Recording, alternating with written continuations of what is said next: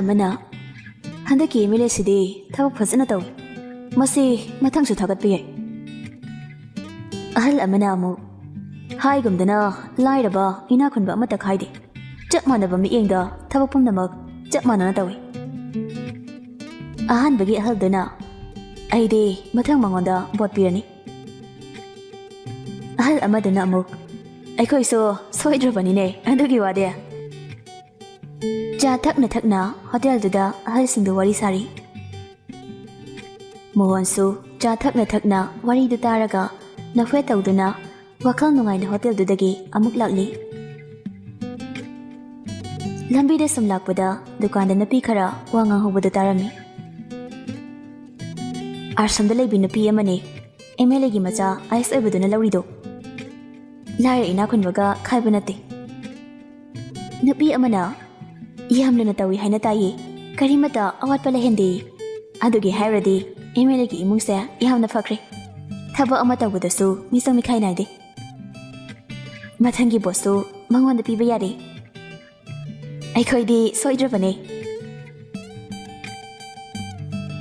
ꯍꯣꯇꯦꯜꯗ ꯁꯥꯟꯅꯍꯧꯕ ꯋꯥꯔꯤ ꯑꯃꯗꯤ ꯗꯨꯀꯥꯟꯗ ꯁꯥꯟꯅꯍꯧꯕ ꯋꯥꯔꯤꯗ ꯃꯣꯍꯣꯟ ꯋꯥꯈꯜ ꯅꯨꯡꯉꯥꯏꯅ MLA ꯔꯥꯖꯦꯁꯇ ꯂꯤꯔꯤ꯫ ꯃꯣꯍꯣꯟꯅ ꯍꯟꯗꯛꯁꯨ ꯁꯣꯏꯗ꯭ꯔꯕꯅꯤ, ꯇꯥꯃꯣꯅ ꯁꯣꯏꯗꯅ ꯀꯥꯔꯗꯧꯅꯤ, ꯂꯩꯀꯥꯏ ꯂꯩꯀꯥꯏꯗ ꯇꯥꯃꯣꯒꯤ ꯋꯥꯔꯤꯇꯅꯤ ꯇꯥꯔꯤꯕ꯫ ꯔꯥꯖꯦꯁꯅ ꯃꯥꯏ ꯄꯥꯛꯅꯤ ꯍꯥꯏꯕꯗꯤ ꯑꯩꯁꯨ ꯑꯗꯨꯃꯛ ꯈꯪꯂꯤ, ꯄ꯭ꯔꯖꯥ ꯃꯌꯥꯝꯒꯤ ꯃꯃꯥꯡꯗ ꯎꯠ ꯆꯥꯏꯗꯕ ꯌꯥꯗꯦꯅꯦ, ꯑꯩꯒꯤ ꯏꯃꯨꯡꯗ ꯀꯔꯤ ꯇꯧꯔꯤ ꯍꯥꯏꯕꯁꯨ ꯂꯪꯂꯥ ꯂꯪꯖꯤꯜ ꯑꯃꯠꯇ ꯈꯪꯍꯟꯕ ꯌꯥꯗꯦ꯫ ꯆꯦꯛꯅ ꯋꯥꯡꯅ ꯆꯦꯛꯄꯜ ꯈꯥꯔꯒ ꯂꯩꯔꯤꯕ ꯌꯨꯝꯁꯤꯒꯤ ꯃꯅꯨꯡꯗ ꯀꯔꯤ ꯇꯧꯔꯤ ꯍꯥꯏꯕꯗꯨꯗꯤ ꯀꯅꯥꯅꯁꯨ ꯎꯕ ꯉꯝꯂꯣꯏ, ꯍꯧꯖꯤꯛ ꯃꯇꯝꯁꯤꯗ ꯕꯣꯜ ꯀꯥꯕ ꯀꯥꯏꯁꯦ ꯀꯨꯏꯍꯧꯕ ꯅꯠꯇꯦ꯫ ꯁꯦꯜ ꯈꯔ ꯊꯥꯗꯔꯗꯤ ꯇꯥꯃꯣꯒꯤ ꯋꯥꯇꯅꯤ ꯉꯥꯡꯗꯣꯏꯁꯦ, ꯑꯗꯨꯅ ꯌꯥꯔꯤꯃꯇꯤꯛ ꯁꯦꯜꯅ ꯑꯃꯗꯤ ꯄ꯭ꯔꯖꯥ ꯃꯌꯥꯝꯅ ꯄꯥꯝꯕꯤꯕꯁꯤ ꯈꯔ ꯇꯧꯕꯤꯕ꯫ ꯅꯪ ꯍꯥꯏꯗꯣ ꯌꯥꯝ ꯆꯨꯝꯃꯤ꯫ ꯍꯩ ꯇꯥꯔꯤꯕ꯭ꯔꯥ, ꯅꯈꯣꯏ ꯀꯅꯥ ꯀꯅꯥ ꯂꯩ? ꯆꯥ ꯑꯅꯤꯇ ꯄꯨꯔꯛꯎ ꯍꯩ꯫ ꯉꯥꯏꯍꯥꯛꯀꯤ ꯃꯇꯨꯡꯗ ꯂꯥꯡꯂꯦꯟ ꯃꯣꯂꯤ ꯃꯣꯂꯤ ꯆꯥ ꯀꯞ 2 ꯄꯨꯔꯛꯇꯨꯅ ꯔꯥꯖꯦꯁ ꯑꯃꯗꯤ ꯃꯣꯍꯣꯟꯗ ꯄꯤꯔꯤ꯫ ꯕꯕꯥ ꯆꯥ, ꯀꯀꯥ ꯆꯥ ꯄꯥꯏꯌꯣ꯫ ꯌꯥꯔꯦꯅꯦ, ꯀꯣꯛ ꯊꯝꯃꯝꯃꯣꯅꯦ, ꯆꯠꯂꯣ ꯁꯨꯔꯨ ꯁꯨꯔꯨ ꯅꯩꯁꯤꯜꯂꯒ ꯂꯩꯔꯅꯨ꯫ ꯂꯥꯡꯂꯦꯟ ꯆꯥꯗꯨ ꯇꯦꯕꯜꯗ ꯊꯝꯂꯝꯂꯒ ꯇꯨꯃꯤꯟꯅ ꯊꯣꯛꯈ꯭ꯔꯤ꯫ ꯁꯥꯔꯕ ꯅꯨꯡꯁꯥ ꯃꯔꯛꯇꯨꯗ ꯐꯤ ꯃꯌꯥꯝ ꯑꯃ ꯁꯨꯔꯤ ꯂꯥꯡꯂꯦꯟ, ꯋꯥꯁꯤꯡ ꯃꯦꯆꯤꯟꯅ ꯁꯨꯕ ꯁꯦꯡꯗꯦ ꯍꯥꯏꯕꯗꯒꯤ ꯈꯨꯠꯅ ꯍꯦꯛꯇ ꯐꯤ ꯃꯌꯥꯝꯗꯨ ꯁꯨꯔꯤ꯫ ꯗꯣꯕꯤ ꯑꯃꯗꯩ ꯈꯔꯕꯨ ꯍꯦꯜꯂꯤ꯫ ꯆꯥꯎꯔꯕ ꯁꯅꯥ ꯀꯣꯅꯨꯡꯒꯨꯝꯂꯕ ꯌꯨꯝ ꯑꯗꯨꯗꯒꯤ ꯁꯈꯤ ꯁꯥꯎꯅ ꯄ꯭ꯔꯞ ꯊꯣꯔꯛꯂꯤ꯫ ꯖꯦꯝꯁ ꯐꯥꯏꯜ ꯑꯃ ꯀꯥꯎꯔꯝꯕꯗꯒꯤ ꯃꯌꯨꯝꯗ ꯍꯜꯂꯒ ꯂꯥꯛꯄꯗ ꯃꯅꯦ ꯁꯈꯤꯅ ꯁꯥꯎꯔꯒ ꯊꯣꯔꯛꯄꯒ ꯍꯦꯛ ꯃꯄꯥ ꯆꯥꯅꯔꯤ꯫ ꯒꯥꯔꯤꯗꯨ ꯃꯅꯦꯒꯤ ꯃꯅꯥꯛꯇ ꯈꯥꯝꯂꯒ ꯖꯦꯝꯁ ꯒꯥꯔꯤꯗꯒꯤ ꯇꯞꯅ ꯀꯨꯝꯊꯔꯛꯂꯤ꯫ ꯅꯦꯅꯦ ꯀꯩꯗꯧꯕ ꯌꯥꯎꯔꯦ? ꯏꯃꯥꯏꯄꯦꯝꯃ ꯏꯃꯥꯏꯄꯦꯝꯃ, ꯃꯧꯅꯦꯅ ꯇꯧꯔꯤꯁꯤꯅ ꯑꯃꯨꯛꯇꯣꯏꯕ ꯏꯅꯦꯝ ꯑꯣꯜꯂꯦ, ꯑꯩꯈꯣꯏꯅꯗꯤ ꯐꯍꯟꯅꯤꯡꯗꯅ ꯑꯁꯣꯏꯕꯗꯣ ꯁꯣꯏꯗꯅꯕ ꯍꯥꯏꯔꯨꯕꯕꯨꯅꯦ, ꯅꯌꯨꯝ ꯅꯠꯇꯦ ꯄꯥꯟꯅꯕ ꯂꯥꯛꯀꯅꯨ ꯍꯥꯏꯔꯤꯅꯤꯅꯦ, ꯅꯦꯅꯦ ꯆꯠꯂꯒꯦ, ꯑꯃꯨꯛ ꯍꯟꯅ ꯂꯥꯛꯑꯣꯏ꯫ ꯅꯦꯅꯦ ꯅꯪ ꯆꯠꯈꯤꯕ ꯌꯥꯔꯣꯏ, ꯑꯩꯈꯣꯏꯗ ꯂꯥꯛꯇꯕꯁꯨ ꯌꯥꯔꯣꯏ, ꯃꯤ ꯎꯁꯤꯠꯇꯕ ꯈꯪꯉꯤꯗꯅ꯫ ꯃꯆꯤꯟꯗ ꯃꯨꯔꯨꯝ ꯃꯨꯔꯨꯝ ꯁꯣꯜꯂꯒ ꯁꯥꯎꯅ ꯌꯨꯝ ꯃꯅꯨꯡꯗ ꯆꯪꯂꯛꯂꯤ꯫ ꯆꯥꯎꯔꯕ ꯌꯨꯝꯗꯨꯒꯤ ꯃꯌꯥꯏ ꯀꯥ ꯑꯣꯏꯔꯤꯕ ꯍꯣꯜ ꯑꯗꯨꯗ ꯂꯦꯞꯂꯒ ꯖꯦꯝꯁ ꯃꯥꯒꯤ ꯂꯣꯏꯅꯕꯤ ꯂꯥꯡꯂꯦꯟꯕꯨ ꯀꯧꯔꯛꯏ꯫ ꯂꯥꯡꯂꯦꯟ, ꯂꯥꯡꯂꯦꯟ! ꯂꯥꯡꯂꯦꯟ ꯐꯤ ꯁꯨꯔꯝꯕꯗꯒꯤ ꯃꯈꯨꯠꯇꯨ ꯁꯠ-ꯁꯠ ꯍꯥꯝꯗꯣꯛꯂꯒ ꯄꯥꯈꯠꯅ ꯏꯃꯨꯡꯗ ꯄ꯭ꯔꯞ ꯆꯪꯁꯤꯜꯂꯛꯏ꯫ ꯂꯥꯡꯂꯦꯟ ꯏꯊꯛ ꯊꯛꯀꯠꯅ ꯗꯗꯥ ꯀꯩ ꯍꯥꯏꯒꯦ? ꯖꯦꯝꯁ ꯁꯥꯎꯅ ꯃꯃꯥꯏ ꯃꯃꯤꯠ ꯉꯥꯡꯁ ꯉꯥꯡꯕ ꯃꯈꯩ ꯑꯣꯟꯊꯣꯔꯛꯏ꯫ ꯋꯥꯊꯤ ꯋꯥꯍꯪ ꯂꯩꯇꯅ ꯂꯥꯡꯂꯦꯟꯒꯤ ꯇꯥꯟꯅꯔꯕꯤ ꯃꯥꯏꯊꯣꯡꯗꯨꯗ ꯈꯨꯄꯥꯛꯅ ꯍꯦꯛꯇ ꯁꯤꯠꯆꯤꯜꯂꯤ꯫ ꯈꯨꯄꯥꯛꯇꯨꯒꯤ ꯁꯥꯐꯨꯗꯨꯅ ꯀꯟꯈꯤꯕꯅ ꯂꯥꯡꯂꯦꯟ ꯐ꯭ꯂꯣꯔ ꯃꯊꯛꯇꯨꯗ ꯎꯞꯔꯥꯛꯅ ꯎꯞꯂꯒ ꯇꯥꯏ꯫ ꯆꯥꯎꯔꯕ ꯈꯨꯠꯇꯨꯅ ꯊꯥꯖꯤꯟꯕꯒꯤ ꯆꯤꯝꯕꯥꯜꯗ ꯏ ꯊꯣꯛꯂꯒ ꯃꯤꯠꯂꯨꯗ ꯅꯞꯄꯤꯔꯥꯡ ꯏꯍꯧꯔꯒ ꯖꯦꯝꯁꯇ ꯅꯨꯡꯉꯥꯏꯇꯅ ꯌꯦꯡꯂꯛꯏ꯫ ꯃꯤꯅꯨꯡꯁꯤ ꯈꯪꯗ꯭ꯔꯕ ꯖꯦꯝꯁꯅ ꯂꯥꯡꯂꯦꯟꯒꯤ ꯆꯩꯖꯥꯏꯅꯔꯕꯤ ꯁꯝꯂꯥꯡꯗꯨꯕꯨ ꯁꯨꯄꯥꯏ ꯄꯥꯏꯁꯤꯜꯂꯒ ꯆꯤꯡꯈꯠꯂꯤ꯫ ꯂꯥꯡꯂꯦꯟ ꯃꯈꯨꯠꯅ ꯃꯀꯣꯛꯇꯨ ꯄꯥꯏꯔꯒ ꯆꯩꯅꯥꯗꯨ ꯈꯥꯡꯂꯤ꯫ ꯅꯦꯅꯦꯗ ꯀꯩ ꯍꯥꯏꯔꯣ ꯍꯥꯏꯌꯣ? ꯗꯗꯥ ꯑꯩ ꯀꯩꯁꯨ ꯍꯥꯏꯗꯤꯌꯦ꯫ ꯀꯔꯤ ꯍꯥꯏꯗꯕ? ꯁꯤ ꯍꯥꯏꯔꯒ ꯑꯃꯨꯛ ꯁꯦꯠ ꯂꯥꯎꯅ ꯊꯥꯖꯤꯜꯂꯤ꯫ ꯂꯥꯡꯂꯦꯟ ꯀꯤꯕꯅ ꯃꯁꯥꯗꯣ ꯊꯛ ꯊꯛ ꯅꯤꯛꯏ꯫ ꯇꯅꯧꯔꯕꯤ ꯅꯨꯔꯖꯥꯒꯤ ꯃꯥꯏꯊꯣꯡꯗꯣ ꯈꯨꯁꯥ ꯃꯃꯤ ꯉꯛꯇ ꯉꯥꯏꯔꯤ ꯃꯁꯝꯗꯁꯨ ꯐꯣꯏꯔꯒ ꯆꯤꯡꯈꯠꯂꯛꯄꯒꯤ ꯏꯐꯥ ꯐꯥꯔꯤ ꯑꯍꯨꯝꯂꯛ ꯁꯨꯕ ꯑꯣꯏꯅ ꯈꯨꯄꯛꯅ ꯊꯥꯒꯦ ꯍꯥꯏꯅ ꯖꯦꯝꯁꯅ ꯈꯨꯠꯇꯨ ꯊꯥꯡꯒꯠꯄꯒ ꯁꯈꯤ ꯄꯔꯄꯞ ꯆꯦꯟꯁꯤꯜꯂꯛꯏ ꯏꯕꯨꯡꯉꯣ ꯀꯩꯅꯣ ꯅꯪ ꯇꯧꯔꯤꯕꯗꯨꯕꯣ ꯂꯥꯡꯂꯦꯟꯅ ꯃꯁꯥꯗꯨ ꯊꯛ ꯊꯛ ꯅꯤꯛꯄ ꯃꯈꯩ ꯃꯃꯥꯏ ꯃꯃꯤꯠ ꯉꯥꯡꯁ ꯉꯥꯡ ꯃꯃꯤꯠꯇ ꯃꯄꯤ ꯏꯔꯥ ꯆꯦꯟ ꯃꯁꯝ ꯃꯅꯥ ꯏꯐꯥ ꯐꯥꯕ ꯃꯈꯩ ꯂꯩꯔꯝꯕꯗꯨꯗ ꯁꯈꯤꯒꯤ ꯊꯃꯣꯏ ꯀꯥꯏꯔꯤ ꯀꯔꯤꯅꯣ ꯇꯧꯔꯤꯕ ꯃꯇꯧꯁꯤꯗꯤ ꯏꯕꯨꯡꯉꯣ ꯀꯔꯤꯒꯤꯅꯣ ꯅꯪꯅ ꯏꯃꯧꯁꯤꯕꯨ ꯑꯁꯨꯛ ꯊꯤꯅ ꯐꯨꯕꯤꯔꯤꯕ ꯃꯥꯒꯤ ꯀꯔꯤ ꯍꯛ ꯂꯩꯗꯅ ꯅꯤꯅꯦꯗ ꯊꯤꯅ ꯉꯥꯡꯂꯤꯕꯅꯣ ꯏꯍꯦ ꯑꯣꯟꯊꯣꯛꯄꯅꯤꯗ ꯏꯕꯤ ꯑꯃ ꯂꯥꯡꯂꯦꯟꯅ ꯅꯠꯇꯦꯅꯦ ꯑꯍꯩ ꯑꯄꯥ ꯁꯥꯔꯛꯏꯁꯦ ꯅꯌꯥꯝꯕ ꯑꯙꯥ ꯃꯣꯔꯥꯒꯤ ꯅꯨꯄꯤ ꯄ꯭ꯔꯚꯥꯅꯅꯤꯅꯦ ꯍ ꯄ꯭ꯔꯚꯥꯅ ꯍꯩꯁꯤꯡ ꯁꯥꯔꯛꯄꯅꯤ ꯀꯔꯥꯏꯗꯒꯤ ꯅꯪꯅ ꯋꯥ ꯑꯅꯤ ꯁꯨꯅ ꯐꯥꯎ ꯉꯥꯡꯕ ꯉꯝꯖꯗꯕ ꯏꯕꯦꯝ ꯑꯁꯤꯗ ꯇꯥꯏꯅꯕꯤꯔꯤ ꯏꯁꯨ ꯊꯣꯛꯂꯤꯅꯤ ꯏꯕꯦꯝꯃ ꯍꯤꯗꯥꯛ ꯇꯩꯁꯜꯂꯨꯁꯨ ꯆꯠꯂꯨ ꯂꯥꯡꯂꯦꯟ ꯖꯦꯝꯁꯇ ꯀꯤꯔꯨꯛ ꯀꯤꯔꯨꯛ ꯌꯦꯡꯂꯝꯂꯒ ꯃꯁꯝꯗꯣ ꯍꯥꯏꯐꯦꯠ ꯁꯦꯝꯖꯤꯜꯂꯒ ꯃꯄꯥꯟꯗ ꯄꯔꯄꯞ ꯊꯣꯛꯈ꯭ꯔꯤ ꯁꯈꯤꯗꯤ ꯂꯥꯡꯂꯦꯟꯗ ꯅꯨꯡꯉꯥꯏꯇꯅ ꯌꯦꯡꯍꯧꯔꯤ ꯖꯦꯝꯁꯇꯤ ꯅꯨꯡꯉꯥꯏꯇꯕꯒ ꯐꯥꯎꯔꯝꯗꯦ ꯇꯟꯖꯥꯗꯨꯗ ꯄ꯭ꯔꯚꯥ ꯊꯣꯔꯛꯂꯤ ꯄ꯭ꯔꯚꯥ ꯎꯕꯗ ꯖꯦꯝꯁ ꯃꯃꯤꯠꯇꯨ ꯁꯨꯂꯞ ꯇꯧꯗꯨꯅ ꯏꯇꯩꯃꯅ ꯀꯩꯅꯣ ꯅꯦꯅꯦꯗ ꯍꯥꯏꯔꯤꯁꯦ ꯑꯆꯨꯝꯕ ꯍꯥꯏꯕꯅꯤ ꯀꯩꯅꯣ ꯃꯁꯤꯗ ꯁꯥꯎꯔꯒ ꯏꯕꯨꯡꯉꯣꯗ ꯇꯝꯂꯤꯕꯣꯏꯔꯦ ꯃꯆꯥꯅꯤ ꯃꯃꯧꯅꯤ ꯈꯜꯂꯒ ꯐꯍꯟꯅꯤꯡꯕꯒꯤ ꯍꯥꯏꯕ ꯉꯥꯡꯕꯁꯤꯁꯨ ꯐꯠꯇꯅ ꯂꯧꯔꯕ ꯑꯣꯏꯔꯣꯏꯗꯕ ꯃꯤꯗꯗꯤ ꯋꯥ ꯉꯥꯡꯕꯤꯔꯅꯨ ꯅꯦꯅꯦ ꯆꯤꯟ ꯇꯩꯊꯣꯛꯂꯒ ꯂꯩꯕꯤꯌꯨ ꯌꯨꯝꯁꯤꯗ ꯅꯦꯅꯦꯒꯤ ꯍꯛ ꯆꯥꯎꯅ ꯂꯩꯔꯤ ꯂꯥꯛꯅꯤꯡꯕ ꯃꯇꯝꯗ ꯂꯥꯛꯑꯣ ꯄꯨꯟꯁꯤ ꯆꯨꯞꯄ ꯂꯩꯒꯦ ꯍꯥꯏꯁꯨ ꯂꯩꯕ ꯌꯥꯅꯤ ꯅꯦꯅꯦꯒꯤ ꯋꯥ ꯇꯥꯒꯗꯕ ꯃꯤꯗꯨꯗ ꯋꯥ ꯉꯥꯡꯕꯤꯌꯨ ꯅꯦꯅꯦ ꯅꯦꯅꯦꯒꯤ ꯋꯥ ꯂꯧꯔꯣꯏꯗꯕ ꯃꯤꯗ ꯋꯥ ꯉꯥꯡꯂꯒ ꯀꯔꯤꯕꯨ ꯀꯥꯟꯅꯅꯤ ꯁꯤ ꯍꯥꯏꯔꯝꯂꯒ ꯖꯦꯝꯁ ꯃꯊꯛꯇ ꯄꯔꯄꯞ ꯀꯥꯈꯠꯈꯤ ꯁꯈꯤꯁꯨ ꯄ꯭ꯔꯚꯥꯗ ꯃꯆꯤꯟ ꯄꯩꯁꯤꯜꯂꯝꯂꯒ ꯃꯃꯥ ꯏꯕꯦꯝꯃ ꯊꯝꯕꯥꯜꯒꯤ ꯀꯥꯗ ꯆꯪꯂꯛꯂꯤ ꯁꯣꯝꯗꯅ ꯂꯥꯡꯂꯦꯟ ꯐꯤ ꯁꯨꯅ ꯁꯨꯅ ꯃꯤꯠꯂꯨꯒꯤ ꯄꯤꯔꯥꯡꯗꯣ ꯇꯨꯞ ꯇꯨꯞ ꯇꯥꯔꯛꯂꯤ ꯂꯝꯖꯥ ꯁꯔꯥꯅꯤ ꯀꯅꯥꯁꯨ ꯂꯩꯇꯦ ꯑꯣꯔꯐꯥꯟꯗꯒꯤ ꯂꯧꯔꯛꯄꯅꯤ ꯍꯥꯏꯅ ꯃꯥꯕꯨ ꯀꯅꯥꯅꯁꯨ ꯎꯁꯤꯠꯄꯤꯗꯦ ꯖꯦꯝꯁꯅ ꯉꯁꯤ ꯇꯧꯈꯤꯕ ꯃꯇꯧꯗꯨꯅ ꯍꯦꯟꯅ ꯃꯕꯨꯛꯅꯤꯡ ꯅꯨꯡꯁꯤꯍꯜꯂꯤ ꯐꯤ ꯁꯨꯕꯗ ꯂꯣꯏꯕꯒ ꯄꯔꯦꯡ ꯁꯥꯅ ꯊꯧꯔꯤꯗꯨꯗ ꯐꯧꯈ꯭ꯔꯤ ꯊꯧꯔꯤꯗ ꯐꯧꯕ ꯀꯣꯟꯅꯗꯕꯁꯤꯡꯗꯨꯅ ꯇꯦꯔꯦꯁ ꯃꯊꯛꯇ ꯐꯧꯔꯝꯃꯤ MLA ꯑꯃꯒꯤ ꯌꯨꯝꯅꯤ ꯃꯆꯥꯅꯨꯄꯥ ꯖꯦꯝꯁꯁꯨ ꯑꯥꯏꯁ ꯑꯣꯐꯤꯁꯔꯅꯤ ꯏꯃꯨꯡꯗꯨꯒꯤ ꯁꯪꯒꯗꯤ ꯑꯃꯨꯛ ꯇꯣꯏꯕ ꯆꯥꯎꯔꯝꯃꯤ ꯃꯤꯀꯨꯞ ꯈꯨꯗꯤꯡ ꯃꯤ ꯂꯥꯛꯄ ꯂꯦꯞꯂꯝꯗꯦ ꯃꯤꯌꯥꯝꯒꯤ ꯃꯤꯠꯌꯦꯡꯗꯅ ꯂꯥꯡꯂꯦꯟꯕꯨ ꯂꯨꯅ ꯇꯧꯕꯤꯕ ꯍꯦꯛ ꯁꯥꯏ ꯃꯤꯅ ꯎꯗꯕꯗꯅ ꯑꯦꯝ ꯑꯃꯒꯤꯗꯃꯛꯇ ꯂꯥꯡꯂꯦꯟꯕꯨ ꯂꯨꯍꯣꯡꯂꯛꯈꯤꯕꯅꯤꯅ ꯀꯅꯥꯅꯁꯨ ꯃꯤꯊꯥꯅꯕꯤꯗꯦ ꯖꯦꯝꯁꯀꯤ ꯃꯌꯥꯝꯕ ꯁꯨꯟꯗꯔꯅ ꯈꯔ ꯋꯥ ꯉꯥꯡꯕ ꯉꯝꯖꯗꯦ ꯄ꯭ꯔꯚꯥꯒꯤ ꯈꯨꯗꯣꯝꯕꯤꯗ ꯎꯡꯉꯤ ꯑꯗꯨꯕꯨ ꯁꯨꯟꯗꯔꯗꯤ ꯂꯥꯡꯂꯦꯟꯕꯨ ꯃꯁꯟ ꯑꯃꯒꯨꯝꯅ ꯂꯨꯅ ꯈꯟꯖꯩ ꯖꯦꯝꯁꯀꯤ ꯃꯆꯟꯅꯨꯄꯤ ꯁꯄꯅ ꯏꯊꯛ ꯏꯔꯥꯡꯗ ꯇꯥꯎꯕ ꯃꯇꯝꯁꯤꯒꯤ ꯌꯛꯂꯥꯎꯕꯤ ꯅꯨꯄꯤꯅꯤ ꯖꯦꯝꯁꯀꯤ ꯃꯃꯥ ꯏꯕꯦꯝꯃ ꯔꯥꯁꯤ ꯑꯁꯥ ꯑꯣꯔꯝ ꯄꯥꯝꯖꯕꯤ ꯁꯦꯜ ꯄꯥꯏꯕꯤ ꯃꯃꯧ ꯄꯥꯝꯖꯕꯤꯅꯤ ꯖꯦꯝꯁꯀꯤ ꯃꯕꯣꯛ ꯊꯝꯕꯥꯜ ꯄꯨꯛꯆꯦꯜ ꯈꯣꯏꯖꯦꯜ ꯏꯪ ꯇꯞꯆꯩ ꯂꯥꯡꯂꯦꯟꯕꯨ ꯂꯨꯅ ꯇꯧꯖꯩ ꯁꯈꯤ ꯔꯥꯖꯦꯁꯀꯤ ꯃꯆꯦꯅꯤ ꯑꯆꯨꯝꯕ ꯆꯠꯂꯤ ꯃꯅꯥꯎ ꯅꯨꯄꯥ ꯔꯥꯖꯦꯁꯅ ꯇꯧꯔꯤꯕ ꯑꯔꯥꯟꯕꯁꯤꯡꯁꯤ ꯌꯥꯅꯤꯡꯂꯝꯗꯦ ꯂꯥꯡꯂꯦꯟꯕꯨꯁꯨ ꯁꯈꯤꯅ ꯂꯨꯅ ꯈꯟꯖꯩ ꯆꯥꯎꯔꯕ ꯏꯃꯨꯡꯗꯨꯗ ꯂꯥꯡꯂꯦꯟꯒ ꯌꯥꯅꯕ ꯃꯤꯁꯤ ꯁꯨꯞꯅꯇꯒꯤ ꯊꯝꯕꯥꯜ ꯁꯈꯤ ꯑꯃꯗꯤ ꯁꯨꯟꯗꯔ ꯈꯛꯇꯅꯤ ꯅꯨꯃꯤꯗꯥꯡꯒꯤ ꯃꯇꯝꯅꯤ ꯂꯥꯡꯂꯦꯟ ꯀꯤꯆꯟꯗ ꯆꯥꯛ ꯊꯣꯡꯂꯤ ꯕꯣꯠꯀꯤ ꯅꯃꯥꯗ MLAꯒꯤ ꯌꯨꯝꯗꯒꯤ ꯆꯠꯊꯣꯛ ꯊꯧꯗꯣꯛꯄ ꯂꯥꯛꯂꯤꯕ ꯃꯌꯥꯝꯗꯨꯒꯤ ꯆꯥꯁꯨ ꯂꯥꯡꯂꯦꯟꯅ ꯂꯣꯜꯂꯤ ꯑꯆꯥ ꯑꯊꯛ ꯄꯨꯝꯅꯃꯛꯁꯨ ꯃꯥꯅ ꯁꯤꯜꯂꯤ ꯌꯨꯝꯗꯨꯗ ꯊꯕꯛ ꯁꯨꯅꯕ ꯂꯩꯕꯤ ꯃꯟꯖꯨꯔꯤꯅ ꯂꯥꯡꯂꯦꯟꯒꯤ ꯃꯇꯦꯡꯁꯨ ꯄꯥꯡꯂꯤ ꯖꯦꯝꯁꯀꯤ ꯂꯣꯏꯅꯕꯤ ꯂꯥꯡꯂꯦꯟꯅ ꯃꯤꯅꯥꯏ ꯅꯨꯄꯤ ꯑꯃꯒꯨꯝꯅ ꯌꯨꯝꯁꯤꯒꯤ ꯕꯥꯔ ꯄꯨꯝꯅꯃꯛ ꯄꯨꯔꯤ ꯍꯥꯏꯕꯁꯤ ꯂꯩꯀꯥꯏꯅ ꯁꯃꯥꯖꯅꯗꯤ ꯈꯪꯂꯝꯗꯦ ꯃꯤꯒꯤ ꯃꯤꯠꯌꯦꯡꯗꯅ ꯐꯅ ꯍꯦꯛ ꯇꯧꯕꯤꯕ ꯁꯥꯕ ꯃꯅꯨꯡꯗꯅ ꯑꯣꯠꯄꯤ ꯅꯩꯕꯤꯕꯅꯤ ꯑꯈꯥꯡ ꯀꯟꯕꯤ ꯃꯩꯇꯩ ꯆꯅꯨ ꯑꯃ ꯑꯣꯏꯕꯒꯤ ꯂꯥꯡꯂꯦꯟꯁꯨ ꯏꯀꯥꯏ ꯀꯥꯏꯖꯗꯦ ꯇꯨꯃꯤꯟ ꯇꯨꯃꯤꯟꯅ ꯃꯣꯂꯤ ꯃꯣꯂꯤ ꯂꯩꯖꯩ ꯖꯦꯝꯁꯅ ꯑꯃꯗꯤ ꯌꯨꯝꯁꯤꯗ ꯂꯩꯔꯤꯕ ꯃꯤꯁꯤꯡꯅ ꯋꯥꯍꯩ ꯑꯃ ꯀꯟꯅ ꯉꯥꯡꯂꯕꯁꯨ ꯆꯩꯔꯕꯁꯨ ꯂꯥꯡꯂꯦꯟ ꯑꯃꯒ ꯑꯃꯒ ꯆꯤꯟꯗꯥ ꯄꯥꯎꯗꯥꯅꯗꯦ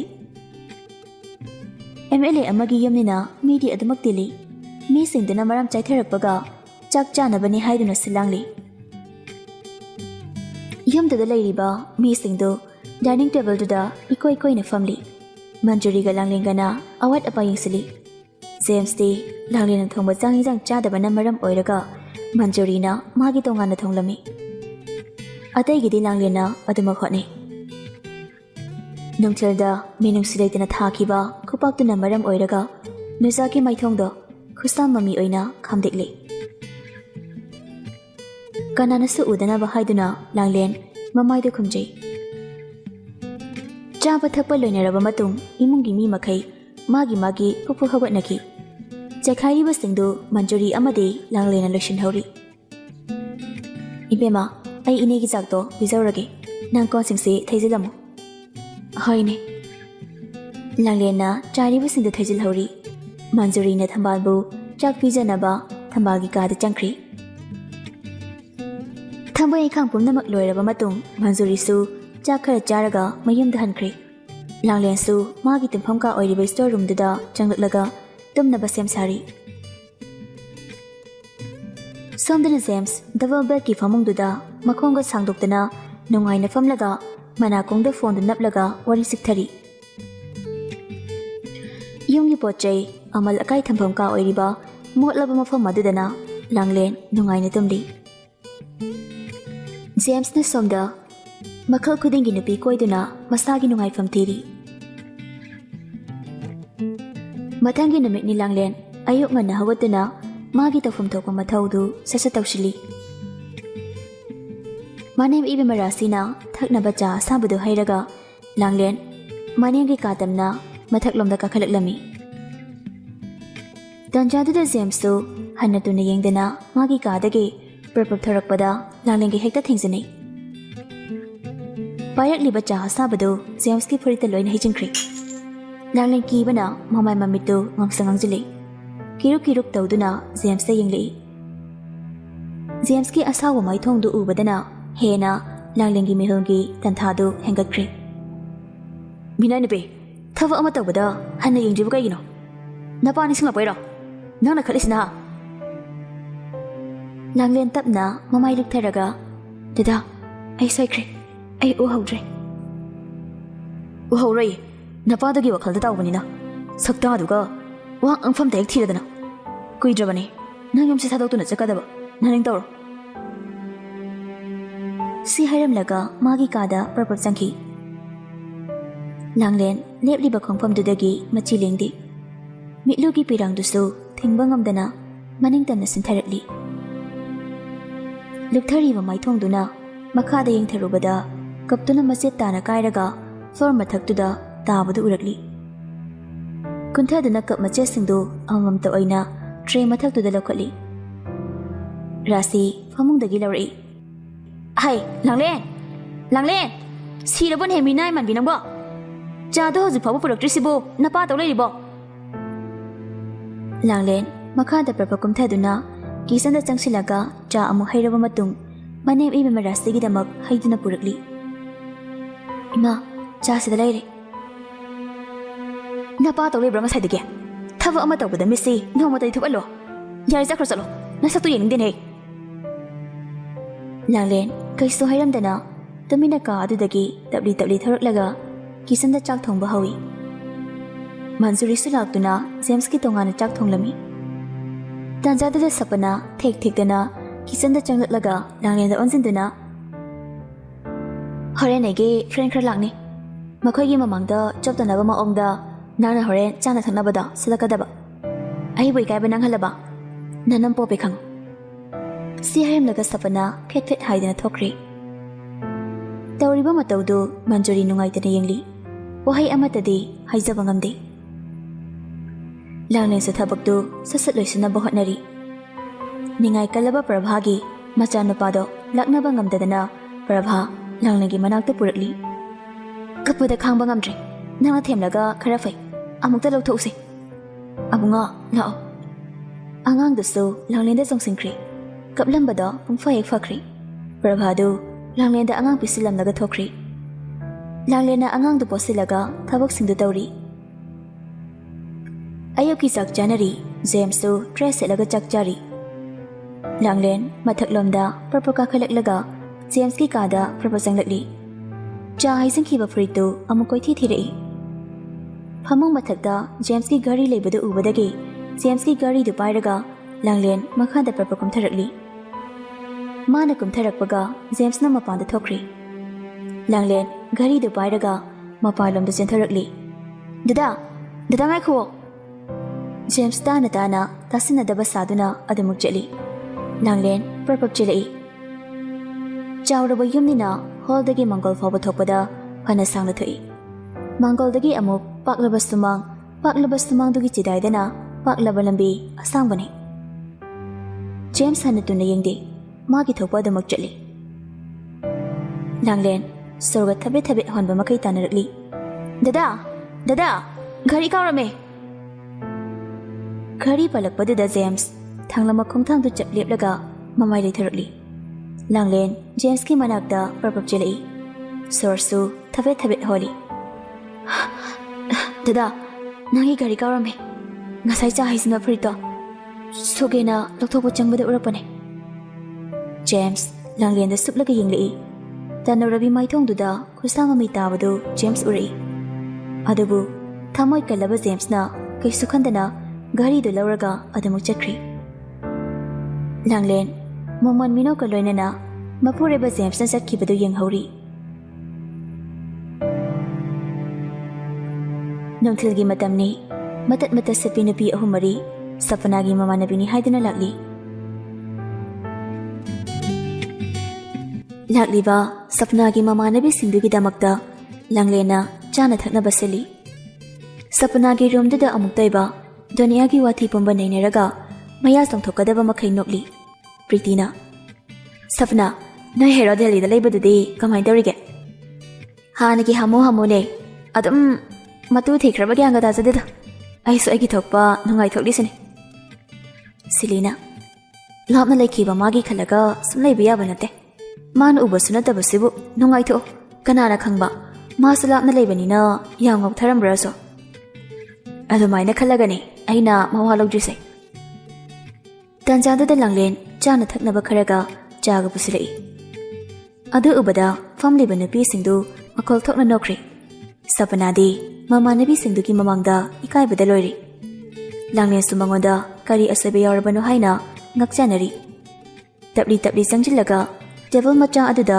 ꯆꯥꯅ ꯊꯛꯅꯕ ꯊꯝꯂꯝꯂꯒ ꯇꯞꯂꯤ ꯑꯃꯨꯛ ꯊꯣꯛꯈ꯭ꯔꯤ ꯁꯦꯂꯤꯅ ꯌꯥꯏꯌꯦ ꯆꯥ ꯑꯣꯏꯅ ꯊꯛꯑꯣ ꯍꯥꯏꯔꯤ ꯃꯥꯜꯂꯦ ꯁꯥꯈ꯭ꯔꯀꯥꯟꯁꯤꯗ ꯄ꯭ꯔꯤꯇꯤꯅ ꯑꯩꯗꯤꯅꯦ ꯅꯣꯛꯄꯗ ꯁꯤꯔꯦꯗ ꯁꯄꯅꯥ ꯑꯁꯤ ꯅꯩꯅ ꯅꯝꯃꯗꯨ ꯅꯠꯇ꯭ꯔꯣ ꯁꯄꯅꯥ ꯑꯁꯥꯎꯕꯗ ꯎꯠꯊꯣꯛꯇꯦ ꯃꯥꯅꯦ ꯑꯥश्ꯔꯝꯗ ꯂꯩꯔꯛꯄꯅꯤꯅ ꯀꯩꯁꯨ ꯈꯪꯖꯗꯕꯅꯤ ꯗꯥꯏꯅꯥꯅ ꯑꯗꯨꯒꯤ ꯑꯣꯏꯔꯝ ꯇꯥꯔꯦ ꯅꯣꯏ ꯉꯥꯏꯍꯥꯛ ꯐꯝꯂꯝꯃꯨꯀꯣ ꯑꯩ ꯆꯥꯅꯕ ꯑꯃꯨꯛ ꯁꯦꯝꯍꯜꯂꯛꯀꯦ ꯁꯤꯂꯤꯅ ꯌꯥꯔꯅꯤꯌꯦ ꯁꯤ ꯑꯗꯨꯝ ꯍꯣꯠꯅꯔꯒꯦ ꯌꯥꯗꯦ ꯉꯥꯏꯍꯥꯛ ꯐꯝꯂꯝꯃꯨꯁꯦ ꯁꯤ ꯍꯥꯏꯔꯝꯂꯒ ꯄ꯭ꯔꯞ ꯊꯧꯔꯛꯂꯤ ꯀꯤꯆꯟꯗ ꯁꯥꯎꯅ ꯄ꯭ꯔꯞ ꯆꯪꯂꯛꯂꯒ ꯊꯕꯛ ꯇꯧꯔꯤꯕ ꯂꯥꯡꯂꯦꯟꯗ ꯍꯦꯛꯇ ꯂꯥꯛꯊꯔꯛꯏ ꯅꯄꯥ ꯀꯅꯥꯅ ꯊꯛꯅꯕ ꯂꯣꯜꯂꯤꯕ ꯆꯥꯅꯣ ꯍꯟꯅꯨ ꯍꯟꯊꯤꯔꯣꯏ ꯈꯩꯕꯣ ꯆꯥꯒ ꯒꯨꯗ ꯗꯦꯒ ꯆꯥꯕ ꯇꯥꯏꯃꯤꯡ ꯍꯧꯖꯤꯛꯁꯦ ꯍꯥꯟꯅ ꯍꯥꯏꯁꯨ ꯍꯥꯏꯔꯝꯗꯅ ꯃꯤꯅꯥꯏ ꯑꯣꯏꯕꯗ ꯐꯥꯎ ꯃꯇꯤꯛ ꯆꯥꯗꯦ ꯏꯕꯦꯝꯃ ꯅꯪ ꯌꯥꯔꯦ ꯁꯄꯅꯥ ꯀꯅꯥꯅꯣ ꯍꯥꯏꯅ ꯃꯃꯥꯏ ꯂꯩꯊꯣꯔꯛꯏ ꯃꯃꯥ ꯏꯕꯦꯝꯃ ꯔꯥꯁꯤ ꯑꯣꯏꯔꯝꯕꯗꯨꯗ ꯃꯊꯤꯟꯗ ꯀꯨꯠ ꯌꯣꯊꯩ ꯔꯥꯁꯤ ꯄ꯭ꯔꯞ ꯆꯪꯁꯤꯜꯂꯛꯂꯒ ꯌꯥꯔꯦ ꯂꯦꯞꯄꯣ ꯅꯪꯅꯅꯦ ꯁꯪꯒꯠꯇꯅ ꯉꯥꯡꯂꯤꯕꯁꯦ ꯃꯤꯅ ꯈꯪꯈꯤꯅꯤ ꯑꯩꯈꯣꯏ ꯏꯃꯨꯡꯁꯤꯗ ꯀꯔꯤ ꯇꯧꯔꯤ ꯍꯥꯏꯕꯁꯤ ꯑꯩꯈꯣꯏ ꯏꯃꯨꯡꯗ ꯂꯩꯔꯤꯕ ꯃꯤꯁꯤꯡꯁꯤꯅ ꯈꯪꯕꯇ ꯅꯠꯇꯅ ꯑꯇꯣꯞꯄ ꯀꯅꯥꯁꯨ ꯈꯪꯍꯟꯕ ꯌꯥꯗꯦ ꯂꯥꯛꯂꯤꯕ ꯃꯤꯁꯤꯡꯁꯤꯅ ꯈꯪꯈꯤꯕꯗ ꯅꯪ ꯕꯕꯥꯒꯤ ꯏꯖꯠ ꯄꯨꯡꯂꯣꯏ ꯂꯣꯏꯗꯣꯔꯤꯕꯅꯤ ꯑꯗꯨꯅ ꯋꯥ ꯉꯥꯡꯕꯗ ꯅꯇꯤꯟꯗꯨ ꯌꯣꯊꯧ ꯅꯃꯥꯟꯅꯕꯤ ꯂꯥꯛꯂꯤꯁꯤꯡꯁꯤꯒꯤ ꯆꯥꯅꯕꯗꯣ ꯅꯪꯅ ꯁꯤꯜꯂꯨ ꯃꯥꯅ ꯍꯩꯇ꯭ꯔꯕꯅꯤꯅ ꯑꯗꯨꯒ ꯅꯪꯃꯁꯨ ꯂꯥꯡꯂꯦꯟꯗ ꯑꯣꯟꯁꯤꯟꯗꯨꯅ ꯊꯕꯛ ꯑꯃ ꯇꯧꯕꯗ ꯐ꯭ꯂꯣꯞ ꯆꯠꯄꯗꯧꯅ ꯇꯧꯔꯤ ꯐꯅꯗꯤ ꯀꯨꯏꯔꯦ ꯌꯨꯝꯁꯤꯗ ꯂꯩꯔꯛꯂꯤꯁꯦ ꯒ꯭ꯌꯥꯟ ꯇꯥꯔꯤꯕ꯭ꯔꯥ ꯇꯥꯁꯤꯟꯅꯗ꯭ꯔꯤꯕ꯭ꯔꯥ ꯈꯪꯗ꯭ꯔꯦ ꯑꯩꯕꯨꯅꯦ ꯋꯥ ꯌꯥꯝꯅ ꯉꯥꯡꯍꯟꯒꯅꯨ ꯔꯥꯁꯤ ꯊꯣꯛꯈ꯭ꯔꯦ ꯆꯥꯅ ꯊꯛꯅꯕꯗꯨ ꯁꯄꯅꯥꯅ ꯁꯤꯜꯂꯒ ꯃꯃꯥꯟꯅꯕꯤꯁꯤꯡꯗꯨꯒ ꯆꯥꯃꯤꯟꯅꯔꯝꯃꯤ ꯅꯨꯃꯤꯗꯥꯡ ꯋꯥꯏꯔꯝꯒꯤ ꯗꯨꯛ ꯊꯥꯎꯃꯩ ꯊꯥꯔꯕ ꯃꯇꯨꯡ ꯏꯃꯨꯡꯒꯤ ꯊꯕꯛꯇꯨ ꯑꯃꯨꯛ ꯂꯣꯏꯁꯤꯜꯂꯤ ꯁꯣꯝꯗꯅ ꯊꯣꯏꯕꯤꯅ ꯑꯩ ꯂꯩꯍꯧꯕ ꯉꯝꯃꯔꯣꯏ ngasi nangi natung ilage. James na bot mayani nupi leirabaina ama mung pusiladi samas na kai haideno babagi jati pungloi loyani bot loijri phauti war suwana ngai ko napagi athanga padagi ni ko ngasi ibani na lapnaraga leirisa aisa amaram dasu isa kita khanbi amuk tarabane nusiba na ngawraba thamoisina khangba ngamdabaini nupi thire khanglaba nangi natung inage hairibase aina nangi atombi oibada nangi nupiduna chakadaba mai chakto aisu khangdaba nati. James upai letraba amagum mamai leithoki. Thaibi James ki mataudu ubada mitlogi pirangdu tapna tapna sintharakli. Ai chatlake si hairaga mamai leithoktuna chutpa hawi.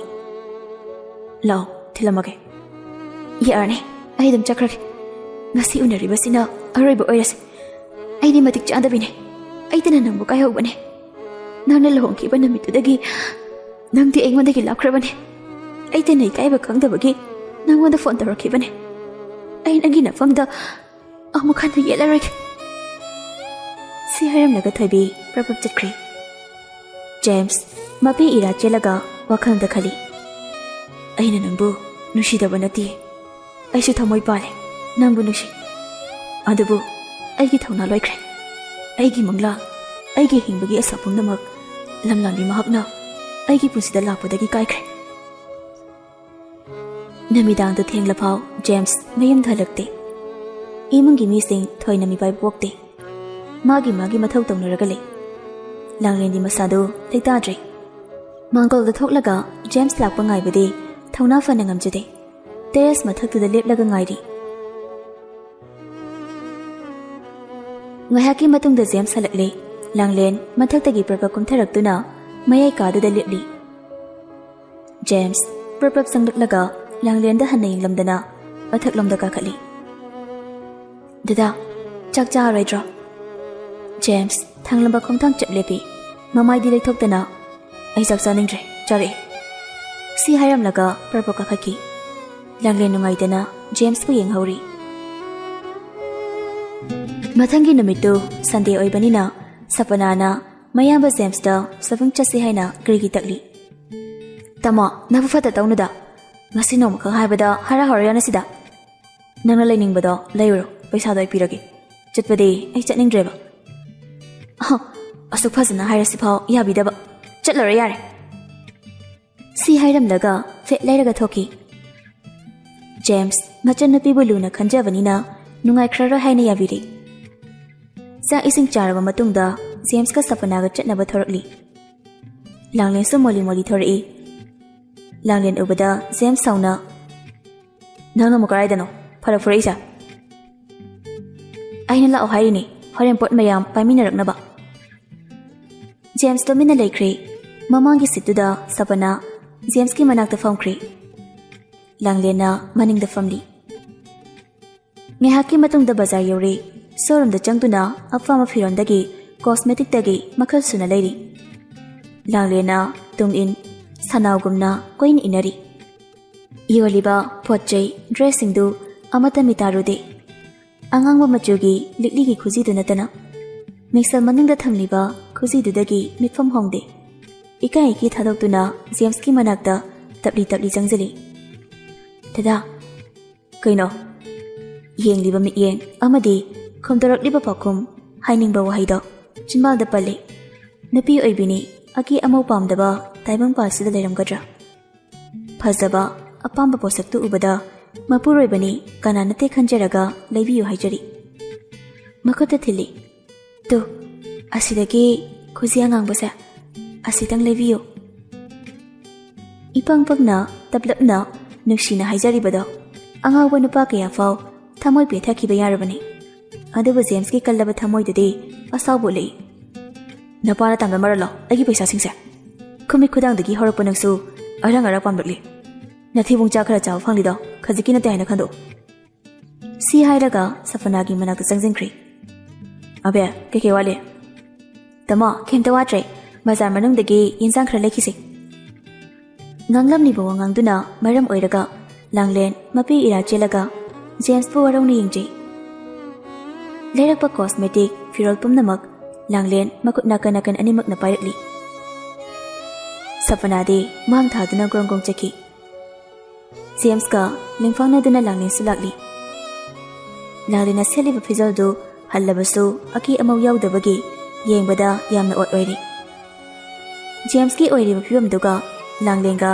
ꯂꯦꯡꯊꯦꯡꯅꯔꯒ ꯆꯠꯃꯤꯟꯅꯕ ꯇꯟꯕꯒꯨꯝ ꯂꯥꯡꯂꯦꯟꯗ ꯁꯥꯎꯖꯤꯜꯂꯛꯏ꯫ ꯑꯩꯒ ꯒꯤꯔꯤ ꯒꯤꯔꯤ ꯇꯛꯅꯔꯒ ꯌꯥꯝ ꯆꯠꯃꯤꯟꯅꯕ ꯄꯥꯝꯕ꯭ꯔꯣ? ꯇꯞꯅ ꯇꯞꯅ ꯂꯥꯛꯑꯣ, ꯅꯁꯛꯅꯦ ꯅꯆꯨꯅꯦ ꯑꯉꯥꯎꯍꯩ ꯃꯥꯜꯂꯦ꯫ ꯁꯦꯡꯅ ꯍꯥꯏꯔꯕꯗ ꯅꯪꯒ ꯂꯦꯡꯊꯦꯡꯅꯔꯒ ꯆꯠꯄꯁꯦ ꯃꯤꯅ ꯃꯨꯟꯅ ꯃꯨꯟꯅ ꯌꯦꯡꯉꯤ, ꯑꯗꯨꯅ ꯏꯀꯥꯏ꯫ ꯑꯩꯒꯤ ꯇꯨꯡꯗ ꯂꯥꯛꯑꯣ꯫ ꯁꯤ ꯍꯥꯏꯔꯝꯂꯒ ꯃꯥꯡ ꯊꯥꯗꯨꯅ ꯄ꯭ꯔꯄ꯭ꯔꯞ ꯆꯠꯈꯤ꯫ ꯂꯥꯡꯂꯦꯟ ꯀꯩꯁꯨ ꯍꯥꯏꯖꯗꯦ, ꯃꯥꯒꯤ ꯊꯣꯛꯄ ꯇꯞꯂꯤ ꯇꯞꯂꯤ ꯏꯅꯔꯤ꯫ ꯕꯖꯥꯔ ꯃꯅꯨꯡꯗꯒꯤ ꯌꯦꯟꯖꯥꯡ ꯃꯅꯥ ꯃꯁꯤꯡ ꯈꯔ ꯂꯩꯔꯒ ꯍꯜꯂꯛꯂꯦ꯫ ꯄꯣꯠ ꯌꯥꯝꯗꯨꯅ ꯂꯥꯡꯂꯦꯟꯅ ꯂꯣꯏꯅ ꯄꯥꯏꯔꯒ ꯂꯥꯛꯏ꯫ ꯉꯥꯏꯍꯥꯛꯀꯤ ꯃꯇꯨꯡ ꯌꯨꯝ ꯌꯧꯔꯛꯑꯦ꯫ ꯌꯨꯝ ꯌꯧꯔꯛꯑꯦ ꯍꯥꯏꯗꯨꯅ ꯂꯦꯝꯅ ꯂꯩꯕꯤꯕ ꯅꯠꯇꯦ꯫ ꯏꯃꯨꯡꯗꯨꯒꯤ ꯁꯪꯒ ꯋꯥꯠꯇꯕꯒꯤ ꯍꯧꯅꯕ ꯂꯥꯛꯂꯝꯂꯤꯕ ꯃꯌꯥꯝꯗꯨꯅ ꯆꯥꯏꯔꯝꯂꯤꯕꯁꯤꯡꯗꯨꯁꯨ ꯊꯩꯖꯤꯜꯂꯤ꯫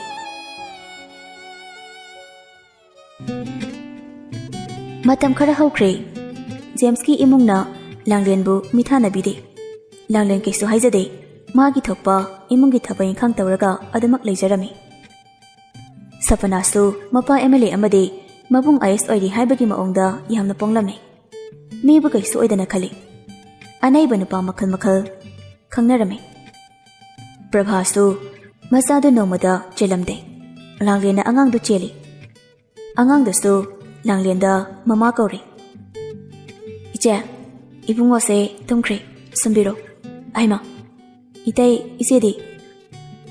ꯅꯆꯦꯗꯤ ꯐꯣꯟ ꯑꯃ ꯂꯥꯛꯏꯅ ꯊꯣꯛꯈꯤꯕꯅꯤ꯫ ꯑꯉꯥꯡꯁꯤ ꯇꯨꯝꯈ꯭ꯔꯦ, ꯁꯨꯝꯕꯤꯔꯒꯦꯔ ꯄꯨꯔꯛꯄꯅꯤ꯫ ꯀꯗꯥꯏ ꯀꯗꯥꯏ, ꯑꯩꯉꯣꯟꯗ ꯄꯤꯔꯛꯑꯣ꯫ ꯁꯨꯟꯗꯔꯅ ꯂꯥꯡꯂꯦꯟꯗꯒꯤ ꯑꯉꯥꯡꯗꯨ ꯂꯧꯔꯤ꯫ ꯑꯉꯥꯡꯗꯨ ꯂꯧꯕꯗ ꯁꯣꯏꯕꯗꯒꯤ ꯏꯜꯂꯤꯕ ꯏꯅꯐꯤꯗꯨ ꯍꯥꯏꯐꯦꯠ ꯆꯤꯡꯊꯣꯛꯈ꯭ꯔꯤ꯫ ꯇꯟꯖꯥꯗꯨꯗ ꯄ꯭ꯔꯚꯥꯅ ꯆꯪꯂꯛꯄꯗ ꯏꯅꯐꯤ ꯆꯤꯡꯊꯣꯛꯈꯤꯕꯗꯨ ꯍꯦꯛ ꯎꯍꯧꯔꯤ꯫ ꯂꯥꯡꯂꯦꯟꯗꯗꯤ ꯀꯩꯁꯨ ꯍꯥꯏꯗꯦ, ꯃꯃꯤꯠꯇ ꯄꯩꯇꯛ ꯇꯧꯔꯒ ꯃꯄꯨꯔꯣꯏꯕꯗ ꯌꯦꯡꯉꯤ꯫ ꯏꯆꯦ, ꯑꯉꯥꯡꯁꯤ ꯇꯨꯝꯈ꯭ꯔꯦꯅ ꯄꯤꯕ ꯂꯥꯛꯄꯅꯤ꯫ ꯍꯌꯦꯡꯈꯩꯗꯤꯅꯦ, ꯀꯥꯁꯤꯗ ꯑꯩ ꯂꯩꯇ꯭ꯔꯗꯤ ꯑꯃꯨꯛ ꯍꯟꯅ ꯆꯪꯂꯛꯀꯅꯨ꯫ ꯏꯀꯥꯏꯕꯅ ꯃꯃꯥꯏꯗ ꯉꯥꯡꯁꯪ ꯉꯥꯡꯖꯤꯜꯂꯤ꯫ ꯍꯣꯏ ꯏꯆꯦ꯫ ꯁꯤꯈꯛ ꯍꯥꯏꯔꯝꯂꯒ ꯀꯥ ꯑꯗꯨꯗꯒꯤ ꯇꯃꯤꯟꯅ ꯊꯣꯛꯈ꯭ꯔꯦ꯫ ꯊꯦꯡꯂꯕ ꯅꯨꯃꯤꯗꯥꯡꯒꯤ ꯃꯤꯁꯤꯛ ꯃꯤꯔꯥꯎꯈꯣꯜ ꯇꯥꯗ꯭ꯔꯕ ꯃꯇꯝꯅꯤ꯫ ꯂꯥꯡꯂꯦꯟ ꯊꯣꯡꯅꯥꯎ ꯃꯌꯥꯗꯨꯗ ꯂꯦꯞꯂꯒ ꯅꯨꯃꯤꯗꯥꯡꯒꯤ ꯏꯪꯂꯕ ꯂꯤꯔꯤ ꯂꯤꯔꯤ ꯁꯤꯠꯂꯤꯕ ꯅꯨꯡꯁꯤꯠꯇꯨꯅ ꯃꯁꯥꯗ ꯐꯨꯍꯜꯂꯤ꯫ ꯄꯨꯟꯈꯠꯇꯨꯅ ꯂꯩꯔꯝꯕ ꯆꯣꯏꯖꯥꯏꯅꯔꯕꯤ ꯁꯝꯂꯥꯡꯗꯨꯁꯨ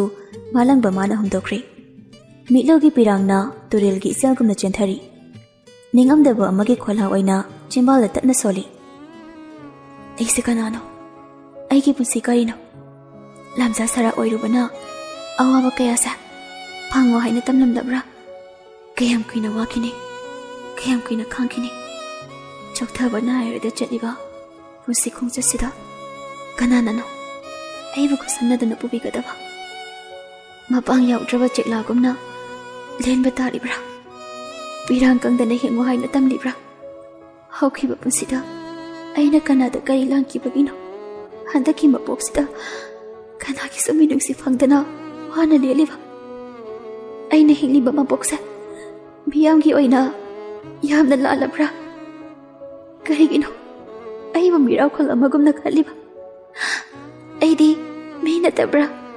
ꯑꯩꯗꯤ ꯊꯃꯣꯏ ꯄꯥꯟꯗꯕꯤꯔ? ꯑꯩꯁꯨ ꯃꯤꯅꯤ, ꯑꯩꯁꯨ ꯊꯃꯣꯏ ꯄꯥꯜꯂꯤ꯫ ꯑꯈꯥꯡ ꯀꯟꯕꯤ ꯑꯣꯏꯕꯅ ꯑꯩꯒꯤ ꯏꯊꯧꯗꯥꯡ ꯑꯣꯏꯒꯗ꯭ꯔꯥ?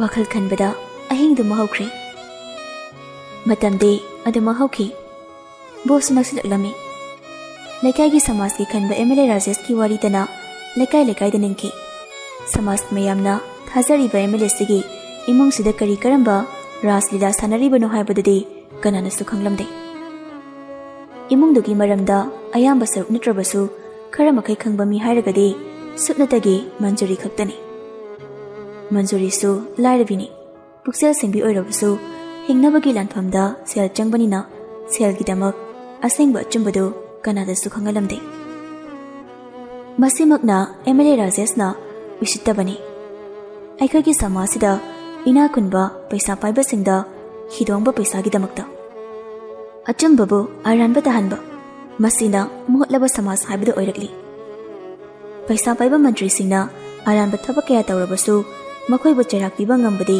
ꯀꯅꯥꯁꯨ ꯂꯩꯇꯦ ꯍꯥꯏꯕꯤꯒꯦ꯫ ꯂꯥꯏꯔꯕꯅ ꯂꯥꯏꯔꯕꯕꯨ ꯎꯔꯛꯇꯕ, ꯄꯩꯁꯥ ꯄꯥꯏꯗ꯭ꯔꯕꯗꯤ ꯃꯤꯊꯥꯅꯕꯤꯗꯕ, ꯁꯤꯒꯨꯝꯕ ꯃꯣꯠꯂꯕ ꯃꯌꯥꯝꯁꯤꯅ ꯁꯃꯥꯖꯁꯤꯁꯨ ꯅꯣꯡꯃ ꯅꯣꯡꯃꯒꯤ ꯃꯣꯠꯁꯤꯜꯂꯛꯏ꯫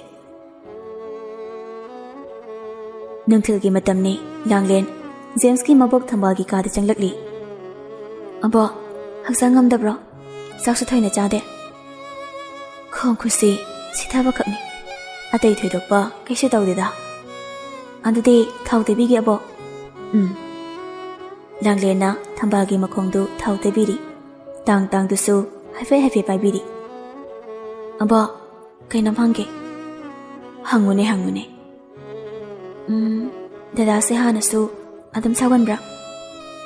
"ꯑꯩꯈꯣꯏ ꯑꯕꯨꯡꯗꯤ ꯁꯥꯎꯕꯕꯨ ꯍꯩꯇꯕꯅꯤꯗ, ꯃꯉꯥꯎꯗꯤ ꯌꯥꯝ ꯊꯤꯔꯛꯏ, ꯅꯤꯡꯈꯤꯕ ꯑꯃꯗ ꯑꯗꯨꯝ ꯌꯨꯡꯂ ꯂꯩꯕꯅꯤ." "ꯑꯩꯉꯣꯟꯗꯗꯤ ꯑꯗꯨꯝ ꯁꯥꯎꯏ, ꯑꯩꯁꯦ ꯑꯣꯔꯐꯥꯟꯗꯩꯅꯤ ꯍꯥꯏꯅ ꯑꯣꯏꯔꯖꯥꯠꯅꯤ."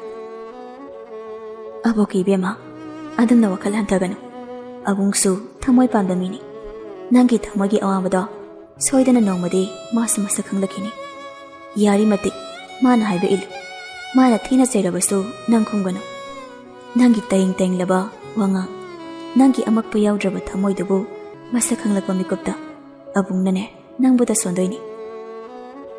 ꯂꯥꯡꯂꯦꯟ ꯃꯄꯤ ꯏꯔꯥ ꯆꯦꯜꯂꯒ, "ꯁꯥꯒꯩꯁꯤꯗ, ꯌꯨꯝꯁꯤꯗ ꯄꯨꯟꯁꯤ ꯆꯨꯞꯄꯒꯤ ꯑꯣꯏꯅ ꯏꯄꯨꯔꯣꯏꯕꯒꯤ, ꯏꯅꯦꯝ ꯏꯀꯨꯒꯤ, ꯑꯕꯣꯛꯀꯤ ꯁꯦꯕꯥ ꯇꯧꯗꯨꯅ ꯂꯩꯖꯅꯤꯡꯉꯤ꯫ ꯑꯗꯨꯕꯨ ꯑꯩꯅ ꯃꯇꯤꯛ ꯆꯥꯗꯕꯤ, ꯃꯃꯥ ꯃꯄꯥ, ꯁꯥꯒꯩ ꯅꯥꯇꯩ ꯂꯩꯇꯕꯤ, ꯂꯝꯆꯥ ꯁꯔꯥ ꯑꯣꯏꯔꯨꯕꯁꯤꯅ ꯌꯨꯝꯁꯤꯗ ꯇꯨꯡ ꯀꯣꯏꯅ ꯂꯩꯕꯒꯤ ꯑꯌꯥꯕ ꯂꯩꯔꯝꯗ꯭ꯔꯦ." "ꯏꯁꯨꯗ ꯀꯅꯥꯅ ꯀꯔꯤ ꯍꯥꯏꯔꯛꯂꯕꯒꯦ? ꯏꯁꯨꯕꯨ ꯌꯨꯝꯁꯤꯗꯒꯤ ꯇꯥꯟꯊꯣꯛꯄ ꯀꯅꯥꯒꯤꯁꯨ ꯃꯇꯤꯛ ꯅꯠꯇꯦ꯫ ꯑꯕꯣꯛꯅ ꯏꯁꯨꯒꯤꯗꯃꯛ ꯃꯇꯝ ꯄꯨꯝꯅꯃꯛꯇ ꯂꯦꯞꯀꯅꯤ." ꯊꯝꯕꯥꯜꯅ, "ꯏꯍꯦ, ꯑꯃꯨꯛ ꯀꯞꯂꯕ ꯃꯥꯜꯂꯤꯅꯦ꯫ ꯀꯞꯀꯅꯨ ꯏꯕꯦꯝꯃ, ꯅꯪ ꯗꯗꯥꯗꯣ ꯁꯪꯒꯣꯝ ꯈꯦꯔ ꯌꯥꯝ ꯄꯥꯝꯕꯅꯤ꯫ ꯁꯪꯒꯣꯝ ꯈꯦꯔꯗꯣ ꯍꯥꯎꯅ ꯊꯣꯡꯕꯤꯌꯨ, ꯃꯥꯒꯤ ꯃꯕꯨꯛꯅꯤꯡ ꯄꯦꯟꯖꯅꯕ." "ꯗꯗꯥꯗꯤ ꯑꯩꯅ ꯊꯣꯡꯕ ꯊꯥꯛꯄ ꯑꯃꯠꯇ ꯆꯥꯁꯨ ꯆꯥꯗꯅ." "ꯁꯪꯒꯣꯝ ꯈꯦꯔꯗꯣ ꯊꯣꯡꯗ ꯊꯣꯡꯕꯤꯌꯨ, ꯆꯥꯗꯕ꯭ꯔꯥ ꯍꯦꯛ ꯌꯦꯡꯉꯨ." "ꯍꯣꯏ ꯑꯕꯣ." ꯊꯝꯕꯥꯜꯅ ꯍꯥꯏꯕꯒꯤ ꯃꯇꯨꯡ ꯏꯟꯅ ꯂꯥꯡꯂꯦꯟ ꯄꯨꯛꯅꯤꯡ ꯆꯪꯅ ꯁꯪꯒꯣꯝ ꯈꯦꯔꯗꯨ ꯊꯣꯡꯂꯝꯃꯤ꯫ ꯂꯣꯏꯔꯒ ꯕꯥꯎꯜ ꯑꯃꯗ ꯀꯣꯊꯣꯛꯂꯒ ꯐ꯭ꯔꯤꯖꯇ ꯍꯥꯞꯆꯤꯜꯂꯤ꯫ ꯅꯨꯃꯤꯗꯥꯡ ꯋꯥꯏꯔꯝ ꯖꯦꯝꯁꯅ ꯍꯜꯂꯛꯄꯒ ꯀꯥꯗ ꯄꯣꯊꯥꯔꯤꯉꯩ ꯂꯥꯡꯂꯦꯟ ꯑꯁꯥ ꯑꯃꯗ ꯖꯦꯝꯁꯀꯤ ꯀꯥꯗ ꯆꯪꯂꯛꯂꯤ꯫ ꯇ꯭ꯔꯦ ꯃꯊꯛꯇꯨꯗ ꯕꯥꯎꯜꯗꯣ ꯍꯥꯞꯂꯒ ꯀꯥ ꯃꯅꯨꯡꯗ ꯆꯨꯝꯗ꯭ꯔꯤꯡ ꯆꯪꯂꯛꯂꯒ ꯖꯦꯝꯁꯀꯤ ꯐꯃꯨꯡ ꯃꯃꯥꯡꯗ ꯆꯞ ꯂꯦꯞꯂꯩ꯫ ꯖꯦꯝꯁ ꯀꯛꯅ ꯃꯃꯥꯏ ꯂꯩꯊꯔꯛꯂꯤ꯫ ꯂꯥꯡꯂꯦꯟꯅ ꯃꯃꯣꯟ ꯅꯣꯛꯂꯒ ꯂꯩꯔꯝꯕꯗꯨ ꯎꯕꯗ ꯇꯦꯟꯁꯟ ꯀꯥꯈ꯭ꯔꯦ꯫ "ꯀꯩꯗꯧꯕ ꯆꯪꯂꯛꯏꯅꯣ ꯁꯤꯗ?" "ꯗꯗꯥ, ꯁꯪꯒꯣꯝ ꯈꯦꯔ ꯊꯣꯡꯕꯅꯤ, ꯁꯦ." ꯖꯦꯝꯁ ꯁꯨꯛꯂꯞ ꯇꯧꯗꯨꯅ ꯂꯥꯡꯂꯦꯟꯗ ꯌꯦꯡꯂꯒ ꯐꯨꯛ ꯍꯧꯒꯠꯂꯛꯏ꯫ ꯇ꯭ꯔꯦꯗ ꯍꯥꯞꯂꯤꯕ ꯕꯥꯎꯜꯗꯨ ꯂꯧꯔꯒ ꯄꯥꯏꯔꯒ ꯂꯪꯈꯤ꯫ ꯐ꯭ꯂꯣꯔ ꯃꯊꯛꯇꯨꯗ ꯁꯪꯒꯣꯝ ꯈꯦꯔꯗꯨ ꯂꯣꯏꯅ ꯍꯩꯗꯣꯛꯂꯤ꯫ ꯂꯥꯡꯂꯦꯟ ꯃꯄꯤ ꯏꯔꯥ ꯆꯦꯜꯂꯒ ꯖꯦꯝꯁꯇ ꯅꯨꯡꯉꯥꯏꯇꯅ ꯌꯦꯡꯂꯛꯏ꯫ "ꯑꯩꯅ ꯄꯥꯝꯕ ꯈꯦꯔꯁꯤ ꯊꯣꯡꯂꯒ ꯑꯩꯒꯤ ꯊꯃꯣꯏꯅ ꯅꯪꯕꯨ ꯅꯨꯡꯁꯤꯔꯛꯇꯣ ꯂꯩꯇꯦ꯫ ꯂꯥꯛ ꯑꯃ ꯑꯩꯅ ꯁꯪꯒꯣꯝ ꯈꯦꯔ ꯄꯥꯝꯂꯕꯁꯨ ꯅꯪꯅ ꯊꯣꯡꯕꯗꯤ ꯑꯩ ꯑꯃꯠꯇ ꯆꯥꯔꯣꯏ꯫ ꯀꯔꯤ ꯌꯦꯡꯂꯤꯒꯦ? ꯆꯥꯔꯤꯁꯤꯡꯁꯤ ꯊꯩꯖꯤꯜꯂꯨ ꯆꯠꯂꯣ, ꯃꯤꯅꯥꯏ ꯅꯨꯄꯤꯁꯤꯗꯤ." ꯁꯤ ꯍꯥꯏꯔꯝꯂꯒ ꯃꯄꯥꯟꯗ ꯄ꯭ꯔꯄ꯭ꯔ ꯊꯣꯛꯈꯤ꯫ ꯂꯥꯡꯂꯦꯟ ꯀꯞꯅ ꯀꯞꯅ ꯆꯥꯏꯔꯤꯕꯁꯤꯡꯗꯨ ꯊꯩꯖꯤꯜꯂꯤ꯫ ꯀꯔꯝꯕ ꯅꯨꯡꯒꯤ ꯊꯃꯣꯏ ꯑꯣꯏꯕꯒꯤꯅꯣ ꯖꯦꯝꯁꯀꯤ ꯊꯃꯣꯏꯅ ꯑꯗꯨꯛ ꯀꯜꯂꯤꯕ? ꯄꯥꯝꯗꯦ ꯅꯨꯡꯁꯤꯗꯦ ꯊꯥꯛ ꯃꯥꯟꯅꯗꯦ ꯍꯥꯏꯗꯨꯅꯁꯨ ꯃꯤ ꯑꯃꯅ ꯃꯤ ꯑꯃꯕꯨ ꯑꯁꯨꯝꯅ ꯑꯣꯠꯄꯗꯤ ꯍꯧꯅꯕ꯭ꯔꯥ? ꯁꯤꯟꯊꯔꯤꯕ ꯂꯥꯡꯂꯦꯟꯒꯤ ꯃꯤꯠꯂꯨꯒꯤ ꯄꯤꯔꯥꯡꯁꯦ ꯂꯦꯝꯅ ꯃꯥꯡꯂꯗ꯭ꯔꯥ? ꯃꯁꯤꯗ ꯇꯥꯏꯕꯪꯄꯥꯜ ꯃꯃꯥ ꯃꯄꯥ ꯂꯩꯇꯕ ꯃꯆꯥꯁꯤꯡꯕꯨ ꯑꯁꯨꯝꯅ ꯌꯦꯡꯅꯕ꯭ꯔꯥ ꯑꯩꯈꯣꯏꯒꯤ ꯁꯃꯥꯖꯅ? ꯃꯇꯝꯗꯤ ꯑꯗꯨꯃꯛ ꯍꯧꯈꯤ꯫ ꯕꯣꯁꯁꯨ ꯀꯨꯏꯔꯛꯇ꯭ꯔꯕꯅꯤꯅ ꯔꯥꯖꯦꯁꯁꯨ ꯃꯐꯝ ꯈꯨꯗꯤꯡꯗ ꯃꯤꯇꯤꯡꯒꯤ ꯀꯣꯏꯆꯠ ꯆꯠꯈꯤ꯫ ꯏꯃꯨꯡꯗꯨꯗ ꯃꯤꯁꯨ ꯅꯣꯡꯃ ꯅꯣꯡꯃꯒꯤ ꯇꯤꯟꯕ ꯍꯦꯜꯂꯛꯏ꯫ ꯃꯤ ꯇꯤꯜꯂꯤꯕ ꯃꯈꯩꯗꯤ ꯂꯥꯡꯂꯦꯟꯕꯨ ꯌꯥꯝꯅ ꯅꯨꯡꯁꯤꯕ ꯁꯥꯔꯝꯃꯤ꯫ ꯃꯤ ꯂꯩꯇꯕ ꯇꯥꯟꯖꯥꯗꯅ ꯍꯥꯟꯅꯒꯤ ꯍꯥꯃꯨ ꯍꯥꯃꯨꯅꯤ꯫ ꯂꯥꯡꯂꯦꯟꯁꯨ ꯅꯨꯡꯉꯥꯏꯇꯕ ꯄꯦꯟꯗꯕ ꯄꯨꯝꯅꯃꯛꯇꯣ ꯃꯔꯥꯏꯕꯛꯀꯤꯅꯤ ꯍꯥꯏꯅ ꯈꯟꯗꯣꯛꯂꯝꯃꯤ꯫ ꯅꯨꯡꯊꯤꯜꯒꯤ ꯃꯇꯝꯅꯤ꯫ ꯂꯥꯡꯂꯦꯟ ꯀꯤꯆꯟꯗ ꯏꯁꯤꯡ ꯁꯥꯍꯜꯂꯤ꯫ ꯁꯄꯅ ꯄ꯭ꯔꯄꯞ ꯆꯪꯂꯛꯂꯒ, "ꯏꯁꯤꯡ ꯑꯁꯥꯕꯁꯦ ꯑꯩ ꯂꯧꯔꯒꯦ, ꯏꯔꯨꯖꯒꯦ ꯇꯧꯕꯅꯤ꯫ ꯑꯏꯪꯕꯅ ꯂꯨꯕ ꯉꯝꯗ꯭ꯔꯦ, ꯌꯥꯝ ꯏꯪꯂꯦ꯫ ꯏꯪꯂꯣꯏꯗ꯭ꯔꯅ ꯁꯥꯜꯍꯧꯗ꯭ꯔꯦ." ꯉꯁꯤꯗꯤ ꯑꯕꯣꯛ ꯏꯔꯨꯖꯅꯕꯅꯦ. ꯅꯪꯒꯤꯗꯣ ꯇꯣꯉꯥꯟꯅ ꯁꯥꯍꯜꯂꯁꯦ. ꯑꯕꯣꯛꯀꯤꯁꯦ ꯊꯦꯡꯂꯅꯤꯌꯦ. ꯀꯔꯤ? ꯑꯩꯅ ꯍꯩꯕꯣꯛꯑꯒꯁꯦ ꯐꯠ ꯀꯛꯊꯠꯂꯗꯅ. ꯈꯪꯉꯤꯗꯅ ꯅꯪ. ꯃꯃꯥ! ꯑꯣ ꯃꯃꯥ! ꯇꯥꯔꯤꯕ꯭ꯔꯣ? ꯔꯥꯁꯤ ꯄ꯭ꯔꯞ ꯆꯪꯁꯤꯜꯂꯛꯏ. ꯍꯩ ꯀꯩꯗꯧꯔꯒꯦ ꯑꯗꯨ ꯀꯟꯅ ꯀꯧꯔꯤꯗꯨꯕꯣ? ꯃꯁꯤꯒꯤ ꯃꯤꯅꯥꯏ ꯅꯨꯄꯤꯁꯦ ꯌꯥꯝ ꯇꯧꯕ ꯉꯝꯈꯠꯂꯛꯏꯌꯦ. ꯏꯁꯤꯡ ꯑꯁꯥꯕꯁꯦ ꯑꯩ ꯏꯔꯨꯖꯔꯨꯔꯒꯦ ꯍꯥꯏꯕꯕꯨ ꯌꯥꯔꯣꯏ ꯍꯥꯏꯅ ꯁꯤꯈꯥꯡ ꯈꯥꯡꯂꯤ. ꯑꯇꯣꯞꯄ ꯁꯥꯍꯜꯂꯣ ꯀꯥꯏꯅ ꯑꯩꯉꯣꯟꯗ ꯑꯣꯟꯁꯤꯜꯂꯒ ꯇꯧꯊꯔꯛꯏꯕ. ꯍꯥꯏꯔꯤꯁꯤ ꯆꯨꯝꯕ꯭ꯔꯥ? ꯍꯥ? ꯈꯨꯝꯃꯨꯅꯦꯍꯦ. ꯈꯨꯝꯃꯨꯅꯦ ꯅꯆꯤꯟꯗꯣ. ꯃꯁꯤ. 이베마, ꯃꯩꯁꯦ ꯁꯠꯇꯣꯛ. ꯁꯄꯅꯥꯅ ꯃꯩꯗꯣ ꯁꯠꯇꯣꯛꯏ. ꯔꯥꯁꯤꯅ ꯂꯥꯡꯂꯦꯟꯒꯤ ꯃꯈꯨꯠꯇꯨ ꯄꯥꯏꯔꯒ ꯏꯁꯤꯡ ꯑꯁꯥꯕꯗꯨꯗ ꯅꯝꯖꯤꯜꯂꯤ. ꯁꯄꯅꯥꯁꯨ ꯌꯥꯎꯁꯤꯜꯂꯒ ꯃꯃꯥ ꯃꯆꯥ ꯑꯅꯤꯅ ꯂꯥꯡꯂꯦꯟꯒꯤ ꯈꯨꯠ ꯑꯅꯤꯗꯣ ꯏꯁꯤꯡ ꯑꯁꯥꯕꯗꯨꯗ ꯍꯦꯛꯇ ꯅꯝꯃꯤ. ꯂꯥꯡꯂꯦꯟ ꯃꯈꯣꯜ ꯊꯣꯛꯅ ꯀꯞꯂꯛꯂꯤ. ꯏꯃꯥ, ꯑꯩ ꯂꯥꯜꯂꯦ. ꯑꯩꯕꯨ ꯊꯥꯗꯣꯛ ꯏꯃꯥ. ꯇꯥꯟꯖꯥꯗꯨꯗ ꯖꯦꯝꯁꯁꯨ ꯄꯔꯄꯞ ꯆꯪꯁꯤꯜꯂꯛꯏ. ꯇꯧꯔꯝꯂꯤꯕ ꯃꯑꯣꯡꯗꯨ ꯎꯕꯗ, ꯃꯃꯥ, ꯀꯩꯅꯣ ꯇꯧꯔꯤꯁꯤꯕꯣ? ꯑꯃꯥ ꯃꯆꯥ ꯑꯅꯤꯃꯛ ꯂꯥꯡꯂꯦꯟꯒꯤ ꯃꯈꯨꯠꯇ ꯊꯥꯗꯣꯛꯏ. ꯂꯥꯡꯂꯦꯟ ꯃꯄꯤ ꯑꯣꯔꯣ ꯇꯥꯔꯤ. ꯃꯥꯏ ꯃꯃꯤꯠ ꯉꯥꯡꯁꯪ ꯉꯥꯡꯖꯤꯜꯂꯤ. ꯃꯈꯨꯠꯇꯨꯁꯨ ꯁꯥꯡꯗꯣꯛꯏ. ꯃꯁꯥꯗꯨ ꯊꯛ ꯅꯤꯛꯂꯒ ꯖꯦꯝꯁꯅ ꯑꯃꯨꯛ ꯀꯔꯤ ꯇꯧꯔꯛꯀꯗꯒꯦ ꯈꯜꯂꯒ ꯀꯤꯔꯨꯛ ꯌꯦꯡꯖꯔꯤ. ꯍꯩ, ꯅꯪ ꯌꯨꯝꯁꯤꯗ ꯂꯩꯕ ꯌꯥꯔꯣꯏ. ꯅꯪ ꯌꯥꯝ ꯐꯠꯇꯕꯅꯤ ꯅꯪ. ꯂꯥꯎ. ꯁꯤ ꯍꯥꯏꯔꯒ ꯂꯥꯡꯂꯦꯟꯒꯤ ꯈꯨꯗꯥꯡꯗꯨ ꯄꯥꯏꯔꯒ ꯆꯤꯡꯏ ꯔꯥꯁꯤ. ꯏꯃꯥ, ꯑꯩ ꯂꯥꯟꯈ꯭ꯔꯦ. ꯑꯩꯅ ꯈꯣꯏꯅ ꯍꯥꯏꯕꯗ ꯌꯥꯔꯒꯦ. ꯑꯩꯕꯨ ꯇꯥꯟꯊꯣꯛꯄꯤꯒꯅꯨ ꯏꯃꯥ. ꯖꯦꯝꯁꯀ ꯁꯄꯅꯥꯒꯁꯨ ꯋꯥꯍꯩ ꯑꯃꯠꯇ ꯍꯥꯏꯗꯦ. ꯇꯨꯃꯤꯟꯅ ꯑꯗꯨꯃꯛ ꯃꯃꯥꯒꯤ ꯃꯇꯨꯡ ꯏꯜꯂꯤ. ꯂꯥꯡꯂꯦꯟꯕꯨ ꯁꯣꯔꯣ ꯆꯤꯡꯊꯣꯛꯂꯒ ꯃꯄꯥꯟꯗ ꯏꯟꯊꯣꯛꯈꯤ. ꯊꯣꯡꯗꯨ ꯑꯃꯨꯛ ꯀꯝꯂꯥꯎꯅ ꯊꯤꯡꯖꯤꯜꯂꯤ. ꯂꯥꯡꯂꯦꯟ ꯊꯣꯡꯗꯨ ꯊꯤꯜꯂꯒ ꯀꯞꯂꯛꯂꯤ. ꯏꯃꯥ, ꯊꯣꯡ ꯍꯥꯡꯉꯣ ꯏꯃꯥ. ꯗꯗꯥ ꯊꯣꯡ ꯍꯥꯡꯉꯣ. ꯑꯩꯒꯤꯗꯤ ꯀꯅꯥꯁꯨ ꯂꯩꯇꯤꯌꯦ. ꯑꯩ ꯀꯗꯥꯏꯗ ꯆꯠꯇꯣꯏꯅꯣ? ꯊꯣꯡ ꯍꯥꯡꯉꯣ ꯏꯃꯥ. ꯃꯤꯅꯨꯡꯁꯤ ꯈꯪꯗ꯭ꯔꯕ ꯃꯃꯥ ꯃꯆꯥ ꯑꯍꯨꯝꯗꯣ ꯂꯥꯡꯂꯦꯟꯅ ꯀꯞꯄꯗꯨ ꯇꯥꯔꯕꯁꯨ ꯇꯥꯁꯤꯟꯅꯗꯦ. ꯂꯥꯡꯂꯦꯟ ꯊꯣꯡ ꯃꯌꯥꯗꯨꯗ ꯐꯝꯂꯤ. ꯃꯈꯨꯠ ꯄꯣꯛꯄꯒꯤ ꯆꯩꯅꯥꯗꯨꯗꯤ ꯊꯣꯏꯅ ꯐꯥꯎꯗ꯭ꯔꯤ. ꯃꯉꯣꯟꯗ ꯊꯣꯛꯂꯤꯕ ꯑꯋꯥꯕ ꯊꯧꯗꯣꯛꯁꯤꯡꯁꯤꯒꯤ ꯃꯩꯆꯥꯛ ꯃꯌꯥꯝꯁꯤꯅ ꯃꯥꯒꯤ ꯊꯃꯣꯏꯗ ꯄꯨꯕ ꯉꯝꯗ꯭ꯔꯦ. ꯇꯥꯟꯊꯣꯛꯈ꯭ꯔꯦ. ꯃꯆꯥꯅꯨꯄꯤꯒ ꯃꯃꯥꯒꯗꯤ ꯋꯥꯈꯜ ꯅꯨꯡꯉꯥꯏꯔꯤ. ꯖꯦꯝꯁꯇꯤ ꯀꯣꯛ ꯂꯩꯕꯅꯤꯅ ꯋꯥꯈꯜ ꯈꯟꯊꯔꯛꯂꯤ. ꯚꯣꯠ ꯃꯌꯥꯁꯤꯗ ꯅꯣꯏꯅ ꯇꯧꯔꯤꯁꯦ ꯌꯥꯝ ꯂꯥꯜꯂꯤꯀꯣ. MLA ꯔꯥꯖꯦꯁꯀꯤ ꯅꯨꯄꯤꯅ ꯃꯃꯧ ꯅꯨꯄꯤꯗꯨ ꯐꯨꯔꯒ ꯇꯥꯟꯈ꯭ꯔꯦ ꯍꯥꯏꯅ ꯂꯩꯀꯥꯏ ꯁꯔꯥ ꯁꯟꯈ꯭ꯔꯗꯤ ꯚꯣꯠ ꯀꯥꯕꯒꯤ ꯑꯁꯥ ꯇꯧꯔꯤꯗꯣ ꯇꯧꯕꯤꯔꯅꯨ ꯍꯥꯏꯔꯤ. ꯇꯥꯃꯣꯅ ꯍꯥꯏꯁꯦ ꯌꯥꯝ ꯆꯨꯝꯃꯤꯅꯦ. ꯉꯥꯏꯍꯥꯛꯀꯤ ꯅꯨꯡꯉꯥꯏꯕ ꯈꯛꯁꯨ ꯈꯟꯕ ꯌꯥꯗ꯭ꯔꯤꯅꯦ. ꯚꯣꯠ ꯂꯣꯏꯗ꯭ꯔꯤ ꯐꯥꯎꯗꯤ ꯑꯁꯤꯒꯤ ꯂꯝꯖꯥ ꯁꯔꯥꯁꯦ ꯌꯨꯝꯁꯤꯗ ꯂꯩꯕ ꯇꯥꯔꯤ ꯃꯥꯜꯂꯤ. ꯔꯥꯁꯤꯅ, ꯆꯠꯂꯝꯅꯗ꯭ꯔꯣ ꯃꯥꯕꯣ? ꯑꯃꯨꯛ ꯀꯧꯁꯤꯜꯂꯨꯔꯁꯤ. ꯑꯩꯈꯣꯏꯁꯨ ꯉꯥꯏꯍꯥꯛꯀꯤ ꯑꯁꯥꯎꯕꯅ ꯋꯥꯈꯜ ꯈꯟꯊꯍꯧꯗ꯭ꯔꯦ. ꯆꯠꯂꯝꯈꯤꯔꯣꯏꯌꯦ. ꯂꯥꯛꯑꯣ, ꯃꯄꯥꯟꯒꯤ ꯊꯣꯡ ꯑꯁꯦ ꯍꯥꯡꯂꯒ ꯌꯦꯡꯂꯨꯔꯁꯤ. ꯑꯁꯝꯅ ꯃꯃꯥ ꯃꯆꯥ ꯑꯅꯤꯗꯨꯅ ꯊꯣꯡꯗꯨ ꯍꯥꯡꯗꯣꯔꯛꯂꯤ. ꯂꯥꯡꯂꯦꯟ ꯃꯁꯥꯗꯨ ꯇꯥꯁꯤꯜꯂꯒ ꯍꯤ ꯀꯞꯂꯒ ꯂꯩꯔꯝꯃꯤ. ꯍꯩ, ꯌꯦꯡꯅꯤꯡꯗꯦ. ꯏꯃꯨꯡꯗ ꯆꯪꯂꯛꯎ ꯂꯥꯛꯑꯣ. ꯃꯤꯅꯥꯏ ꯅꯨꯄꯤ, ꯅꯪ ꯂꯩꯕꯒꯤ ꯀꯥꯟꯅꯕ ꯃꯌꯥꯝ ꯑꯃꯁꯨ ꯂꯩꯔꯤꯅꯦ. ꯅꯪ ꯂꯩꯇꯕꯗ ꯑꯩꯈꯣꯏꯒꯤ ꯏꯃꯨꯡꯁꯦ ꯏꯃꯨꯡ ꯑꯣꯏꯗꯧꯕ ꯃꯥꯟꯗꯦ. ꯆꯪꯂꯛꯑꯣ ꯁꯠ ꯂꯥꯛꯑꯣꯀꯣ. ꯁꯤ ꯍꯥꯏꯔꯝꯂꯒ ꯔꯥꯁꯤ ꯃꯃꯥ ꯃꯆꯥ ꯑꯅꯤꯗꯨ ꯆꯪꯈ꯭ꯔꯦ. ꯂꯥꯡꯂꯦꯟꯁꯨ ꯃꯣꯜꯂꯤ ꯏꯃꯨꯡꯗꯨꯗ ꯆꯪꯂꯛꯂꯤ. ꯑꯁꯨꯝꯅ ꯃꯇꯝ ꯈꯔ ꯑꯃꯨꯛ ꯍꯧꯈ꯭ꯔꯦ.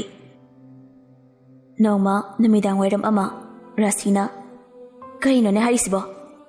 ꯅꯈꯣꯏ ꯀꯅꯥ ꯂꯩꯒꯦ? ꯁꯨꯟꯗꯔ, ꯁꯄꯅꯥ. ꯃꯆꯥ ꯑꯅꯤꯗꯨ ꯄꯔꯄ ꯆꯦꯟꯊꯣꯔꯛꯂꯤ. ꯁꯨꯟꯗꯔꯅ, ꯃꯃꯥ, ꯀꯩꯗꯧꯔꯒꯦ? ꯅꯅꯥꯎꯗꯣ ꯑꯦꯛꯁꯤꯗꯦꯟ ꯊꯣꯛꯂꯦ ꯍꯥꯏꯅꯦ.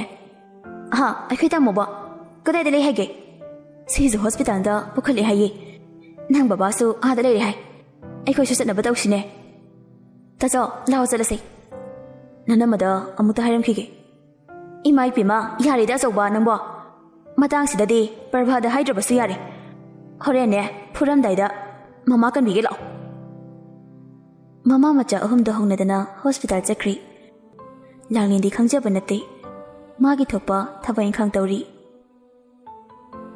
ꯅꯨꯃꯤꯗꯥꯡꯒꯤ ꯆꯥꯛ ꯊꯣꯡꯕ ꯊꯥꯛꯄ ꯂꯣꯏꯔꯦ. ꯆꯥꯅꯕ ꯃꯤ ꯑꯃꯠꯇ ꯆꯪꯂꯛꯇꯦ. ꯂꯥꯡꯂꯦꯟ ꯀꯩꯗꯧꯔꯕꯅꯣ ꯍꯥꯏꯅ ꯈꯜꯂꯤꯉꯩ ꯄ꯭ꯔꯚꯥ ꯆꯪꯂꯛꯏ. ꯏꯆꯦ, ꯏꯇꯩꯈꯣꯏ ꯏꯃꯥꯈꯣꯏꯗꯤ ꯆꯥꯛ ꯆꯥꯕꯒꯤ ꯑꯃꯠꯇ ꯊꯣꯔꯛꯇꯦ. ꯑꯩꯃ, ꯅꯪ ꯈꯪꯍꯧꯗꯕ ꯑꯣꯏꯔꯦ.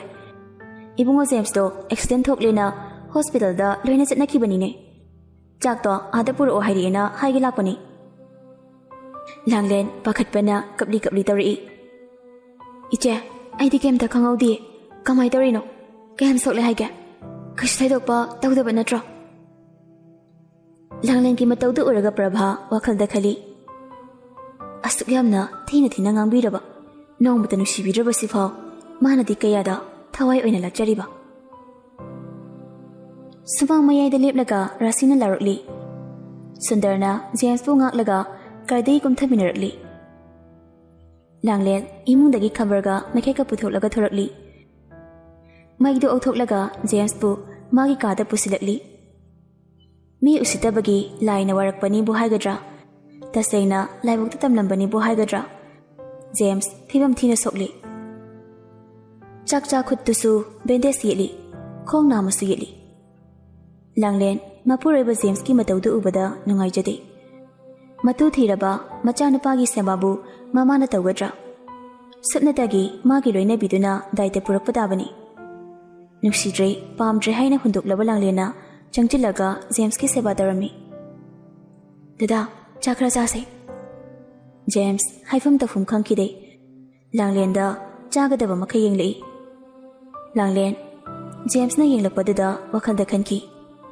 ꯗꯗꯥ ꯆꯥꯛꯁꯦ ꯑꯩꯅ ꯊꯣꯡꯕ ꯅꯠꯇꯦ ꯏꯅꯦꯅ ꯊꯣꯡꯂꯛꯏꯅꯦ ꯁꯦ ꯑꯩ ꯏꯜꯂꯛꯀꯦ ꯈꯔ ꯆꯥꯎ ꯍꯤꯗꯥꯛ ꯑꯃꯨꯛ ꯆꯥꯅꯕ ꯂꯥꯡꯂꯦꯟꯅ ꯖꯦꯝꯁꯇ ꯆꯥꯛꯇꯨ ꯏꯜꯂꯤ ꯖꯦꯝꯁꯇꯨ ꯍꯥꯎꯅ ꯇꯞꯅ ꯆꯥꯁꯤꯜꯂꯤ ꯂꯥꯡꯂꯦꯟꯗꯁꯨ ꯑꯃꯨꯛ ꯌꯦꯡꯂꯛꯏ ꯆꯥꯛ ꯄꯤꯖꯕꯗꯨ ꯂꯣꯏꯕꯒ ꯏꯁꯤꯡ ꯈꯔ ꯑꯃꯨꯛ ꯄꯤꯊꯛꯂꯕ ꯃꯇꯨꯡ ꯍꯤꯗꯥꯛ ꯑꯃꯨꯛ ꯄꯤꯖꯔꯝꯃꯤ ꯖꯦꯝꯁꯄꯨ ꯍꯤꯗꯥꯛ ꯂꯥꯡꯊꯛ ꯄꯤꯖꯔꯝꯂꯒ ꯂꯥꯡꯂꯦꯟ ꯀꯥ ꯑꯗꯨꯗꯒꯤ ꯇꯨꯃꯤꯟꯅ ꯊꯣꯔꯛꯂꯤ ꯖꯦꯝꯁ ꯂꯥꯡꯂꯦꯟꯅ ꯊꯣꯛꯈꯤꯕꯗꯨ ꯌꯦꯡꯍꯧꯔꯤ ꯅꯨꯡꯊꯤꯜꯒꯤ ꯃꯇꯝꯅꯤ ꯂꯥꯡꯂꯦꯟ ꯖꯦꯝꯁꯀꯤ ꯃꯐꯤ ꯑꯃꯣꯠꯄꯁꯤꯡꯗꯨ ꯈꯣꯝꯗꯣꯛꯂꯤ ꯂꯥꯡꯂꯦꯟꯅ ꯇꯧꯔꯤꯕꯁꯤꯡꯗꯨ ꯃꯨꯟꯅ ꯌꯦꯡꯂꯤ ꯂꯥꯡꯂꯦꯟ ꯐꯤꯁꯤꯡꯗꯨ ꯄꯥꯏꯈꯠꯂꯒ ꯖꯦꯝꯁꯇ ꯑꯣꯟꯁꯤꯟꯗꯨꯅ ꯗꯗꯥ ꯑꯩ ꯐꯤꯁꯤ ꯁꯨꯔꯨꯒꯦ ꯉꯥꯏꯍꯥꯛ ꯄꯣꯊꯥꯔꯝꯃꯨꯀꯣ ꯖꯦꯝꯁ ꯍꯣꯏ ꯍꯥꯏꯕꯒꯨꯝ ꯃꯉꯛꯇꯨ ꯅꯣꯝꯂꯛꯏ ꯂꯥꯡꯂꯦꯟ ꯄ꯭ꯔꯞ ꯊꯣꯛꯈ꯭ꯔꯦ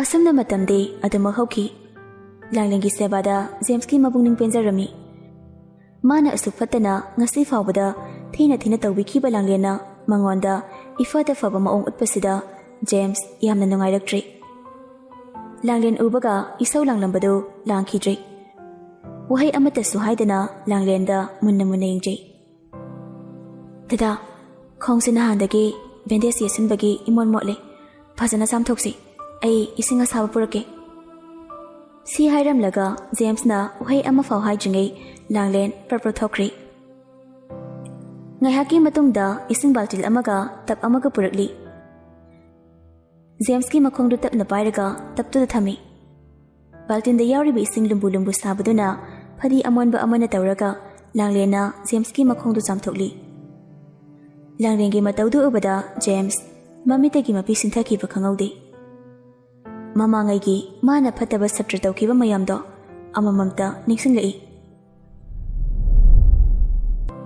ꯏꯅꯦꯗ ꯀꯩ ꯍꯥꯏꯔꯦ ꯗꯗꯥ ꯑꯩ ꯀꯩꯁꯨ ꯍꯥꯏꯗꯤꯌꯦ ꯀꯔꯤ ꯍꯥꯏꯗꯕ ꯂꯥꯡꯂꯦꯟꯕꯨ ꯃꯤꯅꯨꯡꯁꯤ ꯂꯩꯇꯅ ꯐꯨꯕꯤꯈꯤꯕ ꯃꯃꯥꯏ ꯃꯃꯤꯠ ꯉꯥꯡꯁꯪ ꯃꯁꯥ ꯄꯨꯝꯕ ꯊꯛ ꯅꯤꯛꯈꯤꯕꯗꯣ ꯍꯧꯖꯤꯛꯇ ꯅꯤꯡꯁꯤꯡꯂꯛꯂꯒ ꯖꯦꯝꯁ ꯌꯥꯝꯅ ꯅꯤꯡꯉꯝꯂꯛꯇ꯭ꯔꯤ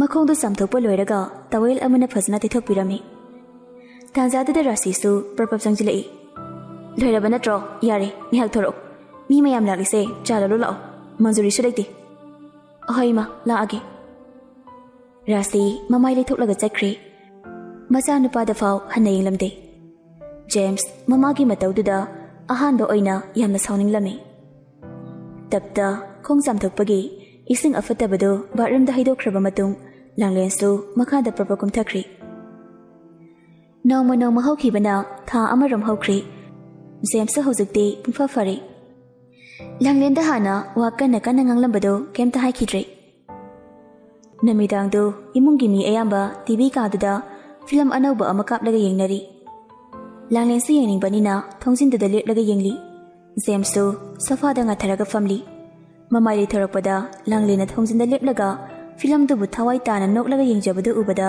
ꯃꯕꯨꯛꯅꯤꯡꯗ ꯄꯦꯟꯖꯔꯝꯃꯤ ꯃꯤꯐꯠꯇꯕꯤ ꯁꯄꯅꯥꯗꯣ ꯐꯝꯂꯝꯕꯗꯒꯤ ꯐꯨꯛ ꯍꯧꯒꯠꯂꯒ ꯀꯥꯗꯨꯒꯤ ꯊꯣꯡꯗꯨ ꯒꯝꯂꯥꯎꯅ ꯊꯤꯡꯖꯤꯟꯈꯤ꯫ ꯖꯦꯝꯁ ꯉꯛꯅ ꯁꯄꯅꯥꯗ ꯌꯦꯡꯂꯛꯏ꯫ ꯃꯤꯅꯥꯏ ꯅꯨꯄꯤꯁꯤꯗꯤ ꯐꯤꯂꯝ ꯌꯦꯡꯂꯒ ꯃꯣꯟꯗ꯭ꯔꯪ ꯁꯥꯟꯅꯔꯤ ꯃꯥꯜꯂꯤ꯫ ꯁꯤ ꯍꯥꯏꯅ ꯍꯥꯏꯅ ꯃꯨꯔꯨꯝ ꯃꯨꯔꯨꯝ ꯁꯣꯜꯂꯒ ꯁꯄꯅꯥ ꯃꯥꯒꯤ ꯐꯝꯐꯝꯗ ꯐꯝꯈ꯭ꯔꯤ꯫ ꯖꯦꯝꯁ ꯆꯅꯤꯡ ꯇꯥꯅ ꯐꯝꯊꯕ ꯉꯝꯗ꯭ꯔꯦ꯫ ꯂꯥꯡꯂꯦꯟꯗꯨ ꯀꯔꯤ ꯈꯜꯂꯝꯒꯅꯤ ꯍꯥꯏꯅ ꯈꯜꯂꯛꯂꯤ꯫ ꯐꯝꯂꯝꯕꯗꯒꯤ ꯐꯨꯛ ꯍꯧꯒꯠꯇꯨꯅ ꯊꯣꯡꯗꯨ ꯍꯥꯡꯗꯣꯛꯇꯨꯅ ꯂꯥꯡꯂꯦꯟꯕꯨ ꯂꯩꯕ꯭ꯔꯥ ꯍꯥꯏꯅ ꯌꯦꯡꯂꯛꯏ꯫ ꯑꯗꯨꯕꯨ ꯖꯦꯝꯁꯀꯤ ꯃꯤꯠ ꯑꯅꯤꯗꯨꯅ ꯂꯥꯡꯂꯦꯟꯕꯨ ꯎꯈꯤꯗ꯭ꯔꯦ꯫ ꯂꯝꯍꯦꯜꯂꯕ ꯊꯃꯣꯏꯗꯨꯅ ꯂꯝꯖꯤꯡꯂꯒ ꯂꯥꯡꯂꯦꯟꯒꯤ ꯇꯨꯝꯐꯝ ꯀꯥ ꯑꯣꯏꯔꯤꯕ ꯏꯁꯇꯣꯔ ꯔꯨꯝ ꯑꯗꯨ ꯇꯥꯅ ꯂꯥꯛꯂꯝꯃꯤ꯫ ꯑꯗꯨꯗꯁꯨ ꯂꯥꯡꯂꯦꯟ ꯂꯩꯔꯝꯗ꯭ꯔꯦ꯫ ꯆꯅꯤꯡ ꯇꯥꯗ꯭ꯔꯕ ꯋꯥꯈꯜꯗꯨꯅ ꯀꯛꯉꯥꯎꯅꯔꯒ ꯃꯥꯒꯤ ꯀꯥꯗ ꯆꯪꯁꯤꯟꯗꯨꯅ ꯂꯥꯡꯂꯦꯟꯕꯨ ꯂꯩꯕ꯭ꯔꯥ ꯍꯥꯏꯅ ꯌꯦꯡꯂꯨꯏ꯫ ꯃꯥꯒꯤ ꯀꯥꯗꯨꯗꯁꯨ ꯂꯩꯔꯝꯗ꯭ꯔꯦ꯫ ꯀꯥꯏꯅꯊꯪꯗ ꯇꯦꯔꯦꯁ ꯃꯊꯛꯇꯨꯗ ꯄ꯭ꯔꯞꯄ ꯀꯥꯈꯠꯂꯛꯏ꯫ ꯎꯔꯦ, ꯂꯝꯍꯦꯜꯂꯕ ꯃꯤꯠ ꯑꯅꯤꯗꯨꯅ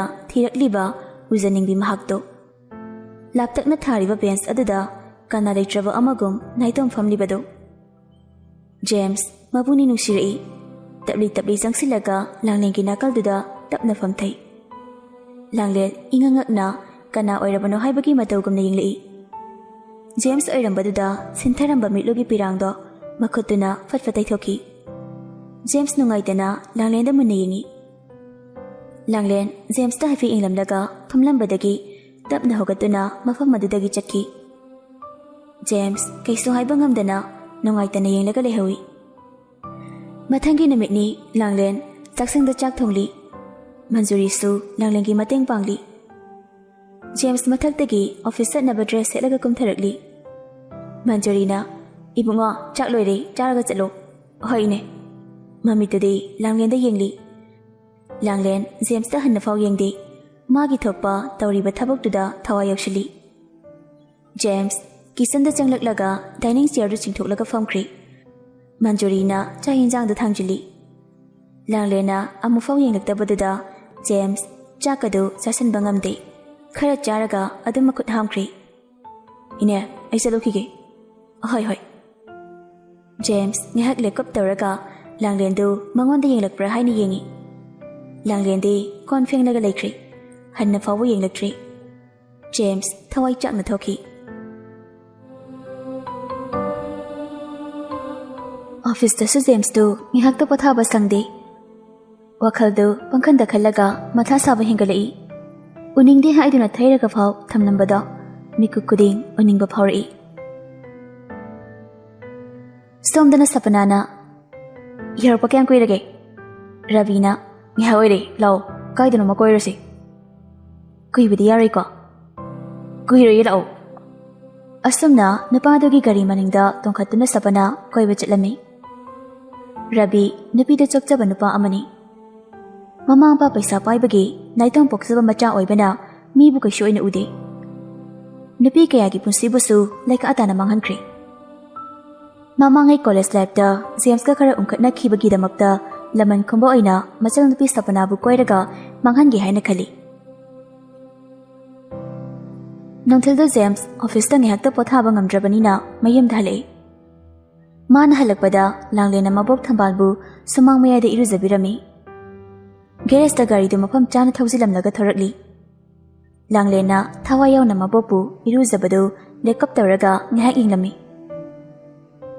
ꯂꯥꯡꯂꯦꯟꯅ ꯃꯃꯥꯏ ꯂꯩꯊꯣꯔꯛꯄꯗ ꯖꯦꯝꯁꯀ ꯃꯤꯠꯆꯥꯅꯩ꯫ ꯖꯦꯝꯁ ꯃꯧ ꯑꯅꯧꯕꯤ ꯑꯃꯒꯨꯝ ꯂꯥꯡꯂꯦꯟꯒꯤ ꯃꯤꯁꯅꯥ ꯑꯅꯤꯗꯨꯅ ꯌꯦꯡꯂꯛꯄꯗ ꯏꯀꯥꯏꯔꯗꯨꯅ ꯏꯃꯨꯡꯗ ꯆꯪꯁꯤꯟꯈ꯭ꯔꯤ꯫ ꯃꯥꯒꯤ ꯀꯥꯗ ꯆꯪꯂꯛꯂꯒ ꯐꯃꯨꯡꯗ ꯇꯞꯅ ꯐꯝꯊꯩ꯫ ꯆꯤꯝꯕꯥꯜꯗꯨ ꯅꯣꯛꯃꯤ ꯅꯣꯛꯃꯤꯁꯨ ꯇꯧꯏ꯫ ꯊꯕꯥꯛꯇꯨ ꯑꯃꯨꯛ ꯄꯥꯏꯔꯒ ꯐꯃꯨꯡꯗꯨꯗ ꯂꯣꯡꯅ ꯍꯤꯞꯊꯩ꯫ ꯋꯥꯈꯜꯗꯨꯅ ꯈꯜꯂꯤ, ꯀꯔꯤꯒꯤꯅꯣ ꯑꯩꯅ ꯑꯁꯨꯛꯌꯥꯝꯅ ꯈꯣꯏꯔꯥꯡꯂꯤꯕ? ꯃꯥꯅ ꯌꯦꯡꯂꯛꯄꯒ ꯑꯩꯒꯤ ꯊꯃꯣꯏꯁꯤꯅ ꯑꯁꯨꯛ ꯌꯥꯝꯅ ꯃꯊꯨꯞ ꯃꯔꯥꯡ ꯍꯧꯔꯤꯕꯁꯤꯅ ꯀꯔꯤꯒꯤ? ꯃꯤꯀꯨꯞ ꯈꯨꯗꯤꯡ ꯃꯥꯕꯨꯗ ꯎꯅꯤꯡꯂꯛꯂꯤꯕꯁꯤꯅ ꯀꯔꯤꯒꯤ? ꯎꯅꯤꯡꯂꯝꯗꯕ ꯃꯥꯒꯤ ꯁꯛꯇꯝꯁꯤꯅ ꯑꯩꯕꯨ ꯃꯤꯀꯨꯞ ꯈꯨꯗꯤꯡ ꯄꯣꯊꯥꯍꯟꯗ꯭ꯔꯦ꯫ ꯃꯤꯃꯥꯡꯗ ꯑꯩꯒꯤ ꯂꯣꯏꯅꯕꯤꯅꯤ ꯍꯥꯏꯗꯨꯅ ꯎꯠꯅꯤꯡꯂꯝꯗꯕ ꯍꯧꯖꯤꯛꯅ ꯀꯔꯤꯒꯤ ꯑꯩꯅ ꯃꯥꯕꯨ ꯑꯩꯒꯤ ꯂꯣꯏꯅꯕꯤꯅꯤ ꯍꯥꯏꯗꯨꯅ ꯃꯌꯥꯝ ꯃꯃꯥꯡꯗ ꯂꯦꯟꯅꯅꯤꯡꯂꯤꯕ? ꯋꯥꯈꯜ ꯈꯜꯂꯤꯉꯩ ꯑꯇꯞꯄ ꯈꯣꯟꯖꯦꯜ ꯑꯃꯅ "ꯗꯦꯗꯥ, ꯍꯛꯆꯥꯡ ꯉꯝꯗ꯭ꯔꯕ꯭ꯔꯣ?" ꯖꯦꯝꯁ ꯍꯤꯞꯂꯝꯕꯗꯒꯤ ꯐꯨꯛ ꯍꯧꯒꯠꯂꯛꯏ꯫ ꯂꯥꯡꯂꯦꯟ ꯂꯦꯞꯂꯒ ꯂꯩꯔꯝꯃꯤ꯫ ꯂꯥꯡꯂꯦꯟꯅ ꯍꯪꯈ꯭ꯔꯤꯕ ꯋꯥꯍꯪꯗꯨꯒꯤ ꯄꯥꯎꯈꯨꯝꯗꯤ ꯄꯤꯔꯝꯗꯦ꯫ ꯃꯃꯤꯠꯇꯨ ꯀꯨꯞꯇꯅ ꯂꯥꯡꯂꯦꯟꯕꯨ ꯃꯨꯟꯅ ꯌꯦꯡꯖꯩ꯫ ꯏꯜꯂꯤꯕ ꯏꯅꯐꯤꯗꯨꯅ ꯃꯧ ꯑꯃꯅꯤ ꯍꯥꯏꯕꯒꯨꯝ ꯀꯣꯛꯇꯨ ꯍꯥꯏꯐꯦꯠ ꯀꯨꯞꯂꯤ꯫ Taru tarubi misna aniduda patakna amupa kajal du sangli. Maithongdudi khusenggi oiba posak amata taide. Tabarabi chimbaldusu lipstick taijade. Masagi oina nganglainana piktak taujai. Amukta nuksina munna yengzarudraba James do ngasidi langlengi icham chamna phajariba nushiraba maithongduna pungaw ngawhankre. James na munna yenglaga leibaduda langlendu ingangakjai. Wahai amatasu haiba ngamdabanina mamaidu koileiraga ikaiba khangli. Mon mayada leiba phone gi ringtone-duna wakal amada tawraba James bu mikap thokhali. Ikhang khangna phone duda munna yengduna hekta paikhatli. Customers care gi oirambaduda ikaibaga nokningbaga punsilaga nafai tawduna phone du kakthali. Hanna tuna yengbidrabi langlendo James na phone da nafai tawkhibadu ubada wakal do lana khalaga ka adudagi tamina thokri. James wahai amata haiba nanghaudri. Chakna thamoi khudum suduna lehawi. Namidangdu mayam ikoi koisilaga chakjari. Thamoi na khoidabi haibadu oirabanina pamu bimana thongba thakpa chak enjangdo chaningba phawri. Mamangdu oikibe tichutina maram oiraga thawna fadokpadi ngamdre. Pukhamdagi chakti chari haibabu lamhelaba mit anidunadi langlembu tana tanadana yengli. Chamba thakpa loinakre manjuri suhankri. Imungi thabaksu loina loire. Rasi langlengi manakta prapap changjili. Mathaktagi James ti muraga yengli. Ising sahalo haibado sahalabo. Ima sahange tawri.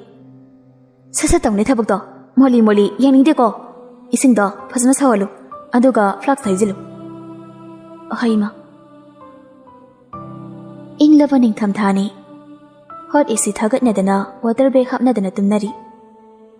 Inglaba floor mathaktuda paraba fidat ama tharaga manjunaraba hafi ama ilaga ayingba khangjindana tumli langlen. Wakhalgi ipakta tawkhre nuksibagi manglanda lukkhre ayingba su khangkhidre asaba su phawkhidre asikpada thabalgi mangal thirakli. Mathol kayana wangkhatlaba yumdagi terrace mathaktuda leplaga ningtham thagi ayingba khangdana laisin marakta thabalgi mangal thiri James. Inglaba nungsitna hakchangda fusilakpada ningtham thagi ayingbabu masakhanghlaki. Kuina lepa ngamdraduna makhada kumtharakli. Magi kada changjinduna paklaba double bed ki famungduda kakhatlaga blanket singkhatun hipthai. Tanjadada langlenbu khangni ningsinglai. Langlena karamna ayingba floor mathaktuda hiplamgani haibagi wakhan khalakli. James hiplambadagi phuk hawgatli. Famungdagi fatkumthaduna kaagi thongdu hangdoklaga thorakli. Store room tana laktuna langlena tumlibadu yenglaga mitlugi pirangdu atat akham leitana sintharakli. Sangsar sida khwaidagi tonbasi mama ampa leitaba lamsa sara singsi oiramali. Taibang mayoiba amata mama ampa leitaba macha oiningde. Makhoigi laibakta isorna tamlamba ngaktani. Langlenbu matam punamakta hanthana yenglubagi James ningamdaba phawrakli. Masa mathanta khanjarakli. Mahakna matam kuinadagi lauriba saklon mi masagi saklon ni habado. Larik laisu hairaga miyamna respect tawnaraba IS officer ama oibagi magun yauramdra haibasi James masana khanglakli. Ka kudimak AC haplabasu amot akai thampam store room dabu AC hapkadra. Inglaba ningtham thagi ahingni tiles mathakta hipagi masado amu heni ingkhatpagi thakthakni ilangle. Madu ubada James leifom khangdri. Thamoigi maharani oiraklabanina sanagi monda monkhang hanglaga hipning halakle. Mamai leiduna ka adudagi parpap thoraklaga magi kada changjinduna magi famungdagi blanketu lawraga amuk lakli.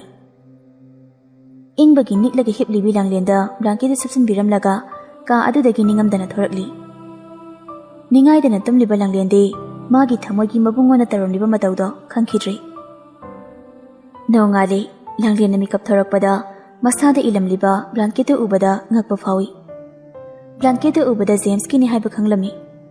Nakal amaromda langlen yamna haraujai.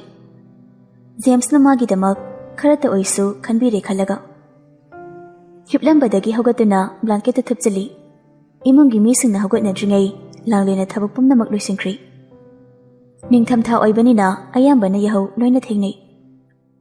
ꯀꯤꯆꯟꯗ ꯌꯦꯟꯖꯥꯡ ꯁꯦꯝꯂꯤꯉꯩ ꯖꯦꯝꯁꯇꯨ track ꯁꯨꯠ ꯌꯣꯛꯀꯌꯣ ꯆꯪꯁꯤꯜꯂꯛꯏ꯫ ꯌꯥꯍꯧ ꯊꯦꯡꯕ ꯖꯦꯝꯁꯇꯨ ꯉꯁꯤꯗꯤ jogging ꯆꯠꯂꯨꯕ ꯃꯥꯜꯂꯤ꯫ ꯂꯥꯡꯂꯦꯟ ꯌꯦꯟꯖꯥꯡ ꯁꯦꯝꯂꯝꯕꯗꯒꯤ James ꯆꯪꯂꯛꯄꯗ ꯃꯃꯥꯏꯗꯨ ꯅꯣꯟꯈꯠꯂꯒ ꯖꯦꯝꯁꯇ ꯍꯥꯏꯐꯦꯠ ꯌꯦꯡꯈꯠꯂꯝꯂꯒ ꯃꯃꯥꯏꯗꯨ ꯑꯃꯨꯛ ꯅꯣꯟꯊꯈꯤ꯫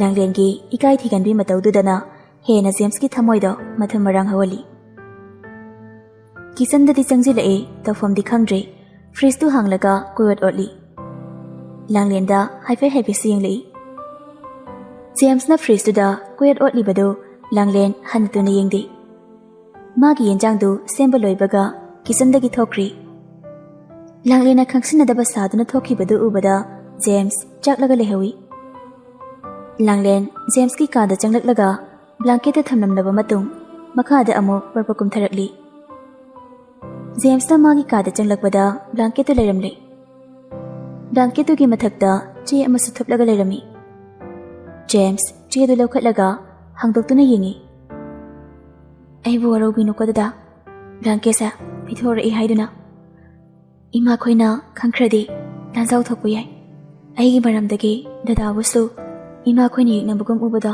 ꯑꯩ ꯄꯥꯝꯗꯦ꯫ ꯖꯦꯝꯁꯀꯤ ꯃꯤꯠꯂꯨꯒꯤ ꯄꯤꯔꯥꯡꯗꯣ ꯇꯨꯞ ꯇꯨꯞ ꯇꯥꯔꯛꯂꯤ꯫ ꯃꯥꯅ ꯅꯛꯁꯤꯟꯅꯕ ꯄꯥꯝꯂꯕꯁꯨ ꯂꯥꯡꯂꯦꯟꯅ ꯃꯉꯣꯟꯗꯒꯤ ꯂꯥꯞꯊꯣꯛꯂꯦ ꯈꯜꯂꯒ ꯃꯍꯥꯛ ꯅꯨꯡꯉꯥꯏꯖꯗꯦ꯫ ꯇꯁꯦꯡꯅ ꯃꯥꯅ ꯂꯥꯡꯂꯦꯟꯒꯤ ꯂꯥꯏꯕꯛꯇ ꯅꯣꯛꯅꯔꯨꯕꯗꯨꯁꯨ ꯅꯨꯡꯉꯥꯏꯇꯕ ꯐꯥꯎꯔꯛꯂꯤ꯫ ꯃꯇꯝ ꯈꯔ ꯍꯧꯈ꯭ꯔꯦ꯫ ꯏꯃꯨꯡ ꯈꯨꯗꯤꯡ, ꯃꯐꯝ ꯈꯨꯗꯤꯡ ꯕꯣꯠꯀꯤ ꯋꯥꯔꯤꯇꯅ ꯅꯤꯜꯂꯝꯃꯤ꯫ ꯔꯥꯖꯦꯁꯀ ꯂꯝꯕꯥ ꯄꯥꯕ ꯉꯝꯕ ꯃꯤ ꯊꯣꯏꯅ ꯆꯣꯡꯊꯣꯔꯛꯇꯦ, ꯁꯨꯞꯅꯇꯒꯤ ꯃꯍꯥꯛꯀꯤ ꯌꯦꯛꯅꯕ ꯗꯣꯖꯔ ꯅꯠꯇꯅ꯫ ꯗꯣꯖꯔ ꯃꯐꯝ ꯈꯨꯗꯤꯡꯃꯛꯇ ꯔꯥꯖꯦꯁꯀꯤ ꯋꯥꯔꯤ ꯅꯠꯇꯕ ꯑꯇꯣꯞꯄ ꯑꯃꯠꯇ ꯇꯥꯕ ꯐꯪꯗꯦ꯫ ꯍꯟꯗꯛꯁꯨ ꯅꯝꯗꯅ ꯃꯥꯅ ꯀꯥꯈ꯭ꯔꯅꯤ꯫ ꯃꯈꯣꯏꯒꯤ ꯑꯁꯣꯏꯕ ꯊꯤꯗꯣꯛꯅꯕ ꯇꯧ꯫ ꯅꯣꯡꯃ ꯅꯠꯇ꯭ꯔꯒ ꯅꯣꯡꯃꯗꯤ ꯃꯥꯕꯨ ꯑꯩꯅ ꯃꯥꯏꯊꯤꯕ ꯄꯤꯒꯅꯤ꯫ ꯏꯕꯣꯍꯜꯅ ꯑꯐꯕ ꯌꯥꯝꯅ ꯁꯥꯔꯤꯕꯁꯤ ꯃꯅꯨꯡꯗ ꯑꯁꯣꯏꯕ ꯑꯃꯗꯤ ꯂꯩꯔꯝꯒꯅꯤ ꯃꯈꯣꯏꯒꯤꯁꯨ꯫ ꯃꯥꯒꯤ ꯅꯨꯄꯤꯗꯣ ꯑꯆꯥ ꯑꯔꯝ ꯌꯥꯝ ꯄꯥꯝꯖꯕꯅꯤ꯫ ꯃꯈꯣꯏ ꯏꯃꯨꯡꯗꯨꯗ ꯑꯔꯐꯥꯟ ꯅꯨꯄꯤꯗꯨꯕꯨ ꯅꯤꯡꯊꯤꯅ ꯊꯝꯕꯤꯔꯝꯒꯗ꯭ꯔꯅꯤ꯫ ꯗꯣꯖꯔꯅ ꯑꯩꯈꯣꯏꯅ ꯏꯃꯨꯡꯗꯨꯒ ꯇꯣꯠꯅ ꯇꯤꯟꯅꯕ ꯅꯠꯇꯕꯅꯤꯅ ꯏꯃꯨꯡꯗꯨꯗ ꯀꯔꯤ ꯇꯧꯔꯤ ꯍꯥꯏꯕꯗꯨꯗꯤ ꯈꯪꯕ ꯉꯝꯂꯣꯏ꯫ ꯑꯗꯨꯅ ꯑꯩꯈꯣই ꯄ꯭ꯂꯥꯟ ꯑꯃ ꯁꯤꯟꯁꯤ꯫ ꯃꯈꯣꯏꯒꯤ ꯏꯃꯨꯡꯒꯤ ꯑꯆꯦꯠ ꯑꯀꯣꯝ ꯄꯨꯝꯅꯃꯛ ꯈꯪꯗꯣꯛꯅꯕ ꯅꯈꯣꯏꯒꯤ ꯏꯃꯨꯡꯗꯨꯗꯒꯤ ꯃꯤ ꯑꯃꯇꯪ ꯊꯥꯕ ꯇꯥꯏ꯫ ꯏꯕꯣꯍꯜ ꯉꯛꯅ ꯗꯣꯖꯔꯗ ꯌꯦꯡꯂꯛꯏ꯫ ꯗꯣꯖꯔ ꯃꯣꯃꯣꯟ ꯅꯣꯛꯂꯒ ꯃꯃꯤꯠ ꯀꯨꯞꯂꯛꯏ꯫ ꯗꯣꯖꯔꯅ ꯃꯃꯤꯠ ꯀꯨꯞꯂꯛꯄꯗ ꯏꯕꯣꯍꯜꯁꯨ ꯃꯣꯃꯣꯟ ꯅꯣꯛꯂꯛꯏ꯫ ꯁꯣꯝꯗꯅ ꯂꯩꯃꯅ ꯅꯪꯗꯤ ꯐꯅꯕꯨ ꯇꯥꯟ ꯆꯥꯔꯤꯕꯅꯤ꯫ ꯑꯦꯝꯑꯦꯜꯑꯦꯒꯤ ꯌꯨꯝꯗ ꯊꯕꯛ ꯏꯪꯈꯥꯡ ꯇꯧꯔꯒ ꯂꯩꯔꯤꯕꯗꯣ꯫ ꯃꯤꯁꯨ ꯂꯣꯏꯅ ꯐꯕ ꯃꯐꯝꯅꯤꯅ ꯑꯌꯦꯠꯄ ꯑꯃꯠꯇꯁꯨ ꯂꯩꯔꯝꯂꯣꯏ꯫ ꯃꯟꯖꯨꯔꯤ ꯃꯥꯏꯊꯣꯡꯃꯛꯁꯤꯅ ꯑꯗꯨꯕꯨꯗꯤ ꯀꯩꯁꯨ ꯊꯣꯏꯗꯣꯛꯄ ꯋꯥꯅꯤꯡꯉꯥꯏ ꯑꯣꯏꯗꯦ꯫ ꯏꯃꯨꯡꯗꯨꯒꯤ ꯃꯤꯁꯤꯡꯁꯨ ꯂꯣꯏꯅ ꯐꯩ꯫ ꯃꯧ ꯑꯇꯣꯝꯕꯤꯗꯨꯗꯤ ꯐꯕ꯭ꯔꯥ? ꯃꯈꯣꯏꯅ ꯌꯥꯝꯅ ꯂꯨꯅ ꯇꯧꯕꯤ ꯍꯥꯏꯅ ꯇꯥꯏ꯫ ꯑꯗꯨꯁꯨ ꯌꯥꯝ ꯐꯩ꯫ ꯋꯥ ꯑꯅꯤ ꯁꯨꯅ ꯉꯥꯡꯗꯦ꯫ ꯏꯅꯝꯃ ꯏꯕꯦꯝꯃ ꯔꯥꯁꯤꯅꯁꯨ ꯌꯥꯝꯅ ꯂꯨꯅ ꯇꯧꯕꯤ꯫ ꯇꯥꯏꯕꯨꯡ ꯑꯩꯈꯣꯏꯅꯁꯨ ꯂꯨꯅ ꯇꯧꯕꯤ꯫ ꯃꯈꯣꯏꯒꯤ ꯑꯁꯤꯒꯨꯝꯕ ꯄꯨꯛꯆꯦꯜ ꯆꯥꯎꯕ ꯃꯇꯧꯁꯤꯗꯅꯤ ꯁꯃꯥꯖ ꯃꯌꯥꯝꯅ ꯃꯈꯣꯏꯒꯤ ꯏꯃꯨꯡꯗꯨꯕꯨꯗ ꯁꯣꯟꯅꯔꯤꯕ꯫ ꯍꯧꯖꯤꯛꯀꯤ ꯃꯇꯝꯁꯤꯗ ꯃꯈꯣꯏꯒꯨꯝꯕ ꯑꯐꯕ ꯃꯤꯁꯤꯡꯁꯦ ꯑꯇꯥꯡꯕꯅꯤ꯫ ꯅꯥꯀꯜ ꯑꯃꯔꯣꯝꯗꯅ ꯔꯥꯁꯤꯅ ꯁꯤ ꯀꯔꯤꯅꯣ? ꯅꯠꯇꯦ, ꯁꯤ ꯀꯔꯤꯅꯣ ꯍꯥꯏꯕꯅꯦ꯫ ꯐꯤ ꯁꯨꯕꯕꯨ ꯁꯨꯃꯥꯏꯅ ꯁꯨꯅꯕ꯭ꯔꯣ? ꯊꯕꯛ ꯑꯃ ꯇꯧꯕꯗ ꯃꯆꯨ ꯇꯥꯔꯣꯏꯗꯕꯅꯤ꯫ ꯏꯃꯥ, ꯑꯗꯨ ꯀꯣꯛꯑꯣ ꯌꯥꯗꯕꯩꯅꯤ꯫ ꯁꯔꯞ ꯍꯥꯞꯂꯒ ꯅꯠꯇ꯭ꯔꯣ ꯁꯨꯔꯤꯁꯦ?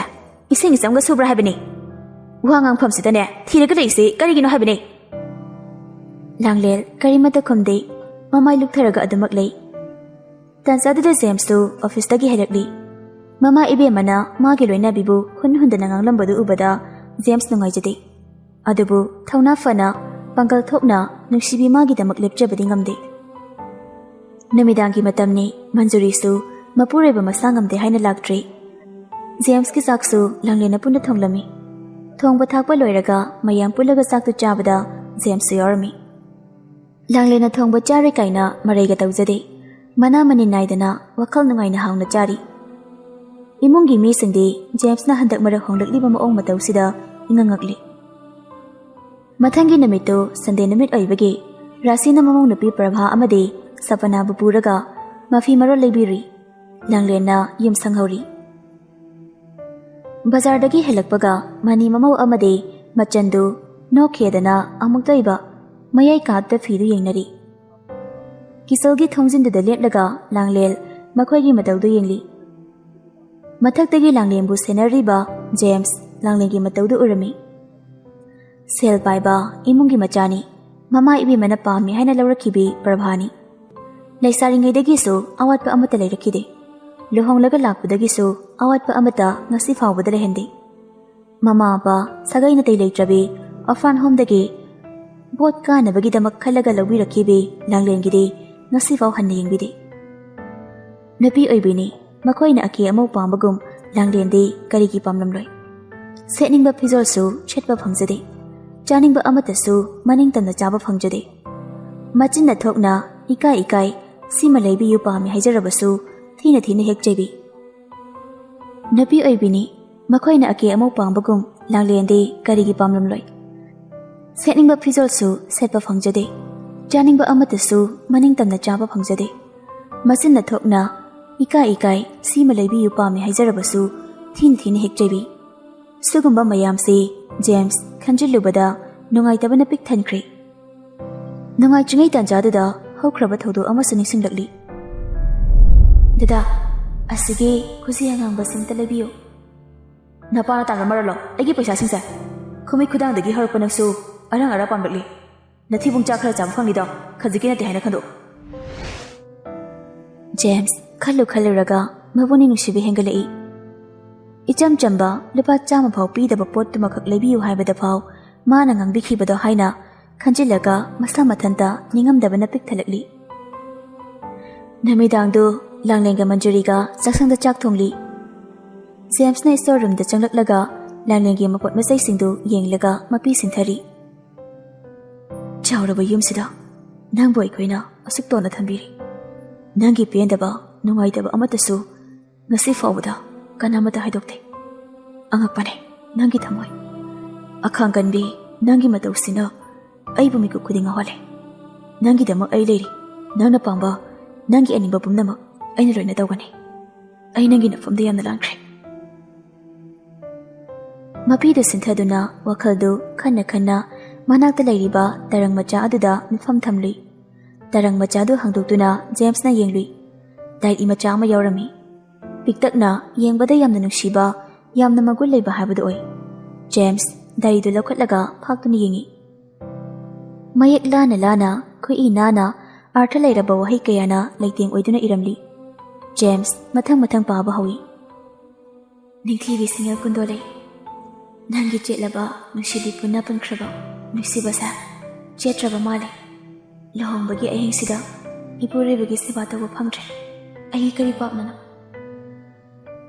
ꯂꯩꯀꯥꯏꯅ ꯁꯃꯥꯖꯅꯗꯤ ꯈꯪꯕ ꯅꯠꯇꯦ ꯑꯩꯒꯤ ꯄꯨꯟꯁꯤ ꯃꯔꯦꯜ, ꯑꯩꯒꯤ ꯑꯋꯥꯕꯗꯤ ꯀꯅꯥꯅꯁꯨ ꯎꯕꯤꯗꯦ꯫ ꯑꯩꯒꯤ ꯅꯨꯡꯉꯥꯏꯇꯕꯗꯤ ꯀꯅꯥꯅꯁꯨ ꯍꯪꯕꯤꯗꯦ꯫ ꯍꯦ ꯅꯨꯡꯁꯤꯕꯤ ꯗꯥꯏꯔꯤ, ꯅꯪꯒꯤ ꯅꯐꯝꯗ ꯋꯥꯀꯠꯆꯕ ꯅꯠꯇꯅ ꯑꯩꯗꯤ ꯀꯅꯥꯗꯁꯨ ꯋꯥꯀꯠꯆꯕꯒꯤ ꯄꯥꯡꯒꯜ ꯂꯩꯖꯗꯦ꯫ ꯀꯔꯤꯒꯤꯅꯣ ꯗꯗꯥꯅ ꯍꯧꯖꯤꯛꯐꯥꯎ ꯍꯜꯂꯛꯇ꯭ꯔꯤꯁꯦ? ꯀꯩꯗꯧꯕ ꯌꯥꯎꯔꯖꯥꯠꯅꯣ?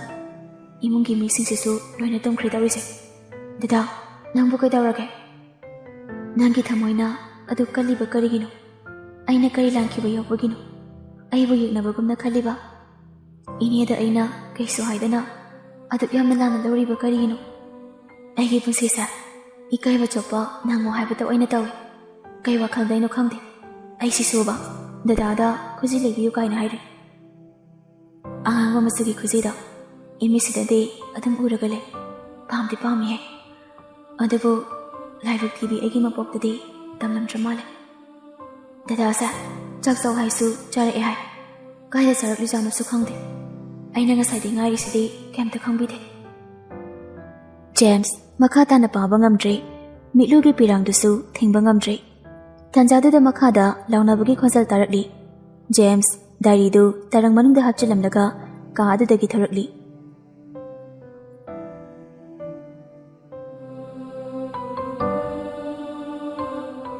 ꯃꯈꯥꯗ ꯁꯄꯅꯥꯒ ꯃꯃꯥ ꯏꯕꯦꯝꯃꯒꯅ ꯂꯥꯡꯂꯦꯟꯕꯨ ꯆꯩꯔꯒ ꯂꯩꯔꯝꯃꯤ꯫ ꯔꯥꯁꯤꯅ, ꯅꯄꯥꯅꯁꯨ ꯄꯥꯝꯕꯤꯗ꯭ꯔꯕꯁꯤꯗ ꯁꯨꯔꯨ ꯅꯩꯁꯤꯜꯂꯒ ꯍꯦꯛꯂꯦ꯫ ꯆꯠꯄꯤꯈ꯭ꯔꯣ, ꯋꯥꯍꯩ ꯁꯪꯍꯧꯔꯒꯦ꯫ ꯏꯀꯥꯏ ꯈꯪꯗꯕꯒꯤ ꯍꯧꯅꯕꯤ, ꯇꯥꯁꯤꯟꯅꯗꯕ ꯈꯪꯁꯤꯟꯅꯗꯕꯗꯤ ꯌꯥꯝ ꯍꯩꯈ꯭ꯔꯦ꯫ ꯁꯄꯅꯥꯅ, ꯑꯩꯉꯣꯟꯗꯒ ꯑꯣꯏꯔꯗꯤ ꯉꯍꯥꯟꯅ ꯍꯨ ꯆꯥꯔꯒ ꯁꯤꯈ꯭ꯔꯅꯤ꯫ ꯃꯥ ꯑꯩꯈꯣꯏꯅ ꯊꯥꯅꯤ ꯍꯥꯏꯅ ꯊꯥꯒꯠꯂꯛꯑꯗꯤ ꯏꯀꯥꯏꯕ ꯄꯜꯁꯦ ꯑꯗꯨꯃꯛ ꯂꯥꯟꯕꯖꯥꯠꯅꯤ꯫ ꯃꯃꯥ ꯃꯆꯥ ꯑꯅꯤ ꯆꯪꯗꯅ ꯑꯐꯕ ꯑꯃꯠꯇ ꯍꯦꯛ ꯉꯥꯡꯗꯦ꯫ ꯂꯥꯡꯂꯦꯟ ꯀꯩꯁꯨ ꯈꯨꯝꯗꯦ꯫ ꯏꯀꯥꯏꯃꯟꯕꯒꯤ ꯃꯃꯥꯏ ꯃꯃꯤꯠꯇꯨ ꯉꯥꯡꯁꯪ ꯉꯥꯡꯖꯤꯜꯂꯤ꯫ ꯃꯄꯤ ꯏꯔꯥꯁꯨ ꯆꯦꯜꯂꯤ꯫ James Thawna fana Langlengidamak wa ngangbang ngamde. Tumina nungaitana mathaktuda mama ibemaga machal nupiga na ngangbada tari. Langlen mathakta parpaka khalai. Istorum da changsilaga magi mafi maroldu bag amada hapchilaga ka adudagi thorakli. Thongjilda James leplaga leirami. Kadaidano?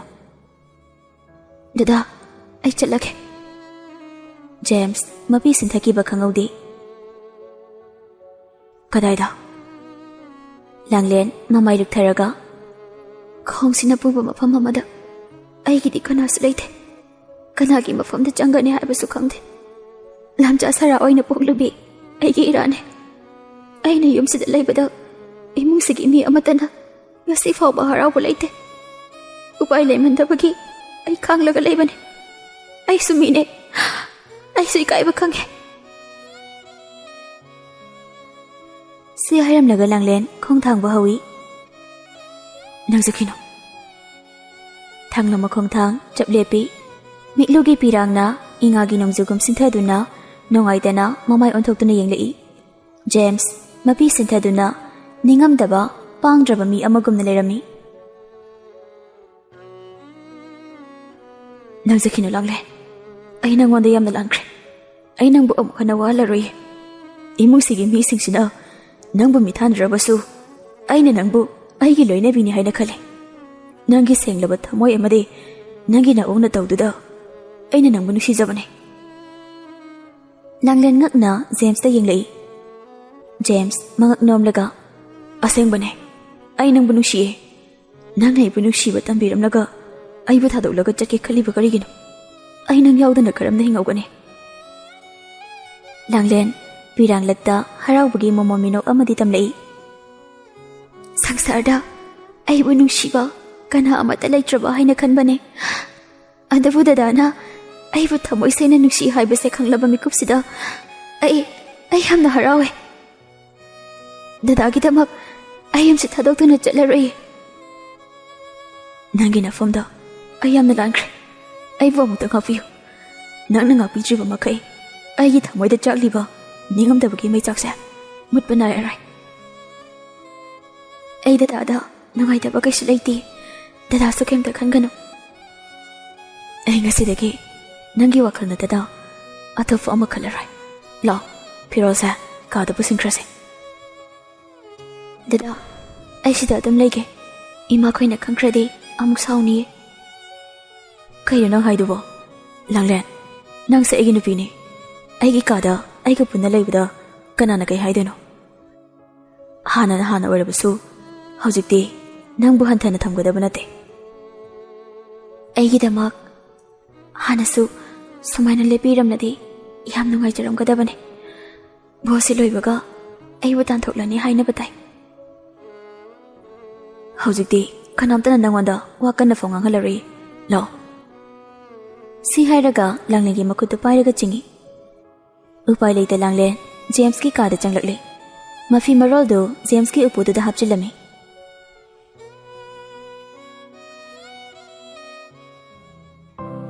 Somda mama ibe marasi ki kadana. Wa khara nganglubagi neba tasana dadana ka khaikrise. Ikai base onthokna khangkhidre. Bosida lohisano masamasi foiraga ne laktana inkhige. Sapanana nungsidabana khire haisani nate. Aikoi tamo se kedor jano hadang maraksa wa ke ingangangde kedoina maisibo. Nangsu adu khanbra ai su khalibani. Nate magi sibu nupi ase nungsirakni jalo. Nungsiram dawde mande aikoi tamo sa thamoi diam kanbane ba. Hoini ai lobani ni mayamagumba nasadeba. Nate aikoi thoibu sibu mina jaduga takshilakla jalaba. Ngai ko mama Now mani de maong yang kisi. Sauri bani haiduna mama machadu namidangi mayam punna chak chabadu da yaramde. Sauri badugi maramde isa chadrabani. Wahang oina hanglakpadasu pakhum leiroi. Chaba thakpa loire thabai inkhang pumnamak loiraga Langlen mathaktaga khalei. James na thongsinda leplibadu uramdabida Langlen storeroom da changjinkhre. James sugatlaga maraibukta makhuta thajinjai. Masu store room da laklami. Langlendo noki tawraga thorakli. James na tarang khuchati. Bhaw ai haudri ne. Law tumurase. Langlen ipangpang na. Ngasai day ai ngai ra. James ikai na. Nang ona tena changkhrani hai se khanglaba. Adugi ngai biramli ne. La odadi. Asumna James ki kada punna changminari. Langlen mayaga karaga ngakna famungda da yengi. Karamba matamda tawkiba decoration no khangde. Bed situna white oiraga bed togi mathakta rose ka chaitharaga yamna nana lerami. Langlen mapunsida adugumbaga do uzarakpa nate. Harauna famung manaktuda prabhav sangsili. James to Langlengi matawduda momonukjay. Lamhelaba mit aniduna Langlen buda yengjay. Khongduna tung halaga kaagi thongdu lonchilamlaga Langlengi manakta tabli sangsili. Langlen famungduda tapna famthai. James to Langlengi manakta tapna famtharakli. Dada, sise dadana semira. Mane. Yam fazaye. Adubu famung sida rose mayam se segairaga saithokli se pamudra. Langlengi ipangpang nangang thorakli ba wangang duda James di nokning lura mali. Makhol di thoktana momon nokli. Langlen di James nokli badugi maramga khangjaba nate pura chumdring ni. Tarang amada James ta amuk yeng kaagi akoibado amuk ta udribagumna amuk si yengli. James phamlambadagi phuk haugatlaga magi godres upudugi manakta changjillaga upudu hangdoktuna pek tawraba pot khara puthoraktuna Langlengi manakta changsilai. James mapi ira chelaga ngasi fawda nangini haina aina karisu tawide. Nasina thokna sima leibiyu hairabasu aina thina cheibi bangaktane. Ngasi ge ahingsa Ivani gi pusi ahanba kaungam laroidaba ahingoidoine. Ngasi ge ahingsa Ivani gi punsi khongchat haudoine. Se nangi damak aina pamjana larakpane. Langlen su mapi ira chelaga James na piriba pote lawshili. Packing tawribado hangdoklaga yengi. Angangba machugi frog ama oirami. James na angangba machugi khuji Langlen na pami haikibadusu puthori. Madu ubada Langlen mapidu tup tari. James nangaitena. Kagano, nana kapasa ayeng bangamde. Sige dresse nang pamdabro. Dada, aigi dada na nungsina pibiriba kudorsa ayam na pame. Adadi amda seludana. Dada yenge. Hoy, ay salake. Si hairam laga dress dune khuji dune pusilaga bathroom da changki. Ngahaki matungda Langlen dress du selaga tharai. Ikai bagi maithongdu luktharaga James ki mamangda leple. James mamit ko pakawa makai Langlen bu munna yengjay. Phamlambadagi phuk haugatuna Langlengi manakta tabli jangsilai. Ikai raduna luktharaga leiriba nuzagi maithongda lamhelaba khutuna khadangduda pairaga inkali. Tagup pangliba misna aniduga James ki lamhelaba mit aniduga michani. Taru bi misna duna misam laiwa tawkhiduna James tarangi sangsar amada tawkhri. Mitka natonga samnarakpana chimbal anisu naksinakri. Mathangi numiki ayu anganbani. James ki pangbomda monkhanglaga Langlen na nungaina tumjari. Langlen na makeup tholakpada James tu mangonda kolaga hiplami. Kolibu khutu lawthoklamlaga Langlen hamungdagi kamtharaktuna bathroom da changlaga irujari. Somdana is uksisu kemta yaujingai sida masigi nupisa hausifa hawatri male. Sapana muram solaga storeroom da Langlengi manakta lakli. Ka adudadi Langlengi mafi marot amata silayamdri. Sapana mabuk naba khangwa faki. Mamit manadu lawthoklaga ais thongsu hangdri sida sulaite. Ngarangdi tumba kakhakhibagum tawbani kaida tumni jano. Mama da haida biyade. Wakal khanna mama ibe magi katamna lakli. Thongdu thillaga mama bu haudukli. Mama tabro. Thongsam da hango. Kanano, kedaure. ꯍꯣ ꯅꯆꯥꯅꯨꯄꯤ ꯅꯥꯏꯇꯣꯝ ꯁꯥꯠꯄꯤꯅꯦ braking news ꯑꯃ ꯂꯩꯔꯦꯕ ꯌꯥꯝ ꯊꯨꯅ ꯍꯧꯒꯠꯂꯣ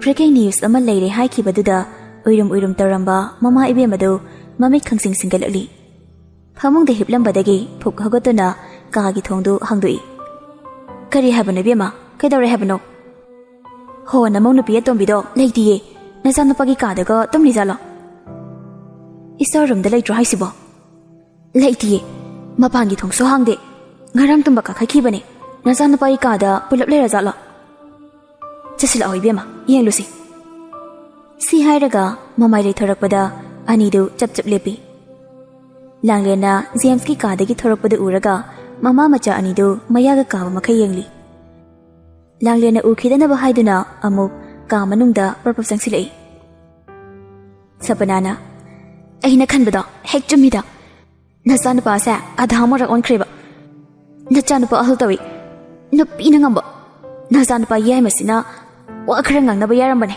ꯑꯗꯨꯁꯨ ꯅꯨꯄꯤ ꯑꯁꯤꯅꯅꯦ ꯀꯔꯝꯅ ꯁꯨꯝꯈꯤꯕꯅꯣ ꯈꯪꯍꯧꯗꯦ ꯅꯨꯄꯤ ꯑꯁꯤꯒꯤ ꯁꯄꯣꯔꯠꯇ ꯂꯩꯈ꯭ꯔꯤꯕꯁꯤꯅꯤ ꯏꯁ ꯀꯃꯥꯏꯅ ꯇꯧꯅꯤ ꯇꯧꯔꯤꯁꯤꯗꯤ ꯅꯪ ꯕꯕꯥ ꯈꯪꯂꯗꯤ ꯂꯥꯟꯖꯥꯎ ꯊꯣꯛꯄ ꯇꯥꯔꯦ ꯍꯥꯏꯕꯅꯤ ꯑꯗꯣ ꯃꯃꯥꯒ ꯑꯩꯒ ꯈꯛꯇꯅ ꯈꯜꯂꯒ ꯀꯔꯤꯕꯨ ꯀꯥꯟꯅꯗꯣꯏꯅꯣ ꯅꯆꯥꯅꯨꯄꯥ ꯁꯛ ꯐꯖꯕꯁꯤꯅꯗꯤ ꯈꯪꯗ꯭ꯔꯒ ꯀꯔꯝꯕ ꯑꯦꯟꯖꯦꯜꯗ ꯍꯥꯏꯖꯤꯜꯂꯒ ꯑꯁꯤꯒꯤ ꯅꯨꯄꯤ ꯃꯤꯅꯥꯏ ꯃꯥꯟꯕꯤꯁꯤ ꯅꯨꯡꯁꯤꯔꯛꯂꯤꯖꯥꯅꯣ ꯄ꯭ꯂꯥꯟ ꯑꯃꯇ ꯌꯥꯠꯂꯨꯗꯅ ꯅꯨꯄꯤ ꯑꯁꯤꯒ ꯅꯌꯥꯝꯕꯒ ꯇꯣꯈꯥꯏ ꯇꯥꯅꯕ ꯄ꯭ꯂꯥꯟ ꯍꯥꯏꯕꯕꯨ ꯑꯩꯒꯤ ꯏꯃꯥꯟꯅꯕꯤ ꯄ꯭ꯔꯤꯇꯤꯗꯣ ꯅꯦꯛꯂꯨꯔꯒꯦ ꯃꯥꯅ ꯀꯔꯤ ꯇꯧꯗꯣꯏꯅꯣ ꯃꯃꯥ ꯅꯪꯁꯤ ꯌꯥꯝ ꯄꯪꯈ꯭ꯔꯦ ꯄ꯭ꯔꯤꯇꯤꯅ ꯇꯥꯃꯣꯗ ꯏꯔꯥꯡ ꯀꯥꯞꯁꯤꯟꯖꯔꯅꯤ ꯁꯛ ꯐꯖꯕ ꯄꯥꯝꯂꯣꯏꯗꯕ ꯅꯨꯄꯥ ꯂꯩꯒꯗ꯭ꯔꯣ ꯇꯥꯃꯣꯁꯨ ꯄ꯭ꯔꯤꯇꯤꯒꯤ ꯏꯔꯥꯡ ꯎꯕꯗ ꯃꯤꯅꯥꯏ ꯅꯨꯄꯤ ꯑꯁꯦ ꯀꯥꯎꯖꯈꯤꯅꯤ ꯌꯥꯏꯅꯦ ꯅꯪꯒꯤ ꯄ꯭ꯂꯥꯟꯁꯦ ꯚꯣꯠꯀꯤ ꯅꯃꯥꯗ ꯅꯃꯥꯟꯅꯕꯤꯗꯨ ꯄꯨꯔꯛꯑꯣ ꯍꯣꯏ ꯑꯩꯁꯨ ꯑꯗꯨꯃꯥꯏꯅ ꯈꯜꯂꯤꯅꯤ ꯑꯩꯈꯣꯏꯒꯤ ꯄ꯭ꯂꯥꯟꯁꯦ ꯀꯅꯥꯗꯁꯨ ꯈꯪꯍꯟꯕ ꯌꯥꯗꯦ ꯃꯃꯥ ꯂꯥꯡꯂꯦꯟꯅ ꯑꯌꯨꯛꯀꯤ ꯆꯥ ꯂꯣꯜꯂꯒ ꯏꯃꯨꯡꯒꯤ ꯃꯤꯁꯤꯡꯗ ꯄꯤꯔꯝꯂꯕ ꯃꯇꯨꯡ ꯖꯦꯝꯁꯄꯨ ꯍꯧꯗꯣꯛꯄ ꯀꯥꯗ ꯆꯪꯂꯛꯂꯤ ꯗꯗꯥ ꯇꯥꯕ꯭ꯔꯣ ꯁꯦ ꯍꯧꯒꯠꯂꯣ ꯊꯦꯡꯉꯦ ꯖꯦꯝꯁ ꯇꯨꯝꯂꯝꯕꯗꯒꯤ ꯃꯃꯤꯠꯇꯨ ꯄꯥꯡꯂꯛꯂꯤ ꯃꯃꯥꯡꯗ ꯂꯥꯡꯂꯦꯟ ꯂꯦꯞꯂꯒ ꯂꯩꯔꯝꯃꯤ ꯂꯥꯡꯂꯦꯟꯒꯤ ꯃꯈꯨꯠꯇꯨ ꯄꯥꯏꯔꯒ ꯐꯃꯨꯡꯗꯨꯗ ꯐꯝꯊꯍꯜꯂꯤ ꯂꯥꯡꯂꯦꯟꯁꯨ ꯐꯃꯨꯡꯗ ꯇꯞꯅ ꯐꯝꯊꯩ ꯉꯁꯤꯗꯤ ꯑꯩꯒꯤ ꯅꯨꯄꯤꯁꯦ ꯃꯧꯅꯧꯕꯤ ꯌꯥꯝ ꯃꯥꯜꯂꯦ ꯅꯍꯥꯟꯈꯩꯗꯤ ꯀꯩ ꯃꯥꯟꯒꯦ ꯍꯥꯏꯁꯦ ꯅꯍꯥꯟꯈꯩꯗꯤ ꯃꯤꯆꯤꯟꯗ ꯐꯥꯎ ꯌꯦꯡꯕꯤꯗꯕꯅꯤꯅ ꯈꯪꯂꯝꯂꯣꯏꯅꯦ ꯍꯧꯖꯤꯛꯇꯤ ꯑꯩꯒꯤ ꯂꯝ ꯍꯦꯜꯂꯕ ꯃꯤꯠ ꯑꯅꯤꯁꯤꯅ ꯅꯪꯕꯨꯇꯅ ꯌꯦꯡꯅꯤꯡꯂꯤꯕ ꯗꯗꯥꯒ ꯑꯩꯒꯅ ꯅꯨꯡꯁꯤꯅꯕꯁꯦ ꯏꯃꯥꯈꯣꯏ ꯕꯕꯥꯈꯣꯏꯅ ꯈꯪꯂꯗꯤ ꯁꯥꯎꯔꯣꯏꯗ꯭ꯔꯣ ꯃꯣꯏꯅ ꯁꯥꯎꯕꯒ ꯃꯋꯥ ꯂꯧꯗꯦ ꯍꯦꯟꯇ ꯍꯦꯟꯖꯤꯜꯂꯛꯑꯗꯤꯅꯦ ꯌꯨꯝꯁꯨ ꯊꯥꯗꯣꯛꯂꯝꯂꯒ ꯊꯥꯞꯂꯕ ꯃꯐꯝ ꯑꯃꯗꯅꯦ ꯅꯪ ꯑꯩ ꯈꯛꯇ ꯀꯅꯥꯒꯤꯁꯨ ꯑꯌꯦꯠꯄ ꯑꯄꯟꯕ ꯌꯥꯎꯗꯅ ꯍꯤꯡꯂꯨꯔꯒ ꯂꯣꯏꯔꯦ ꯀꯩꯅꯣ ꯌꯨꯝꯁꯤꯗ ꯂꯩꯔꯤꯕ ꯃꯤ ꯈꯨꯗꯤꯡꯃꯛꯀꯤ ꯊꯃꯣꯏꯅ ꯑꯩꯕꯨ ꯇꯁꯟꯅꯅꯕ ꯍꯣꯠꯅꯒꯦ ꯑꯩꯅ ꯉꯁꯤ ꯐꯥꯎꯕꯗ ꯀꯅꯥꯒꯤ ꯃꯐꯝꯗꯁꯨ ꯂꯥꯟꯈꯤꯗꯦ ꯑꯩꯅ ꯊꯥꯖꯩ ꯃꯗꯨꯗꯤ ꯏꯃꯨꯡꯁꯤꯒꯤ ꯃꯤꯄꯨꯝ ꯈꯨꯗꯤꯡꯃꯛꯅ ꯑꯩꯕꯨ ꯅꯣꯡꯃ ꯅꯠꯇ꯭ꯔꯒ ꯅꯣꯡꯃꯗꯤ ꯁꯣꯏꯗꯅ ꯅꯨꯡꯁꯤꯕꯤꯔꯛꯈꯤꯅꯤ ꯍꯥꯏꯅ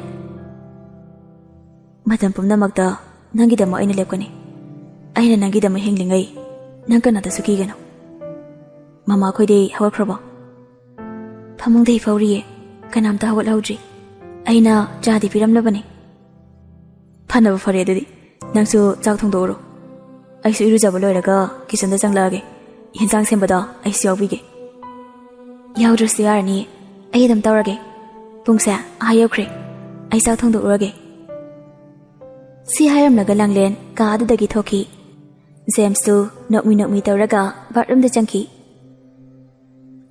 ꯂꯥꯡꯂꯦꯟꯅ ꯆꯥꯛ ꯊꯣꯡꯂꯤ ꯑꯅꯝ ꯀꯟꯕ ꯖꯦꯝꯁꯅ ꯌꯦꯟꯁꯥꯡꯗꯨ ꯁꯦꯝꯂꯤ ꯂꯥꯡꯂꯦꯟꯅ ꯌꯥꯔꯅꯤ ꯍꯥꯏꯔꯁꯨ ꯇꯥꯁꯤꯟꯅꯗꯦ ꯁꯄꯅꯥꯒ ꯃꯃꯥ ꯏꯕꯦꯝꯃꯒꯅ ꯃꯊꯛꯇꯒꯤ ꯀꯨꯝꯊꯔꯛꯄꯗ ꯀꯤꯆꯟꯂꯣꯝꯗ ꯃꯤꯐꯝ ꯊꯝꯂꯨꯏ ꯖꯦꯝꯁꯅ ꯌꯦꯟꯁꯥꯡ ꯁꯦꯝꯕꯗꯨ ꯎꯔꯒ ꯃꯃꯥ ꯃꯆꯥꯗꯨ ꯃꯃꯤꯠ ꯂꯥꯎꯊꯣꯛꯅꯗꯨꯅ ꯑꯃꯅ ꯑꯃꯗ ꯌꯦꯡꯅꯩ ꯃꯈꯥꯗ ꯀꯨꯝꯊꯔꯛꯂꯤꯕ ꯃꯈꯣꯏꯅ ꯃꯊꯛꯇ ꯑꯃꯨꯛ ꯀꯥꯈꯠꯈ꯭ꯔꯤ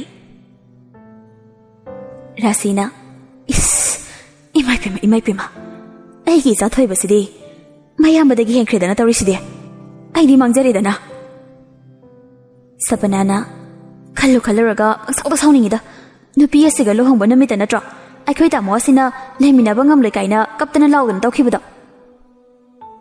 ꯃꯗꯨꯅꯦ ꯃꯃꯥꯁꯨ ꯉꯛꯂꯤꯁꯦ ꯅꯨꯄꯤ ꯑꯁꯤꯒ ꯂꯨꯍꯣꯡꯅꯕ ꯍꯥꯏꯅꯕꯗ ꯅꯪ ꯕꯕꯥꯒ ꯀꯩ ꯍꯥꯏꯔꯛꯅꯣ maga khatnakhibado madu pumnamaktusu kawkhra malene mase masigi lamsa sarana pisa jadu toraga hani ko ina rasi mami kadu langkhatlaga jadu mantra ibema maiba amatanasi mantra jadu toraga masigi nupise ngaurga chalhansi azum bahiba maibudubu kaida lege mama langthabada maiba amadi lei haibani nane ka buleidane ai horen hanglage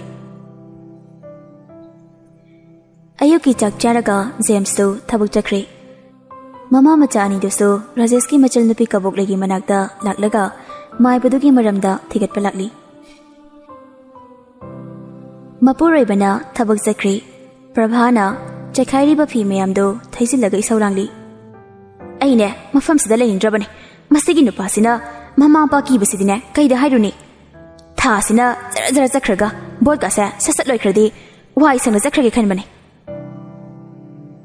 tanjadu da langlendu thongsimdagi iche abungode Prabha mami to pai ni yenglei ho tumkhre langlen ikaina oh tamdradi ai lok thokpi ge tawbani yarni aina lobiyo habada khakta lok thokpi aina haidadi nasana khangda lap thokna bo hano ya wana ne tha tara napuraga pokli bechani mama sabinana mama sabadagi isa ase aingodagi nangni hena luna khalakle poksabi aingoda ma chobi kaurise nana ko hanba natro aduga nangonda na mama isa da lori ba care sandane James ki hotna biyo mana no sibina ba mana no sirak laba matamda nabani khanaraga ne nasa du poklo ai gi sa dagi laptok na bo hotno langlel kisu khumlamdana mamai le thoklaga nongai dana chaki Prabha machin du pairaga lehawi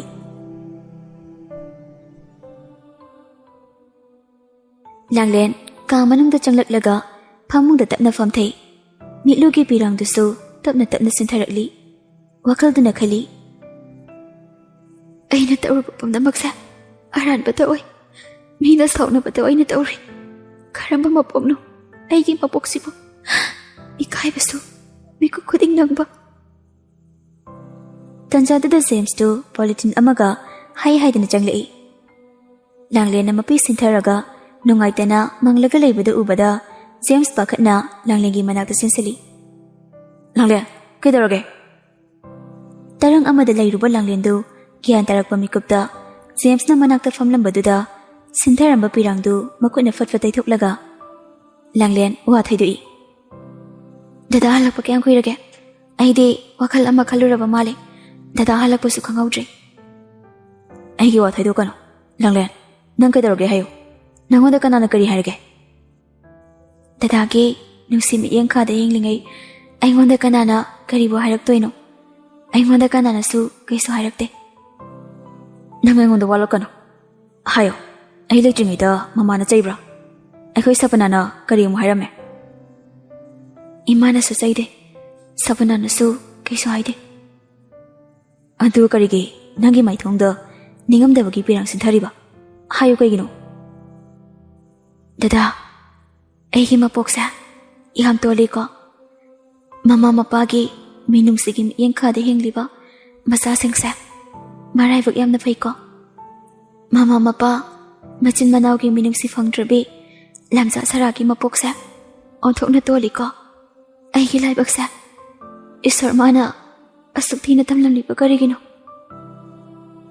James mapi irache laga langlen nangadam naigano nangi damak dada lai baside nang nadam ne he puning sontha basa dada nangi na tawing bangam de dada ai bu mapoksi mage mirai bi kanu ko ai gi hing bagi asade dada khaktane ai gi ne haibada thaibang pa sida kana su leite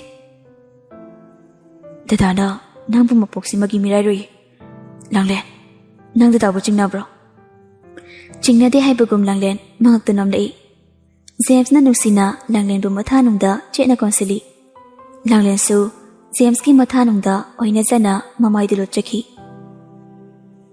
ngasai de sanari ba wari do Prabhana teres tagi kumlakpada tarami wari tamba loiraga mayaga kaba makai magi kada paisili phampang da phamtha duna wakhal da khali karino ngasi aina uriba tariba mayamse ngasi bu oithokpa yabra ꯑꯩꯈꯣꯏ ꯖꯦꯝꯁꯅ ꯂꯥꯡꯂꯦꯟꯕꯨ ꯅꯨꯡꯁꯤꯔꯕ? ꯁꯕꯅ ꯈꯣꯏ ꯃꯃꯥ ꯈꯣꯏꯗꯤ ꯈꯪꯗꯖꯥꯠꯂ? ꯕꯕꯥꯗ ꯍꯥꯏꯔꯒ ꯂꯥꯟ ꯇꯧꯍꯜꯂꯁꯤꯔꯅꯦ? Vote ꯃꯌꯥꯁꯤꯗ tension ꯄꯤꯔꯛꯏ ꯍꯥꯏꯅ ꯑꯩꯉꯣꯟꯗ ꯑꯃꯨꯛ ꯇꯥꯏꯅꯔꯛꯇꯅ ꯑꯩꯅ ꯈꯪꯂꯤꯕ ꯎꯔꯤꯕꯁꯤꯡꯁꯦ ꯂꯣꯠꯁꯤꯜꯂꯒꯦ. ꯃꯇꯥꯡ ꯃꯇꯝꯒꯤ ꯃꯇꯨꯡ ꯏꯟꯅ ꯕꯕꯥꯗ ꯍꯥꯏꯔꯒꯦ. ꯑꯁꯨꯝꯅ ꯊꯥ ꯈꯔ ꯍꯧꯈ꯭ꯔꯦ. MLA ꯑꯃꯒꯤ ꯌꯨꯝꯅꯤꯅ ꯚꯣꯠꯅ ꯍꯌꯦꯡ ꯍꯪꯆꯤꯠꯇ ꯉꯥꯏꯔꯕꯅꯤꯅ ꯃꯤꯗꯤ ꯑꯣꯈꯥꯛ ꯇꯤꯜꯂꯤ. ꯃꯤꯌꯥꯝ ꯇꯤꯜꯂꯕꯅꯤꯅ ꯂꯥꯡꯂꯦꯟꯕꯨ ꯃꯌꯥꯝꯒꯤ ꯃꯃꯥꯡꯗ ꯂꯨꯅ ꯇꯧꯕꯤ. ꯆꯥꯕꯒꯤ ꯊꯣꯡꯕꯒꯤ ꯃꯤ ꯂꯣꯏꯅ ꯅꯦꯛꯊꯣꯛꯈ꯭ꯔꯦ. ꯂꯥꯡꯂꯦꯟꯁꯨ ꯊꯕꯛ ꯑꯃꯠꯇ ꯇꯧꯗꯦ. ꯅꯨꯃꯤꯗꯥꯡꯒꯤ ꯃꯇꯝꯅꯤ. ꯁꯄꯅ ꯃꯃꯥ ꯃꯆꯥ ꯀꯥꯗ ꯋꯥꯔꯤ ꯁꯥꯟꯅꯔꯤ. ꯔꯥꯁꯤꯅ ꯚꯣꯠꯀꯤ ꯃꯤꯌꯥꯝ ꯇꯤꯟꯕꯅꯤꯅ ꯄ꯭ꯂꯥꯟ ꯑꯃꯠꯇ ꯄꯥꯡꯊꯣꯛꯄ ꯌꯥꯗ꯭ꯔꯦ. ꯄ꯭ꯔꯤꯇꯤ ꯌꯥꯎꯕ ꯄ꯭ꯂꯥꯟꯗꯨꯁꯨ ꯄꯥꯡꯊꯣꯛꯄ ꯌꯥꯗ꯭ꯔꯕꯅꯦꯕ. ꯁꯄꯅꯥꯅ ꯚꯣꯠ ꯂꯣꯏꯔꯒ ꯂꯥꯛꯀꯦ ꯍꯥꯏꯔꯝꯂꯤꯕ ꯅꯠꯇ꯭ꯔꯣ ꯃꯥꯏꯕꯗꯨꯗ? ꯍꯣꯏ, ꯑꯗꯨꯕꯨꯗꯤ ꯍꯥꯏꯔꯝꯃꯤ. ꯃꯥꯏꯕꯒꯤ ꯄ꯭ꯂꯥꯟꯗꯨ ꯈꯛ ꯇꯧꯔꯁꯤ, ꯄ꯭ꯔꯤꯇꯤ ꯌꯥꯎꯍꯜꯂꯔꯣꯏꯁꯤ. ꯑꯗꯨꯅ ꯑꯃꯨꯛ ꯀꯩꯗꯧꯔꯦ? ꯄ꯭ꯔꯤꯇꯤꯁꯦ ꯌꯥꯝ ꯆꯣꯞꯄꯅꯤ. ꯂꯥꯁꯇ ꯑꯩꯈꯣꯏ ꯇꯥꯃꯣꯗ ꯂꯩꯒꯦ ꯀꯥꯏꯅ ꯍꯥꯏꯔꯛꯀꯅꯤ. ꯍꯥꯏꯒꯦ ꯍꯦꯛ ꯍꯥꯏꯁꯅꯨ, ꯑꯗꯨꯕꯨ ꯀꯩꯗꯧꯔꯒꯦ? ꯂꯝꯖꯥ ꯁꯔꯥꯁꯤꯅ ꯃꯧ ꯑꯣꯏꯔꯒ ꯂꯩꯗꯣꯏ ꯁꯔꯨꯛ ꯁꯛꯇ ꯆꯨꯗ ꯋꯥꯗꯕꯤ ꯄ꯭ꯔꯤꯇꯤ ꯑꯣꯏꯅꯅꯦ ꯃꯧ ꯑꯣꯏꯕꯅ ꯐꯩ. ꯐꯅꯤ. ꯄ꯭ꯔꯤꯇꯤꯅ ꯌꯨꯝꯁꯤꯗ ꯃꯧꯒ ꯑꯣꯏꯔꯗꯤ ꯏꯅꯝꯃ ꯄ꯭ꯔꯚꯥꯗꯩꯕꯨ ꯍꯦꯟꯗꯣꯏꯅꯤ. ꯅꯆꯥꯅꯨꯄꯥꯗ ꯅꯠꯇꯅ ꯑꯩꯈꯣꯏ ꯂꯣꯏꯅ ꯈꯨꯗꯣꯝꯕꯤꯗ ꯍꯥꯞꯂꯒ ꯎꯝꯒꯦ ꯍꯥꯏꯗꯣꯏꯅꯤ. ꯑꯗꯨꯝꯕ ꯑꯃ ꯂꯩꯕ ꯑꯣꯏꯔꯦ. ꯐꯔꯦꯁꯦ, ꯚꯣꯠꯁꯤ ꯂꯣꯏꯕ ꯉꯥꯏꯔꯁꯤ. ꯑꯁꯨꯝꯅ ꯃꯇꯝ ꯍꯧꯈꯤꯕꯅ ꯚꯣꯠꯇꯤ ꯂꯣꯏꯈ꯭ꯔꯤ. ꯑꯗꯨꯕꯨ ꯔꯥꯁꯤꯒꯤ ꯏꯃꯨꯡꯒꯤ ꯂꯥꯟꯗꯤ ꯂꯣꯏꯗ꯭ꯔꯤ. ꯁꯄꯅꯥꯅ ꯚꯣꯠ ꯂꯣꯏꯈꯤꯕꯁꯤꯗꯤ ꯋꯥꯏ ꯑꯃ ꯍꯦꯛ ꯁꯪꯉꯤ. ꯊꯕꯛ ꯄꯨꯝꯅꯃꯛ ꯍꯧꯖꯤꯛꯇꯤ ꯅꯤꯡꯊꯤꯅ ꯄꯥꯡꯊꯣꯛꯄ ꯌꯥꯔꯦ. ꯔꯥꯁꯤꯅ ꯍꯌꯦꯡꯁꯤꯗꯤ ꯅꯄꯥꯕꯨꯡꯒꯤ ꯃꯃꯥꯟꯅꯕ ꯈꯔ ꯂꯥꯛꯅꯤ. ꯑꯗꯨꯅ ꯃꯥꯏꯕꯒꯤ ꯃꯅꯥꯛꯇ ꯆꯠꯄꯗꯣ ꯌꯥꯔꯔꯣꯏ. ꯍꯪꯆꯤꯠꯁꯦ ꯏꯃꯥ ꯏꯆꯥ ꯑꯌꯨꯛꯀꯤ ꯆꯥꯛ ꯆꯥꯔꯒ ꯉꯟꯅ ꯆꯠꯈ꯭ꯔꯁꯤ. ꯍꯣꯏ, ꯐꯔꯦ. ꯑꯩꯈꯣꯏꯅ ꯇꯧꯔꯤꯕꯁꯦ ꯀꯅꯥꯝꯇ ꯈꯪꯍꯟꯕ ꯌꯥꯗꯦꯀꯣ ꯃꯃꯥ. ꯅꯪꯅꯦ ꯅꯆꯤꯟ ꯌꯥꯝ ꯀꯜꯂꯤꯁꯦ. ꯑꯗꯨꯅ ꯅꯪꯅ ꯅꯆꯤꯟ ꯆꯣꯡꯈꯤꯗ꯭ꯔꯥ ꯍꯥꯏꯅ ꯑꯩꯅꯅꯦ ꯑꯃꯨꯛ ꯑꯃꯨꯛ ꯄꯥꯈꯠꯂꯤꯁꯦ. ꯀꯔꯤꯒꯤ ꯄꯥꯈꯠꯂꯤꯅꯣꯅꯦ ꯃꯃꯥ? ꯅꯪꯅ ꯄꯥꯈꯠꯂꯤꯗꯨꯕꯣ? ꯔꯥꯖꯦꯁ ꯄ꯭ꯔꯄꯞ ꯆꯪꯁꯤꯜꯂꯛꯏ. ꯃꯃꯥ ꯃꯆꯥ ꯑꯅꯤꯗꯨ ꯑꯃꯅ ꯑꯃꯗ ꯌꯦꯡꯅꯩ. ꯍꯥꯏꯌꯨꯅꯦ, ꯀꯔꯤꯒꯤ ꯄꯥꯈꯠꯂꯤꯅꯣ? ꯄꯄꯥꯒꯤ ꯊꯣꯏꯕꯤ, ꯅꯃꯥꯒ ꯅꯪꯒꯅ ꯇꯧꯔꯤꯕꯁꯤ ꯀꯔꯤꯅꯣ? ꯔꯥꯁꯤꯅ ꯀꯩꯁꯨ ꯊꯣꯏꯗꯣꯛꯄ ꯅꯠꯇꯦ. ꯅꯆꯥꯅꯨꯄꯤꯁꯦ ꯀꯣꯏꯕ ꯂꯥꯡꯕ ꯌꯥꯝ ꯄꯥꯝꯃꯤꯁꯤꯒꯤ ꯀꯣꯏꯗꯅꯕ ꯆꯠꯇꯅꯕ ꯍꯥꯏꯔꯝꯕꯅꯤ. ꯃꯇꯝꯁꯤ ꯃꯇꯝ ꯑꯃ ꯑꯣꯏꯔꯦꯗꯣ. ꯑꯗꯨꯅ ꯆꯦꯛꯁꯤꯟꯗ ꯌꯥꯔꯤꯕ꯭ꯔꯥꯗꯣ? ꯍꯥꯏꯁꯨ ꯍꯥꯏꯕꯅꯤ ꯏꯄꯥꯒꯤ ꯏꯕꯦꯝꯃ. ꯅꯪ ꯃꯤ ꯂꯣꯏꯅꯕꯗ ꯍꯩꯁꯤꯡꯅ ꯂꯣꯏꯅꯧꯀꯣ. ꯏꯄꯥꯒꯤꯗꯤ ꯁꯪꯒ ꯆꯥꯎꯔꯤ ꯃꯇꯤꯛ ꯌꯦꯛꯅꯕꯁꯨ ꯑꯣꯈꯛ ꯌꯥꯝꯂꯤꯕꯅꯤ. ꯑꯩꯉꯣꯟꯗ ꯈꯨꯠ ꯊꯥꯕ ꯉꯝꯗꯕꯁꯤꯡꯗꯣ ꯄꯥꯡꯒꯜ ꯁꯣꯟꯕꯤ ꯏꯆꯥꯗ ꯋꯥꯏꯐꯝ ꯊꯤꯔꯛꯀꯅꯤ. ꯄꯄꯥ, ꯀꯩꯝꯇ ꯈꯟꯒꯅꯨ. ꯑꯩꯁꯦ ꯄꯄꯥꯒꯤ ꯅꯥꯏꯇꯣꯝ ꯁꯥꯠꯄꯤꯅꯤ. ꯑꯩꯉꯣꯟꯗ ꯀꯅꯥꯅꯁꯨ ꯃꯤꯠꯌꯦꯡ ꯀꯥꯔꯟ ꯆꯟꯕ ꯉꯝꯂꯣই. ꯍꯣꯏꯅꯦ. ꯏꯆꯥ ꯑꯍꯨꯝꯁꯤꯒꯤ ꯃꯅꯨꯡꯗ ꯏꯆꯥ ꯊꯣꯏꯕꯤꯅ ꯈ꯭ꯋꯥꯏꯗꯒꯤ ꯍꯩꯁꯤꯡꯉꯤ ꯍꯥꯏꯕ ꯈꯪꯉꯤꯅꯦ. ꯄꯄꯥ, ꯅꯆꯥꯅꯨꯄꯥ ꯑꯅꯤꯁꯤꯗꯤꯅꯦ ꯐ꯭ꯂꯣꯞ ꯆꯠꯂꯝꯅꯤꯗ. ꯅꯪ ꯇꯥꯃꯣ ꯆꯧꯇꯅꯤꯗ. ꯊꯣꯏꯕꯗꯤ ꯍꯥꯏꯅ ꯇꯥꯟꯅꯕ ꯑꯣꯟꯊꯣꯛꯅ ꯌꯥꯈ꯭ꯔꯕ. ꯌꯥꯅꯤ. ꯇꯥꯃꯣꯁꯨ ꯅꯃꯧ ꯅꯨꯄꯤ ꯑꯇꯣꯝꯕꯤ ꯂꯝꯖꯥ ꯁꯔꯥꯁꯤꯅ. ꯃꯈꯥ ꯇꯥꯒꯦ ꯇꯧꯕꯒ ꯔꯥꯖꯦꯁꯀꯤ ꯐꯣꯟꯗꯨ ꯈꯤꯡꯂꯛꯄꯗ ꯃꯈꯥ ꯇꯥꯈꯤꯗ꯭ꯔꯤ. ꯔꯥꯖꯦꯁ ꯐꯣꯟꯗꯨ ꯄꯥꯏꯈꯠꯂꯒ ꯊꯣꯛꯈ꯭ꯔꯤ. ꯔꯥꯖꯦꯁꯅ ꯊꯣꯛꯈꯤꯕꯒ ꯔꯥꯁꯤ ꯏꯔꯥꯡ ꯍꯧꯔꯛꯏ. ꯑꯩꯅ ꯈꯪꯂꯕꯅꯤ. ꯅꯪꯒꯤ ꯅꯆꯤꯟꯁꯦ ꯄ꯭ꯂꯁꯇ ꯅꯞꯂꯒꯅꯦ ꯊꯝꯗ꯭ꯔꯗꯤ ꯌꯥꯔꯔꯣꯏ. ꯅꯪ ꯕꯕꯥꯅ ꯈꯪꯂꯒ ꯂꯥꯟ ꯇꯥꯔꯣꯏꯗ꯭ꯔꯃꯤ. ꯑꯁ, ꯁꯣꯏꯈꯤꯕꯩꯅꯦꯍꯦ. ꯃꯁꯤꯗꯤ ꯂꯥꯛꯑꯣ, ꯆꯥꯛ ꯂꯥꯝꯕꯅ ꯁꯤꯗꯧꯔꯦ. ꯃꯃꯥ ꯃꯆꯥ ꯄꯨꯟꯁꯤꯟꯈ꯭ꯔꯦꯅꯅꯦ ꯈꯜꯂꯝꯒꯅꯤ. ꯅꯨꯃꯤꯗꯥꯡꯒꯤ ꯆꯥꯛ ꯆꯥꯅꯔꯕ ꯃꯇꯨꯡꯅꯤ. ꯇꯦꯔꯦꯁ ꯃꯊꯛꯇꯨꯗ ꯂꯥꯡꯂꯦꯟꯒ ꯖꯦꯝꯁꯀ ꯂꯦꯞꯂꯒ ꯋꯥꯔꯤ ꯁꯥꯔꯤ. ꯗꯦꯗꯥ, ꯑꯁꯦꯡꯕꯁꯦ ꯏꯃꯥꯈꯣꯏꯗ ꯍꯥꯏꯔꯁꯦ. ꯅꯍꯥꯟꯗꯒꯤ ꯍꯥꯏꯗꯤ ꯍꯥꯏꯅ ꯑꯃꯨꯛ ꯁꯥꯎꯅꯤ.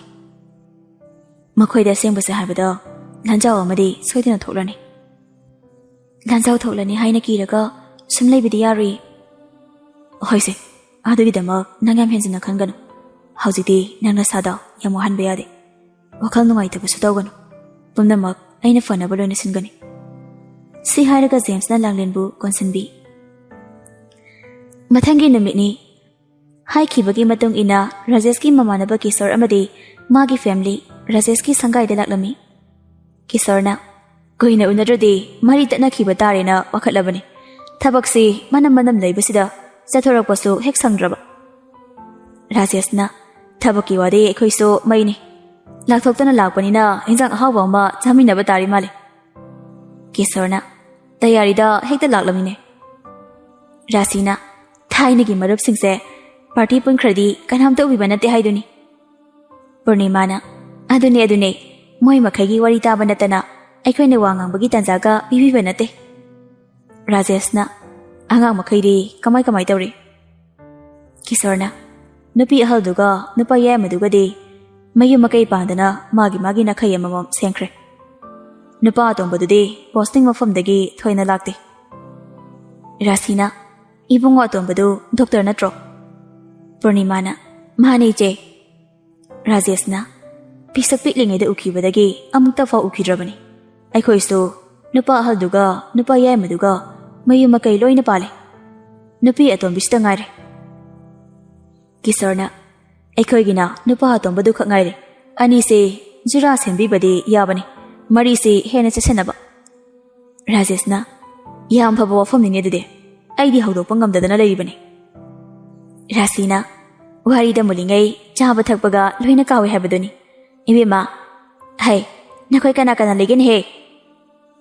ꯄ꯭ꯔꯚꯥꯅ ꯑꯐꯕꯤ ꯁꯥꯗꯨꯅ ꯆꯥꯒ ꯆꯥꯅꯕꯒ ꯄꯨꯊꯣꯔꯛꯏ꯫ ꯅꯣꯡꯃꯗ ꯊꯕꯛ ꯃꯅꯥ ꯑꯃ ꯇꯧꯖꯗꯕꯤ ꯄ꯭ꯔꯚꯥꯅ ꯉꯁꯤ ꯊꯧꯒꯜ ꯎꯠꯂꯛꯄꯗꯨꯗꯗꯤ ꯔꯥꯁꯤꯗꯨ ꯏꯉꯛꯇ ꯉꯛꯏ꯫ ꯑꯗꯨꯕꯨ ꯍꯩꯁꯤꯡꯕꯒꯤ ꯍꯧꯅꯕꯤ ꯃꯌꯥꯝ ꯃꯃꯥꯡꯗꯗꯤ ꯎꯠꯊꯣꯛꯇꯦ꯫ ꯅꯨꯃꯤꯗꯥꯡꯗꯨ ꯃꯌꯥꯝ ꯄꯨꯟꯅ ꯆꯥꯛ ꯆꯥꯅꯕꯅꯤ ꯍꯥꯏꯗꯨꯅ ꯄ꯭ꯔꯚꯥꯒ ꯃꯟꯖꯨꯔꯤꯒꯅ ꯆꯥꯛ ꯊꯣꯡꯂꯤ꯫ ꯂꯥꯡꯂꯦꯟ ꯀꯥꯗꯒꯤ ꯊꯣꯔꯛꯇꯦ꯫ ꯂꯥꯡꯂꯦꯟꯅ ꯊꯣꯔꯛꯇꯕꯗꯨꯗ ꯔꯥꯁꯤꯗꯨ ꯀꯩꯗꯧꯔꯕꯅꯣ ꯍꯥꯏꯅ ꯈꯜꯂꯤ꯫ ꯑꯗꯨꯕꯨ ꯃꯌꯥꯝ ꯂꯩꯕꯅꯤꯅ ꯄ꯭ꯔꯚꯥꯗ ꯋꯥ ꯍꯪꯗꯧꯁꯨ ꯍꯪꯗ꯭ꯔꯤ꯫ ꯆꯥꯕ ꯊꯛꯄ ꯂꯣꯏꯔꯒ ꯄꯨꯔꯅꯤꯃꯥꯒ ꯀꯤꯁꯣꯔꯒꯁꯨ ꯍꯟꯈ꯭ꯔꯤ꯫ ꯃꯈꯣꯏꯅ ꯍꯟꯈꯤꯕꯒ ꯔꯥꯁꯤ ꯏꯁꯧ ꯂꯥꯡꯕ ꯍꯧꯔꯛꯏ꯫ ꯅꯨꯡꯊꯤꯜ ꯅꯨꯃꯤꯠ ꯆꯨꯞꯄ ꯑꯃꯗꯒꯤ ꯍꯧꯖꯤꯛ ꯐꯥꯎꯕꯁꯤ ꯀꯥ ꯃꯅꯨꯡꯗ ꯁꯨꯔꯨ ꯍꯦꯛ ꯅꯩꯁꯤꯜꯂꯒ ꯂꯩꯈꯤꯕ ꯉꯝꯃꯤ꯫ ꯃꯁꯤꯕꯨ ꯉꯛꯇꯕ ꯉꯝꯗꯦꯅꯦ꯫ ꯁꯄꯅꯥꯅ ꯅꯨꯄꯤ ꯑꯁꯤꯗ ꯅꯠꯇꯦ, ꯅꯆꯥꯅꯨꯄꯥꯁꯨ ꯌꯥꯎꯈ꯭ꯔꯕꯅꯤ꯫ ꯔꯥꯖꯦꯁꯅ ꯍꯩ ꯀꯔꯤꯅꯣꯅꯦ ꯅꯃꯥ ꯅꯆꯥꯅꯤꯅ ꯍꯥꯏꯅꯔꯤꯕꯁꯤꯕꯣ? ꯑꯩꯈꯣꯏ ꯊꯣꯏꯕꯒ ꯅꯨꯄꯤ ꯑꯁꯤꯒꯕꯨ ꯂꯣꯟꯗꯤꯟꯅꯔꯕꯣ? ꯔꯥꯁꯤꯅ ꯑꯩꯅꯦ ꯍꯥꯏꯔꯣꯏ ꯍꯥꯏꯅ ꯇꯨꯃꯤꯟꯅ ꯂꯩꯕꯅꯤ꯫ ꯍꯣ ꯅꯆꯥ ꯊꯣꯏꯕꯁꯨ ꯂꯝꯖꯥ ꯁꯔꯥ ꯅꯨꯄꯤ ꯑꯁꯤꯅ ꯁꯨꯝꯈ꯭ꯔꯦ꯫ ꯀꯔꯤ ꯇꯧꯔꯕꯅꯣ ꯈꯪꯗꯦ, ꯉꯁꯥꯏꯗꯒꯤꯅꯦ ꯀꯥ ꯃꯅꯨꯡ ꯑꯁꯤꯗ ꯁꯨꯔꯨ ꯍꯦꯛ ꯅꯩꯔꯒ ꯂꯩ꯫ ꯇꯥꯟꯖꯥꯗꯨꯗ ꯖꯦꯝꯁꯇꯨ ꯁꯥꯎꯅ ꯃꯊꯛꯇꯒꯤ ꯀꯨꯝꯊꯔꯛꯂꯤ꯫ ꯑꯩ ꯉꯁꯥꯏꯗꯒꯤ ꯇꯥꯒꯦ ꯍꯥꯏꯅ ꯇꯥꯕꯅꯤ, ꯃꯃꯥꯅ ꯄꯥꯝꯂꯤꯁꯤ ꯀꯩꯅꯣ? ꯂꯥꯡꯂꯦꯟꯅ ꯃꯈꯥꯗ ꯀꯨꯝꯂꯛꯇꯕꯒꯤꯗꯤ ꯏꯁꯧ ꯂꯥꯡꯂꯤ꯫ ꯂꯥꯡꯂꯦꯟꯅ ꯀꯨꯝꯂꯛꯇ꯭ꯔꯤꯁꯤ ꯀꯔꯤꯒꯤꯅꯣ ꯍꯥꯏꯅ ꯍꯪꯂꯕꯗꯤ ꯀꯔꯤ ꯀꯥꯏꯒꯦ? ꯍꯥꯏꯌꯣ, ꯅꯣꯛꯆꯅꯤꯡꯗ꯭ꯔꯥ? ꯅꯪ ꯅꯨꯄꯤꯗꯨꯅ ꯑꯗꯨꯃꯥꯏꯅ ꯍꯥꯏꯌꯣꯅ ꯊꯧꯖꯤꯜꯂꯛꯄ꯭ꯔꯣ? ꯃꯃꯥꯒꯤ ꯑꯗꯨꯒꯨꯝꯕ ꯃꯊꯣꯡ ꯃꯔꯝ ꯈꯪꯗꯅ ꯄꯉꯥꯡ ꯉꯥꯡꯕꯤꯗꯣ ꯇꯧꯅꯨ꯫ ꯅꯃꯥ ꯅꯆꯥ ꯑꯃꯨꯛꯇ ꯇꯛꯊꯈꯣ꯫ ꯄꯄꯥꯒꯤ ꯊꯣꯏꯕ, ꯉꯁꯤ ꯄꯄꯥꯅ ꯇꯥꯔꯤꯕ ꯎꯔꯤꯕꯁꯤꯡꯁꯤ ꯀꯔꯤꯅꯣ? ꯍꯥꯏꯌꯨ꯫ ꯅꯨꯄꯤ ꯃꯆꯥ ꯑꯁꯤꯕꯨ ꯅꯪꯅ ꯄꯥꯝꯗꯦ, ꯅꯨꯡꯁꯤꯗꯦ ꯍꯥꯏꯅ ꯃꯇꯝ ꯑꯃꯗ ꯌꯥꯝ ꯀꯟꯅ ꯍꯥꯏꯈꯤꯕꯅꯤ꯫ ꯍꯧꯖꯤꯛꯅ ꯅꯪꯅ ꯄꯥꯝꯗꯦ ꯍꯥꯏꯕ ꯅꯨꯄꯤꯁꯤꯒꯤ ꯍꯥꯀꯟꯗ ꯋꯥ ꯉꯥꯡꯂꯛꯂꯤꯕꯁꯤ ꯀꯔꯤꯒꯤꯅꯣ? ꯖꯦꯝꯁ ꯇꯞꯅ ꯃꯤꯑꯣꯏꯕ ꯑꯃ ꯑꯣꯏꯕꯒꯤ ꯂꯤꯆꯠ ꯆꯠꯂꯝꯗ꯭ꯔꯦ ꯑꯩꯈꯣꯏꯁꯦ꯫ ꯂꯥꯏꯔꯤꯛ ꯂꯥꯏꯁꯨ ꯐꯅ ꯍꯩꯔꯕꯁꯨ ꯋꯥꯈꯜꯗꯤ ꯃꯤ ꯃꯆꯥꯅ ꯈꯟꯒꯗꯕ ꯋꯥꯈꯜꯗꯨꯅꯤ ꯈꯜꯂꯝꯂꯤꯁꯦ꯫ ꯑꯩꯈꯣꯏꯅ ꯐꯨꯗꯨꯅ ꯆꯩꯗꯨꯅ ꯃꯄꯤ ꯅꯩꯕꯤꯔꯒ ꯃꯤ ꯑꯃꯕꯨ ꯑꯋꯥꯕ ꯄꯤꯕꯁꯦ ꯌꯥꯝꯅ ꯂꯥꯜꯂꯦ ꯍꯥꯏꯕꯗꯣ ꯅꯆꯥꯅ ꯈꯪꯂꯛꯄ ꯃꯤꯀꯨꯞꯇ ꯂꯥꯡꯂꯦꯟꯕꯨ ꯅꯨꯡꯁꯤꯖꯔꯨꯔꯦ꯫ ꯂꯥꯡꯂꯦꯟ ꯂꯨꯍꯣꯡꯕ ꯅꯨꯃꯤꯠ ꯑꯗꯨꯗ ꯑꯩꯒꯤ ꯑꯁꯥ ꯄꯨꯝꯅꯃꯛ ꯀꯥꯏꯈꯤꯕꯅꯤ꯫ ꯑꯩꯒꯤ ꯁ꯭ꯇꯦꯇꯁꯀ ꯆꯥꯟꯅꯗꯕ ꯅꯨꯄꯤ ꯑꯃꯅ ꯑꯩꯒꯤ ꯂꯥꯏꯐ ꯄꯥꯔꯠꯅꯔ ꯑꯣꯏꯕꯗ ꯃꯇꯤꯛ ꯆꯥꯗꯦ ꯈꯜꯂꯒ꯫ ꯑꯗꯨꯕꯨ ꯃꯥꯒꯤ ꯆꯝꯂꯕ ꯃꯑꯣꯡ ꯃꯇꯧ, ꯀꯅꯥ ꯂꯩꯖꯗꯕꯒꯤ ꯍꯧꯅꯕ ꯇꯨꯐꯛ ꯇꯨꯐꯥꯏꯖꯅ ꯂꯩꯖꯕ ꯃꯑꯣꯡꯗꯨ ꯎꯕꯗꯒꯤ ꯑꯩ ꯀꯔꯝꯅ ꯃꯥꯒꯤ ꯅꯨꯡꯁꯤꯕꯗ ꯉꯥꯎꯈꯤꯕꯅꯣ ꯈꯪꯍꯧꯗꯦ꯫ ꯍꯧꯖꯤꯛꯇꯤ ꯂꯥꯡꯂꯦꯟꯒꯤꯗꯃꯛ ꯑꯩꯅ ꯆꯤꯡꯖꯥꯎꯒꯨꯝꯅ ꯂꯦꯞꯀꯅꯤ꯫ ꯁꯥꯒꯩꯁꯤꯒꯤ ꯃꯧ ꯑꯣꯏꯔꯝꯕꯗꯒꯤ ꯃꯃꯥꯒꯤ ꯃꯤꯡꯊꯣꯜ ꯐꯪꯗꯣꯔꯕꯅꯤ꯫ ꯑꯗꯨꯅ ꯍꯟꯗꯛ ꯃꯔꯛ ꯃꯁꯥꯁꯦ ꯌꯥꯝꯅ ꯉꯝꯗꯦ꯫ ꯃꯃꯥꯒꯤ ꯃꯤꯡꯊꯣꯜ ꯐꯪꯗꯣꯔꯦ ꯍꯥꯏꯕ ꯋꯥꯗꯨ ꯇꯥꯕꯗ ꯂꯩꯔꯤꯕ ꯃꯤ ꯃꯈꯩꯗꯨ ꯉꯛꯅ ꯑꯃꯅ ꯑꯃꯗ ꯌꯦꯡꯅꯩ꯫ ꯔꯥꯖꯦꯁ ꯉꯛꯁꯨ ꯉꯛꯏ꯫ ꯃꯥꯅ ꯌꯥꯗꯕ ꯂꯝꯕꯤꯗ ꯃꯆꯥꯅꯨꯄꯥꯅ ꯈꯣꯡ ꯊꯥꯡꯖꯤꯟꯈꯤꯕꯒꯤ ꯁꯥꯎꯅꯤꯡꯕꯁꯨ ꯐꯥꯎꯏ꯫ ꯑꯗꯨꯕꯨ ꯃꯤꯁꯤꯡꯕꯒꯤ ꯍꯧꯅꯕ ꯑꯁꯥꯎꯕ ꯅꯨꯡꯉꯥꯏꯇꯕ ꯑꯃꯠꯇ ꯎꯠꯊꯣꯛꯂꯝꯗꯦ꯫ ꯅꯣꯛꯐꯦꯠ ꯇꯧꯔꯒ ꯃꯁꯥꯒꯤ ꯄꯨꯛꯅꯤꯡ ꯊꯧꯒꯠꯄꯤꯔꯛꯏ꯫ ꯏꯆꯥꯒꯤ ꯑꯄꯥꯝꯕꯗ ꯄꯄꯥꯅ ꯊꯤꯡꯂꯣꯏ꯫ ꯏꯆꯥꯅ ꯄꯥꯝꯕꯗꯣ ꯑꯗꯨꯝ ꯇꯧ꯫ ꯏꯕꯦꯝꯃ ꯂꯥꯡꯂꯦꯟ ꯌꯨꯝꯁꯤꯒꯤ ꯃꯧ ꯑꯃ ꯑꯣꯏꯕꯒꯤ ꯍꯛꯇꯣ ꯄꯄꯥꯅ ꯉꯁꯤꯗꯤ ꯃꯉꯣꯟꯗꯁꯨ ꯄꯤꯔꯕꯅꯤ꯫ ꯃꯁꯥ ꯋꯥꯏ ꯁꯪꯗ꯭ꯔꯦ ꯍꯥꯏꯕꯗꯨ ꯍꯥꯟꯅ ꯃꯥꯡꯖꯧꯅꯅ ꯍꯥꯏꯕ ꯌꯥꯗ꯭ꯔꯣ ꯅꯪꯕꯣ? ꯍꯧꯖꯤꯛꯀꯤ ꯃꯇꯝꯗ ꯆꯦꯛꯁꯤꯟꯗꯕ ꯌꯥꯗꯕꯅꯤ꯫ ꯍꯣꯁꯄꯤꯇꯥꯜꯗꯗꯤ ꯄꯨꯕꯤꯗ꯭ꯔꯤꯕ? ꯃꯥꯒꯤ ꯑꯄꯥꯝꯕꯗꯨ ꯃꯄꯥ ꯏꯕꯨꯡꯉꯣꯅ ꯈꯪꯕꯤꯕꯒꯤ ꯖꯦꯝꯁ ꯍꯥꯏꯅꯤꯡꯉꯥꯏ ꯂꯩꯇꯅ ꯍꯔꯥꯎꯖꯩ꯫ ꯃꯃꯥ ꯏꯕꯦꯝꯃ ꯔꯥꯁꯤ ꯑꯃꯗꯤ ꯃꯆꯜ ꯁꯄꯅꯥꯗꯤ ꯃꯄꯥ ꯏꯕꯨꯡꯉꯣ ꯔꯥꯖꯦꯁꯀꯤ ꯃꯇꯧꯗꯨꯗ ꯉꯛꯇ ꯉꯛꯂꯤ꯫ ꯋꯥꯍꯩ ꯑꯃꯠꯇꯁꯨ ꯍꯥꯏꯕ ꯉꯝꯗ ꯈꯣꯏꯗꯧ ꯊꯤꯠꯂꯒ ꯂꯩꯔꯤ꯫ ꯏꯕꯦꯝꯃꯗꯣ ꯃꯁꯥ ꯅꯨꯡꯉꯥꯏꯇꯦ ꯍꯥꯏꯗꯨ ꯈꯔ ꯌꯦꯡꯕꯤꯔꯨꯆꯣ ꯆꯠꯂꯣ꯫ ꯖꯦꯝꯁ ꯍꯔꯥꯎꯅ ꯅꯣꯛꯐꯦꯠ ꯇꯧꯔꯒ ꯃꯊꯛꯇ ꯀꯥꯈꯠꯈꯤ꯫ Rajesh machanupagi maikaibu yenglaga mamitu sukhauri. Machanupana mitkip miyengdagi mami samkrabada nongsagi saklon lawraktuna asabu utharakli. Aina yadi khangna aigi mayukda leplabane. Phai khangane. Aina kari tawba ngambagi haibadasu yenghanba taredana. Moi babagi kokna manungda hauji sanariba lilasina kari lilano. Sapanana yaragadi ka manungda oina changlasi. ISTV pau pabinaba miyam lei soida. Nakhoi ani agi ka dalo. Si haraga Rajesh mang thaduna chakre. Sapanaga Rasiga su Rajesh ki matung inaki. Somdana James harauna Langlen da wari pumnamak tamli. Langlen su James ki wari taraga harau jari. Masu nungsibada ubadagide asawa nungaitaba singda amuk hena kokhradawne. Dada aise amaramda laibak yamna thirabasu amaramdadi laibak yamna faramle. Dada gumba puksel chawba aibu thamoisina nungsibiba ama aigi purai boina phangjabasa aigi khwaidagi laibak phabane. Mapok khuding dada khakdaga thainajage haina aina isarmagi mafamda nijagani. Akhangkanbi laibak leibu ngamjabi aigi langlengumbi ama ahi talo ina phangjariba sisu khwaidagi laibak phai haina khalini. Khara leiragadi aigi bibungnungda mitamliba thawai sisu taibang parasida khongdaraklani ko. Mikuptudagini nangi gi punsisa mapung phagadoriba. Isadagi amuk isudagi amuk suron masiora maleko taibang pa. Manglangi ipakte irak naringai kanagi su wakhal changde. Ngasina nokna hingli hayengna kari tamli haibadi khangba ngamba miyoiba nate. Hanglaba malangda phombi chekla singna lakna khongli. Namidang wairamgi kori masuna ngangana ba nongjabi mapaigumna nongsu thangba tiyada isu thangli. Lambi gi jedaida horiba uwa singna haina humna mangau thiba malangbagi liri humliba nami bagi ayin banuksita jagoi sari. Jingi singthak singda sing chaluba sinmi singsu namidang wairam oirakbagi magi mayumda hanjinarakli. Langlen ising batil ama pairaga pukri romdagi pukhalakli. Sapana proposal silaklaga inama is kaino ne ising ga soklisiba kaigino nasanda urumba thoina thangano haina doctor na haiduni kadai piro baltin sai pairage yarani kaishamna lambasuna tabasiba yade piro papana inama thaba amata sonbe yare haini. Si haraga baltindu thanglaga sapanana chakri. Langlen ngakna yenglaga lehawi.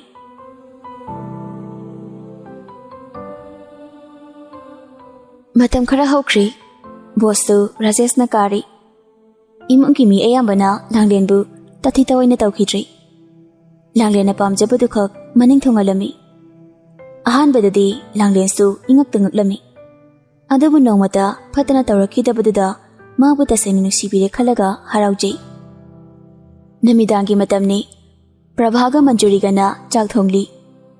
Langlena dining chair da famlaga insang semli. Prabhasu mana manil ama inai naide hanagumna sau laude thaba khudingmak machuta na tawi. Nakal amaramda dojarna mi nei thoklaga Rajesh ki imungbu kupna sena halami. Namidangi chak saba loinaraba matung magi kada changneratli. Safanagi kada mama ibe madu fi kamlaga changlei. Ai pialabani. Noi babagi plan se flop hek chatlaba. Ai khoi gi plan do amu pangthoksi. Papa na taw plan bu success oi da ba yaukhraba. Handaksu soidina success oi radoini. Tha su yam dredana. Angang asta pokhisanu. Kumhai ingaktani thoktoise. Matam do ngai ba haiduni. Nusidabasisu nusidabajani. Okha nusikhidre he. Nusidabai wadi nupi aslanate. Nasanapa asisu yawnane nusidrabani. Plan pumnamak ma yawna sinaramlibani. Aduga mana fat haidolaga nupi asida lukribasibu haunaribra haiba. Phanasu thengle tawrisi. Nangsu tumnaba tawro. Ayuki drama sananaba khara tumhoro. Somdana James na pukhangbi wale aigi nupi se. Asibu wani kaina ikaida male. Kanaridan ikaideba ikaibide. Thamari mukti wali. Kaigino khongde isasa yam pakhatle. ꯀꯩꯁꯨ ꯇꯧꯔꯤ ꯀꯩꯒꯤ ꯄꯥꯈꯠꯂꯤꯅꯣ ꯄꯥꯈꯠꯀꯅꯨ ꯏꯆꯥꯁꯦ ꯑꯩꯒꯤ ꯂꯥꯏꯕꯛ ꯂꯧꯗꯕ ꯍꯥꯏꯅ ꯏꯁꯣꯔꯒꯤ ꯃꯐꯝꯗ ꯅꯤꯖꯔꯤꯅꯤ ꯑꯩꯒꯤ ꯂꯥꯏꯕꯛ ꯂꯧꯔꯗꯤ ꯃꯤꯌꯥꯝꯒꯤ ꯅꯣꯛꯅꯐꯝꯁꯨ ꯑꯣꯏꯅꯤ ꯃꯤꯅꯁꯨ ꯍꯟꯊꯅ ꯌꯦꯡꯕꯤꯅꯤ ꯍꯧꯖꯤꯛ ꯅꯪꯒꯤ ꯑꯣꯏꯔꯤꯕ ꯐꯤꯕꯝꯁꯤꯗ ꯅꯪ ꯑꯗꯨꯝꯕ ꯑꯋꯥꯕ ꯅꯨꯡꯉꯥꯏꯇꯕ ꯋꯥꯈꯜꯗꯣ ꯑꯝꯇ ꯈꯟꯖꯤꯟꯒꯅꯨ ꯗꯗꯥ ꯏꯃꯥ ꯕꯕꯥ ꯑꯃꯗꯤ ꯏꯃꯨꯡꯁꯤꯒꯤ ꯃꯤꯑꯣꯏ ꯀꯌꯥꯅ ꯑꯩꯉꯣꯟꯗ ꯅꯨꯡꯁꯤ ꯃꯤꯠꯌꯦꯡ ꯌꯦꯡꯂꯕꯁꯨ ꯑꯩꯒꯤ ꯍꯧꯔꯛꯐꯝꯗꯤ ꯃꯤꯀꯨꯞ ꯑꯃꯠꯇ ꯀꯥꯎꯕ ꯉꯝꯗꯦ ꯈꯜꯂꯔꯣꯏ ꯈꯜꯂꯕ ꯋꯥꯈꯜꯗꯨꯗ ꯂꯨꯞꯁꯤꯜꯂꯒ ꯂꯩ ꯆꯥꯃꯔꯛ ꯀꯥꯎꯊꯣꯛꯄ ꯇꯝꯂꯒꯦ ꯈꯟꯈꯤ ꯑꯗꯨꯕꯨ ꯀꯥꯎꯉꯝꯗꯅ ꯉꯁꯤꯁꯨ ꯂꯩꯔꯤ ꯃꯗꯨꯗꯤ ꯑꯩꯁꯦ ꯂꯝꯖꯥ ꯁꯔꯥꯅꯤ ꯍꯥꯏꯕ ꯂꯥꯛꯂꯦꯟ ꯃꯄꯤꯗꯨ ꯇꯨꯞ ꯇꯨꯞ ꯇꯥꯔꯛꯂꯤ ꯖꯦꯝꯁꯅ ꯆꯪꯁꯤꯜꯂꯒ ꯂꯥꯡꯂꯦꯟꯒꯤ ꯃꯤꯠꯂꯨꯒꯤ ꯄꯤꯔꯥꯡꯗꯨ ꯅꯨꯡꯁꯤꯅ ꯇꯩꯊꯣꯛꯄꯤ ꯃꯊꯪꯒꯤ ꯅꯨꯃꯤꯠꯅꯤ ꯏꯃꯨꯡ ꯏꯔꯥꯡ ꯍꯧꯅꯕ ꯄ꯭ꯂꯥꯟ ꯀꯌꯥ ꯁꯤꯜꯂꯤꯉꯩ ꯀꯣꯏꯅꯕ ꯅꯨꯄꯥꯒ ꯋꯥꯔꯤ ꯁꯥꯟꯅꯕ ꯐꯥꯎ ꯀꯥꯎꯔꯕ ꯁꯄꯅꯥꯗꯨ ꯉꯁꯤꯗꯤ ꯔꯕꯤ ꯎꯅꯗꯣꯏꯅꯤ ꯍꯥꯏꯅ ꯁꯨꯠꯇ ꯀꯦꯔꯤ ꯀꯦꯕ ꯌꯥꯕ ꯀꯦꯁꯤꯜꯂꯒ ꯀꯥꯗꯒꯤ ꯊꯣꯔꯛꯇꯨꯅ ꯃꯃꯥ ꯏꯕꯦꯝꯃꯗꯒꯤ ꯆꯠꯂꯝꯗꯥꯏꯒꯤ ꯄꯩꯁꯥ ꯂꯧꯅꯕ ꯃꯃꯥꯒꯤ ꯀꯥꯗ ꯆꯪꯂꯛꯂꯤ ꯃꯃꯥ ꯄꯩꯁꯥ ꯈꯔ ꯄꯤꯔꯛꯑꯣ ꯀꯩꯅꯣ ꯅꯪꯅ ꯑꯃꯨꯛ ꯑꯁꯨꯛ ꯌꯥꯝꯅ ꯀꯦꯔꯒ ꯊꯣꯔꯛꯂꯤꯁꯤꯅ ꯀꯗꯥꯏꯗ ꯆꯠꯀꯦ ꯍꯥꯏꯕꯅꯣ ꯉꯔꯥꯡꯁꯦ ꯗꯥ ꯔꯕꯤꯒꯤ ꯕꯥꯔꯗꯦꯅꯦꯕ ꯏꯃꯨꯡꯒꯤ ꯄ꯭ꯂꯥꯟ ꯁꯤꯜꯂꯤꯉꯩ ꯑꯩꯗꯤꯅꯦ ꯆꯠꯍꯧꯗ꯭ꯔꯦꯗꯅ ꯑꯗꯨꯒꯤ ꯉꯁꯤ ꯏꯕꯥꯅꯤ ꯃꯥꯒꯤ ꯕꯥꯔꯗꯦ ꯄꯥꯡꯊꯣꯛꯃꯤꯟꯅꯔꯨꯗꯣꯏꯅꯤ ꯀꯗꯥꯏꯗ ꯏꯝꯐꯥꯜ ꯍꯣꯇꯦꯜꯗꯅꯤ ꯅꯪ ꯅꯨꯄꯤꯅꯦ ꯍꯥꯏꯕꯁꯦ ꯑꯃꯨꯛ ꯑꯃꯨꯛ ꯀꯥꯎꯊꯣꯔꯛꯄ꯭ꯔꯥ ꯈꯪꯗꯦ ꯍꯩꯅ ꯁꯤꯡꯅ ꯆꯠꯂꯨꯀꯣ ꯅꯨꯄꯥꯁꯦ ꯃꯈꯜ ꯌꯥꯝꯕꯅꯤ ꯉꯥꯏꯍꯥꯛꯀꯤ ꯑꯄꯥꯝꯕ ꯈꯛꯀꯤ ꯈꯟꯕ ꯑꯃ ꯇꯨꯡ ꯀꯣꯏꯅ ꯄꯨꯟꯁꯤ ꯈꯣꯡꯂꯣꯏ ꯑꯣꯏꯒꯦ ꯍꯥꯏꯅ ꯈꯟꯕ ꯑꯃ ꯑꯗꯨꯅ ꯈꯣꯡꯊꯥꯡ ꯑꯃ ꯊꯥꯡꯗ꯭ꯔꯤꯉꯩ ꯇꯔꯦꯠ ꯇꯔꯥ ꯊꯣꯛꯅꯅꯦ ꯋꯥꯈꯜ ꯈꯟꯊꯍꯟꯅꯤꯡꯉꯤ ꯀꯩꯅꯣ ꯃꯃꯥ ꯅꯪꯅ ꯉꯁꯤ ꯁꯇꯤ ꯑꯣꯜꯂꯝꯃꯤꯁꯤꯅ ꯕꯁꯟ ꯈꯨꯄꯤꯒꯗꯤ ꯉꯁꯤꯅ ꯑꯍꯥꯟꯕꯅꯤ ꯅꯆꯥꯅꯨꯄꯤ ꯑꯩꯍꯥꯛꯁꯦ ꯑꯄꯪꯕꯤ ꯅꯠꯇꯤꯌꯦ ꯍꯩꯁꯤꯡꯅ ꯑꯗꯨꯃꯛ ꯆꯠꯀꯗꯣꯏꯅꯤ ꯃꯃꯥ ꯏꯕꯦꯝꯃꯗꯒꯤ ꯄꯩꯁꯥ ꯈꯔ ꯂꯧꯔꯒ ꯁꯄꯅ ꯌꯨꯝꯗꯨꯗꯒꯤ ꯊꯣꯛꯈ꯭ꯔꯤ ꯊꯝꯕꯥꯜꯒꯤ ꯀꯥꯗꯅꯤ ꯂꯥꯡꯂꯦꯟ ꯃꯄꯤ ꯏꯔꯥ ꯆꯦꯜꯂꯒ ꯑꯕꯣ ꯑꯩꯅ ꯃꯪꯖꯔꯛꯄ ꯃꯪꯂꯥꯟꯗꯣ ꯃꯪꯐꯥꯎꯅꯔꯦ ꯑꯩꯒꯤ ꯅꯤꯡꯕ ꯊꯨꯡꯂꯦ ꯑꯕꯣ ꯗꯗꯥꯅ ꯏꯃꯥꯅ ꯕꯕꯥꯅ ꯏꯃꯨꯡꯁꯤꯒꯤ ꯃꯤ ꯄꯨꯝꯅꯃꯛꯅ ꯑꯩꯕꯨ ꯅꯨꯡꯁꯤꯕꯤꯔꯦ ꯅꯪꯒꯤ ꯁꯦꯡꯂꯕ ꯊꯃꯣꯏ ꯅꯑꯣꯡꯅ ꯇꯧꯗꯨꯅ ꯃꯈꯣꯏ ꯄꯨꯝꯅꯃꯛꯄꯨ ꯁꯨꯝꯈꯤꯕꯅꯤꯅꯦ ꯑꯕꯣꯛꯅ ꯍꯥꯏꯗ꯭ꯔꯣ ꯅꯣꯡꯃ ꯅꯠꯇ꯭ꯔꯒ ꯅꯣꯡꯃꯗꯤ ꯅꯪꯕꯨ ꯁꯣꯏꯗꯅ ꯅꯨꯡꯁꯤꯕꯤꯔꯛꯀꯅꯤ ꯍꯥꯏꯅ ꯏꯃꯥꯁꯨ ꯑꯩꯉꯣꯟꯗ ꯊꯤꯅ ꯊꯤꯅ ꯆꯩꯕꯗꯣ ꯆꯩꯗ꯭ꯔꯦ ꯀꯩꯝꯇ ꯍꯥꯏꯗ꯭ꯔꯦ ꯗꯗꯥꯁꯨ ꯑꯩꯕꯨ ꯌꯥꯝꯅ ꯂꯨꯅ ꯇꯧꯕꯤꯌꯦ ꯇꯟꯖꯥꯗꯨꯗ ꯁꯈꯤꯁꯨ ꯆꯪꯁꯤꯜꯂꯛꯏ ꯁꯈꯤꯅ ꯅꯕꯣꯛꯀ ꯀꯔꯤ ꯋꯥꯔꯤ ꯁꯥꯔꯤꯅꯣꯅꯦ ꯏꯁꯨ ꯂꯥꯡꯂꯦꯟꯗ ꯏꯃꯨꯡꯁꯤꯒꯤ ꯃꯤ ꯑꯌꯥꯝꯕꯅ ꯑꯣꯠꯄꯤꯕꯗꯣ ꯍꯧꯖꯤꯛꯇꯤ ꯃꯈꯣꯏ ꯂꯣꯏꯅꯃꯛ ꯒ꯭ꯌꯥꯟ ꯇꯥꯔꯛꯂ ꯃꯥꯜꯂꯦ ꯂꯣꯏꯅꯃꯛꯅ ꯏꯁꯨ ꯂꯥꯡꯂꯦꯟꯕꯨꯗ ꯁꯣꯟꯅꯈ꯭ꯔꯤ ꯖꯦꯝꯁꯅ ꯍꯥꯏꯕꯗꯒꯤ ꯑꯩꯁꯨ ꯈꯪꯂꯤ ꯅꯠꯇꯦ ꯃꯈꯣꯏꯒꯤꯁꯤꯕꯨ ꯆꯥꯅꯃꯛꯀꯤ ꯐꯔꯤꯕ꯭ꯔꯥ ꯅꯠꯇ꯭ꯔꯒꯅ ꯃꯈꯣꯏꯒꯤ ꯃꯅꯨꯡꯗ ꯄ꯭ꯂꯥꯟꯒ ꯂꯩꯕ ꯖꯥꯠꯂꯥ ꯍꯥꯏꯁꯨ ꯍꯥꯏꯕꯅꯤ ꯏꯕꯦꯝꯃ ꯅꯪꯅ ꯍꯥꯏꯗꯨꯁꯨ ꯈꯟꯅꯕ ꯌꯥꯏ ꯃꯈꯣꯏꯅ ꯍꯣꯡꯂꯛꯂꯤꯕ ꯃꯑꯣꯡꯁꯤ ꯊꯨꯃꯟꯈ꯭ꯔꯦ ꯁꯥꯟꯅꯔꯤꯕ ꯋꯥꯔꯤꯗꯨ ꯂꯥꯡꯂꯦꯟ ꯇꯥꯕ ꯉꯝꯂꯛꯇ꯭ꯔꯤ ꯋꯥꯈꯜꯗꯨ ꯖꯥꯖ ꯈꯜꯂꯛꯂꯤ ꯖꯦꯝꯁꯅ ꯃꯥꯕꯨ ꯅꯨꯡꯁꯤꯕ ꯁꯥꯔꯤꯕ꯭ꯔꯥ ꯀꯔꯤꯒꯨꯝꯕ ꯄ꯭ꯂꯥꯟ ꯑꯃꯒꯤ ꯇꯧꯔꯤꯕ꯭ꯔꯥ ꯄ꯭ꯂꯥꯟꯗꯨꯅ ꯁꯛꯁꯦꯁ ꯑꯣꯏꯔꯕ ꯃꯇꯝꯗ ꯃꯥꯕꯨ ꯏꯟꯊꯣꯛꯄꯤꯒꯗ꯭ꯔꯥ ꯀꯥꯏꯅ ꯋꯥꯈꯜꯗꯨ ꯈꯜꯂꯛꯂꯤ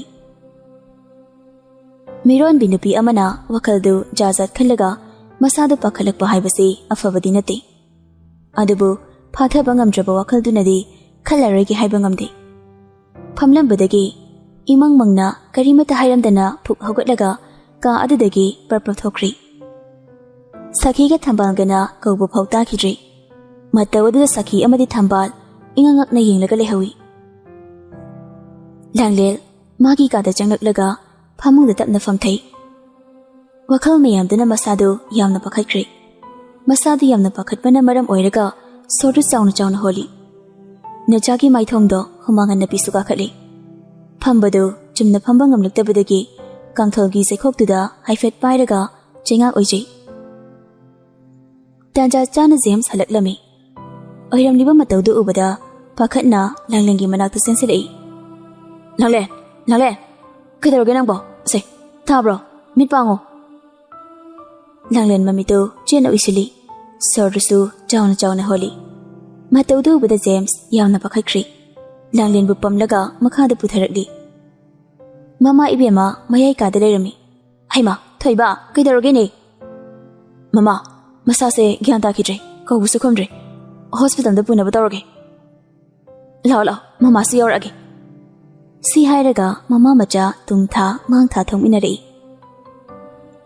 ꯉꯥꯏꯍꯥꯛꯀꯤ ꯃꯇꯨꯡ ꯍꯣꯁꯄꯤꯇꯥꯜ ꯌꯧꯔꯦ ꯗꯣꯛꯇꯔꯅ ꯍꯤꯗꯥꯛ ꯑꯃ ꯀꯥꯞꯄꯗꯒꯤ ꯂꯥꯡꯂꯦꯟꯗꯨ ꯄꯣꯊꯥꯈ꯭ꯔꯦ ꯗꯣꯛꯇꯔꯒꯤ ꯀꯥꯗꯅꯤ ꯗꯣꯛꯇꯔꯅ ꯃꯁꯥꯁꯦ ꯌꯥꯝꯅ ꯄꯥꯈꯠꯈꯤꯕ ꯃꯥꯜꯂꯤ ꯀꯩꯗꯧꯅꯕ ꯌꯥꯎꯒꯦ ꯅꯠꯇ꯭ꯔꯒ ꯃꯥꯅ ꯇꯥꯕꯗ ꯄꯥꯈꯠꯀꯗꯕ ꯋꯥꯒ ꯍꯥꯏꯔꯕꯣ ꯑꯩꯗꯤ ꯍꯧꯖꯤꯛꯇ ꯑꯣꯐꯤꯁ ꯍꯜꯂꯛꯄꯗ ꯉꯥꯏꯔꯤ ꯌꯨꯝꯗ ꯀꯩꯁꯨ ꯊꯣꯏꯗꯣꯛꯄꯁꯨ ꯇꯧꯔꯝꯗꯦ ꯕꯤꯄꯤꯁꯨ ꯂꯣ ꯇꯥꯏ ꯑꯣꯏꯔꯤꯕ ꯐꯤꯕꯝꯁꯤꯗꯗꯤ ꯌꯥꯔꯤ ꯃꯇꯤꯛ ꯋꯥꯈꯜ ꯅꯨꯡꯉꯥꯏꯅꯕꯇ ꯍꯣꯠꯅꯕꯤꯌꯨ ꯃꯕꯨꯛꯅꯤ ꯅꯨꯡꯁꯤꯕ ꯄꯥꯈꯠꯄ ꯊꯨꯕ ꯃꯇꯥꯡꯅꯤ ꯑꯗꯨꯅ ꯈꯔꯗꯤ ꯀꯦꯌꯔ ꯂꯧꯕꯤꯔꯣ ꯐꯅꯤ ꯗꯣꯛꯇꯔ ꯁꯤ ꯍꯥꯏꯔꯝꯂꯒ ꯖꯦꯝꯁ ꯋꯥꯈꯜ ꯑꯃꯗ ꯗꯣꯛꯇꯔꯒꯤ ꯀꯥꯗꯨꯗꯒꯤ ꯆꯨꯝꯗ꯭ꯔꯤꯡ ꯊꯣꯔꯛꯂꯤ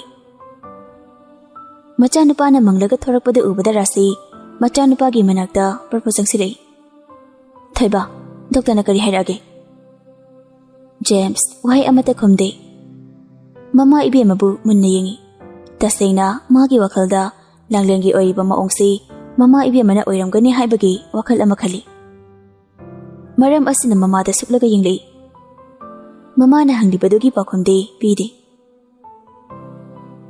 ꯑꯍꯩꯃ ꯃꯪꯗꯅ ꯑꯃꯨꯛ ꯂꯩꯔꯦꯅꯦ ꯊꯣꯏꯕ ꯗꯣꯛꯇꯔꯅ ꯀꯔꯤ ꯍꯥꯏꯔꯛꯂꯒꯦ ꯄꯥꯈꯠꯄꯒꯤꯅꯤ ꯍꯥꯏꯔꯦ ꯃꯃꯥꯅ ꯀꯩ ꯍꯥꯏꯔꯨꯒꯦ ꯑꯩꯗꯤ ꯀꯩꯝꯇ ꯍꯥꯏꯗꯦꯅ ꯅꯕꯣꯛꯀꯤ ꯀꯥꯗ ꯅꯅꯦ ꯁꯈꯤꯁꯨ ꯌꯥꯎꯅ ꯋꯥꯔꯤ ꯁꯥꯍꯧꯕꯅꯤ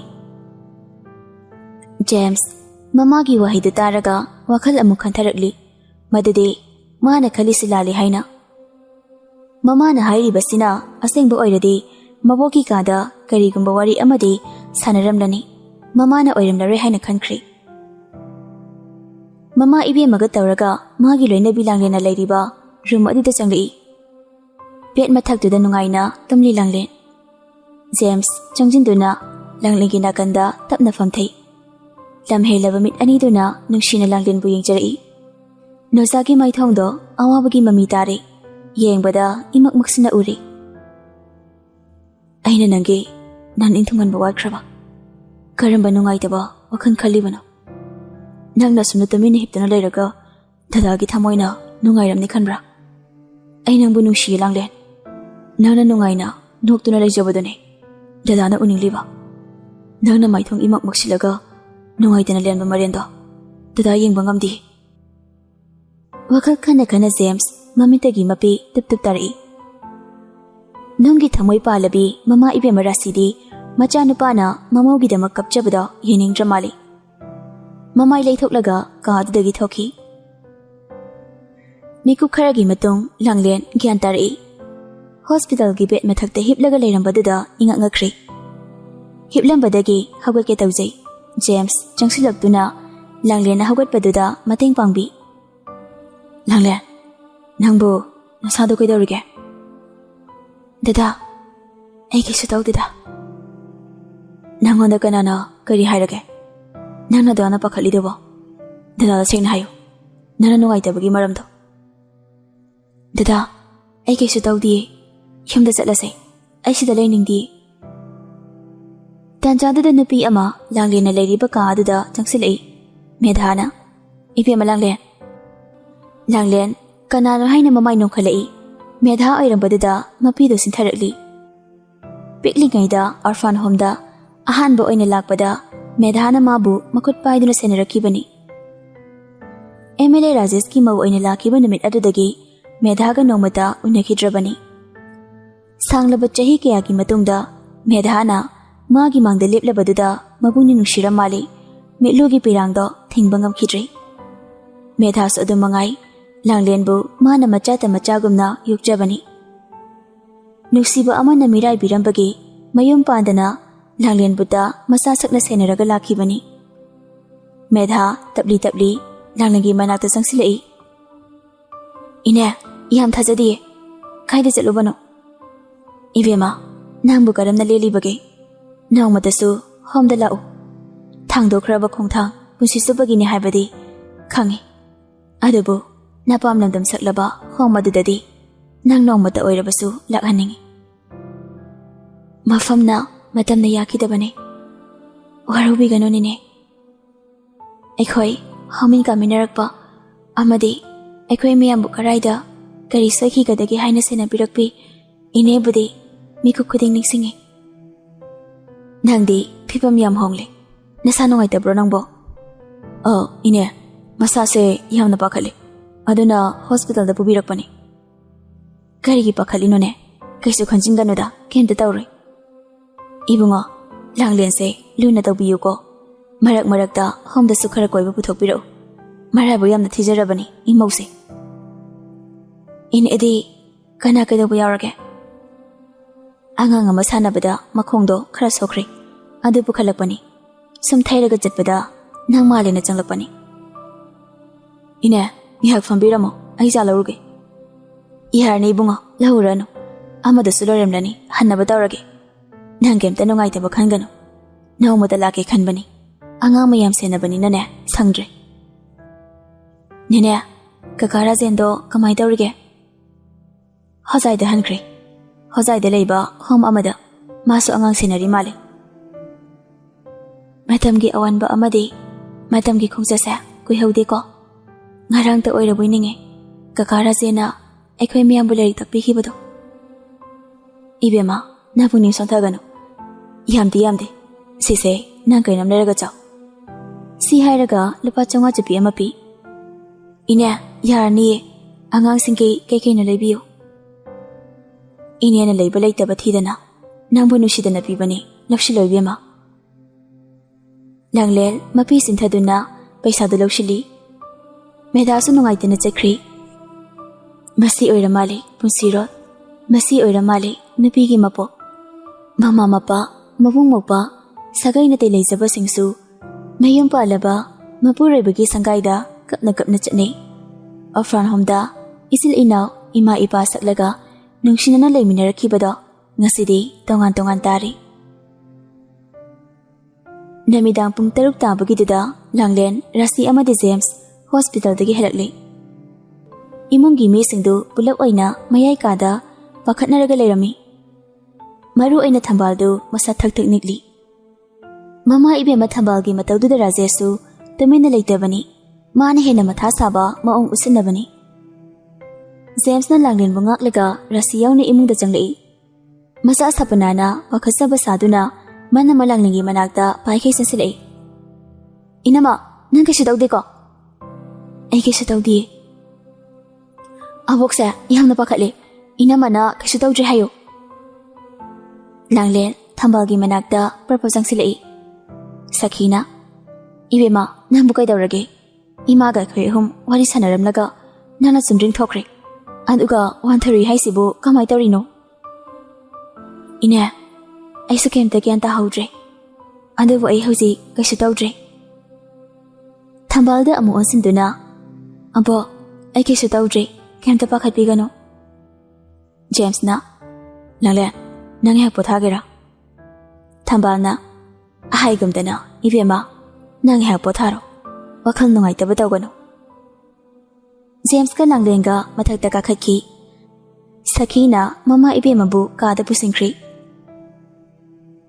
somdana sundarna mama khoi salakle chak to thonglordana Prabhana ahangam jadre ai bu minai dawna nai manjuri dawna urabo iso hairoi na ne sum haidabani yam henjelakle handak marakse nate noi nama siga nasanupi asiga na khalli bo khalsibu kainu kaidaroge mama ga sapana gana chief minister nupi dagi khare heli nasanupi asina marolama ine empokse ma oikre ningol mana afaubi hek saradana matam khara khaki barada leibugumbani ningol haise asi phoba khanthadine mako asida mayum palasu chanaroi aduna na wabiu haidi moi tawning ba kusida usano nang kamta thisinbirunu haibiroye ngangbiroye ikoi hayeng mang taklaba matamda penane yengi khangni tha marigi matungni langlena dadagi posingse surbang tingbiyo James na yarni angang dikai lekra ine sakila iye dada chatlane habadada angang dupam laga thokri papa na tha anim tilai dia ro hari khudak ta transfer da thokpani na tha anim ki matung dadi sida mulak na ba ꯄꯄꯥꯅ ꯁꯣꯏꯗꯅ ꯁꯤꯜꯂꯒꯦ ꯍꯥꯏ ꯏꯃꯥ ꯏꯆꯥꯅ ꯗꯗꯥꯒꯤ ꯃꯥꯏꯀꯩ ꯌꯦꯡꯂꯒ ꯂꯩꯍꯧꯔꯤ ꯍꯥꯏꯕꯁꯤꯗꯤ ꯀꯥꯎꯕꯤꯅꯨꯀꯣ ꯆꯠꯂꯝꯗꯥꯏꯁꯤꯗ ꯄꯨꯛꯅꯤꯡ ꯌꯥꯝ ꯅꯨꯡꯁꯤꯍꯜꯂꯛꯑꯅꯨ ꯑꯩ ꯀꯞꯊꯣꯛꯆꯔꯛꯆꯅꯤ ꯑꯩꯅ ꯍꯦꯟꯅ ꯅꯨꯡꯉꯥꯏꯇ꯭ꯔꯤꯅꯤ ꯈꯪꯂꯕꯣ ꯆꯠꯇꯤ ꯆꯠꯅꯤꯡꯗꯦ ꯅꯨꯡꯁꯤꯕ ꯏꯆꯥ ꯑꯃ ꯂꯩꯔꯀꯥꯟꯁꯤꯗ ꯈꯣꯡ ꯐꯥꯎ ꯊꯥꯡꯗꯣꯛꯅꯤꯡꯗꯦ ꯅꯨꯃꯤꯠ ꯊꯥꯕꯨ ꯅꯨꯡꯁꯥꯅ ꯆꯥꯛꯀꯦ ꯍꯥꯏꯕ ꯇꯥꯔꯕ꯭ꯔꯥꯅꯦ ꯅꯨꯡꯁꯤꯔꯕ ꯏꯆꯥꯁꯦ ꯀꯅꯥꯅꯁꯨ ꯃꯨꯜꯂꯛꯏ ꯇꯥꯟꯖꯥꯗꯨꯗ ꯁꯈꯤꯅ ꯑꯉꯥꯡꯗꯨ ꯄꯝꯂꯒ ꯄꯨꯁꯤꯜꯂꯛꯏ ꯏꯕꯦꯝꯃ ꯀꯞꯂꯦꯅꯦ ꯃꯕꯨꯛ ꯂꯥꯝꯂ ꯃꯥꯜꯂꯦ ꯃꯆꯥ ꯂꯥꯛꯑꯣ ꯂꯥꯛꯑꯣ ꯄꯄꯥ ꯆꯠꯂꯝꯗꯥꯏꯒꯤ ꯑꯃꯨꯛꯇ ꯄꯝꯂꯝꯒꯦ ꯃꯕꯨ ꯑꯃꯨꯛꯇ ꯄꯤꯊꯛꯈꯤꯒꯦ ꯉꯥꯏꯈꯣ ꯁꯤ ꯍꯥꯏꯔꯒ ꯂꯥꯡꯂꯦꯟꯅ ꯑꯉꯥꯡꯗꯨ ꯂꯧꯏ ꯊꯣꯏꯕ ꯄꯣꯠ ꯂꯣꯏꯅ ꯁꯨꯔꯕ ꯅꯠꯇ꯭ꯔꯣ ꯁꯨꯔꯤꯅꯤꯅꯦ ꯍꯧꯖꯤꯛꯀ ꯅꯣꯏ ꯅꯍꯥꯁꯤꯡꯒꯤ ꯍꯧꯅꯕ ꯊꯥꯞꯅ ꯂꯩꯈ꯭ꯔꯒ ꯅꯇꯨ ꯅꯆꯥ ꯀꯥꯎꯕꯒꯤ ꯃꯑꯣꯡꯗꯣ ꯇꯧꯅꯨꯀꯣ ꯏꯕꯦꯝꯃ ꯂꯥꯡꯂꯦꯟꯁꯦ ꯌꯥꯝ ꯋꯥꯖꯔꯕꯅꯤ ꯃꯉꯣꯟꯗ ꯐꯠꯇꯅ ꯇꯧꯕꯁꯤꯡꯗꯨꯗꯤ ꯄꯥꯞ ꯁꯣꯏꯗꯅ ꯄꯨꯅꯤꯍꯦ ꯅꯦꯅꯦ ꯅꯌꯥꯕꯨ ꯑꯗꯨ ꯉꯥꯎꯁꯤꯟꯅꯕ ꯑꯣꯏꯅ ꯎꯕ꯭ꯔꯅꯦ ꯑꯩꯗꯤ ꯏꯆꯥꯁꯦ ꯌꯥꯝ ꯅꯨꯡꯁꯤ ꯃꯃꯥꯗꯩꯁꯨ ꯏꯆꯥꯅ ꯍꯦꯟꯈ꯭ꯔꯦ ꯑꯩꯒꯤ ꯋꯥꯈꯜꯅ ꯐꯩꯖꯩ ꯆꯠꯈ꯭ꯔꯕꯗꯤ ꯑꯩ ꯏꯆꯥꯁꯤꯒꯤ ꯄꯥꯞꯄꯨꯅꯤ ꯐꯔꯦ ꯐꯔꯦ ꯆꯥꯛꯅꯦ ꯆꯥꯊꯣꯛꯅꯕ ꯇꯧꯔꯣ ꯂꯥꯛꯑꯣ ꯅꯃꯥꯒ ꯅꯇꯩꯃꯒꯅ ꯉꯁꯥꯏꯗꯒꯤ ꯍꯣꯠꯅꯔꯤ ꯆꯥꯛ ꯆꯥꯔꯕ ꯃꯇꯨꯡ ꯖꯦꯝꯁ ꯀꯥꯗ ꯆꯪꯂꯛꯂꯤ ꯅꯨꯡꯉꯥꯏꯅ ꯐꯃꯨꯡ ꯑꯄꯥꯛꯄ ꯑꯗꯨꯗ ꯇꯨꯝꯂꯤꯕ ꯃꯆꯥꯅꯨꯄꯤꯗꯨꯒꯤ ꯃꯅꯥꯛꯇ ꯑꯃꯨꯛ ꯇꯞꯂꯤ ꯇꯞꯂꯤ ꯆꯪꯁꯤꯜꯂꯒ ꯐꯃꯨꯡꯗ ꯐꯝꯊꯩ ꯄꯄꯥꯒꯤ ꯁꯅꯥꯊꯣꯏ ꯄꯄꯥ ꯆꯠꯂꯒꯦꯀꯣ ꯄꯄꯥꯅ ꯍꯜꯂꯛꯄꯗ ꯏꯆꯥꯒꯤ ꯍꯥꯎꯕꯤ ꯃꯌꯥꯝ ꯑꯃ ꯂꯩꯔꯛꯀꯅꯤ ꯍꯥꯎꯕꯤ ꯃꯌꯥꯝ ꯑꯃ ꯆꯥꯕꯁꯨ ꯍꯩꯇ꯭ꯔꯤꯕꯁꯦ ꯑꯣꯟꯊꯣꯔꯛꯄꯗ ꯂꯥꯡꯂꯦꯟ ꯂꯦꯞꯂꯒ ꯂꯩꯔꯝꯃꯤ ꯑꯩꯅ ꯍꯜꯂꯛꯄ ꯀꯥꯟꯗꯗꯤ ꯆꯥꯕ ꯍꯩꯔꯗꯣꯏꯅꯤ ꯕꯕꯥꯅ ꯊꯣꯔꯛꯑꯣ ꯍꯥꯏꯔꯤ ꯑꯩꯁꯨ ꯊꯣꯛꯂꯒꯦꯅ ꯇꯧꯔꯤꯅꯦ ꯂꯥꯡꯂꯦꯟ ꯏꯆꯥꯁꯦ ꯌꯥꯝ ꯀꯞꯐꯟꯒꯅꯨꯀꯣ ꯅꯆꯥ ꯈꯛꯀꯤ ꯈꯜꯂꯕ꯭ꯔꯥ ꯀꯩꯅꯣ ꯈꯪꯗꯦ ꯑꯩꯈꯣꯏꯒꯁꯤꯗꯤ ꯀꯩꯝꯇ ꯅꯨꯡꯁꯤꯕꯤꯗ꯭ꯔ ꯃꯥꯜꯂꯦ ꯅꯨꯡꯁꯤꯗꯕ ꯀꯥꯏꯗꯤ ꯍꯥꯏꯅꯣ ꯍꯥꯏꯔꯤ ꯏꯆꯥꯁꯨ ꯅꯨꯡꯁꯤ ꯃꯃꯥꯁꯨ ꯅꯨꯡꯁꯤ ꯐꯔꯦꯁꯦ ꯊꯣꯛꯅꯕ ꯇꯧꯔꯣ ꯕꯕꯥꯗꯣ ꯒꯥꯔꯤ ꯃꯅꯥꯛꯇ ꯉꯥꯏꯍꯧꯔꯕꯅꯦ ꯖꯦꯝꯁ ꯋꯥꯈꯜꯗ ꯀꯔꯤꯒꯤꯅꯣ ꯑꯩꯅꯁꯨ ꯌꯥꯝꯅ ꯂꯥꯡꯇꯛꯅꯔꯤꯕ ꯅꯨꯡꯁꯤꯔꯕ ꯏꯆꯥ ꯅꯨꯡꯁꯤꯔꯕꯤ ꯑꯩꯒꯤ ꯑꯃꯠꯇ ꯉꯥꯏꯔꯤꯕꯤ ꯂꯥꯡꯂꯦꯟ ꯉꯁꯤ ꯎꯔꯤꯕꯁꯤꯅ ꯎꯔꯔꯣꯏꯗꯕꯒꯨꯝ ꯈꯜꯂꯤꯕꯅ ꯀꯔꯤꯒꯤ ꯂꯥꯡꯂꯦꯟ ꯅꯪ ꯆꯦꯛꯁꯤꯟꯅ ꯂꯩꯌꯨꯀꯣ ꯖꯦꯝꯁ ꯋꯥꯈꯜ ꯈꯟꯅ ꯈꯟꯅ ꯀꯥ ꯑꯗꯨꯗꯒꯤ ꯈꯣꯡ ꯊꯥꯡꯗꯣꯛꯇꯨꯅ ꯊꯣꯔꯛꯂꯤ ꯂꯥꯡꯂꯦꯟꯁꯨ ꯃꯇꯨꯡ ꯏꯟꯅꯔꯛꯂꯤ ꯁꯨꯃꯥꯡ ꯃꯇꯣꯟ ꯌꯧꯔꯛꯑꯦ ꯒꯥꯔꯤꯗ ꯀꯥꯈꯠꯀꯦ ꯇꯧꯕꯒ ꯃꯟꯖꯨꯔꯤ ꯏꯃꯨꯡꯗꯒꯤ ꯆꯦꯟꯊꯣꯔꯛꯂꯒ ꯏꯕꯦꯝꯃ ꯂꯥꯡꯂꯦꯟ ꯑꯉꯥꯡꯁꯤ ꯌꯥꯝ ꯀꯟꯅ ꯀꯞꯂꯤꯅꯦ ꯖꯦꯝꯁ ꯒꯥꯔꯤꯒꯤ ꯊꯣꯡꯗꯨ ꯒꯝ ꯂꯥꯎꯅ ꯊꯤꯡꯖꯤꯜꯂꯤ ꯂꯥꯡꯂꯦꯟꯗꯤ ꯏꯃꯨꯡꯗ ꯄ꯭ꯔꯚꯞ ꯆꯦꯟꯁꯤꯟꯈ꯭ꯔꯦ ꯖꯦꯝꯁꯁꯨ ꯏꯃꯨꯡ ꯂꯣꯝꯗ ꯆꯪꯒꯦ ꯇꯧꯏ ꯃꯄꯥ ꯏꯕꯨꯡꯉꯣꯅ ꯊꯣꯏꯕ ꯖꯇ꯭ꯔꯥ ꯇꯧꯔꯒ ꯊꯣꯛꯂꯛꯂꯕꯅꯤꯅ ꯆꯪꯂꯨꯔꯅꯨ ꯇꯧꯍꯩꯗꯦ ꯕꯕꯥ ꯑꯩ ꯏꯁꯥꯁꯦ ꯌꯥꯝꯅ ꯆꯔꯥꯡꯅꯔꯦ ꯆꯠꯅꯕ ꯆꯠꯅꯗꯕ ꯑꯩ ꯑꯃꯨꯛꯇ ꯆꯪꯁꯤꯜꯂꯨꯈꯤꯒꯦ ꯁꯤ ꯍꯥꯏꯔꯒ ꯃꯅꯨꯡꯗ ꯄ꯭ꯔꯄꯣꯁ ꯆꯦꯟꯁꯤꯜꯂꯛꯇꯨꯅ ꯃꯥꯒꯤ ꯀꯥꯗ ꯆꯪꯂꯛꯂꯤ ꯃꯃꯥ ꯏꯕꯦꯝꯃ ꯂꯥꯡꯂꯦꯟꯅ ꯃꯆꯥꯅꯨꯄꯤ ꯁꯅꯥꯊꯣꯏꯕꯨ ꯄꯝꯂꯒ ꯃꯆꯥꯅꯨꯄꯤꯗꯨꯕꯨ ꯀꯞꯇꯅꯕ ꯊꯦꯝꯂꯝꯃꯤ ꯖꯦꯝꯁ ꯆꯪꯁꯤꯜꯂꯒ ꯃꯆꯥꯗꯨ ꯂꯧꯔꯒ ꯄꯝꯕꯗꯒꯤ ꯑꯉꯥꯡꯗꯨ ꯀꯞꯄ ꯐꯈ꯭ꯔꯦ ꯗꯗꯥ ꯖꯇ꯭ꯔꯥ ꯇꯧꯔꯒ ꯊꯣꯛꯈ꯭ꯔꯒ ꯀꯩꯒꯤꯅꯣ ꯑꯃꯨꯛ ꯆꯪꯂꯛꯂꯤꯁꯤꯕꯣ ꯏꯆꯥꯅ ꯀꯞꯂꯦ ꯍꯥꯏꯕꯗꯨꯗ ꯂꯩꯇꯥꯗꯗꯅ ꯆꯪꯂꯛꯄꯅꯦ ꯅꯪꯅ ꯊꯦꯝꯕꯗ ꯐꯠꯇꯕꯗꯣ ꯑꯩꯅ ꯄꯝꯕ ꯈꯛꯇꯗ ꯀꯞꯄ ꯐꯈ꯭ꯔꯦ ꯃꯄꯥ ꯑꯩ ꯆꯠꯈ꯭ꯔꯦꯅ ꯀꯞꯂꯤ ꯑꯣꯏꯔꯝꯅꯤ ꯏꯆꯥꯅꯁꯨ ꯃꯃꯥ ꯑꯩꯉꯣꯟꯗꯒꯤ ꯃꯄꯥꯅ ꯍꯦꯟꯅ ꯅꯨꯡꯁꯤꯔ ꯃꯥꯜꯂꯤ ꯅꯨꯡꯁꯤꯗ꯭ꯔꯗꯤ ꯑꯩꯅ ꯍꯦꯟꯅ ꯂꯨꯅ ꯇꯧꯔꯗꯤ ꯏꯆꯥꯅ ꯃꯄꯥ ꯑꯩꯕꯨꯅ ꯍꯦꯟꯅ ꯅꯨꯡꯁꯤꯕ ꯇꯥꯕ ꯊꯣꯏꯕ ꯅꯪꯕꯨ ꯅꯪ ꯕꯕꯥꯅ ꯉꯥꯏꯔꯦꯅꯦ ꯃꯃꯥ ꯏꯕꯦꯝꯃ ꯔꯥꯁꯤ ꯉꯥꯡꯂꯒ ꯆꯪꯂꯛꯂꯤ ꯅꯪ ꯕꯕꯥꯅ ꯉꯥꯏꯔꯦ ꯄꯨꯟꯁꯤꯒꯤ ꯀꯥꯏꯅꯗꯧꯁꯨ ꯅꯠꯇꯦ ꯀꯩꯝꯇ ꯈꯟꯒꯅꯨꯗ ꯏꯆꯥꯁꯤꯗꯤ ꯅꯪ ꯕꯕꯥꯗ ꯃꯃꯥꯅ ꯋꯥ ꯍꯧꯗꯣꯛꯂꯕꯅꯤ ꯊꯥ 2-3ꯗꯤ ꯑꯥꯗ ꯂꯩꯇ ꯌꯥꯔꯣꯏ ꯑꯩꯁꯨ ꯑꯗꯨꯃꯥꯏꯅ ꯍꯥꯏꯔꯤꯅꯤ ꯏꯃꯥ ꯑꯗꯨꯗ ꯃꯥꯅ ꯃꯆꯥꯁꯦ ꯊꯥꯗꯣꯛꯄ ꯉꯝꯗ꯭ꯔꯤꯕ ꯑꯗꯨꯅꯤ ꯏꯃꯥꯅꯁꯨ ꯍꯥꯏꯁꯦ ꯄꯨꯟꯁꯤꯒꯤ ꯀꯥꯏꯅꯗꯧ ꯅꯠꯇꯦꯅ ꯑꯁꯨꯝꯅ ꯖꯦꯝꯁ ꯆꯠꯅꯤꯡꯗ ꯃꯄꯥꯒꯤ ꯈꯨꯖꯤꯟ ꯊꯧꯔꯥꯡꯅ ꯖꯦꯝꯁꯄꯨ ꯑꯊꯥꯞꯄ ꯃꯐꯝ ꯑꯃꯗ ꯇ꯭ꯔꯥꯟꯁꯐꯔ ꯊꯥꯕꯒꯤ ꯆꯠꯈ꯭ꯔꯦ ꯖꯦꯝꯁ ꯆꯠꯈꯤꯕ ꯅꯨꯃꯤꯠ 9-8 ꯁꯨꯔꯦ ꯂꯥꯡꯂꯦꯟꯒ ꯄꯥꯎꯗꯤ ꯐꯥꯎꯅꯔꯝꯗꯦ ꯃꯄꯥ ꯏꯕꯨꯡꯉꯣ ꯔꯥꯖꯦꯁꯅ ꯌꯧꯈ꯭ꯔꯦ ꯑꯗꯨꯒꯤ ꯃꯐꯝꯗꯨꯗ ꯂꯩ ꯍꯥꯏꯅ ꯆꯤꯟꯅ ꯍꯥꯏꯕꯗ ꯇꯥꯕ ꯈꯛꯅꯤ ꯂꯥꯡꯂꯦꯟꯒ ꯐꯣꯟꯗ ꯋꯥꯔꯤ ꯁꯥꯟꯅꯗꯨꯅ ꯖꯦꯝꯁꯅ ꯍꯥꯏꯔꯛꯈꯤꯕ ꯂꯩꯇꯦ ꯂꯥꯡꯂꯦꯟꯁꯨ ꯐꯣꯟ ꯄꯥꯏꯗꯕꯅꯤꯅ ꯃꯄꯨꯔꯣꯏꯕꯒ ꯋꯥꯔꯤ ꯁꯥꯅꯤꯡꯂꯕꯁꯨ ꯎꯄꯥꯏ ꯂꯩꯔꯝꯗꯦ꯫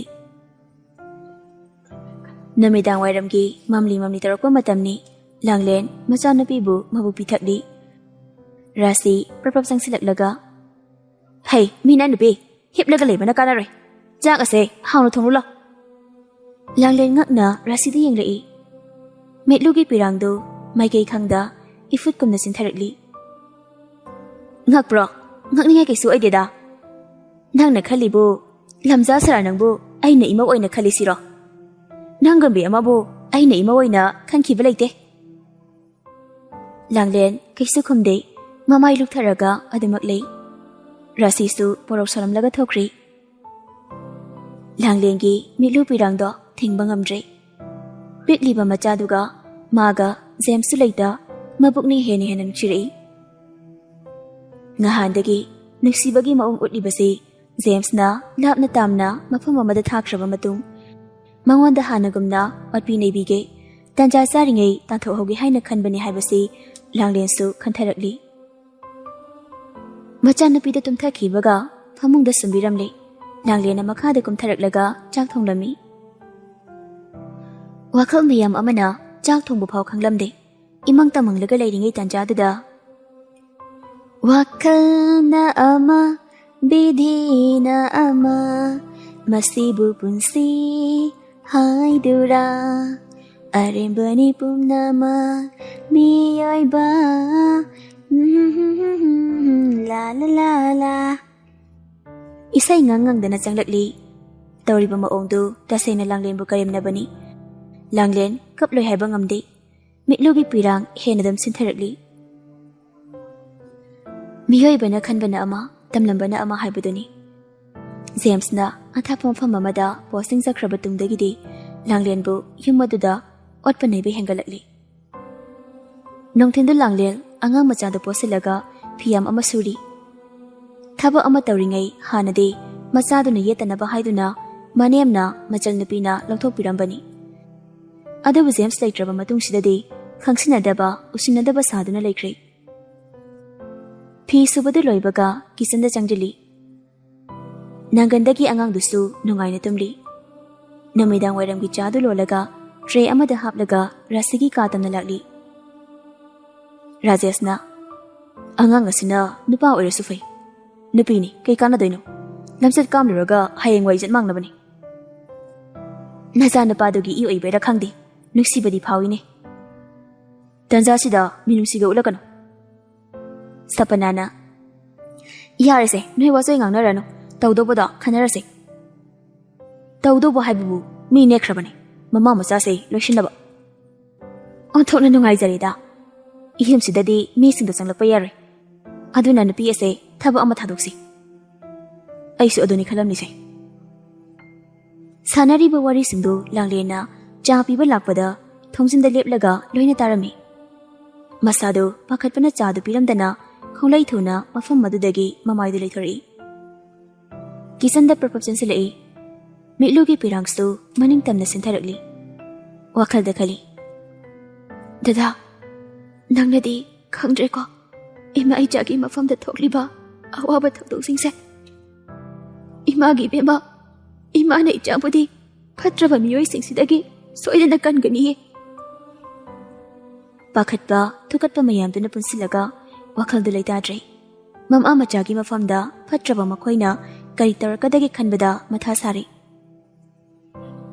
ꯅꯨꯃꯤꯗꯥꯡꯒꯤ ꯆꯥꯛ ꯆꯥꯅꯔꯕ ꯃꯇꯨꯡ ꯃꯥꯒꯤ ꯇꯨꯝꯕ ꯆꯪꯅꯈ꯭ꯔꯦ꯫ ꯂꯥꯡꯂꯦꯟ ꯃꯆꯥꯅꯨꯄꯤꯗꯨꯕꯨ ꯐꯃꯨꯡꯗ ꯍꯤꯞꯐꯜꯂꯒ ꯅꯨꯡꯁꯤꯔꯕ ꯃꯆꯥꯒꯤ ꯃꯥꯏꯊꯣꯡꯗꯣ ꯃꯨꯟꯅ ꯌꯦꯡꯂꯤ꯫ ꯂꯝꯍꯦꯜꯂꯕꯤ ꯃꯤꯁꯅꯥ ꯑꯅꯤꯗꯨꯗꯒꯤ ꯁꯤꯟꯊꯔꯛꯂꯅꯨ ꯍꯥꯏꯕ ꯌꯥꯗ꯭ꯔꯕ ꯄꯤꯔꯥꯡꯗꯨꯁꯨ ꯃꯅꯤꯡ ꯇꯝꯂꯛꯏ꯫ "ꯏꯃꯥꯒꯤ ꯏꯕꯦꯝꯃ, ꯍꯌꯦꯡ ꯑꯌꯨꯛ ꯑꯉꯟꯕꯗꯒꯤ ꯅꯪ ꯄꯄꯥꯒꯤ ꯌꯨꯝꯁꯦ ꯊꯥꯗꯣꯛꯂꯒ ꯊꯥꯞꯂꯕ ꯃꯐꯝ ꯑꯃꯗ ꯆꯠꯈ꯭ꯔꯁꯤꯀꯣ?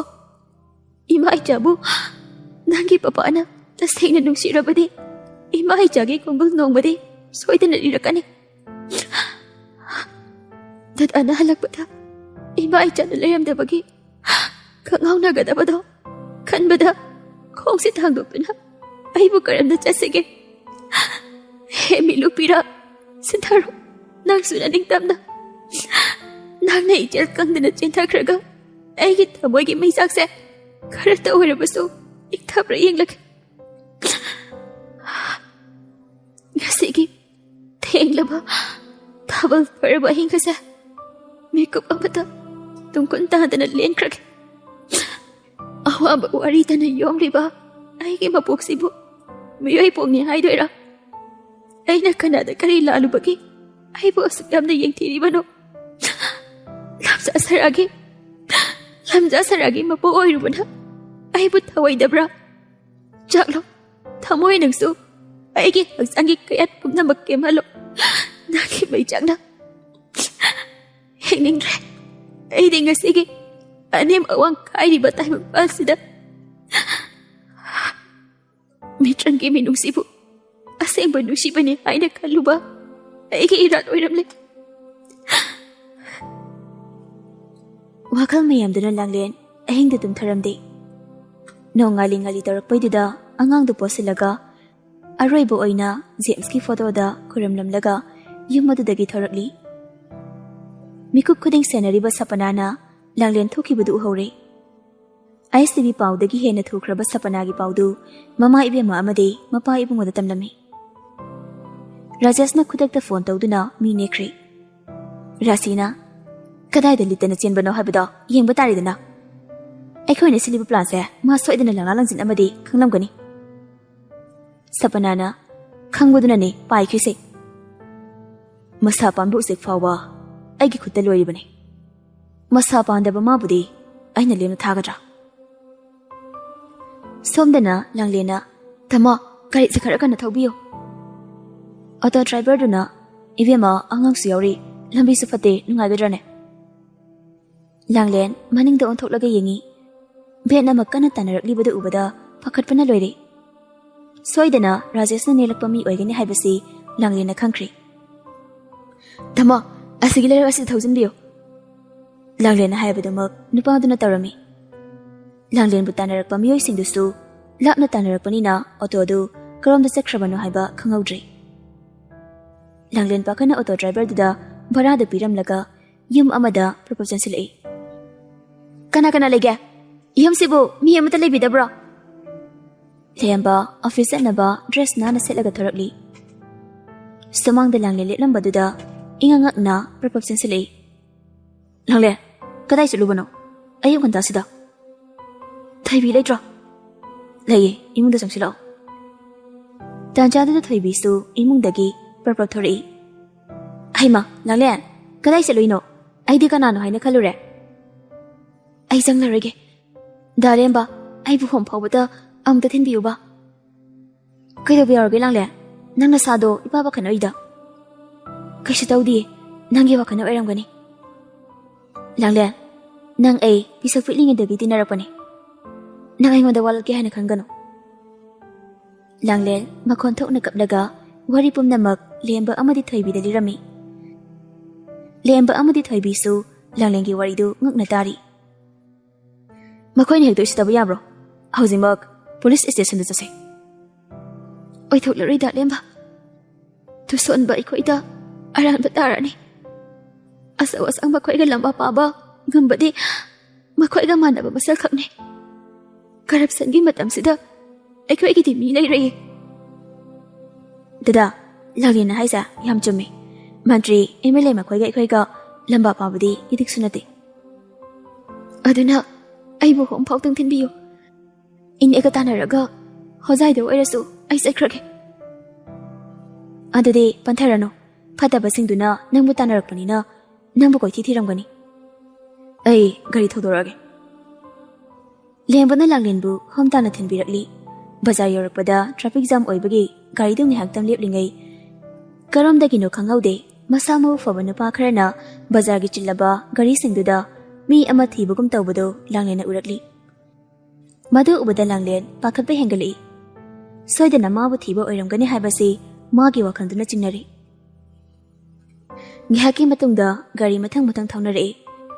ꯂꯦꯝꯕꯒꯤ ꯒꯥꯔꯤꯗꯨꯁꯨ ꯊꯧꯔꯛꯏ. ꯍꯣꯝ ꯌꯧꯔꯝꯗꯥꯏꯗ ꯂꯥꯡꯂꯦꯟꯗꯨ ꯒꯥꯔꯤꯗꯒꯤ ꯀꯨꯝꯊꯔꯛꯏ. ꯂꯦꯝꯕꯅ, ꯐꯖꯅ ꯆꯦꯛꯁꯤꯟꯅ ꯆꯠꯂꯨꯀꯣ. ꯑꯩ ꯑꯃꯨꯛ ꯍꯥꯏꯗꯣꯛꯈ꯭ꯔꯒꯦ. ꯍꯣꯏꯗ ꯂꯦꯝꯕ.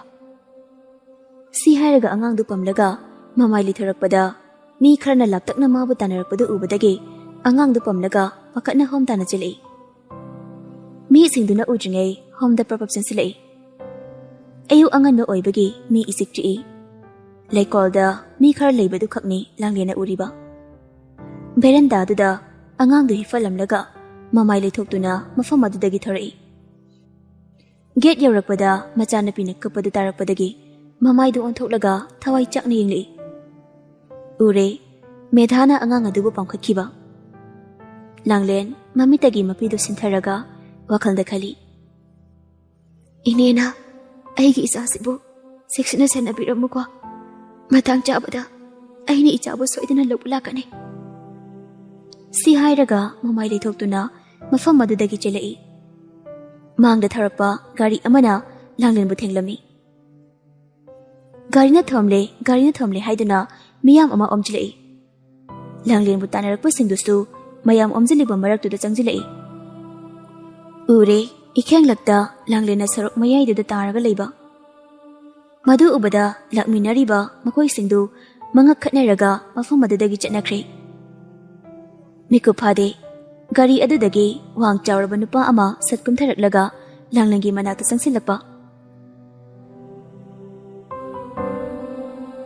ꯗꯣꯖꯔꯅ ꯑꯣꯟꯊꯣꯛꯅꯁꯨ ꯄꯪꯈ꯭ꯔꯦꯗꯀꯣ, ꯑꯩꯁꯨ ꯍꯥꯟꯅ ꯇꯥꯍꯧꯗꯦꯅꯦ, ꯚꯤꯗꯤꯑꯣ ꯑꯣꯏꯅ ꯂꯣꯏꯅ ꯅꯝꯍꯧꯕ ꯌꯥꯕꯅꯤ꯫ ꯖꯤꯕꯟꯅ ꯑꯩꯁꯨ ꯑꯣꯇꯣ ꯊꯧꯅꯕ ꯑꯃꯨꯛ ꯍꯣꯠꯅꯕꯗꯨꯗ ꯑꯗꯨꯒꯤ ꯋꯥꯈꯜꯒ ꯇꯧꯍꯧꯗ꯭ꯔꯦ꯫ ꯑꯍꯣ ꯐꯔꯦꯁꯦ, ꯅꯨꯄꯤ ꯃꯆꯥꯗꯣ ꯐꯪꯅꯕ ꯊꯤꯌꯨ, ꯃꯥꯅ ꯄꯨꯄꯤꯔꯒ ꯔꯥꯖꯦꯁꯄꯨ ꯂꯩꯈꯥ ꯇꯥꯍꯟꯕꯗ ꯃꯇꯦꯡ ꯄꯥꯡꯒꯗꯕꯅꯤ꯫ ꯀꯀꯥ ꯑꯗꯨꯒꯤꯗꯤ ꯀꯩꯁꯨ ꯈꯟꯕꯤꯒꯅꯨ, ꯑꯩ ꯃꯥꯕꯨ ꯐꯪꯅꯕ ꯁꯣꯏꯗꯅ ꯊꯤꯒꯦ꯫ ꯁꯣꯝꯗꯅ ꯔꯥꯖꯦꯁꯅ ꯀꯔꯤ ꯂꯥꯡꯂꯦꯟ ꯁꯤꯔꯦ ꯍꯥꯏꯕ? ꯑꯣꯟꯊꯣꯛꯅ ꯅꯨꯡꯉꯥꯏꯔꯦꯗ꯫ ꯍꯣꯏ ꯊꯝꯃꯣ ꯁꯤ ꯍꯥꯏꯔꯒ ꯐꯣꯟꯗꯨ ꯀꯛꯏ꯫ ꯍꯩ ꯇꯥꯔꯤꯕ꯭ꯔꯥ? ꯅꯈꯣꯏ ꯀꯅꯥ ꯀꯅꯥ ꯂꯩ? ꯃꯃꯥ, ꯁꯄꯅꯥ, ꯅꯈꯣꯏ ꯀꯅꯥ ꯀꯅꯥ ꯂꯩꯒꯦ? ꯁꯄꯅꯥ ꯃꯃꯥ ꯃꯆꯥꯗꯨ ꯔꯥꯖꯦꯁꯀꯤ ꯃꯅꯥꯛꯇ ꯄꯥꯏꯁꯤꯜꯂꯛꯏ꯫ ꯔꯥꯁꯤꯅ ꯃꯣꯏ ꯕꯕꯥ ꯀꯩꯗꯧꯔꯒꯦ ꯑꯗꯨ ꯀꯟꯅ ꯀꯧꯔꯤꯗꯨꯕꯣ?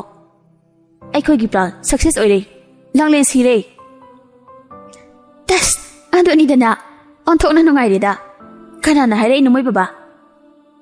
ꯑꯉꯥꯡꯁꯤꯡꯅ ꯐꯣꯟ ꯇꯧꯔꯛꯄꯅꯤ, ꯒꯥꯔꯤꯅ ꯊꯣꯡꯕꯅꯤ ꯍꯥꯏꯌꯦ꯫ ꯁꯄꯅꯥ ꯃꯃꯤꯠꯇ ꯁꯨꯛꯂꯒ ꯑꯉꯥꯡꯗꯤ ꯀꯃꯥꯏꯅ ꯇꯧꯔꯦ?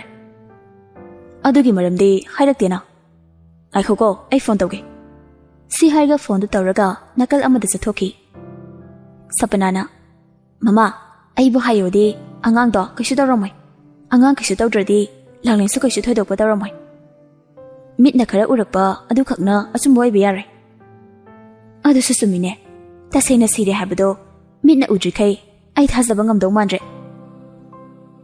ꯇꯥꯟꯖꯥꯗꯨꯗ ꯔꯥꯖꯦꯁꯇꯨ ꯏꯁꯨꯛ ꯁꯨꯛꯂꯒ ꯆꯪꯁꯤꯜꯂꯛꯏ꯫ ꯑꯉꯥꯡꯗꯨꯗꯤ ꯎꯔꯝꯗꯦ ꯍꯥꯏꯔꯤ꯫ ꯏꯈꯦꯡꯂꯛꯇ ꯂꯥꯡꯂꯦꯟ ꯇꯥꯔꯒ ꯂꯩꯍꯧꯕꯗꯨꯈꯛ ꯎꯔꯛꯄ ꯑꯣꯏꯔ ꯃꯥꯜꯂꯦ꯫ ꯁꯄꯅꯥꯅ ꯍꯣꯁꯄꯤꯇꯥꯜꯗ ꯄꯨꯈꯠꯂꯝꯂꯣꯏꯗ꯭ꯔꯣ? ꯁꯣꯏꯗꯅ ꯄꯨꯈꯠꯂꯝꯕ ꯇꯥꯕꯅꯤ꯫ ꯐꯔꯦ ꯄꯨꯝꯅꯃꯛ ꯍꯧꯈ꯭ꯔꯁꯅꯨ, ꯃꯥꯕꯨ ꯐꯪꯅꯕ ꯁꯣꯏꯗꯅ ꯊꯤꯍꯟꯕ ꯇꯥꯕꯅꯤ꯫ ꯍꯣꯁꯄꯤꯇꯥꯜꯗꯅꯤ ꯗꯦꯕꯔꯥꯖ ꯌꯥꯎꯅ ꯃꯃꯥ ꯏꯕꯦꯝꯃ ꯄꯨꯔꯅꯤꯃꯥꯒ ꯂꯥꯡꯂꯦꯟꯒꯤꯗꯃꯛ ꯀꯣꯏꯆꯦꯟ ꯆꯦꯜꯂꯤ꯫ ꯊꯣꯏꯕ ꯗꯣꯛꯇꯔꯅꯕꯨ ꯀꯔꯤ ꯍꯥꯏꯔꯤꯒꯦ? ꯃꯀꯣꯛꯇ ꯈꯔ ꯁꯣꯛꯈꯤꯕꯗꯨꯗ ꯒ꯭ꯌꯥꯟ ꯂꯥꯛꯄꯗ ꯈꯔꯗꯤ ꯇꯞꯂꯅꯤ ꯍꯥꯏꯌꯦ꯫ ꯑꯣꯟꯊꯣꯛꯄ ꯗꯁꯥ ꯍꯥꯏꯕꯗꯨꯅꯤ, ꯑꯁꯣꯛꯄꯁꯤꯒꯤ ꯏꯃꯨꯡ ꯃꯅꯨꯡꯗꯤ ꯑꯃꯠꯇ ꯈꯪꯗ꯭ꯔꯤꯕ? ꯑꯗꯨꯒꯤ ꯃꯔꯝꯗ ꯊꯣꯏꯅ ꯈꯪꯗ꯭ꯔꯤ, ꯑꯁꯣꯛꯄꯁꯤꯅ ꯒ꯭ꯌꯥꯟ ꯇꯥꯔꯛꯂꯒ ꯍꯪꯕ ꯍꯥꯏꯗꯨꯅꯤ꯫ ꯑꯉꯥꯡꯗꯤ ꯀꯅꯥꯒ ꯂꯩꯍꯧꯔꯤ? ꯃꯤꯜꯀꯤ ꯂꯥꯛꯇꯅ ꯁꯦꯟꯅꯍꯧꯕꯅꯤ꯫ ꯁꯤꯗ ꯀꯅꯥꯅꯣꯝꯗꯤ ꯂꯩꯇꯕ ꯌꯥꯔꯣꯏ, ꯀꯅꯥ ꯂꯩꯍꯟꯁꯤꯒꯦ? ꯑꯩꯅ ꯁꯣꯏꯕ ꯉꯥꯛꯇꯅꯤ, ꯑꯩ ꯑꯗꯨꯝ ꯂꯩꯔꯒꯦ ꯃꯃꯥ꯫ ꯐꯔꯦ ꯆꯥꯛꯇꯣ ꯔꯥꯖꯨꯗ ꯄꯨꯍꯜꯂꯛꯑꯒꯦ, ꯁ꯭ꯋꯥꯏꯗꯒꯤ ꯆꯥꯕꯗꯨꯁꯨ ꯆꯥꯍꯟꯅꯤꯡꯗꯦ꯫ ꯍꯣꯏ ꯃꯃꯥ꯫ ꯄꯨꯔꯅꯤꯃꯥꯁꯨ ꯉꯥꯏꯍꯥꯛ ꯂꯩꯔꯝꯂꯒ ꯃꯌꯨꯝꯗ ꯍꯟꯈ꯭ꯔꯦ꯫ ꯗꯦꯕꯔꯥꯖ ꯂꯥꯡꯂꯦꯟꯅ ꯂꯩꯔꯤꯕ ꯀꯥꯗꯨ ꯇꯝꯅ ꯇꯞꯂꯤ ꯂꯥꯛꯂꯤ꯫ ꯑꯣꯛꯁꯤꯖꯦꯟ ꯍꯥꯟꯗꯨꯅ ꯍꯤꯞꯂꯤꯕꯤ ꯂꯥꯡꯂꯦꯟꯕꯨ ꯎꯔꯒ ꯗꯦꯕꯔꯥꯖ ꯅꯨꯡꯉꯥꯏꯇꯕ ꯐꯥꯎꯏ꯫ ꯀꯅꯥꯅꯣ ꯀꯗꯥꯏꯗꯒꯤꯅꯣ ꯍꯥꯏꯅ ꯈꯪꯅꯤꯡꯕꯅ ꯂꯥꯡꯇꯛꯅꯔꯝꯃꯤ꯫ ꯅꯥꯀꯜ ꯑꯃꯔꯣꯝꯗꯅ ꯃꯦꯙꯥꯅ ꯂꯥꯡꯂꯦꯟꯒꯤ ꯑꯉꯥꯡ ꯑꯗꯨꯕꯨ ꯀꯞꯄ ꯊꯦꯝꯅꯕ ꯍꯣꯠꯅꯔꯤ꯫ ꯀꯔꯝꯕ ꯃꯃꯥ ꯃꯄꯥ ꯐꯠꯇꯕ ꯐꯠꯇꯕꯤꯅꯣ ꯑꯁꯨꯛ ꯅꯨꯡꯁꯤꯕ ꯑꯉꯥꯡꯁꯦ ꯃꯤ ꯂꯩꯇꯕ ꯇꯥꯟꯖꯥ ꯌꯦꯡꯂꯒ ꯚꯦꯔꯟꯗꯥꯗ ꯍꯤꯞꯐꯜꯂꯝꯂꯤꯁꯦ? ꯃꯃꯥꯒꯤ ꯃꯕꯨꯛ ꯊꯛꯄꯅꯤꯅ ꯀꯞꯄꯗꯁꯨ ꯈꯥꯡꯕ ꯉꯝꯗ꯭ꯔꯦꯕꯁꯦ꯫ ꯑꯐꯕꯗꯤ ꯑꯣꯏꯔꯣꯏ ꯃꯃꯥ ꯃꯄꯥꯗꯣ꯫ Macinduna lonbasi lepte angang themli. Nongma ninigi matungda Langlen gyan taraklami. Mama oibina machabu nungsibade changdamningai leite. Gyan lakpaga machanupibu kauduna kablai. Devrasna Kokano anabado henjilani. Som kadaidagino. Aigi yum leite. Aigi ne haibada. Taibang palsida kanasu leite. Piklipi aigi isado natana. Angang dudi kadaida lehawe. Home the lehawe. I hope you mug. It's a git manak to chatke. Home the day, Karige. Angang the Tamno Libano. Mari Makong say no worry though, I'm on the Libio. I nagin a thing, so I didn't pange. Langlen cup na, worry sing do, sit head and a little e. Asuk put the walker. Makoyan Tori was sing sigi proof. Amatalita. Adam but matalite. Adunane. I know worry but. Ay na ko yan masapay bugo. Kujen do na hili ba pong sisa. Makoy na pata bagini. Ay makoy ba kayo tawag nga piroy. Nga siya ay ba naman si Dagi. Ay makoy ki mabaw na te. Makoy ki yag na ba ne. Tamo. Ay bo ijagi managdatin biyo. Ay ijaw ningi. Nang nasado, kara kang kakisano. Nana hausi hari do ne. Nang nathazaba mina, nangi angang do, lokshin hawi hay na. Nang naba faraga soidina thimbige. Devras na haibadagi Langlen su tamina laikre. Somdana James mayum da phone toina taruklami. Mama ibemada Langlen ka wari sanazage haina phanakana nongmagi haijarai. Adubu mama ibemana ulai pali tawduna wa adumuk thaidoklami. James su wakal da nongmagi charang na behenjilai. Pikli bi machanupi amade Magi loina bigi wakana mikup amada masadu pothaba sanglamde. Langlen bu Devras ki yumda putharakli. Mama ibema Purnimana Langlen ki damak yamna wajarami. Ibema kisung koiganu. Iyam sida kanamata laibanate. Isu siga nang dadaga. Aiga nang babaga tani. Angang se dadagi macharo. Mani bema. Sisu marabu anthong na thijarabani. Mama nga na kay nakita na. Oh, angang si Soigum na. Imagi minuksi fang da bahay ba do oira ba? Bigli ay gi-isa su. Mabuglam gani ko. Ay ijang buo ningi ima. Ay kimating ang mutapang biyo. Ibe ma, kapkano se. Nang nakong si Tanya, pasana sa pangamlakanda. Nang gidadana, pasana tinggi hay sidi. Ima sa thong luge, ngihag hilom ko. Langlen, mapido day thulaga, tapna. Ima, angang do ay fay bihawge. Abungo, nineg inagta lao. Ihabu yagadra ne, ningay di ontong na kankraba. Nupa macha oy bagi, mangaw su ne ontong na tikri. Angang dusu Langlengi managta lehawri. Masa napidagi jahi ani mukti halamgani. Machin macha do na pepa lon bahiri. Angang dugi mataw da Langlen awa bokal mayam do ngihagti kakthukli. Asamna nongma hawkibana tha amarongi matung Devras ka Langlenga hom da lakli. Hom yorokpaga Langlena medhabu koi thirei. Ise sila. Langlen kai jaluino iham thaja dena. Ise sila inedi hojai sakri. Aha kam kanda. Ngarang sakita ngai ri mayum longgi mi ama leitaba yaw pamali. Kaino aisibo adi Aigi isati kadai. Nangi na chang haidi. Langlen pakhat na wari pumna maglirami. Oh, angang do nangi oire. Ine na tane sainariba. Mi amata na lawba yade. Aduna adum ada pukri. Kamay daw niya dude. Ima agi bema. Ima ichagi laibag si bukarino. Langlen, nang kay sukan ganuwo. Ay ine da phone taro ka haikrage. Pusigi oina inila oidaw sunata basibo. Hawzima inida phone tawbiyo. Hoy farisi, nangam nungaitravani nane. Ay phone tawbirage. Asomna silana medhada phone tawri. Adubu laibak thibadi phone tawbadu susu chatlamdi. Phone tawbadu su chatrabani na upai leitana Langlen Devras ka hanminari. Devras ki yumduda awatpa amata leiti.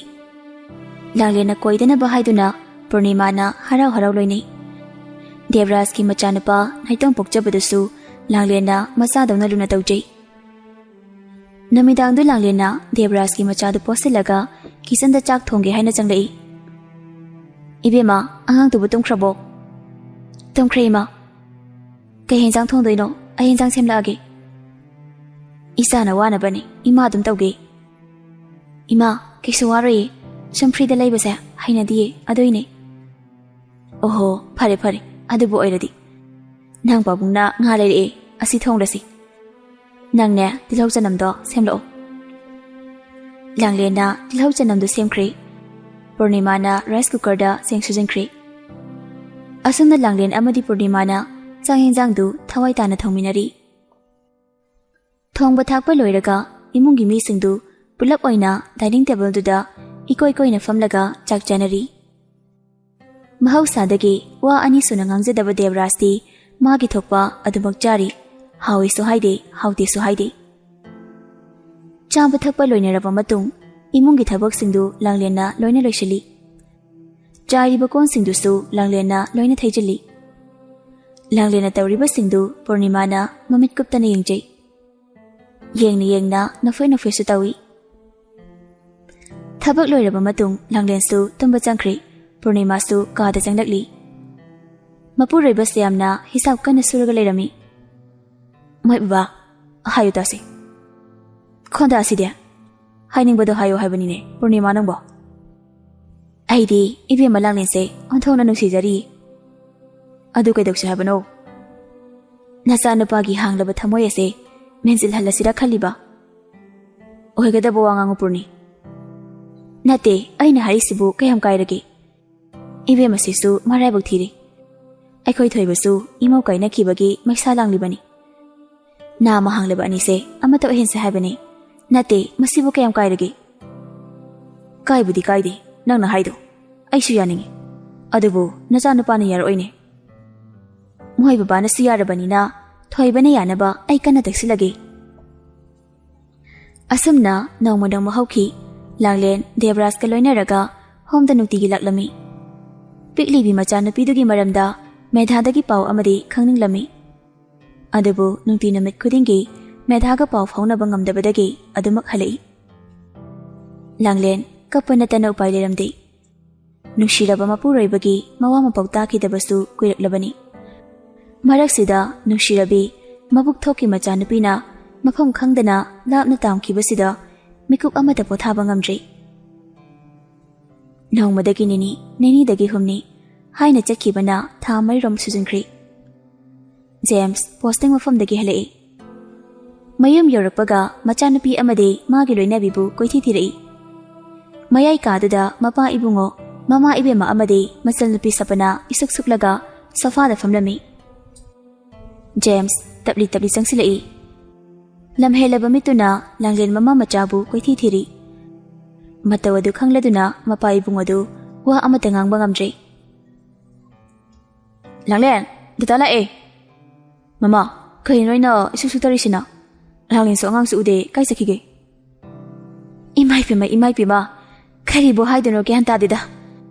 ꯆꯠꯈ꯭ꯔꯦ, ꯕꯗꯅꯥꯝ ꯄꯤꯔꯝꯂꯒ ꯆꯠꯈ꯭ꯔꯕꯅꯤ꯫ "ꯑꯣꯛꯇꯕꯤꯅꯤꯅꯦ ꯅꯪꯒꯤ ꯅꯨꯄꯤꯗꯣ, ꯃꯋꯥ ꯑꯇꯣꯞꯄ ꯄꯥꯝꯂ ꯃꯥꯜꯂꯦ, ꯑꯉꯥꯡꯗꯨ ꯄꯨꯔꯒ ꯆꯠꯈ꯭ꯔꯦ." "ꯑꯍ, ꯀꯗꯥꯏꯗ?" ꯈꯪꯖꯗꯦ, ꯑꯩꯈꯣꯏꯅ ꯋꯥꯒ ꯉꯥꯡꯕ ꯉꯝꯖꯕ ꯅꯠꯇꯦ." "ꯅꯣꯏ ꯃꯌꯥꯝ ꯃꯥꯟꯅꯔꯒ ꯇꯥꯟꯊꯣꯛꯈꯤꯕꯗꯤ ꯅꯠꯇꯦꯀꯣ?" "ꯂꯥꯡꯂꯦꯟꯒꯤ ꯃꯒꯨꯟ ꯑꯩꯅ ꯆꯞ ꯆꯥꯅ ꯈꯪꯉꯦ. ꯃꯥꯅ ꯑꯔꯥꯟꯕ ꯇꯧꯔꯝꯒꯗꯕ ꯅꯠꯇꯦ. ꯅꯈꯣꯏꯅ ꯃꯃꯥ ꯃꯆꯥꯕꯨ ꯃꯤꯅꯨꯡꯁꯤ ꯂꯩꯇꯅ ꯇꯥꯟꯊꯣꯛꯈꯤꯕ ꯅꯠꯇ꯭ꯔꯣ? ꯑꯁꯨꯛ ꯀꯨꯏꯕ ꯃꯇꯝꯁꯤ ꯅꯣꯡꯃꯇ ꯂꯥꯡꯂꯦꯟꯒ ꯋꯥꯔꯤ ꯁꯥꯟꯅꯒꯦ ꯍꯥꯏꯕꯗ ꯅꯈꯣꯏꯅ ꯌꯥꯈꯤꯗ꯭ꯔꯤꯗꯨ ꯃꯁꯤꯒꯤ ꯑꯣꯏꯔꯝꯕ ꯇꯥꯏ. ꯍꯨꯏ ꯃꯃꯩ ꯑꯀꯣꯟꯕ ꯊꯥꯎꯊꯤ ꯇꯩꯔꯒ ꯆꯨꯝꯕ ꯌꯥꯗꯦ ꯍꯥꯏꯕꯗꯣ ꯅꯈꯣꯏꯒꯤ ꯂꯝꯆꯠꯅ ꯇꯥꯛꯄꯅꯦ. ꯅꯈꯣꯏꯅ ꯑꯩꯕꯨ ꯑꯔꯥꯞꯄ ꯃꯐꯝꯗ ꯇ꯭ꯔꯥꯟꯁꯐꯔ ꯊꯥꯗꯣꯛꯂꯤꯕꯗꯨꯗꯤ ꯃꯃꯥ ꯃꯆꯥꯗꯨ ꯇꯥꯟꯊꯣꯛꯄ ꯌꯥꯅꯕ ꯑꯣꯏꯔꯦ. ꯃꯃꯥ ꯃꯆꯥꯅ ꯂꯩꯇꯕ ꯌꯨꯝꯁꯤꯗ ꯑꯩ ꯃꯤꯀꯨꯞ ꯑꯃꯠꯇ ꯄꯟꯊꯗꯨꯅ ꯂꯩꯕ ꯉꯝꯂꯣꯏ. ꯑꯩꯁꯨ ꯉꯁꯤꯗꯒꯤ ꯅꯈꯣꯏꯒꯤ ꯅꯐꯝꯗꯒꯤ ꯁꯤꯈ꯭ꯔꯦ ꯍꯥꯏꯅ ꯈꯜꯂꯣ. ꯁꯤ ꯍꯥꯏꯔꯝꯂꯒ ꯖꯦꯝꯁ ꯕꯦꯒꯇꯨ ꯄꯥꯏꯔꯒ ꯃꯌꯨꯝꯗꯨꯗꯒꯤ ꯑꯔꯣꯏꯕ ꯑꯣꯏꯅ ꯈꯣꯡ ꯊꯥꯡꯗꯣꯔꯛꯏ. ꯃꯃꯥ ꯏꯕꯦꯝꯃ ꯔꯥꯁꯤ ꯃꯆꯥꯅꯨꯄꯥꯒꯤ ꯀꯜꯂꯕ ꯋꯥꯍꯩ ꯀꯌꯥꯗꯨꯅ ꯋꯥꯈꯜ ꯇꯥꯔꯕꯤ ꯍꯥꯏꯕꯗꯨ ꯑꯣꯏꯔꯛꯏ. ꯃꯃꯧꯒꯤ ꯃꯐꯝꯗ ꯐꯠꯇꯕꯤ ꯃꯅꯦꯝ ꯑꯣꯏꯔꯕꯁꯨ mabuk thoki machabudi nukshibanina James na chatkiba maike yenghauraga ningamdabagi pirang sithauri nakal amaramdana medhaga I paw amata fauna bangam khidri Langlen kapna wakan khanba yamba khallaba matung hozai satki haina khalai Dadana nasalgi matinga muta pangbiyo hozai da chatuna ai chagi mari makho amata di thiruse ai chaga kaina bangam loi adun makakona Langlen ai nangi nating soidina pange hayeng de meeting aruba male hangchi chanaba tawse Devraj na themjin bibadagi Langlen kapudu tokri Devraj na harau harau yabirakpaduda wakhaldu khardi ingi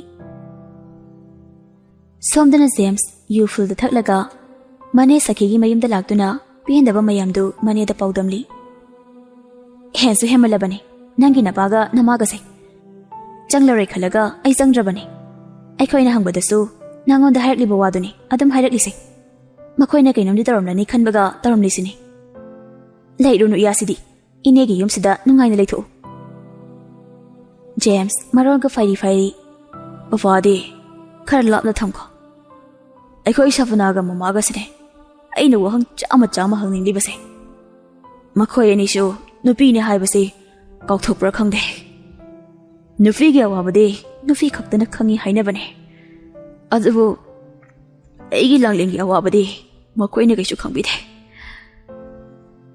Hayeng hozai satkani haibagi numidangni Langlen masadu mathamarang hauduna tumthaba phawyadi Piklibi machabu uningbana langtaknarami Ahengi amamba loikhiba ngaibada masadu chokthaba khanglamde Mamana machabu nuksibasa masi oiramale Machaduna laikhiba mafam maduda chetlani khalaga awa wakhaldu ngahakti kauthui Thangnaba mikapta machaga adamak Lapna tamna khradra khalaga mi paijai Ima gi bema Ima laklani Ima nei chabu labu laklani Thasing kaya hokre Nushirabi ichagi saktam uraktaba Ngasigi ahingi amamba nalarakpada Anganba korauna Mahusilakpa matamda Ichana lariba mafam aduda Imana soidana laklani Mathangi numiki namidangi pung tarukta hozai yorami Hotel amada room ani lauraga Devraj na room amada Langlen na room amada lerami Namidang duki chaba thakpa hotel dudagi order tawraga chaminarami Somdana James Langlen mama machagi wakhalda chagani thakani khangdaba makhai angawba ka pangkhak oirakli Dada ki Langlen nangbu kadai da leibage nang dada pungairamdana kadai da chalibano upagi sana thoi papa nangbu ninge Isagi nushiba suktam uraktaba tha masing yam lagle papa na namana jabu khaurang na ngairiye Thaiba nangbu jaksi khardi jana ba tawsida Sakhi James ki manakta changlaktuna hairi Nene ai kemta janingba faudre mama macha da kadai da leramgani khanbada angawba haibadu oire Anthona su phate da ko nangi namase Napi ama oiraga napigi awaba khangdaba nawma natraga nomadi awa maisa langlakigani Sire haina taraga leramlasu kalaga lakladabane amukhana makhoida onjinggadaba nathe makhoigi maramjat aina chapchana khange adamna hainu tahoidi ase phattaba makhoigane manage haina kaidonungda khanganu landabagi isorlei haiba kawganu ko Mathangi namitni medhagi yum hanghangdana Devraj ka Langlen ga laklami Piktakna sariba yum aduda tapli changli Sumang mayayda leplaga imang lomdo onjinduna mi kawi tawringai mauna ama polang ama pairaga thorakli Sumangda Langlen amadi Devraj lepada ubada Ranina kana Idamcha ai Langlen ne thana laklambado Aima Langlen Aide nang masa khangludredana sida koira iro noibo Ine sida chatki hai unagena lakpani Kahati sakhiba koirene angang ama siyaukibane Idamcha angang do aigi ichane angang do gidamaktane aina mafam masida lakliba Imagi bema isabu kadai da leibake Kaino haisibo? Inamagi manakta angang karamna. Langlen kapna wari pumna magdirai. Kap ganu se Langlen. Nang kem ta khan ganu se. Inamadane phone tawge. Ngihakta ingna tapna famko. Lao. Imungda jangsi lao. Devraj ka Langlenga imungda jangsi lai. Mapandagi piktakna uba yumdu manungdadi ichaw chawrami. Mayai kaduda Langlen matha sana famli. Devrajtu Langlengi mataudu ubada nungaijadi. Rani na phone tawbudasu switch off lerami. Phone su off laine. Adudi kamai tawne? Hojiki ineduna lairiba home du da chatpadi. Hoine adamai tawrone. Address do ai pirage. Aikhoi sidai chatpadi kuisu kuire. Asamna Rani na address piraba matung gahati dana Langlen amadi Devraj medhana lairiba home du hanglaglami. Chawraba anat ashramni security yauna ngak selibani. Devraj na ngangnaraga ashram manungda changlaklami. Kaka kainamta hangjage ba? Leikolda lei ising chariba ahal oiraba nupa aduda Devraj na hangli. Yani hekta hangbiyu. Home sida mother oina leiba medhadubu. Ibunga asomna kanda chalu. Angang singa adum leremlani. Devraj ka Langlenga tabli lakli. Angang mayam ama medhana senaraga lerami. Langlen ubada medha ingangai. Ay ma, Langlen, nangdi mafam sida kamdauna. Ay, inega unaba lakli ne. Ihe, kapkanu se. Kaigino nana kapli basibo. Kapna wari liri Langlen. Ay ichap yo ine. Ay ichaw ninge. Medha mamit lautoktuna Langlen da muniyang lai. Chimbal da tapna soli. Kari haiba. Ang do nangi na jane haiba. Mani ine. Ang do ay ki ichane. Ay isa bulak ne. Mama ay ki ifamda. Iniena. Ay ki ichabu sinabiyo. Ine ki bema. Ine bu kari hai sige. Ashram sida lairiba angang singse. Laibak faba amata natiye. Nangi na jane haiba kanglam labadi. Ay wakal kar kantaram gadabane. Sangsarda yum palabi nupi amana. Macha yaudana hingbada awabo oibagum. Mama mapagi minungsi pangdraba. Ashram sida lairiba angang singsisu. Mama mapa oibas ningi minungsi dudabu. Ikaw lang libane. Mama mapagi awat padu koklaga. Lamja sara haiba mingtoldo fangdana. Nungai na leijakhinaba haiduna. Mamita machauba pangdraba. Minungsi chawraba mama mapa amagi kutta. Nangi na chado. Sinakreni inegi bema. Medhana hayak libudu tabada Langlendu tu zungkiba khangaude. Leliba khongphamdo kadaidano haiba khangdre. Tunghan handana chatpada khongpham chahaudabadai tugi tawi. Devraj na Langlen mungai. Langlen Devraj ta muna yenglai. Miklugi pirangsu lepalitana sintharai. Khangba ngamlaktabai. Makhada kuru kullaga makhol thokna kapi. Imagi bima. Ichabu kadaida laibage. Imagi sanatoy. Ichabu thibada. Ima ware.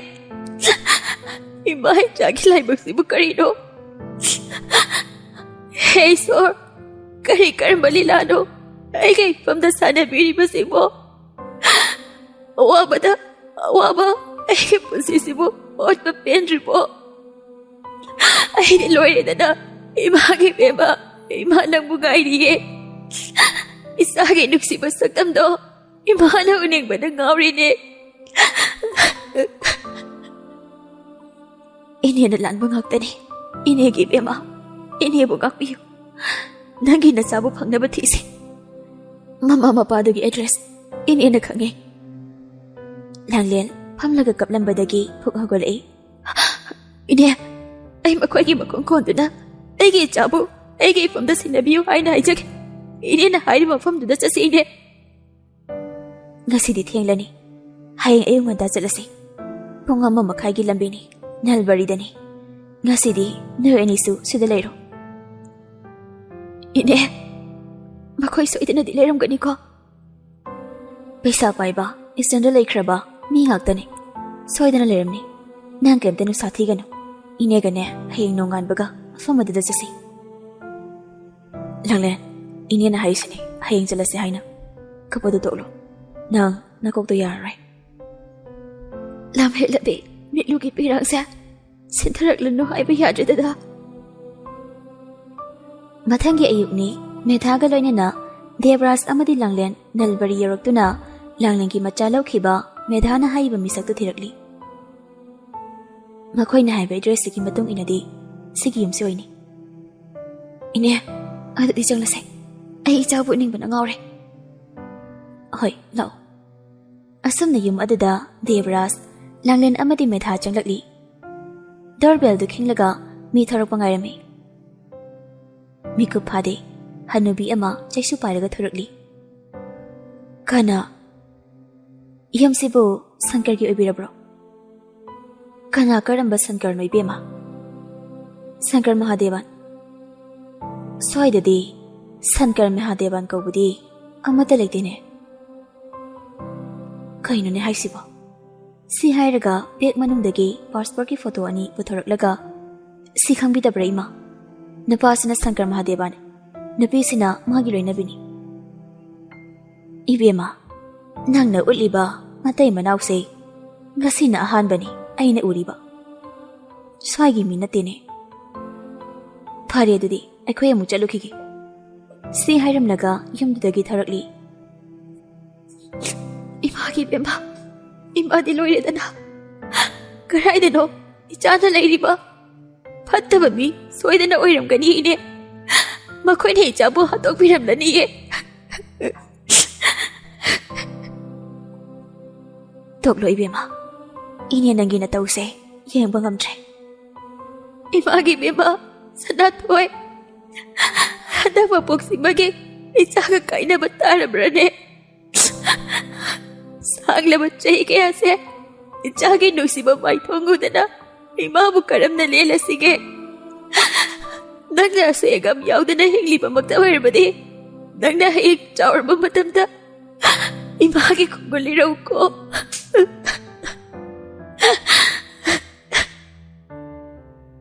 랑렌, 컵라노세. 붐나먹 낭길라북다 땀라보네. 뺏람라니. 이소얼 마학수. masita thongna bama ang nasinbane. Imay chamadi. Nuksiraba ipurayba. Tokay tahaliba. Pakoy budi. Ay na lem na kaktaray.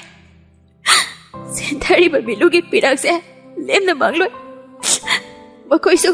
Macha na pipok pa ne. Masada thongla kini. Matam duda ay na jaki ba may jakto. Kang boy sa no. Mapoksimag ay na makwagi mapamtadi changjakrara. Si hai na mapida sa satay to Medhada monjilaga. Ine, chalase. Langlangi matawdo, medha nungay taniyang lai. Nungay ba asa amagaloy na machabu uzarani, masabu fangjarani kana, hozay may kay panglubado. Ningkam daba ang magaloy na Langlen, ang madidebras, imfaw may kay panglagli. Matam di ado manghawki, nung sirabi, mawagtoki majana, mafam kang kidrabada, karamba mama oy bina, nok na kena, haraw na libang ang gani. Manglangi asana, taibang oy dabagum, kalubawa kang na oy tok drabada, ningam dabagi, ningam dabang agtani. Mitlugi pirang sukang dri, machi masida umlagalay zabana, Langlengi matawdang oirakli. Purnima na Langlenbu machaningol daw na luwina kanjay. Imang mang nalaibaduda kara daw ay so haraw dyan na bang hayduna TV tharaga Langlenbu yenghali. TV na Langlenbu yeng libra, Langlen na TV yeng libra baptade. Sofa duda juba metlaga imang mang na famlingay Devras kinaitong poksaba machano pa Daniel na perpapsan silaglaga Langlen da mamahay na kawri. Mama! Langlan ngak na mamay lithurai. Nugsiraba, Daniel, nokmi tawraga, mamit machado na, tagup tawdo na, Langlan da yeng lagalay rami. ꯀꯔꯤ ꯈꯜꯂꯨꯔꯕꯅꯣ ꯈꯪꯗꯦ ꯂꯥꯡꯂꯦꯟꯅ ꯗꯦꯅꯤꯌꯦꯜꯕꯨ ꯃꯊꯥꯅꯨꯡꯗ ꯆꯦꯠꯅ ꯀꯣꯟꯁꯤꯜꯂꯤ꯫ ꯂꯥꯡꯂꯦꯟꯒꯤ ꯃꯤꯠꯀꯤ ꯄꯤꯔꯥꯡꯁꯨ ꯁꯤꯟꯊꯔꯛꯄ ꯂꯦꯞꯇꯦ꯫ ꯃꯊꯥꯅꯨꯡꯗꯒꯤ ꯗꯦꯅꯤꯌꯦꯜꯕꯨ ꯍꯥꯏꯐꯦꯠ ꯂꯧꯊꯣꯛꯂꯒ ꯃꯔꯥꯏꯕꯛꯇꯁꯨ ꯅꯨꯡꯁꯤꯅ ꯆꯨꯞꯄꯤ꯫ "ꯑꯕꯨꯡꯉꯣ, ꯅꯪꯕꯨ ꯆꯥꯛ ꯆꯥꯔꯕꯣ?" ꯗꯦꯅꯤꯌꯦꯜ ꯃꯆꯤꯟ ꯃꯆꯥꯗꯨꯒ ꯃꯔꯣꯜ ꯂꯣꯜꯂꯛꯏ꯫ "ꯆꯥꯗ꯭ꯔꯤꯌꯦ, ꯃꯃꯥꯅ ꯏꯟꯕꯤꯌꯣ." ꯃꯆꯥ ꯀꯥꯏꯅꯈ꯭ꯔꯕꯤ ꯂꯥꯡꯂꯦꯟ ꯈꯪꯍꯧꯗꯦ ꯗꯦꯅꯤꯌꯦꯜꯕꯨ ꯃꯆꯥꯃꯛꯅꯤ ꯈꯟꯅ ꯅꯨꯡꯁꯤꯈꯤꯕ꯫ ꯗꯦꯅꯤꯌꯦꯜꯒꯤ ꯈꯣꯏꯊꯨꯝꯂꯕ ꯈꯣꯟꯊꯣꯛꯇ ꯃꯃꯥ ꯍꯥꯏꯔꯛꯄꯗꯨꯗ ꯂꯥꯡꯂꯦꯟꯒꯤ ꯑꯋꯥꯕ ꯅꯨꯡꯉꯥꯏꯇꯕ ꯄꯨꯝꯅꯃꯛ ꯀꯣꯛꯈꯤ꯫ ꯅꯨꯡꯁꯤꯅ ꯗꯦꯅꯤꯌꯦꯜꯕꯨ ꯄꯝꯂꯒ ꯀꯤꯆꯟꯗ ꯆꯪꯂꯛꯂꯤ꯫ "ꯏꯃꯥ, ꯑꯕꯨꯡꯉꯣꯁꯦ ꯆꯥꯛ ꯂꯥꯝꯃꯦ ꯍꯥꯏꯌꯦ." "ꯍꯧꯖꯤꯛꯇ ꯆꯥꯎ ꯍꯥꯏꯕ ꯌꯥꯗꯕꯅꯤꯅꯦ." "ꯑꯩꯅ ꯏꯟꯕꯤꯌꯣ ꯍꯥꯏꯌꯦ." "ꯀꯗꯔꯗꯤꯕ, ꯑꯗꯨꯗ ꯀꯣꯊꯣꯛꯂꯒ ꯂꯩꯗꯨꯅꯅꯦ ꯆꯥꯎ ꯍꯥꯏꯕ ꯌꯥꯗꯗꯅ ꯆꯦꯟꯈ꯭ꯔꯤꯅꯤ, ꯑꯗꯨ ꯏꯟꯕꯤꯔꯣ." ꯑꯁꯨꯝꯅ ꯂꯥꯡꯂꯦꯟꯅ ꯗꯦꯅꯤꯌꯦꯜꯕꯨ ꯆꯥꯛ ꯏꯜꯂꯤꯉꯩ ꯗꯦꯕꯔꯥꯖꯁꯨ ꯑꯣꯐꯤꯁ ꯍꯜꯂꯛꯂꯒ ꯀꯤꯆꯟꯗ ꯆꯪꯂꯛꯂꯝꯃꯤ꯫ ꯂꯥꯡꯂꯦꯟꯅ ꯗꯦꯅꯤꯌꯦꯜꯕꯨ ꯃꯆꯥꯗꯧꯅ ꯂꯨꯅ ꯈꯜꯂꯒ ꯆꯥꯛꯐꯥꯎ ꯏꯟꯕꯤꯕꯗꯨ ꯎꯔꯒ ꯗꯦꯕꯔꯥꯖ ꯃꯕꯨꯛꯅꯤꯡ ꯅꯨꯡꯁꯤꯖꯩ꯫ ꯗꯦꯅꯤꯌꯦꯜꯒꯤꯅꯤ ꯍꯥꯏꯕꯗ ꯑꯋꯥꯠꯄ ꯑꯃꯠꯇ ꯂꯩꯇꯦ, ꯁꯨꯞꯅꯇꯒꯤ ꯃꯃꯥ ꯏꯕꯦꯝꯃꯒꯤ ꯃꯤꯅꯨꯡꯁꯤ ꯅꯠꯇꯅ꯫ ꯂꯥꯡꯂꯦꯟꯗ ꯃꯆꯥꯅꯨꯄꯥ ꯗꯦꯅꯤꯌꯦꯜꯅ ꯃꯃꯥ ꯑꯃꯒꯨꯝꯅ ꯑꯣꯏꯅꯖꯕ ꯃꯇꯧꯗꯨ ꯎꯔꯒ ꯗꯦꯕꯔꯥꯖ ꯃꯄꯤ ꯁꯤꯟꯊꯅ ꯉꯥꯏꯍꯥꯛ ꯌꯦꯡꯂꯝꯂꯒ ꯀꯥ ꯑꯗꯨꯗꯒꯤ ꯊꯣꯛꯈꯤ꯫ ꯃꯃꯥ ꯏꯕꯦꯝꯃ ꯄꯨꯔꯅꯤꯃꯥꯁꯨ ꯃꯆꯥꯅꯨꯄꯥ ꯗꯦꯕꯔꯥꯖꯀꯤ ꯃꯑꯣꯡꯗꯨ ꯎꯍꯧꯔꯒ ꯃꯤꯠꯂꯨ ꯄꯤꯔꯥꯡ ꯁꯤꯟꯊꯍꯧꯔꯤ꯫ ꯑꯁꯨꯝꯅ ꯅꯣꯡꯃ ꯅꯣꯡꯃ ꯍꯧꯈꯤ꯫ ꯗꯦꯅꯤꯌꯦꯜꯒꯤ ꯃꯇꯧꯅ ꯂꯥꯡꯂꯦꯟ ꯑꯋꯥꯕ ꯋꯥꯈꯜꯁꯤꯡꯗꯣ ꯅꯣꯡꯃ ꯅꯣꯡꯃꯒꯤ ꯈꯔ ꯈꯔ ꯀꯥꯎꯊꯣꯛꯆꯔꯛꯏ꯫ ꯗꯦꯅꯤꯌꯦꯜꯕꯨ ꯃꯆꯥꯗꯧꯅ ꯂꯨꯅ ꯈꯟꯖꯔꯝꯃꯤ꯫ ꯁꯟꯗꯦ ꯅꯨꯃꯤꯠꯅꯤ꯫ ꯗꯦꯅꯤꯌꯦꯜꯒꯤ ꯆꯀ꯭ꯔꯤꯗ ꯂꯥꯡꯂꯦꯟ, ꯗꯦꯕꯔꯥꯖ ꯑꯃꯗꯤ ꯗꯦꯅꯤꯌꯦꯜ ꯏꯟꯗꯤꯔꯥ ꯄꯥꯔꯛꯇ ꯂꯥꯛꯂꯤ꯫ ꯂꯥꯡꯂꯦꯟꯅ ꯗꯦꯅꯤꯌꯦꯜ ꯄꯝꯂꯒ ꯀꯥꯔꯗꯒꯤ ꯀꯨꯝꯊꯔꯛꯂꯤ꯫ ꯗꯦꯕꯔꯥꯖꯁꯨ ꯆꯤꯡꯂꯦꯝꯅ ꯅꯥꯀꯟꯗꯒꯤ ꯀꯨꯝꯊꯔꯛꯂꯤ꯫ ꯑꯅꯛꯄꯗ ꯂꯩꯕ ꯗꯨꯀꯥꯟ ꯑꯃꯗ ꯄꯣꯠ ꯂꯩꯔꯝꯕ ꯖꯦꯝꯁꯅ ꯀꯔꯣꯝꯗꯒꯤꯅꯣ ꯈꯪꯍꯧꯗꯦ ꯂꯥꯡꯂꯦꯟꯅ ꯑꯉꯥꯡ ꯑꯃ ꯄꯝꯂꯒ ꯅꯨꯄꯥ ꯑꯃꯒ ꯏꯟꯗꯤꯔꯥ ꯄꯥꯔꯛꯇ ꯆꯪꯈꯤꯕꯗꯨ ꯍꯦꯛ ꯎꯍꯧꯔꯤ꯫ ꯖꯦꯝꯁ ꯇꯞꯂꯤ ꯇꯞꯂꯤ ꯂꯥꯡꯂꯦꯟꯈꯣꯏꯒꯤ ꯃꯇꯨꯡꯗ ꯏꯅꯩ꯫ ꯗꯦꯅꯤꯌꯦꯜꯒ ꯂꯥꯡꯂꯦꯟꯒꯅ ꯃꯃꯥ ꯃꯆꯥ ꯑꯃꯒꯨꯝ ꯍꯔꯥꯎꯅ ꯁꯥꯟꯅꯖꯕꯗꯨ ꯎꯔꯒ ꯖꯦꯝꯁꯀꯤ ꯊꯃꯣꯏꯗ ꯇꯥꯖꯤꯟꯅ ꯊꯤꯟꯕꯒ ꯆꯞ ꯃꯥꯟꯅꯔꯤ꯫ ꯃꯤꯠꯂꯨꯒꯤ ꯄꯤꯔꯥꯡꯗꯣ ꯈꯪꯍꯧꯗꯦ ꯆꯤꯟꯊꯔꯛꯄ꯫ ꯋꯥꯈꯜꯗꯨꯅ ꯈꯜꯂꯤ, "ꯗꯗꯥꯒꯤ ꯂꯥꯡꯂꯦꯟ, ꯅꯪꯅ ꯑꯗꯨꯝꯅ ꯍꯣꯡꯂꯝꯒꯅꯤ ꯍꯥꯏꯕꯗꯤ ꯗꯗꯥ ꯃꯪꯗ ꯐꯥꯎꯕ ꯃꯪꯂꯨꯗꯦ꯫ ꯀꯔꯤꯅꯣ ꯑꯩꯅ ꯉꯁꯤ ꯎꯔꯤꯕꯁꯤꯡꯁꯤ ꯇꯥꯏꯕꯪꯗꯔꯥ? ꯃꯪꯂꯥꯜ ꯑꯣꯏꯔꯝꯂꯗꯤ ꯅꯨꯡꯉꯥꯏꯈ꯭ꯔꯅꯤꯗ꯫ ꯑꯍꯣꯡꯕ ꯅꯥꯏꯕ ꯇꯥꯏꯕꯪꯒꯤ ꯈꯣꯡꯆꯠꯇ ꯅꯪꯁꯨ ꯌꯥꯎꯈ꯭ꯔꯕꯀꯣ? ꯑꯩꯒꯤ ꯏꯆꯥꯗꯤ ꯀꯗꯥꯏ? ꯑꯩ ꯏꯆꯥꯕꯨ ꯊꯤꯒꯠꯇꯕ ꯌꯥꯗꯦ." ꯉꯥꯏꯍꯥꯛꯀꯤ ꯃꯇꯨꯡꯗ ꯂꯥꯡꯂꯦꯟ, ꯗꯦꯅꯤꯌꯦꯜ ꯑꯃꯗꯤ ꯗꯦꯕꯔꯥꯖ ꯍꯜꯂꯛꯂꯤ꯫ ꯖꯦꯝꯁꯁꯨ ꯃꯈꯣꯏꯒꯤ ꯒꯥꯔꯤ ꯃꯅꯤꯡꯗ ꯏꯟꯅꯔꯛꯂꯤ꯫ ꯃꯌꯨꯝ ꯌꯧꯕꯒ ꯗꯦꯕꯔꯥꯖꯇꯤ ꯒꯥꯔꯤ ꯊꯧꯖꯤꯟꯈ꯭ꯔꯤ꯫ ꯂꯥꯞꯅ ꯏꯟꯅꯔꯛꯂꯤꯕ ꯖꯦꯝꯁꯅ ꯗꯦꯕꯔꯥꯖꯀꯤ ꯌꯨꯝꯗꯤ ꯈꯪꯍꯧꯔꯝꯃꯤ꯫ ꯁꯤꯡꯅꯕ ꯑꯃꯒ ꯂꯣꯏꯅꯅ ꯌꯨꯝ ꯑꯗꯨꯗ ꯃꯨꯟꯅ ꯌꯦꯡꯂꯝꯂꯒ ꯖꯦꯝꯁ ꯃꯐꯝ ꯑꯗꯨꯗꯒꯤ ꯍꯜꯂꯛꯏ꯫ ꯄꯥꯈꯪꯅ ꯂꯩꯁꯥꯕꯤ ꯂꯨꯝꯕꯒꯨꯝ ꯖꯦꯝꯁꯅ ꯂꯥꯡꯂꯦꯟꯕꯨ ꯅꯨꯡꯇꯤꯒꯤ ꯂꯨꯝꯕ ꯂꯥꯛꯂꯝꯃꯤ꯫ ꯊꯕꯛ ꯆꯠꯅꯈꯤꯕ ꯗꯦꯕꯔꯥꯖꯀ ꯁꯦꯝꯒꯅ ꯈꯪꯗ꯭ꯔꯁꯨ ꯄꯨꯔꯅꯤꯃꯥꯅꯗꯤ ꯈꯪꯂꯝꯃꯤ꯫ "ꯅꯠꯇꯦ, ꯌꯨꯝꯁꯤꯗ ꯀꯔꯝꯕ ꯂꯩꯁꯥꯕꯤ ꯂꯩ ꯍꯥꯏꯅ ꯈꯟꯕꯖꯥꯠꯅꯣ ꯅꯨꯡꯇꯤꯒꯤ ꯁ꯭ꯋꯥꯏꯗ ꯗ꯭ꯌꯨꯇꯤ ꯇꯥꯔꯤꯁꯤꯕꯣ? ꯀꯅꯥꯅꯣ ꯏꯃꯥ? ꯃꯁꯛ ꯃꯇꯧꯗꯤ ꯐꯅ ꯅꯨꯡꯁꯤꯔꯤ, ꯈꯔ ꯂꯤꯡꯕ ꯏꯃꯨꯡꯒꯤ ꯃꯤꯁꯨ ꯃꯥꯜꯂꯤ꯫ ꯅꯨꯡꯇꯤꯒꯤꯅꯤ ꯑꯩꯅ ꯁꯥꯠ ꯃꯊꯛꯇꯒꯤ ꯎꯔꯤꯁꯤ꯫ ꯑꯩꯈꯣꯏ ꯒꯦꯠ ꯃꯄꯥꯁꯤꯗ ꯒꯥꯔꯤ ꯑꯗꯨꯝ ꯈꯥꯝꯂꯕ."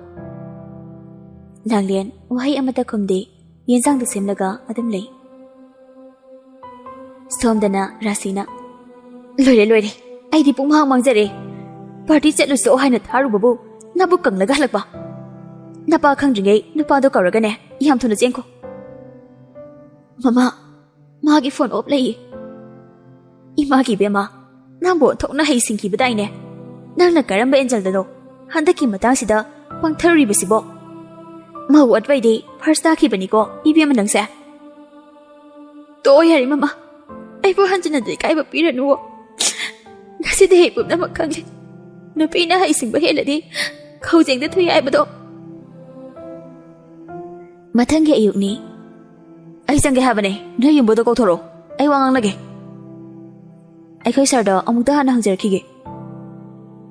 ꯃꯈꯥꯗ ꯂꯥꯎꯅꯕꯒꯤ ꯃꯈꯣꯜ ꯇꯥꯕꯗꯨꯗ ꯏꯃꯨꯡꯒꯤ ꯃꯤꯁꯤꯡꯗꯨ ꯂꯣꯏꯅ ꯊꯣꯔꯛꯂꯤ꯫ ꯖꯦꯝꯁꯀ ꯒꯦꯠ ꯁꯪꯂꯤꯕ ꯁꯦꯀ꯭ꯌꯨꯔꯤꯇꯤꯗꯨꯒ ꯂꯥꯎꯅꯗꯨꯅ ꯂꯩꯔꯝꯃꯤ꯫ Devraj ubada security do tumina lekhi.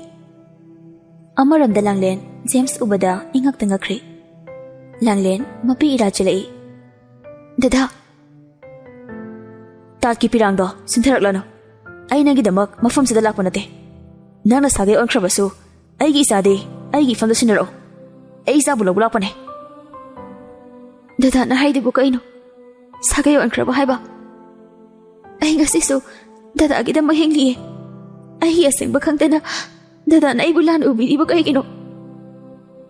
Taunari ba maong dada Devraj, Purnima amadi Syamdi ingak tangakli. Purnima na, ibe Langlen, mahak na kanano. Ima, mahak asini, ay ipuray ba? Ibu nga, nang Langlen bula na lawano. Aseng ba chumbado hanakang ko. Syam na, laikay daraga fazaba na de, manong dazang sila. James to wakalaw sing leiba mirak tin ba mi oibagi imungda changminari. Langlen na James da wari pumbali rami. Aseng ba khanglabada James nupa oijarabasu macha kaina bagi maichak na makhol thok na kabli.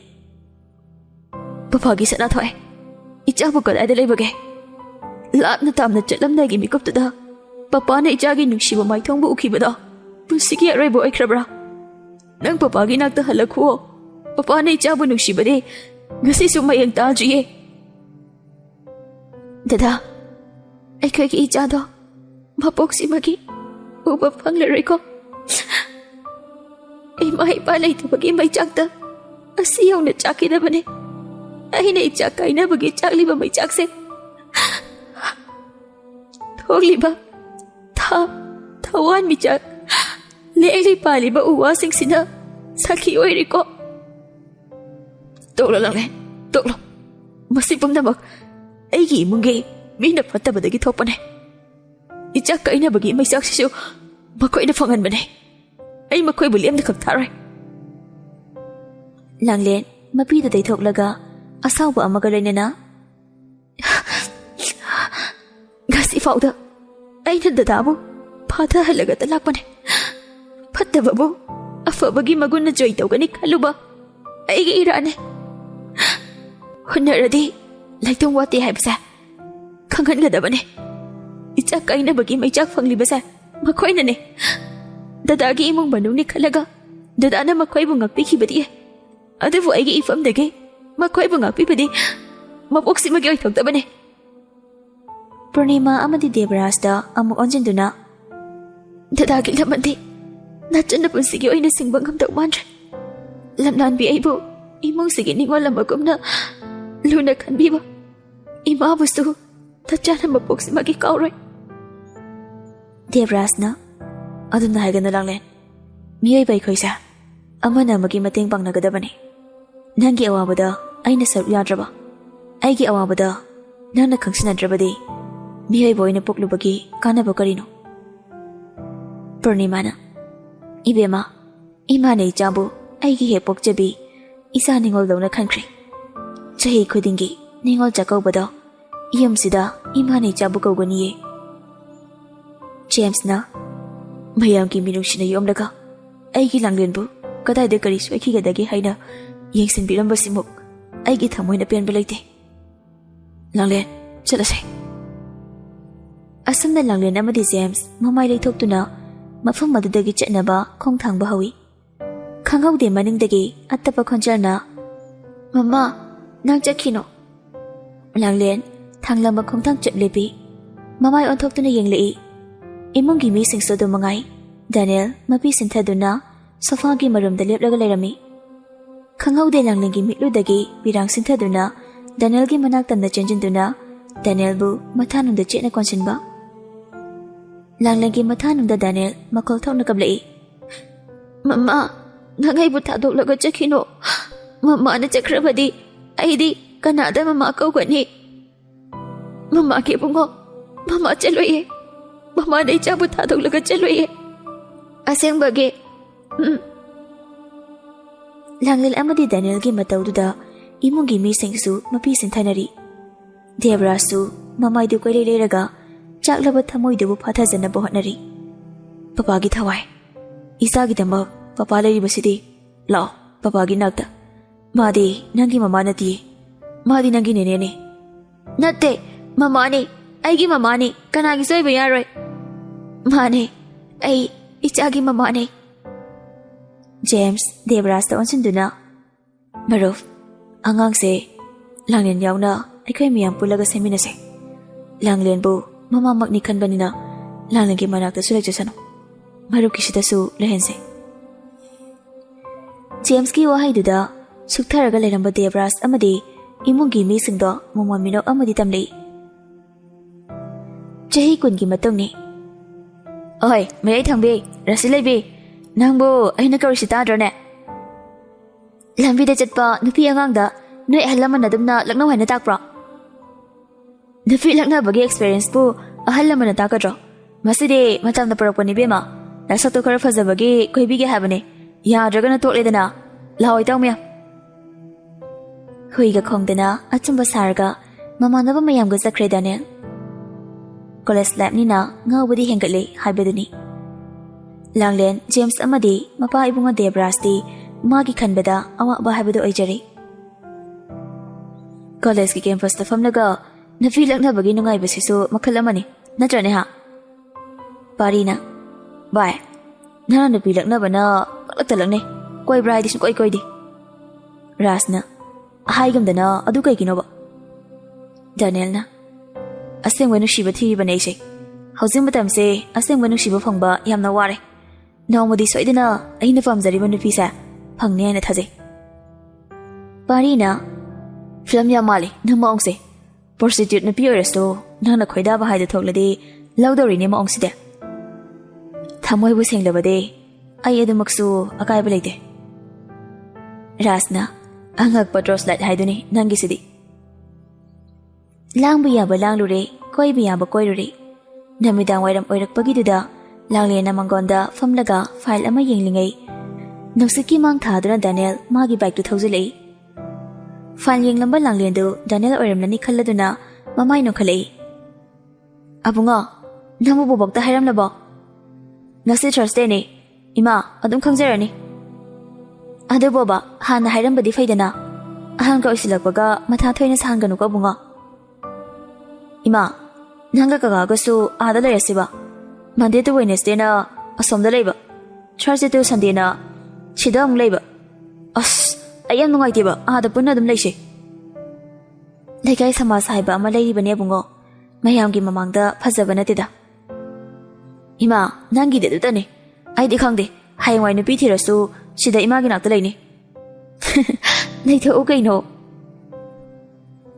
ꯃꯨꯝꯕꯥꯏꯒꯤ ꯀꯃꯇꯤꯄꯨꯔꯥ red light ꯑꯦꯔꯤꯌꯥꯗꯅꯤ ꯑꯣꯏ ꯖꯜꯄꯥ ꯇꯥꯔꯤꯕ꯭ꯔꯥ ꯅꯪꯕꯣ ꯀꯔꯤ ꯇꯥꯛꯄꯤꯒꯗꯕ ꯍꯤꯔꯥꯕꯥꯏ customer ꯂꯥꯛꯂꯅꯤ ꯂꯤꯖꯥꯗꯣ ꯇꯌꯥꯔꯤ ꯇꯧꯔꯣ ꯍꯥꯏꯌꯨ ꯑꯍꯣꯏ ꯁꯤ ꯍꯥꯏꯔꯝꯂꯒ ꯂꯤꯖꯥꯅꯔꯤꯕ ꯀꯥ ꯑꯗꯨ ꯇꯝꯅ ꯂꯥꯛꯂꯤ ꯆꯤꯟꯕꯥꯟꯗꯅ ꯑꯉꯥꯡꯕ ꯂꯤꯞꯁꯇꯤꯛꯇꯨꯅ ꯂꯦꯛ ꯂꯦꯛ ꯂꯥꯎꯔꯤ ꯀꯣꯏꯔꯥꯎꯅꯕꯤ ꯃꯤꯁꯅꯥ ꯑꯗꯨꯗꯅ ꯑꯃꯨꯕ ꯀꯥꯖꯜ ꯁꯣꯏꯖꯥꯏꯅꯔꯕꯤ ꯁꯝꯂꯥꯡꯗꯨꯁꯨ ꯉꯥꯡꯂꯩꯅꯔꯤ ꯑꯎꯕꯁꯤꯡꯕꯨ ꯀꯂꯛꯅꯍꯜꯂꯒꯦ ꯍꯥꯏꯕꯒꯤ ꯃꯇꯧꯒꯨꯝ ꯉꯥꯡꯂꯩꯅꯔꯕ ꯁꯝꯂꯥꯡꯗꯨ ꯊꯥꯗꯣꯛꯏ ꯖꯜꯄꯥ ꯄꯔꯄꯞ ꯆꯪꯁꯤꯜꯂꯛꯂꯒ ꯂꯤꯖꯥ ꯂꯣꯏꯗ꯭ꯔꯤꯕꯣ ꯀꯁꯇꯃꯔ ꯂꯥꯛꯂꯅꯤꯌꯦ ꯑꯩꯗꯤ ꯉꯁꯥꯏꯅ ꯇꯌꯥꯔꯤꯗ ꯂꯩꯔꯕꯅꯦ ꯇꯥꯟꯖꯥꯗꯨꯗ ꯍꯤꯔꯥꯕꯥꯏꯁꯨ ꯆꯪꯁꯤꯜꯂꯛꯏ ꯍꯦ ꯂꯤꯖꯥ ꯂꯥꯛꯇꯧꯔꯤꯕ ꯃꯤꯁꯤ ꯑꯔꯥꯏꯕ ꯃꯤ ꯅꯠꯇꯦ ꯃꯅꯤꯄꯨꯔꯒꯤ ꯑꯐꯥꯎꯕ ꯕꯤꯖꯤꯅꯦꯁꯃꯦꯟ ꯑꯃꯅꯤ ꯍꯣꯔꯦꯟ ꯃꯥꯅ ꯂꯥꯛꯂꯒ ꯃꯃꯜ ꯍꯨꯜꯂꯛꯀꯅꯤ ꯑꯩꯅ ꯌꯥꯅꯤꯡꯂꯕꯗꯤ ꯃꯥꯒꯤ ꯃꯐꯝꯗ ꯅꯪꯕꯨ ꯁꯤꯟꯅꯈ꯭ꯔꯅꯤ ꯂꯤꯖꯥ ꯅꯣꯛꯅꯤꯡꯗꯅ ꯅꯣꯛꯏ ꯑꯩ ꯅꯣꯏꯅ ꯇꯧꯕꯗ ꯑꯌꯦꯠꯄ ꯑꯃꯠꯇ ꯄꯤꯔꯣꯏ ꯑꯩꯒꯤ ꯄꯨꯟꯁꯤꯗꯤ ꯅꯈꯣꯏꯅ ꯃꯇꯝ ꯀꯌꯥꯒꯤ ꯃꯃꯥꯡꯗꯒꯤ ꯈꯨꯠꯂꯥꯏ ꯑꯣꯏꯅ ꯁꯥꯟꯅꯗꯨꯅ ꯂꯥꯛꯂꯕꯅꯤ ꯅꯈꯣꯏꯅ ꯆꯠꯂꯣ ꯍꯥꯏꯕ ꯃꯐꯝꯗ ꯆꯠꯀꯅꯤ ꯅꯈꯣꯏꯅ ꯊꯥꯡꯉꯣ ꯍꯥꯏꯕ ꯈꯣꯡꯊꯥꯡꯗꯣ ꯊꯥꯡꯂꯅꯤ ꯑꯗꯨꯕꯨ ꯑꯔꯣꯏꯕ ꯑꯣꯏꯅ ꯑꯩ ꯋꯥꯍꯪ ꯑꯃꯗꯤ ꯍꯪꯒꯦ ꯍꯥꯏꯌꯨ ꯇꯥꯁꯤ ꯑꯩꯁꯦ ꯀꯅꯥꯅꯣ ꯃꯃꯥ ꯃꯄꯥ ꯂꯩꯇꯕ ꯂꯝꯖꯥ ꯁꯔꯥꯅꯤ ꯍꯥꯏꯕꯗꯤ ꯑꯩꯁꯨ ꯈꯪꯉꯤ ꯃꯔꯝ ꯑꯁꯤꯅꯔ ꯑꯩꯅ ꯁꯤꯒꯨꯝꯕ ꯐꯤꯕꯝꯗ ꯄꯨꯟꯁꯤ ꯂꯦꯜꯂꯤꯕ ꯑꯩꯒꯤ ꯏꯃꯥ ꯏꯄꯥ ꯀꯅꯥꯅꯣ ꯑꯩ ꯀꯗꯥꯏꯗꯒꯤꯅꯣ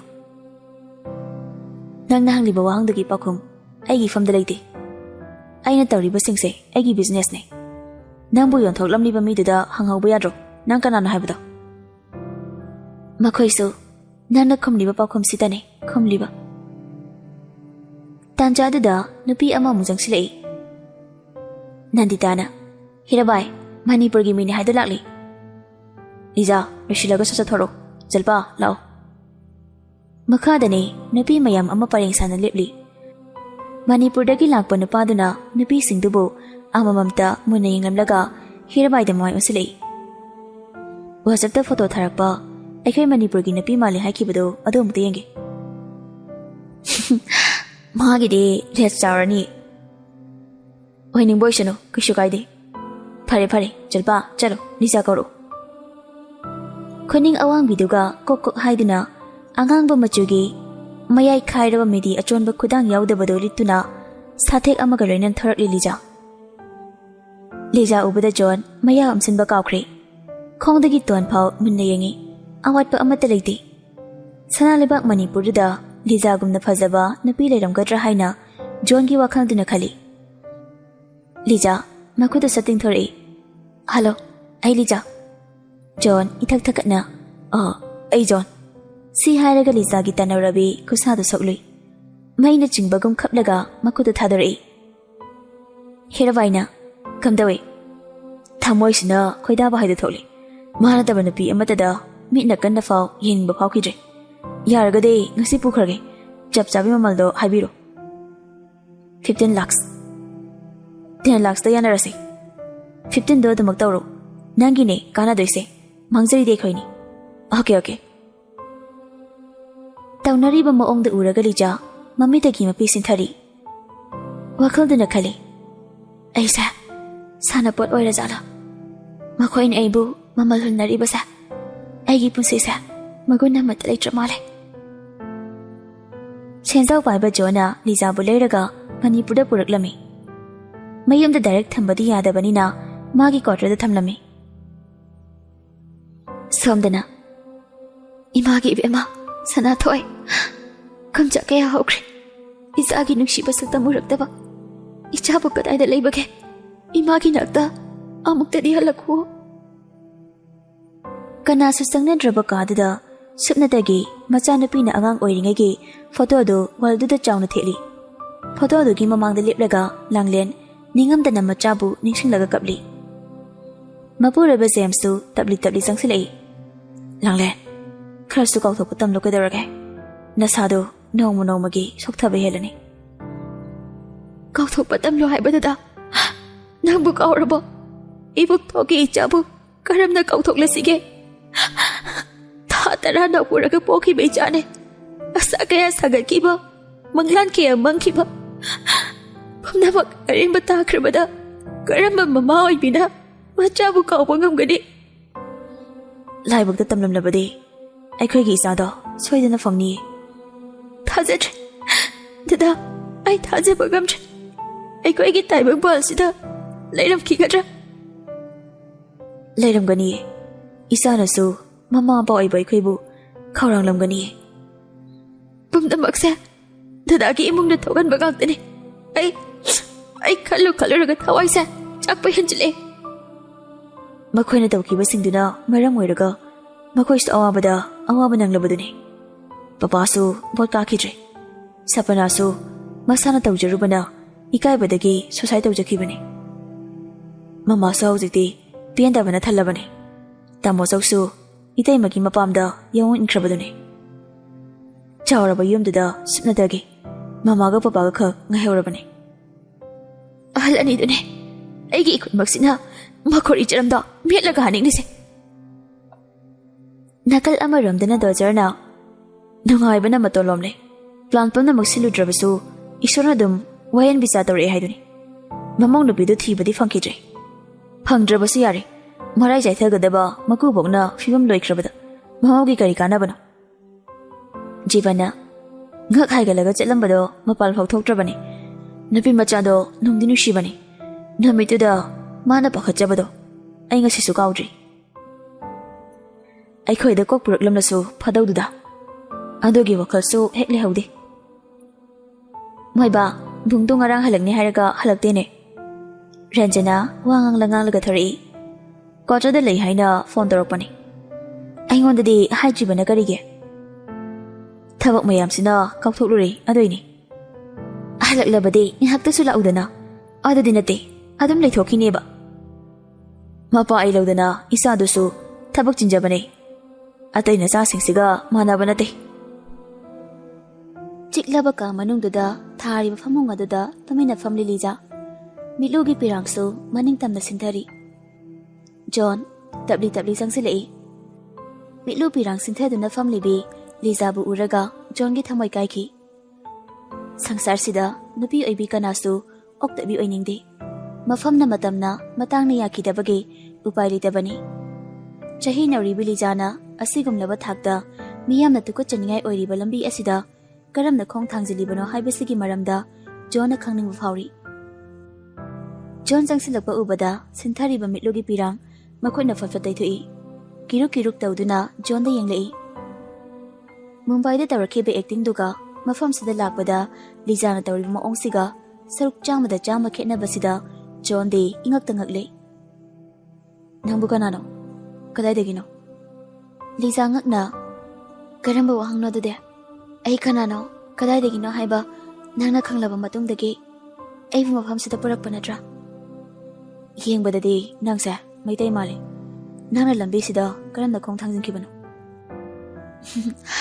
ꯅꯪꯕꯨ ꯉꯥꯎꯔꯕꯣ ꯑꯩ ꯃꯩꯇꯩ ꯃꯥꯜꯂꯤꯅ ꯃꯅꯤꯄꯨꯔ ꯅꯨꯄꯤ ꯑꯣꯏꯔꯝꯅꯤ ꯈꯜꯂꯤꯕꯗꯣ ꯑꯗꯨꯗꯤ ꯅꯠꯇ꯭ꯔꯦ ꯑꯗꯨꯒ ꯑꯃꯅ ꯑꯩꯒꯤ ꯍꯧꯈ꯭ꯔꯕ ꯄꯨꯟꯁꯤ ꯋꯥꯔꯤ ꯈꯪꯒꯦ ꯍꯥꯏꯅ ꯈꯟꯒꯅꯨ ꯅꯪꯒꯤ ꯉꯥꯏꯍꯥꯛꯀꯤ ꯑꯄꯥꯝꯕꯒꯤꯗꯃꯛꯇ ꯑꯩꯕꯨ ꯃꯐꯝꯁꯤꯗ ꯄꯨꯔꯛꯄ ꯅꯠꯇ꯭ꯔꯣ ꯅꯪꯅ ꯄꯥꯝꯕꯗꯣ ꯑꯗꯨꯝ ꯇꯧ ꯅꯪꯅ ꯄꯥꯝꯂꯛꯇꯕ ꯃꯇꯝꯗ ꯑꯩꯕꯨ ꯂꯪꯊꯣꯛꯀꯦ ꯍꯥꯏꯁꯨ ꯑꯩ ꯀꯩꯝꯇ ꯍꯥꯏꯔꯣꯏ ꯑꯩꯗꯤ ꯅꯈꯣꯏ ꯃꯌꯥꯝꯒꯤ ꯁꯥꯟꯅꯄꯣꯠꯅꯤ ꯑꯩꯒꯤ ꯑꯣꯏꯕ ꯑꯃꯇ ꯑꯩꯒꯤ ꯏꯁꯥꯗ ꯌꯥꯎꯗ꯭ꯔꯦ ꯄꯨꯝꯅꯃꯛ ꯃꯌꯥꯝꯒꯤ ꯑꯣꯏꯈ꯭ꯔꯦ ꯈꯥꯡꯉꯨꯊꯛꯇ ꯂꯩꯃꯟ ꯆꯠꯂꯕꯤ ꯂꯩꯔꯥꯡꯅ ꯑꯩꯗꯤ ꯃꯄꯥꯟ ꯊꯣꯡꯒꯤ ꯐꯖꯔꯤꯕ ꯑꯩꯒꯤ ꯁꯛꯇꯝꯁꯤꯁꯨ ꯃꯌꯥꯝꯒꯤꯅꯤ ꯂꯤꯖꯥꯅ ꯉꯥꯡꯊꯣꯔꯛꯂꯤꯕ ꯃꯔꯧ ꯂꯩꯔꯕ ꯋꯥꯉꯥꯡꯗꯨꯗ ꯖꯣꯟ ꯃꯊꯟꯇ ꯏꯀꯥꯏꯖꯕ ꯐꯥꯎꯔꯛꯂꯤ ꯑꯋꯥꯔꯥꯗ ꯍꯤꯡꯖꯔꯛꯄ ꯖꯣꯟꯒꯤ ꯄꯨꯟꯁꯤꯅꯤ ꯍ꯭ꯌꯨꯃꯦꯟ ꯇ꯭ꯔꯥꯐꯤꯀꯤꯡꯒꯤ ꯕꯤꯖꯤꯅꯦꯁꯇ ꯖꯣꯟ ꯃꯃꯤꯡ ꯂꯩꯔꯕ ꯃꯤꯁꯛ ꯑꯃꯅꯤ ꯂꯤꯖꯥꯕꯨ ꯈꯨꯠꯂꯥꯏ ꯑꯣꯏꯅ ꯁꯤꯖꯤꯟꯅꯕ ꯍꯥꯏꯗꯨꯅ ꯃꯨꯝꯕꯥꯏꯗꯒꯤ 15 ꯂꯥꯈꯇ ꯂꯩꯔꯒ ꯄꯨꯔꯛꯄꯅꯤ ꯂꯤꯖꯥꯒꯤ ꯃꯑꯣꯡ ꯃꯇꯧ ꯋꯥꯉꯥꯡ ꯁꯉꯥꯡꯁꯤꯅ ꯃꯔꯝ ꯑꯣꯏꯔꯒ ꯃꯥꯅ ꯄꯥꯡꯊꯣꯛꯀꯦ ꯈꯜꯂꯤꯕ ꯊꯕꯛꯁꯤꯡꯗꯨ ꯑꯃꯠꯇ ꯄꯥꯡꯊꯣꯛꯄ ꯉꯝꯗ꯭ꯔꯦ ꯍꯥꯏꯐꯝ ꯈꯪꯗꯕ ꯅꯨꯡꯉꯥꯏꯇꯕ ꯑꯃꯅ ꯃꯁꯥꯗꯨ ꯂꯩꯇꯥꯍꯟꯗ꯭ꯔꯦ ꯀꯔꯤꯒꯤꯗꯃꯛ ꯃꯍꯥꯛꯅ ꯅꯨꯡꯉꯥꯏꯇꯕ ꯐꯥꯎꯔꯤꯕ ꯀꯔꯤꯒꯤꯗꯃꯛ ꯃꯍꯥꯛꯅ ꯂꯥꯡꯇꯛꯅꯔꯤꯕ ꯋꯥꯍꯪ ꯃꯌꯥꯝ ꯑꯁꯤꯅ ꯖꯣꯟꯒꯤ ꯀꯣꯛꯇ ꯌꯣꯝꯂꯔꯤ ꯇꯥꯟꯖꯥꯗꯨꯗ ꯃꯃꯥ ꯏꯕꯦꯝꯃ ꯔꯟꯖꯅꯥꯅ ꯐꯣꯟ ꯇꯧꯔꯛꯂꯤ ꯍꯜꯂꯣ ꯃꯃꯥ ꯕꯨꯡꯉꯣ ꯅꯪꯕꯨ ꯊꯧꯔꯛꯂꯕꯗꯤ ꯌꯨꯝꯗ ꯉꯥꯏꯍꯥꯛꯇꯁꯨ ꯂꯥꯛꯑꯣ ꯑꯗꯨꯗꯤ ꯅꯠꯇꯦ ꯅꯋꯥꯅ ꯄꯥꯎ ꯑꯃꯠꯇꯁꯨ ꯍꯥꯏꯔꯛꯇꯕ ꯊꯕꯛꯀꯤꯅꯤ ꯍꯥꯏꯗꯅ ꯀꯣꯏꯆꯦꯟꯇ ꯆꯦꯟꯗꯅ ꯂꯩꯕꯗ ꯏꯃꯥ ꯏꯆꯥ ꯅꯤꯡꯊꯤꯅ ꯐꯝꯃꯤꯟꯅꯔꯒ ꯋꯥꯔꯤꯒꯁꯦ ꯅꯣꯡꯃꯇ ꯁꯥꯕ ꯐꯪꯗ꯭ꯔꯦ ꯍꯥꯏꯗꯨꯅꯤ ꯄꯄꯥꯗꯗꯤ ꯍꯥꯏꯈꯤꯕꯅꯦ ꯃꯃꯥ ꯑꯩ ꯁꯪꯗꯕꯩꯅꯦ ꯍꯌꯦꯡ ꯂꯥꯛꯀꯦ ꯈꯪꯖꯗ꯭ꯔꯦꯗ ꯅꯣꯏ ꯅꯄꯥ ꯅꯆꯥꯁꯦ ꯅꯪ ꯄꯄꯥ ꯇꯧꯏ ꯊꯕꯛ ꯃꯅꯝ ꯆꯤꯟꯈꯤꯕꯁꯤꯅ ꯋꯥ ꯑꯃꯇ ꯉꯥꯡꯅꯕ ꯁꯪꯕ ꯅꯠꯇꯦ ꯑꯩꯈꯣꯏ ꯕꯦꯝꯃ ꯂꯩꯇ꯭ꯔꯣ ꯃꯃꯥ ꯑꯗꯨꯃꯁꯨ ꯀꯣꯂꯦꯖ ꯆꯠꯂꯤꯕꯅꯤ ꯍꯥꯏꯅꯅꯦ ꯆꯠꯈꯤꯕꯅꯤ ꯍꯧꯖꯤꯛꯐꯥꯎ ꯍꯜꯂꯛꯇ꯭ꯔꯤ ꯃꯅꯤꯡ ꯌꯥꯝ ꯇꯧꯍꯟꯒꯅꯨꯀꯣ ꯃꯇꯝꯅ ꯃꯇꯝ ꯐꯠꯇ꯭ꯔꯀꯥꯟꯁꯤꯗ ꯅꯪꯅ ꯈꯔ ꯆꯩꯔꯛꯑꯣ ꯍꯟꯗꯛ ꯃꯔꯛꯅꯦ ꯋꯥ ꯉꯥꯡꯅꯕ ꯌꯥꯗ꯭ꯔꯤ ꯀꯩꯒꯤꯅꯣ ꯍꯥꯏꯁꯦ ꯃꯥꯒꯤꯗꯤ ꯀꯩꯒꯤ ꯑꯣꯏꯅꯤ ꯁꯤꯂꯣꯡꯗ ꯀꯣꯏꯕ ꯆꯠꯂꯨꯒꯦ ꯍꯥꯏꯌꯦ ꯃꯃꯥꯟꯅꯕꯤꯁꯤꯡꯒ ꯑꯩꯅ ꯌꯥꯗꯕ ꯑꯗꯨꯒꯤꯅꯤ ꯐꯔꯦꯁꯦ ꯑꯩ ꯍꯥꯏꯒꯦ ꯁꯣꯝꯗꯅ ꯔꯥꯁꯤꯅ ꯃꯣꯏ ꯕꯕꯥ ꯁꯤꯒꯤ ꯍꯤꯗꯥꯛꯁꯦ ꯆꯥꯁꯤꯜꯂꯨ ꯔꯥꯖꯦꯁꯅ ꯆꯥꯕꯨ ꯆꯥꯅꯤꯡꯗ꯭ꯔꯦꯗ ꯃꯃꯥ ꯑꯁꯨꯛ ꯐꯠꯇꯕ ꯑꯩꯅ ꯍꯤꯡꯂꯒ ꯀꯔꯤꯕꯨ ꯀꯥꯟꯅꯒꯅꯤ ꯏꯆꯥ ꯑꯃꯠꯇꯅ ꯐꯥꯎ ꯅꯨꯡꯁꯤꯕ ꯉꯝꯗ꯭ꯔꯕ ꯐꯠꯇꯕ ꯃꯃꯥ ꯃꯄꯥ ꯍꯥꯏꯕꯗꯣ ꯑꯩꯈꯣꯏꯁꯤ ꯑꯣꯏꯔꯕꯅꯤ ꯂꯥꯟꯖꯗ꯭ꯔꯕꯤ ꯏꯃꯧꯗꯨꯕꯨ ꯂꯝꯖꯥ ꯁꯔꯥꯅꯤ ꯍꯥꯏꯗꯨꯅ ꯑꯩꯈꯣꯏꯅ ꯊꯤꯅ ꯇꯧꯕꯤꯈꯤꯕ ꯏꯃꯧꯗꯨꯇ ꯅꯠꯇꯅ ꯁꯥꯒꯩꯁꯤꯒꯤ ꯏ ꯃꯇꯝ ꯑꯣꯏꯔꯤꯕ ꯏꯁꯨꯗꯨꯁꯨ ꯑꯩꯈꯣꯏꯅ ꯐꯠꯇꯕꯗꯒꯤ ꯃꯐꯝ ꯃꯔꯥꯡ ꯈꯪꯍꯟꯗ꯭ꯔꯦ ꯊꯋꯥꯏꯅ ꯇꯥꯏꯕꯪꯄꯥꯜꯁꯤꯗ ꯂꯩꯔꯤꯉꯩ ꯏꯃꯧꯗꯨꯒꯤ ꯃꯈꯣꯡ ꯄꯥꯏꯔꯒ ꯑꯣꯏꯔꯁꯨ ꯂꯥꯜꯂꯦ ꯍꯥꯏꯖꯅꯤꯡꯉꯤ ꯇꯧꯈꯤꯕ ꯃꯑꯣꯡ ꯃꯇꯧꯗꯨꯅ ꯃꯔꯝ ꯑꯣꯏꯔꯒ ꯃꯗꯨꯒꯤ ꯄꯥꯡꯒꯜꯗꯤ ꯏꯐꯝꯗ ꯂꯩꯇ꯭ꯔꯦ ꯁꯣꯜꯂꯛꯂꯕ ꯃꯇꯝꯗ ꯅꯤꯡꯉꯝꯗꯕꯅ ꯄꯤꯛ ꯊꯜꯂꯛꯂꯤ ꯃꯤꯠꯂꯨꯒꯤ ꯄꯤꯔꯥꯡꯅ ꯃꯅꯤꯡꯇꯝꯅ ꯁꯤꯟꯊꯗꯨꯅ ꯍꯜꯂꯛꯂꯔꯣꯏꯗꯕ ꯃꯆꯥ ꯃꯁꯨꯁꯤꯡꯕꯨ ꯅꯤꯡꯁꯤꯡꯂꯤ ꯅꯥꯀꯜ ꯑꯃꯔꯣꯝꯗꯅ ꯔꯤꯌꯥꯅ ꯀꯅꯥꯅꯣ ꯅꯪꯅ ꯍꯧꯖꯤꯛꯐꯥꯎ ꯉꯥꯏꯔꯤꯁꯤꯅ ꯁꯤꯂꯩꯃꯅ ꯉꯔꯥꯡꯒꯤ ꯃꯁꯝ ꯌꯨꯡꯕ ꯅꯨꯄꯥꯗꯣ ꯔꯤꯌꯥꯅ ꯁꯤꯗ ꯂꯥꯛꯅꯤꯀ ꯍꯥꯏꯔꯝꯕ꯭ꯔꯥ ꯁꯨꯝ ꯀ꯭ꯔꯦꯛ ꯆꯨꯔꯛꯂꯅꯨ ꯂꯥꯛꯑꯣ ꯆꯠꯂꯁꯤ ꯊꯦꯡꯉꯦ ꯉꯍꯥꯛ ꯂꯩꯈꯤꯁꯦ ꯃꯣꯏꯗꯣ DM ꯀꯣꯂꯦꯖꯇ ꯇꯝꯕ ꯃꯥꯜꯂꯦꯕ ꯉꯍꯥꯛꯇꯪꯗꯨꯗ ꯌꯥꯝ ꯈꯪꯍꯧꯔꯤꯖꯥꯅꯤꯅꯦ ꯇꯥꯟꯖꯥꯗꯨꯗ ꯗꯥꯅꯦꯜ ꯀꯩ ꯄꯥꯔꯇꯤꯗꯨ ꯕꯥꯏꯛ ꯃꯊꯪ ꯃꯊꯪ ꯊꯧꯗꯣꯔꯛꯏ ꯁꯤꯂꯩꯃ ꯗꯥꯅꯦꯜ ꯎꯕꯗ ꯃꯁꯥꯗꯣ ꯃꯊꯨꯝ ꯃꯔꯥꯡ ꯍꯧꯖꯩ ꯀꯧꯖꯕ ꯉꯝꯗ ꯗꯥꯅꯦꯜ ꯈꯣꯏꯅ ꯕꯥꯏꯛ ꯊꯧꯔꯒ ꯆꯠꯈꯤꯕꯗꯨ ꯌꯦꯡꯍꯧꯔꯒ ꯃꯃꯣꯟ ꯅꯣꯛꯍꯧꯔꯤ ꯔꯤꯌꯥꯅ ꯉꯥꯎꯔ ꯃꯥꯜꯂꯦ ꯅꯪ ꯂꯥꯛꯑꯣ ꯆꯠꯂꯁꯦ ꯅꯪꯅ ꯎꯖꯅꯤꯡꯕ ꯃꯤꯗꯨꯁꯨ ꯆꯠꯈ꯭ꯔꯦ ꯃꯁꯛ ꯌꯥꯝ ꯐꯖꯗ꯭ꯔꯥ ꯍꯧꯖꯤꯛ ꯅꯨꯄꯥꯗ ꯃꯃꯣꯟ ꯅꯣꯛꯄꯒꯗ ꯔꯥꯁꯤ ꯌꯥꯝ ꯂꯩꯌꯦ ꯅꯣꯛꯄꯒ ꯎꯍꯧꯕ꯭ꯔꯥ ꯍꯥꯏꯁꯦ ꯃꯃꯥꯟꯅꯕꯁꯤꯡꯒ ꯋꯥꯔꯤ ꯁꯥꯔꯒ ꯃꯃꯣꯟ ꯅꯣꯛꯈꯤꯕꯗꯨ ꯎꯍꯧꯋꯤ ꯍꯣꯏ ꯌꯥꯔꯦ ꯑꯗꯨꯗꯤ ꯂꯥꯛꯑꯣ ꯌꯨꯝ ꯍꯜꯂꯁꯤ ꯅꯨꯃꯤꯗꯥꯡꯒꯤ ꯃꯇꯝꯅꯤ ꯂꯤꯖꯥ ꯇꯨꯝꯊꯕ ꯌꯥꯗ ꯐꯃꯨꯡ ꯑꯗꯨꯗ ꯍꯤꯞꯂꯝꯕꯗꯒꯤ ꯐꯨꯛ ꯍꯧꯒꯠꯂꯤ ꯀꯥꯒꯤ ꯊꯣꯡꯅꯥꯎꯗꯨ ꯑꯃꯨꯛ ꯍꯥꯡꯗꯣꯛꯏ ꯑꯏꯪꯕ ꯅꯨꯡꯁꯤꯠꯅ ꯃꯁꯥꯗ ꯃꯅꯤꯡ ꯇꯝꯅ ꯐꯨꯖꯤꯜꯂꯛꯏ ꯃꯥꯂꯪꯕꯒꯤ ꯑꯏꯪꯕ ꯁꯥꯍꯣꯝꯗꯨꯅ ꯅꯨꯖꯥꯒꯤ ꯁꯝꯂꯥꯡꯗꯨꯁꯨ ꯍꯥꯏꯅ ꯍꯨꯝꯅ ꯁꯥꯟꯅꯔꯤ ꯂꯤꯖꯥꯒꯤ ꯃꯤꯠꯂꯨꯒꯤ ꯄꯤꯔꯥꯡꯁꯨ ꯏꯉꯥꯒꯤ ꯀꯜꯂꯕ ꯅꯣꯡꯖꯨꯒ ꯄꯥꯡꯈꯛ ꯑꯣꯏꯔꯤ ꯅꯤꯡꯉꯝꯗꯕ ꯄꯦꯟꯗꯕ ꯑꯃꯒꯤ ꯈꯣꯟꯊꯣꯛꯇ ꯆꯤꯟꯕꯥꯟꯗ ꯇꯞꯅ ꯁꯣꯜꯂꯤ ꯑꯩꯁꯦ ꯀꯅꯥꯅꯣ ꯑꯩꯕꯨ ꯀꯗꯥꯏꯗꯒꯤꯅꯣ ꯑꯩꯒꯤꯅꯦ ꯍꯥꯏꯕꯗ ꯇꯥꯏꯕꯪꯄꯥꯜꯁꯤꯗ ꯀꯅꯥꯁꯨ ꯂꯩꯇ꯭ꯔꯕ꯭ꯔꯥ ꯑꯩꯕꯨ ꯌꯣꯟꯊꯣꯛꯂꯝꯂꯤꯕ ꯃꯤꯐꯠꯇꯁꯤꯡꯗꯣ ꯑꯩꯒꯤ ꯑꯁꯦꯡꯕ ꯏꯃꯥ ꯏꯄꯥꯔꯥ ꯀꯔꯝꯕ ꯃꯃꯥ ꯃꯄꯥꯅ ꯃꯆꯥꯕꯨ ꯐꯠꯇꯕ ꯃꯐꯝꯗ ꯌꯣꯟꯊꯣꯛꯀꯅꯤ ꯃꯈꯣꯏ ꯑꯩꯒꯤ ꯑꯁꯦꯡꯕ ꯏ ꯅꯠꯇꯦ ꯃꯔꯝ ꯑꯁꯤꯅ ꯑꯩꯕꯨ ꯃꯈꯣꯏꯅ ꯑꯁꯤꯒꯨꯝꯂꯕ ꯐꯤꯕꯝꯁꯦ ꯑꯣꯏꯍꯟꯈꯤꯕꯅꯤ ꯑꯩꯒꯤ ꯏꯃꯥ ꯀꯅꯥꯅꯣ ꯑꯩꯒꯤ ꯕꯕꯥ ꯀꯅꯥꯅꯣ ꯅꯠꯇ꯭ꯔꯒ ꯑꯩꯁꯦ ꯑꯣꯛꯇꯕꯤꯒꯤ ꯏꯔꯥ ꯑꯩꯕꯨ ꯉꯁꯤꯒꯤ ꯇꯥꯏꯕꯪꯄꯥꯜꯁꯤꯗ ꯍꯤꯡꯕꯗ ꯀꯥꯟꯅꯔꯤꯕ꯭ꯔꯥ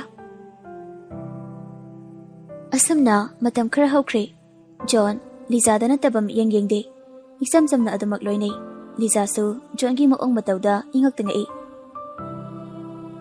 ꯁꯟꯗꯦ ꯅꯨꯃꯤꯠꯅꯤ ꯃꯅꯤꯄꯨꯔꯗ ꯑꯍꯥꯟꯕ ꯑꯣꯏꯅ ꯂꯥꯛꯄꯅꯤ ꯂꯥꯛꯂꯤꯕ ꯈꯣꯡꯐꯝꯁꯤꯅ ꯄꯨꯟꯁꯤꯒꯤ ꯑꯣꯏꯈꯤꯕꯁꯨ ꯈꯪꯕ ꯅꯠꯇꯦ ꯂꯝ ꯃꯁꯛ ꯈꯪꯍꯟꯕ ꯑꯣꯏꯅ ꯆꯤꯛꯂꯕ ꯃꯐꯝ ꯑꯃꯗ ꯂꯤꯖꯥꯕꯨ ꯖꯣꯟꯅ ꯀꯣꯏꯕ ꯄꯨꯕꯤꯔꯛꯏ ꯆꯍꯤ ꯅꯧꯅ ꯊꯃꯣꯏ ꯀꯥꯏꯔꯕꯤ ꯂꯤꯖꯥ ꯆꯤꯛꯂꯕ ꯃꯐꯝꯗꯨꯗ ꯂꯥꯛꯄꯗ ꯃꯄꯨꯛꯅꯤꯡ ꯄꯦꯟꯖꯕ ꯍꯥꯏꯕꯗꯨ ꯑꯣꯏꯔꯝꯃꯤ ꯃꯥꯒꯤ ꯅꯨꯡꯁꯤꯅꯖꯕ ꯅꯨꯄꯥ ꯅꯨꯄꯤꯁꯤꯡꯗꯨ ꯇꯨꯃꯤꯟꯅ ꯃꯆꯤꯗ ꯐꯝꯂꯒ ꯋꯥꯔꯤ ꯁꯥꯟꯅꯔꯤ ꯂꯤꯖꯥ ꯏꯆꯝ ꯆꯝꯕ ꯄꯤꯡ ꯃꯆꯨꯒꯤ ꯃꯦꯗꯤ ꯑꯃ ꯁꯦꯠꯂꯤ ꯈꯨꯗꯥꯡꯅ ꯍꯥꯐ ꯑꯣꯏ ꯆꯩꯖꯥꯏꯅꯔꯕꯤ ꯁꯝꯂꯥꯡꯗꯨꯅ ꯅꯤꯡꯗꯨ ꯌꯧꯅ ꯊꯥꯗꯣꯛꯏ ꯏꯆꯝ ꯆꯝꯕ ꯈꯨꯅꯤꯡ ꯌꯥꯎꯗꯕ ꯏꯆꯝ ꯆꯝꯕ ꯁꯦꯟꯗꯜ ꯑꯃ ꯇꯣꯡꯉꯤ ꯈꯨꯅꯤꯡ ꯋꯥꯡꯕꯤ ꯇꯣꯡꯗ꯭ꯔꯕꯁꯨ ꯍꯥꯏꯠꯇꯤ ꯄꯪꯂꯞ ꯅꯞꯇꯦ ꯐꯤꯒꯔꯁꯨ ꯅꯨꯄꯥ ꯃꯌꯥꯝꯅ ꯎꯕꯗ ꯉꯥꯎꯅꯕ ꯐꯤꯒꯔꯅꯤ ꯅꯨꯃꯤꯠꯀꯤ ꯃꯉꯥꯜꯗꯨꯅ ꯂꯤꯖꯥꯒꯤ ꯃꯥꯏꯊꯣꯡꯗ ꯐꯨꯖꯤꯟꯕꯗ ꯑꯗꯨꯛꯀꯤ ꯃꯇꯤꯛ ꯐꯖꯕ ꯍꯥꯏꯕꯗꯨ ꯑꯣꯏ ꯅꯨꯄꯤ ꯑꯃꯠꯇ ꯉꯁꯤ ꯐꯥꯎꯕ ꯅꯨꯡꯁꯤꯕ ꯐꯥꯎꯗ꯭ꯔꯤꯕ ꯖꯣꯟ ꯂꯤꯖꯥꯕꯨ ꯅꯣꯡꯃ ꯅꯣꯡꯃꯒꯤ ꯑꯄꯥꯝꯕ ꯅꯨꯡꯁꯤꯕ ꯍꯦꯟꯒꯠꯂꯛꯏ ꯑꯆꯤꯛꯄ ꯃꯐꯝꯁꯤꯅ ꯑꯩꯕꯨ ꯃꯤꯀꯨꯞ ꯑꯃꯠꯇ ꯑꯣꯏꯔꯁꯨ ꯄꯣꯊꯥꯍꯜꯂꯤ ꯁꯤꯗꯒꯤ ꯍꯦꯟꯅ ꯆꯤꯛꯂꯕ ꯃꯐꯝ ꯀꯌꯥꯗ ꯅꯪꯕꯨ ꯄꯨꯕꯤꯒꯦ ꯂꯤꯖꯥ ꯋꯥꯍꯩ ꯑꯃꯠꯇ ꯈꯨꯝꯗꯦ ꯃꯉꯣꯟꯇꯃꯛ ꯅꯣꯛꯏ ꯑꯩ ꯑꯆꯥꯄꯣꯠ ꯂꯧꯔꯛꯀꯦꯀꯣ ꯑꯁꯤꯗꯒꯤ ꯌꯥꯔꯅꯤꯌꯦ ꯂꯧꯔꯅꯨ ꯑꯩ ꯀꯩꯝꯇ ꯆꯥꯅꯤꯡꯗꯤꯌꯦ ꯑꯆꯥꯄꯣꯠ ꯆꯥꯗ꯭ꯔꯁꯨ ꯃꯍꯤ ꯑꯃꯃꯝꯇ ꯑꯣꯏꯁꯨ ꯊꯛꯁꯤ ꯑꯩ ꯂꯧꯔꯨꯒꯦ ꯁꯤ ꯍꯥꯏꯔꯝꯂꯒ ꯖꯣꯟ ꯃꯃꯥꯏ ꯂꯩꯊꯣꯛꯇꯨꯅ ꯆꯠꯈꯤ ꯂꯤꯖꯥ ꯑꯀꯣꯏꯕꯗꯨ ꯌꯦꯡꯂꯒ ꯋꯥꯈꯜ ꯑꯃꯗ ꯆꯠꯂꯤ ꯈꯪꯍꯧꯗꯅ ꯃꯤꯁꯛ ꯑꯃꯗ ꯗꯪ ꯂꯥꯎꯅ ꯊꯦꯡꯖꯤꯜꯂꯤ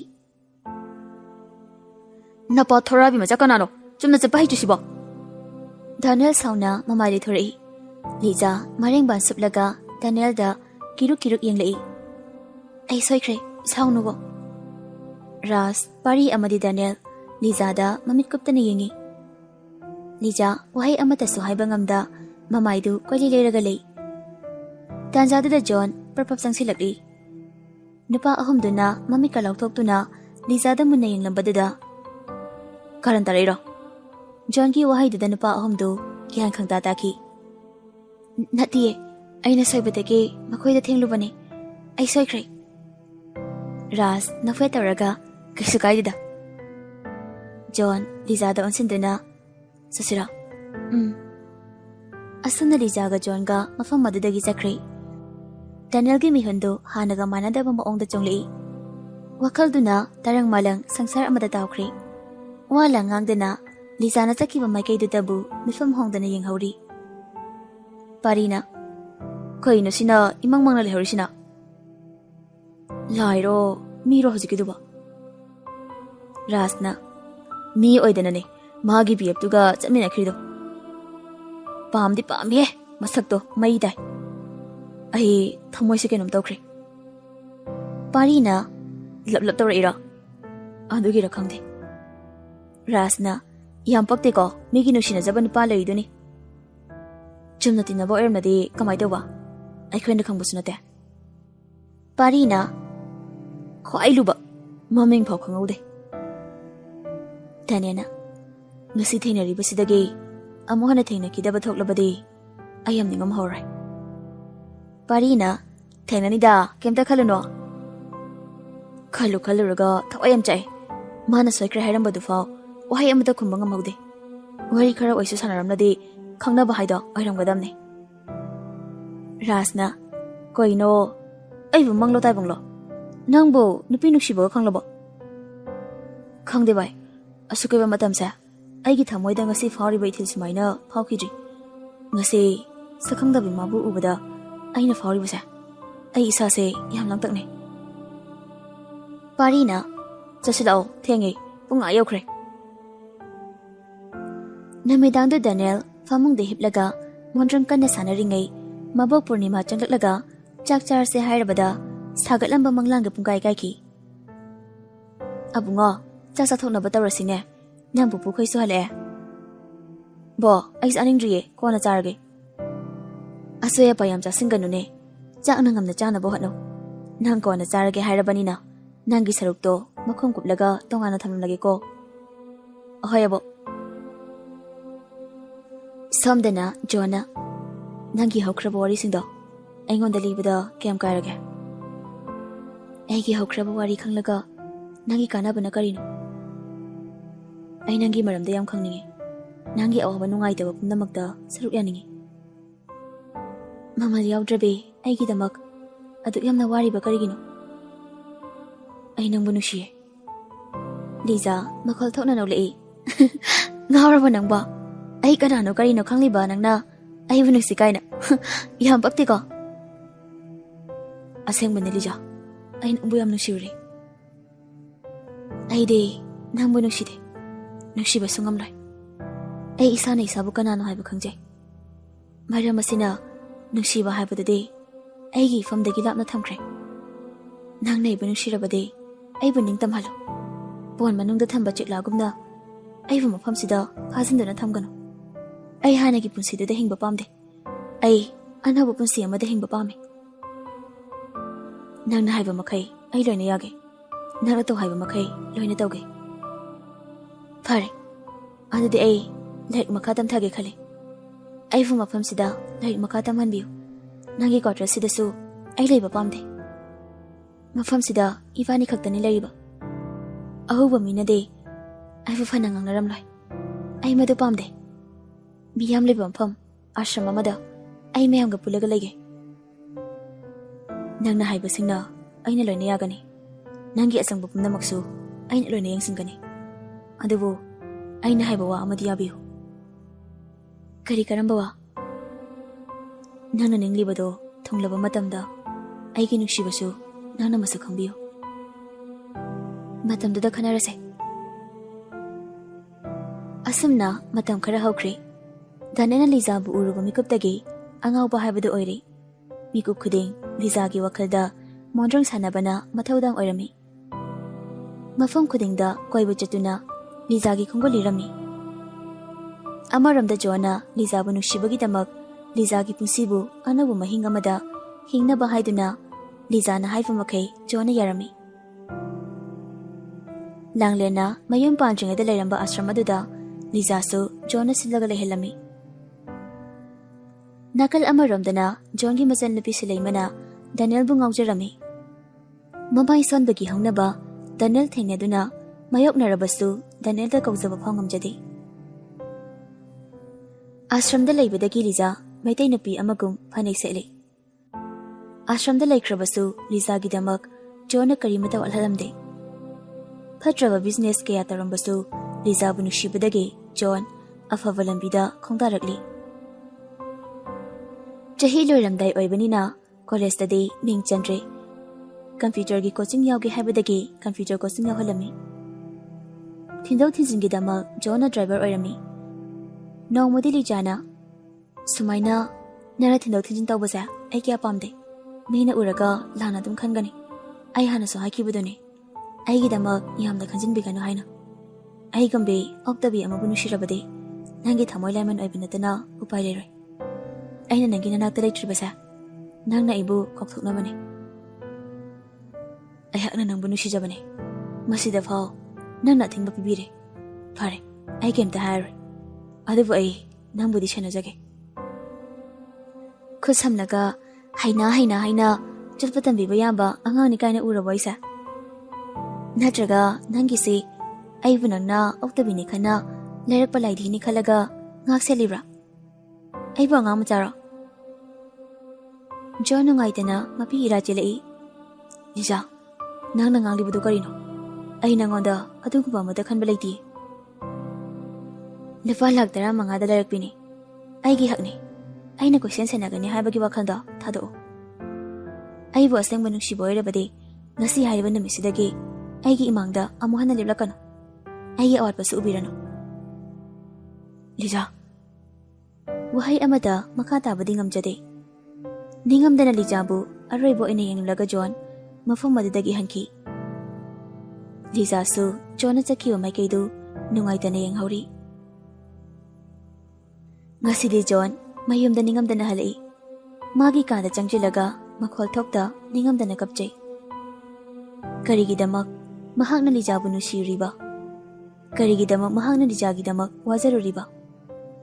ꯅꯨꯡꯁꯤꯕ ꯀꯔꯤꯅꯣ ꯈꯪꯗꯅ ꯂꯥꯛꯈꯤꯕ ꯖꯣꯟ ꯆꯍꯤ ꯐꯥꯅ ꯂꯣꯏꯅꯗ꯭ꯔꯤꯕꯤ ꯂꯤꯖꯥꯒꯤ ꯅꯨꯡꯁꯤꯕꯅ ꯑꯉꯥꯎꯕ ꯍꯥꯏꯕꯗꯨ ꯑꯣꯏꯔꯦ꯫ ꯇꯥꯟꯖꯥꯗꯨꯗ ꯃꯃꯥ ꯏꯕꯦꯝꯃ ꯔꯟꯖꯅꯥ ꯄ꯭ꯔꯞ ꯆꯪꯁꯤꯜꯂꯛꯏ꯫ ꯃꯆꯥꯅꯨꯄꯥꯅ ꯃꯉꯣꯟꯗ ꯃꯃꯥꯏ ꯎꯞꯁꯤꯜꯂꯒ ꯍꯤꯞꯄꯗꯨ ꯎꯕꯗ ꯀꯔꯤ ꯇꯧꯔꯕꯅꯣ ꯍꯥꯏꯅ ꯈꯜꯂꯛꯂꯤ꯫ ꯕꯨꯡꯉꯣ, ꯀꯩꯗꯧꯔꯒꯦ ꯅꯪꯕꯣ? ꯃꯃꯥ ꯏꯕꯦꯝꯃꯅ ꯈꯪꯗꯅꯕ ꯍꯥꯏꯗꯨꯅ ꯃꯉꯣꯟꯗ ꯃꯃꯥꯏ ꯎꯞꯅ ꯋꯥ ꯉꯥꯡꯂꯛꯏ꯫ ꯃꯃꯥ, ꯑꯩ ꯀꯩꯁꯨ ꯇꯧꯗꯤꯌꯦ꯫ ꯕꯨꯡꯉꯣ, ꯃꯃꯥꯗ ꯋꯥꯂꯛꯀꯅꯨ꯫ ꯁꯦ, ꯍꯧꯒꯠꯂꯛꯑꯣ꯫ ꯖꯣꯟ ꯃꯄꯤꯗꯨ ꯐꯠꯐꯠ ꯇꯩꯊꯣꯛꯂꯒ ꯍꯧꯒꯠꯂꯛꯏ꯫ ꯔꯟꯖꯅꯥ ꯃꯆꯥꯒꯤ ꯃꯃꯥꯏꯗꯨꯗ ꯅꯨꯡꯁꯤꯅ ꯅꯥꯜꯂꯒ, ꯃꯃꯥꯗ ꯍꯥꯏꯌꯣ, ꯀꯩꯗꯧꯔꯒꯦ ꯏꯆꯥꯕꯣ? ꯀꯅꯥꯅ ꯀꯔꯤ ꯍꯥꯏꯔꯛꯂꯒꯦ? ꯖꯣꯟ ꯀꯞꯂꯒ ꯃꯃꯥꯕꯨ ꯀꯣꯟꯁꯤꯜꯂꯛꯏ꯫ ꯃꯃꯥ, ꯅꯆꯥ ꯌꯥꯝ ꯂꯥꯟꯈ꯭ꯔꯦ꯫ ꯅꯆꯥꯕꯨ ꯑꯃꯨꯛꯇ ꯉꯥꯛꯄꯤꯌꯨ꯫ ꯀꯔꯤꯅꯣ ꯕꯨꯡꯉꯣ, ꯅꯪꯅ ꯍꯥꯏꯔꯤꯁꯤꯕꯣ? ꯖꯣꯟ ꯀꯞꯅ ꯀꯞꯅ ꯋꯥꯔꯤ ꯄꯨꯝꯕ ꯂꯤꯔꯛꯏ꯫ ꯃꯥꯅ ꯇꯧꯈꯤꯕ ꯐꯠꯇꯕ ꯕꯤꯖꯤꯅꯦꯁ ꯃꯌꯥꯝ, ꯃꯥꯅ ꯂꯤꯖꯥꯕꯨ ꯄꯨꯔꯛꯈꯤꯕ, ꯂꯤꯖꯥꯕꯨ ꯃꯥꯅ ꯅꯨꯡꯁꯤꯔꯛꯄ ꯄꯨꯝꯅꯃꯛ ꯑꯃꯠꯇ ꯆꯤꯊꯗꯅ ꯂꯤꯔꯛꯏ꯫ ꯋꯥꯔꯤ ꯂꯤꯕ ꯂꯣꯏꯔꯛꯄꯗ ꯔꯟꯖꯅꯥ ꯁꯥꯎꯅ ꯖꯣꯟꯒꯤ ꯃꯃꯥꯏꯗꯨꯗ ꯈꯨꯄꯥꯛꯅ ꯑꯣꯜꯂꯒ ꯊꯥꯖꯤꯜꯂꯤ꯫ ꯑꯁꯨꯛ ꯌꯥꯝꯅ ꯆꯥꯎꯈꯠꯇꯕ ꯊꯕꯛ ꯑꯩꯃꯛꯅ ꯄꯣꯛꯄ ꯏꯆꯥꯅ ꯅꯃꯤꯡ ꯐꯥꯎꯕ ꯑꯣꯟꯊꯣꯛꯄ ꯉꯝꯕ, ꯑꯗꯨꯒ ꯍꯧꯖꯤꯛꯅ ꯑꯣꯛꯇꯕꯤ ꯅꯨꯄꯤ ꯑꯃꯕꯨ ꯇꯨꯀꯠꯆꯅꯤꯡꯉꯥꯏ ꯑꯣꯏꯔꯕ ꯋꯥꯗꯣ ꯏꯅꯥꯁꯤꯅ ꯇꯥꯕ ꯄꯥꯝꯗꯦ꯫ ꯅꯪꯕꯨ ꯄꯣꯛꯂꯛꯄꯗꯒꯤ ꯖꯣꯟ ꯀꯧꯔꯛꯄ꯭ꯔꯣ? ꯐꯠꯇ꯭ꯔꯕ ꯀꯔꯕꯥꯔꯗꯨꯅ ꯅꯪꯒꯤ ꯅꯃꯤꯡ ꯐꯥꯎ ꯑꯣꯜꯍꯜꯂꯦꯅꯦ꯫ ꯑꯗꯨꯕꯨ ꯍꯧꯖꯤꯛ ꯅꯪꯅ ꯋꯥꯈꯜ ꯇꯥꯔꯛꯄꯁꯦ ꯌꯥꯝ ꯐꯔꯦ꯫ ꯑꯣꯛꯇꯕꯤ ꯅꯨꯄꯤꯗꯤ ꯌꯨꯝꯁꯤꯒꯤ ꯃꯧ ꯑꯣꯏꯕ ꯃꯃꯥ ꯁꯨꯛꯄꯥꯝ ꯄꯥꯝꯗꯦ꯫ ꯅꯃꯤꯡꯗꯨꯒ ꯆꯥꯟꯅꯕ ꯂꯤꯆꯠ ꯆꯠꯀꯦ ꯈꯟꯒꯅꯨ꯫ ꯅꯪ ꯖꯣꯟ ꯅꯠꯇꯦ, ꯑꯍꯥꯔꯕꯤꯅꯦ꯫ ꯅꯪ ꯅꯁꯥꯅ ꯅꯁꯥ ꯀꯅꯥꯅꯣ ꯍꯥꯏꯕ ꯀꯥꯎꯊꯣꯛꯄ ꯌꯥꯔꯣꯏ꯫ ꯑꯩꯅ ꯄꯣꯛꯄꯗ ꯅꯨꯄꯥꯗ ꯑꯇꯣꯟꯕꯅꯤ ꯍꯥꯏꯅ ꯂꯨꯅ ꯆꯥꯅ ꯇꯧꯕꯒꯤ ꯃꯍꯩꯔꯣ ꯅꯪꯅ ꯑꯁꯨꯛ ꯆꯥꯎꯈꯠꯇꯕ ꯊꯕꯛ ꯇꯧꯔꯝꯂꯤꯕꯁꯦ? ꯁꯦꯜꯗꯤ ꯇꯥꯜꯂꯒ ꯐꯪꯕꯅꯤ, ꯏꯖꯠꯇꯤ ꯇꯥꯟꯕ ꯌꯥꯔꯣꯏ꯫ ꯑꯣꯛꯇꯕꯤ ꯅꯨꯄꯤ ꯑꯃꯒꯤꯗꯃꯛ ꯁꯨꯁꯥ ꯇꯥꯅꯤꯡꯗꯦꯀꯣ꯫ ꯅꯁꯥ ꯃꯇꯤꯛ ꯆꯥꯔꯕꯅꯤ꯫ ꯃꯃꯥꯅ ꯅꯪꯒꯤ ꯑꯣꯏꯕꯗ ꯃꯇꯤꯛ ꯆꯥꯒꯗꯕ ꯅꯨꯄꯤꯗꯣ ꯅꯍꯥꯟꯅ ꯍꯥꯏꯅꯔꯒ ꯊꯝꯂꯕꯅꯤ꯫ ꯅꯪ ꯃꯥꯒ ꯑꯊꯨꯕꯗ ꯂꯨꯍꯣꯡꯕꯤꯅꯕ ꯇꯧꯔꯒꯦ꯫ ꯅꯪꯅ ꯇꯧꯔꯝꯂꯤꯕꯁꯤꯡꯁꯦ ꯌꯥꯝ ꯂꯥꯜꯂꯤ꯫ ꯅꯪ ꯕꯕꯥ ꯈꯪꯂꯛꯇ꯭ꯔꯤꯉꯩ ꯅꯨꯄꯤꯗꯨꯗꯒꯤ ꯂꯥꯞꯊꯣꯛꯅꯕ ꯇꯧꯁꯤ꯫ ꯃꯗꯨ ꯍꯥꯏꯔꯝꯂꯒ ꯔꯟꯖꯅꯥ ꯀꯥ ꯑꯗꯨꯗꯒꯤ ꯊꯣꯛꯈꯤ꯫ ꯑꯥꯔꯕꯤ ꯃꯤꯠꯂꯨꯒꯤ ꯄꯤꯔꯥꯡꯗꯨ ꯂꯦꯞꯄ ꯂꯩꯇꯅ ꯁꯤꯟꯊꯔꯒ ꯅꯤꯡꯉꯝꯗꯅ ꯂꯩꯍꯧꯏ꯫ ꯅꯨꯃꯤꯗꯥꯡꯗꯨ ꯂꯤꯖꯥꯁꯨ ꯑꯥꯔꯕꯤꯗ ꯉꯥꯡꯈꯤꯕꯗꯨꯒꯤ ꯃꯔꯝꯗ ꯈꯜꯂꯒ ꯆꯥꯛ ꯐꯥꯎꯕ ꯆꯥꯁꯤꯟꯕ ꯉꯝꯗ꯭ꯔꯦ꯫ ꯕꯦꯔꯟꯗꯥꯗꯨꯗ ꯍꯪꯒꯠ ꯍꯟꯗꯥ ꯆꯠꯂꯤ꯫ ꯋꯥꯈꯜꯗꯨꯅ ꯈꯜꯂꯤ, ꯑꯩꯅ ꯉꯥꯡꯈꯤꯕꯁꯤꯡꯗꯨꯅ ꯃꯥ ꯅꯤꯡꯉꯝꯂꯔꯣꯏꯀꯣ? ꯑꯩꯅ ꯇꯧꯔꯤꯁꯦ ꯌꯥꯝ ꯂꯥꯜꯂꯕ꯭ꯔꯥ? ꯑꯩꯒꯨꯝꯕꯤ ꯑꯃꯒ ꯃꯥꯒ ꯅꯨꯡꯁꯤ ꯃꯔꯤ ꯂꯩꯅꯕꯗ ꯑꯀꯥꯏꯕ ꯀꯌꯥ ꯑꯃ ꯂꯥꯛꯀꯅꯤ꯫ ꯂꯩꯃꯟ ꯆꯠꯂꯕꯤ ꯑꯩꯅ ꯌꯨꯝꯒꯤ ꯌꯨꯝꯕꯨꯔꯦꯝꯕꯤ ꯑꯣꯏꯕꯗꯤ ꯃꯇꯤꯛ ꯆꯥꯗꯦ꯫ ꯁꯃꯥꯖ ꯃꯤꯌꯥꯝꯅꯁꯨ ꯐꯅ ꯉꯥꯡꯅꯔꯣꯏ꯫ ꯋꯥꯈꯜ ꯈꯜꯂꯤꯉꯩ ꯁꯤꯂꯥ ꯄ꯭ꯔꯄꯞ ꯊꯧꯔꯛꯂꯤ꯫ ꯁꯤꯂꯥꯅ, ꯏꯕꯦꯝꯃ, ꯆꯥꯛ ꯈꯔ ꯆꯥꯊꯣꯛꯂꯨꯔꯗꯅ, ꯉꯁꯥꯏ ꯑꯌꯨꯛꯁꯨ ꯌꯥꯝ ꯆꯥꯗꯦ꯫ ꯃꯕꯣꯛ, ꯑꯩ ꯀꯌꯥ ꯆꯥꯅꯤꯡꯕ ꯐꯥꯎꯗ꯭ꯔꯦ꯫ Kona lamlaklaga oina charage. Hozaidagi mi lakne haido homesiga mari thoknabro. Mari thokne haiduni. Ahanbada homse moi machin mapana senaramlini. Moi makhada aikoina lerambani. Chahi kunki mamangda hozaida amulai khrabani. Sida amuk pulak oina yum hongolaklani haisini. Oh, mabok khoi mathak oidoira. Aikoi miyamna ini medha haina adum kawi. Haujikti ahal oiramnani ko dude. Laisabini mahim pandrabani. Aduna ahal oiragasu thoina sonjinba haibadu oide. Madam sisu ayori tamnaba dawsidana. Mabok jangbiro ai ngihak leyokhige. Ayingbasida kuina leganu. Nasadu inkhatlaga amuk nani. Si harimnaga sila manung jangkhri. Lija akoibadida koi chitli. Thamoi kaibada natana wakalgi ipakdasu iraknare. Magi punsida thokiba awawa thodok mayamdu sum khanjilubada petharamba thamoisu kankhakri. Mitlogi pirangna turelgi ichelbu ngamjebini. Mapan thongi phajariba saktam nokmi tawba maithongdubu awuba singna awabana thalaba mapokni haina khanbide. Karamna sukhangani. Nomada nungaitaba amatasu utkiba leite.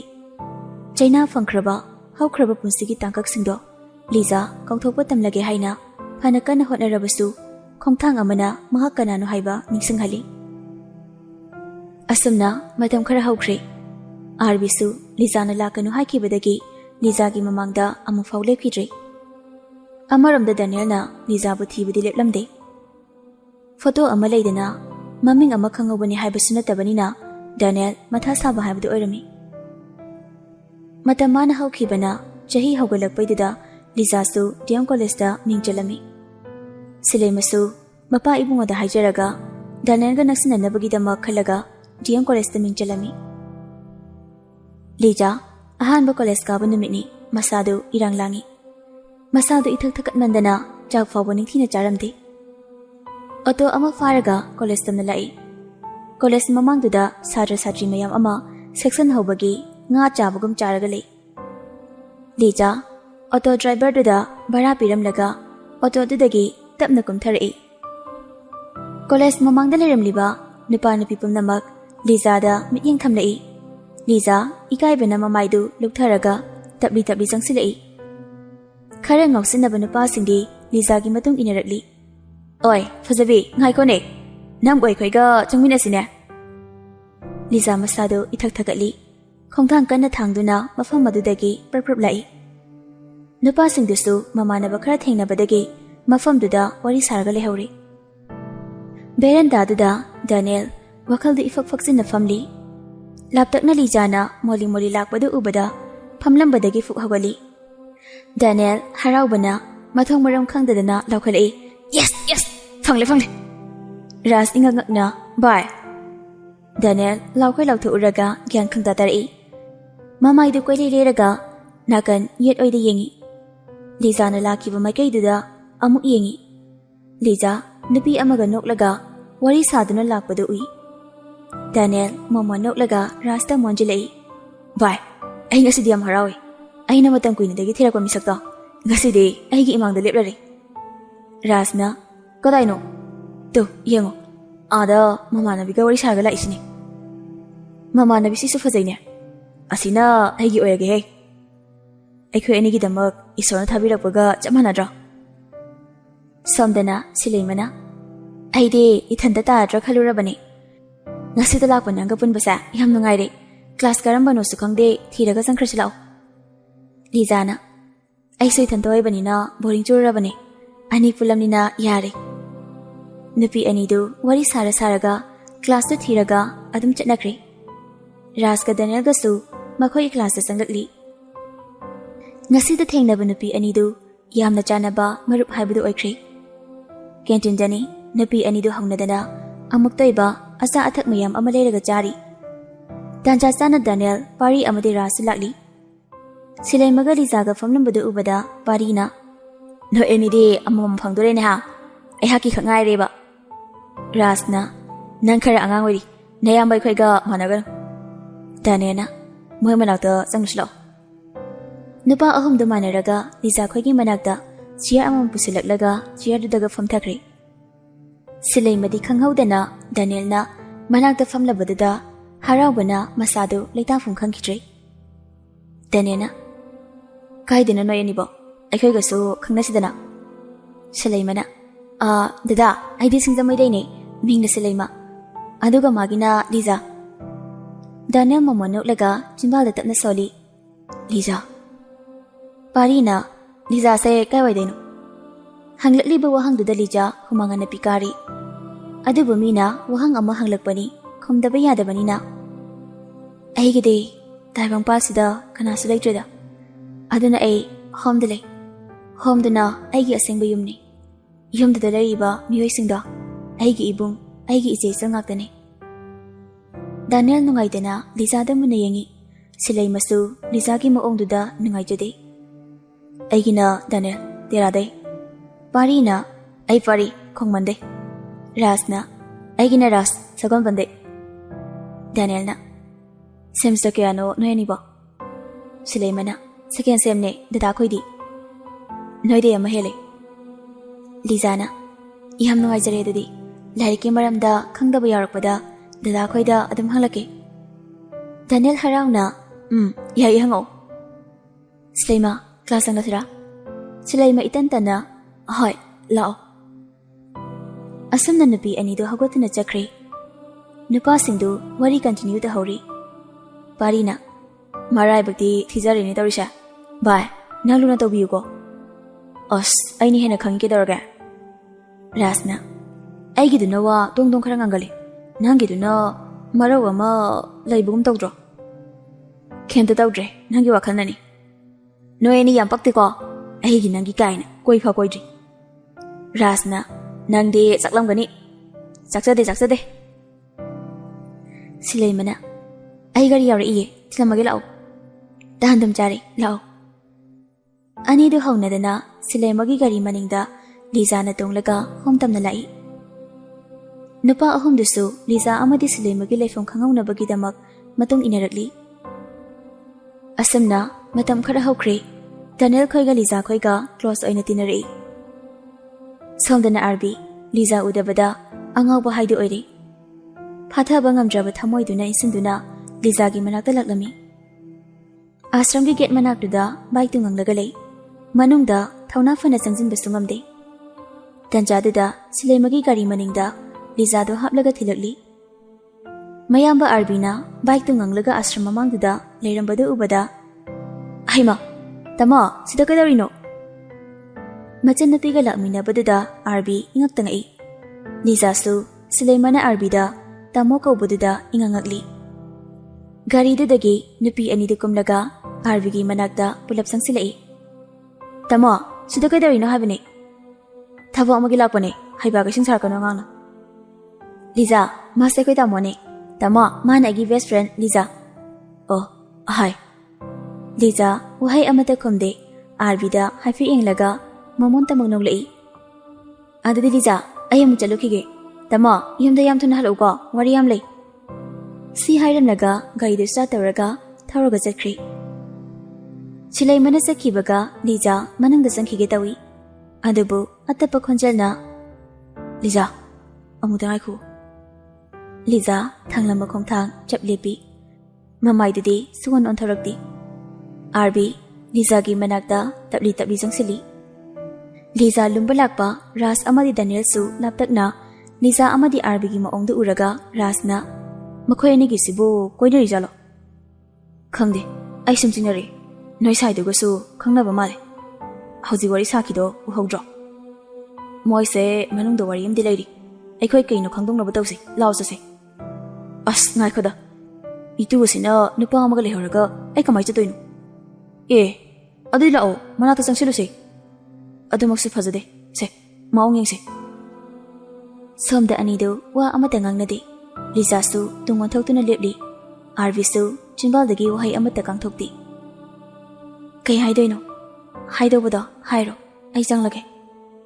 Liza nangai khoi bi amaga best friend ni haina Silaimana hairamle. Oktabi aiga tinagano haibra. Ai wakhan khantharudre.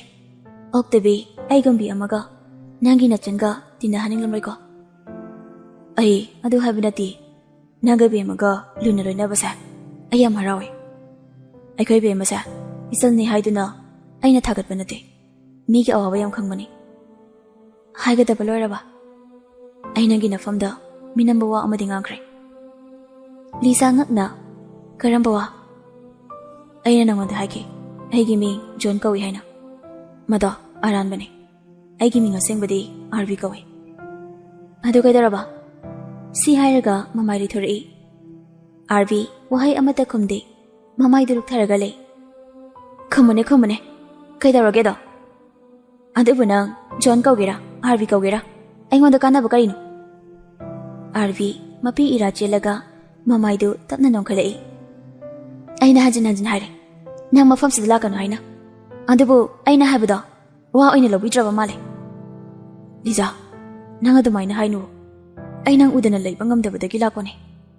ꯑꯩꯒꯤ ꯋꯥꯔꯛꯄ ꯉꯝꯗ꯭ꯔꯕ ꯊꯃꯣꯏꯁꯤꯅ ꯅꯪꯕꯨ ꯀꯥꯎꯕ ꯉꯝꯗꯤꯌꯦ ꯑꯩ ꯅꯪꯕꯨ ꯌꯥꯝ ꯅꯨꯡꯁꯤꯌꯦ ꯆꯠꯅꯕꯤ ꯁꯃꯥꯖ ꯄꯨꯝꯅꯃꯛꯀ ꯑꯩ ꯃꯥꯌꯣꯛꯅꯕ ꯉꯝꯒꯅꯤ ꯅꯪꯅ ꯑꯩꯒꯤ ꯊꯃꯣꯏꯁꯤꯕꯨ ꯑꯃꯨꯛꯇꯗꯤ ꯃꯁꯛ ꯈꯪꯕꯤꯌꯨ ꯂꯤꯖꯥ ꯅꯨꯡꯉꯥꯏꯇꯕ ꯄꯨꯝꯅꯃꯛ ꯂꯣꯠꯁꯤꯜꯂꯒ ꯑꯩ ꯃꯇꯤꯛ ꯆꯥꯕ ꯃꯤꯁꯛ ꯑꯃꯠꯇ ꯑꯣꯏꯔꯛꯈꯤꯒꯦ ꯑꯗꯨꯒ ꯈꯟꯅꯔꯁꯦ ꯑꯗꯨꯒ ꯑꯃꯅ ꯃꯐꯝꯁꯤꯗ ꯑꯃꯨꯛ ꯍꯟꯅ ꯂꯥꯛꯄꯤꯒꯅꯨ ꯃꯤ ꯑꯣꯏꯔꯒ ꯐꯖꯗꯦ ꯁꯤꯂꯩꯃꯅ ꯈꯪꯈꯤꯕꯁꯨ ꯑꯩ ꯄꯥꯝꯗꯦ ꯑꯩ ꯆꯪꯂꯒꯦ ꯍꯟꯕꯤꯈ꯭ꯔꯣ ꯁꯤ ꯍꯥꯏꯔꯝꯂꯒ ꯂꯤꯖꯥ ꯃꯃꯥꯏ ꯂꯩꯔꯒ ꯒꯦꯠꯇꯨ ꯍꯥꯡꯗꯣꯛꯂꯒ ꯃꯅꯨꯡꯗ ꯆꯪꯈꯤ ꯑꯥꯔꯕꯤ ꯁꯤꯟꯊꯔꯤꯕ ꯃꯤꯠꯂꯨ ꯄꯤꯔꯥꯡꯗꯨ ꯃꯈꯨꯠꯅ ꯐꯠ ꯊꯣꯛꯂꯒ ꯒꯥꯔꯤꯗꯨ ꯊꯧꯔꯒ ꯆꯠꯈꯤ ꯉꯁꯥꯏꯈꯩ ꯀꯨꯝꯃꯩ ꯌꯦꯡꯂꯤꯕ ꯗꯦꯅꯦꯜ ꯑꯃꯗꯤ ꯔꯥꯖ ꯂꯤꯖꯥ ꯑꯃꯗꯤ ꯑꯥꯔꯕꯤꯒꯤ ꯃꯑꯣꯡꯗꯨꯗ ꯏꯉꯛꯉꯛꯍꯧꯔꯤ ꯗꯦꯅꯦꯜꯅ ꯚꯥꯏ ꯅꯪ ꯎꯍꯧꯕ꯭ꯔꯥ ꯍꯧꯖꯤꯛꯀꯤ ꯅꯨꯄꯥꯗꯣ ꯃꯥꯅ ꯃꯄꯤ ꯇꯩꯊꯣꯛꯈꯤꯕꯗꯣ ꯑꯗꯨꯅꯦ ꯑꯩꯁꯨ ꯈꯜꯂꯤꯁꯦ ꯀꯩꯅꯣ ꯃꯣꯏ ꯑꯅꯤꯒꯤꯗꯨꯕꯣ ꯑꯩꯒ ꯇꯤꯟꯅꯕꯗꯒꯤ ꯑꯩꯉꯣꯟꯗ ꯉꯥꯎꯗꯅ ꯃꯥꯒ ꯍꯥꯟꯅ ꯀꯣꯏꯅꯕ ꯅꯨꯄꯥꯗꯨꯗ ꯇꯣꯛꯅꯔꯁꯦ ꯍꯥꯏꯕꯒꯤ ꯀꯞꯂꯒ ꯆꯠꯈ꯭ꯔꯤꯖꯥꯠꯂꯣ ꯋꯥꯈꯜꯒꯗꯤ ꯁꯛ ꯐꯖꯔꯨꯕꯅꯤꯅ ꯋꯥꯈꯜꯁꯦ ꯃꯈꯟꯗ ꯈꯜꯂꯤꯅꯦ ꯋꯥꯈꯜꯒꯤ ꯔꯥꯖꯀꯨꯃꯥꯔ ꯏꯕꯨꯡꯉꯣ ꯂꯥꯛꯑꯣ ꯆꯠꯂꯁꯤ ꯊꯦꯡꯉꯦ ꯄꯥꯈꯪ ꯑꯅꯤꯗꯨꯁꯨ ꯕꯥꯏꯛꯇꯨꯃꯒ ꯍꯟꯈ꯭ꯔꯦ ꯂꯤꯖꯥ ꯀꯥ ꯃꯅꯨꯡꯗ ꯆꯪꯂꯛꯂꯒ ꯌꯥꯜꯂꯤꯕ ꯕꯦꯒꯇꯨ ꯐꯃꯨꯡꯗ ꯂꯥꯛꯇꯨꯅ ꯂꯪꯁꯤꯜꯂꯤ ꯋꯥꯈꯜꯒꯤ ꯏꯄꯥꯛꯇ ꯇꯥꯎꯈꯤꯕꯅ ꯃꯐꯤꯒ ꯍꯣꯡꯗꯈꯩ ꯐꯃꯨꯡ ꯃꯃꯥꯡꯗꯨꯗ ꯍꯪꯒꯠ ꯍꯟꯗꯥ ꯆꯠꯂꯤ ꯇꯧꯐꯝ ꯈꯪꯗꯕꯒꯤ ꯃꯈꯨꯠꯇꯨꯁꯨ ꯁꯨꯔꯨ ꯁꯨꯔꯨ ꯅꯩꯔꯤ ꯃꯆꯤꯟꯗꯨꯗꯁꯨ ꯃꯨꯔꯨꯝ ꯃꯨꯔꯨꯝ ꯁꯣꯜꯂꯤ ꯀꯩꯒꯤꯅꯣ ꯃꯥ ꯎꯔꯒ ꯑꯩꯅ ꯄꯪꯁꯥꯎꯗ ꯁꯥꯎꯅꯤꯡꯉꯤꯁꯤꯅ ꯃꯥꯒꯤ ꯏꯃꯣꯁꯅꯦꯜ ꯑꯣꯏꯕ ꯃꯇꯧꯗꯨ ꯎꯔꯒꯅ ꯍꯦꯟꯅ ꯈꯣꯏꯗꯧꯁꯦ ꯄ꯭ꯔꯣꯛꯆꯛꯑꯦ ꯅꯨꯡꯁꯤꯕ ꯍꯥꯏꯕꯁꯤꯕꯨ ꯀꯔꯤꯅꯣ ꯑꯩ ꯀꯅꯥꯅꯣ ꯈꯪꯅ ꯃꯥꯅ ꯑꯩꯕꯨ ꯑꯁꯨꯛ ꯌꯥꯝꯅ ꯅꯨꯡꯁꯤ ꯍꯥꯏꯅ ꯃꯅꯥ ꯀꯜꯂꯤꯕ ꯇꯁꯦꯡꯅ ꯑꯩꯕꯨ ꯌꯥꯝꯅ ꯅꯨꯡꯁꯤꯕꯒꯤꯔ ꯅꯠꯇ꯭ꯔꯒ ꯑꯩꯉꯣꯟꯗ ꯆꯤꯠ ꯇꯧꯔꯤꯕ꯭ꯔꯥ ꯑꯩꯅ ꯃꯥꯒꯤ ꯋꯥꯈꯜ ꯈꯜꯂꯤꯕꯁꯤꯅ ꯀꯔꯤꯒꯦ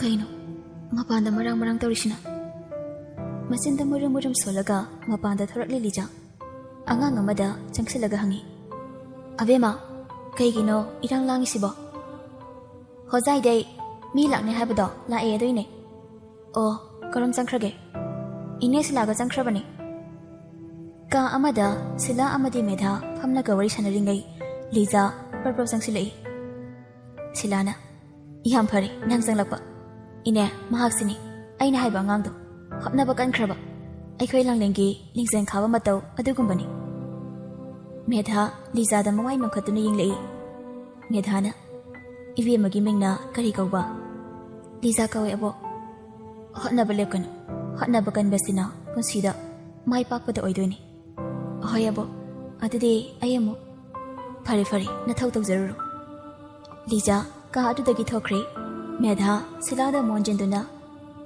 ꯑꯩꯒꯤ ꯋꯥꯈꯜꯅꯔ ꯈꯪꯗꯦ ꯃꯤꯠ ꯅꯥꯇꯣꯟ ꯑꯁꯦ ꯂꯥꯡꯂꯦꯟ ꯍꯥꯏꯐꯦꯠ ꯃꯥꯜꯂꯤꯅꯦ ꯑꯗꯨꯅꯤ ꯏꯅꯦ ꯑꯩꯁꯨ ꯅꯍꯥꯟꯗꯒꯤ ꯈꯜꯂꯝꯂꯤꯅꯦ ꯄꯤꯛꯄꯗꯒꯤ ꯂꯩꯔꯛꯑꯕꯣ ꯑꯁꯤꯕꯣ ꯀꯥꯏꯗꯦꯅꯗ ꯊꯥ 5-6ꯃꯨꯛꯇ ꯉꯥꯏꯔꯤꯌꯦ ꯂꯥꯛꯄ ꯊꯥ 5-6ꯇ ꯉꯥꯏꯔꯤ ꯍꯥꯏꯕ ꯏꯕꯦꯝꯃ ꯂꯥꯡꯂꯦꯟꯗꯨꯕꯨ ꯀꯝꯗꯧꯔꯤꯕꯖꯥꯠꯅꯣ ꯃꯔꯨ ꯑꯣꯏꯅ ꯃꯥꯒ ꯌꯥꯝꯅ ꯎꯅꯅꯤꯡꯉꯤ ꯃꯔꯥꯏꯕꯛ ꯑꯣꯟꯊꯣꯛꯅ ꯊꯤꯖꯅ ꯍꯧꯔꯛꯄꯅꯤ ꯅꯧꯅ ꯃꯆꯥꯁꯨ ꯀꯥꯏꯅꯈꯤꯕ ꯃꯥꯅꯒ ꯍꯣꯇꯤꯗ ꯃꯆꯥꯕꯨ ꯊꯤꯕ ꯂꯥꯛꯄꯗ ꯇꯧꯕ ꯃꯑꯣꯡꯗꯣ ꯏꯅꯦ ꯉꯁꯤꯁꯨ ꯀꯥꯎꯕ ꯉꯝꯗꯦ ꯃꯥꯒꯤ ꯃꯋꯥ ꯃꯄꯥꯎ ꯑꯃꯠꯇ ꯇꯥꯗ꯭ꯔꯕ꯭ꯔꯥ ꯅꯥꯀꯜ ꯑꯃꯔꯣꯝꯗ ꯂꯥꯡꯂꯦꯟ ꯃꯔꯥꯏꯕꯛ ꯌꯥꯝꯅ ꯐꯈ꯭ꯔꯦ ꯃꯄꯨꯔꯣꯏꯕ ꯑꯥꯏꯁ ꯑꯣꯐꯤꯁꯔ ꯑꯃ ꯑꯣꯏꯕꯅꯤꯅ ꯃꯥꯕꯨ ꯅꯨꯡꯉꯥꯏꯅ ꯊꯝꯕꯤꯔꯤ ꯃꯆꯥ ꯀꯥꯏꯅꯕꯒꯤ mayumda tufakta phai chanduna leibado yengba ngamdabadagi mapuroibana beng amada thabak tawhanbire haibani ai noma chalui mabu kanbire I haiba imungdugi masuduna mabu mama makni khanjara male magi manakta nupa masadu selehawi ine langlengi angang lokhiba mama mapadugi mari makong amata khangkidrabra karigomba langla langjil amata khangkidrai makhoi afabadi oirai sinthariba langlengi miki pirangdo lemnadi mangloi makhoi gidi kari sukhandrai angang dubu karam taromgadagi sini angang do hauji fau hinglam khikadra yam khanjilirana daine laibagda tamnabadi soidina funglapasi somdana ranjanana kayam phajagina haisibo sileimana yam phajai mama hayeng lakminage phabu pharadi nang tamogi nanamo hense aisu adamaina khalamine kari wari no ne namana sana saidubo wangang laga janglakli dajar aikhoi bemagi mama nabi ama lei haye masaka yam phajai haye yaradi nasanupa atombagi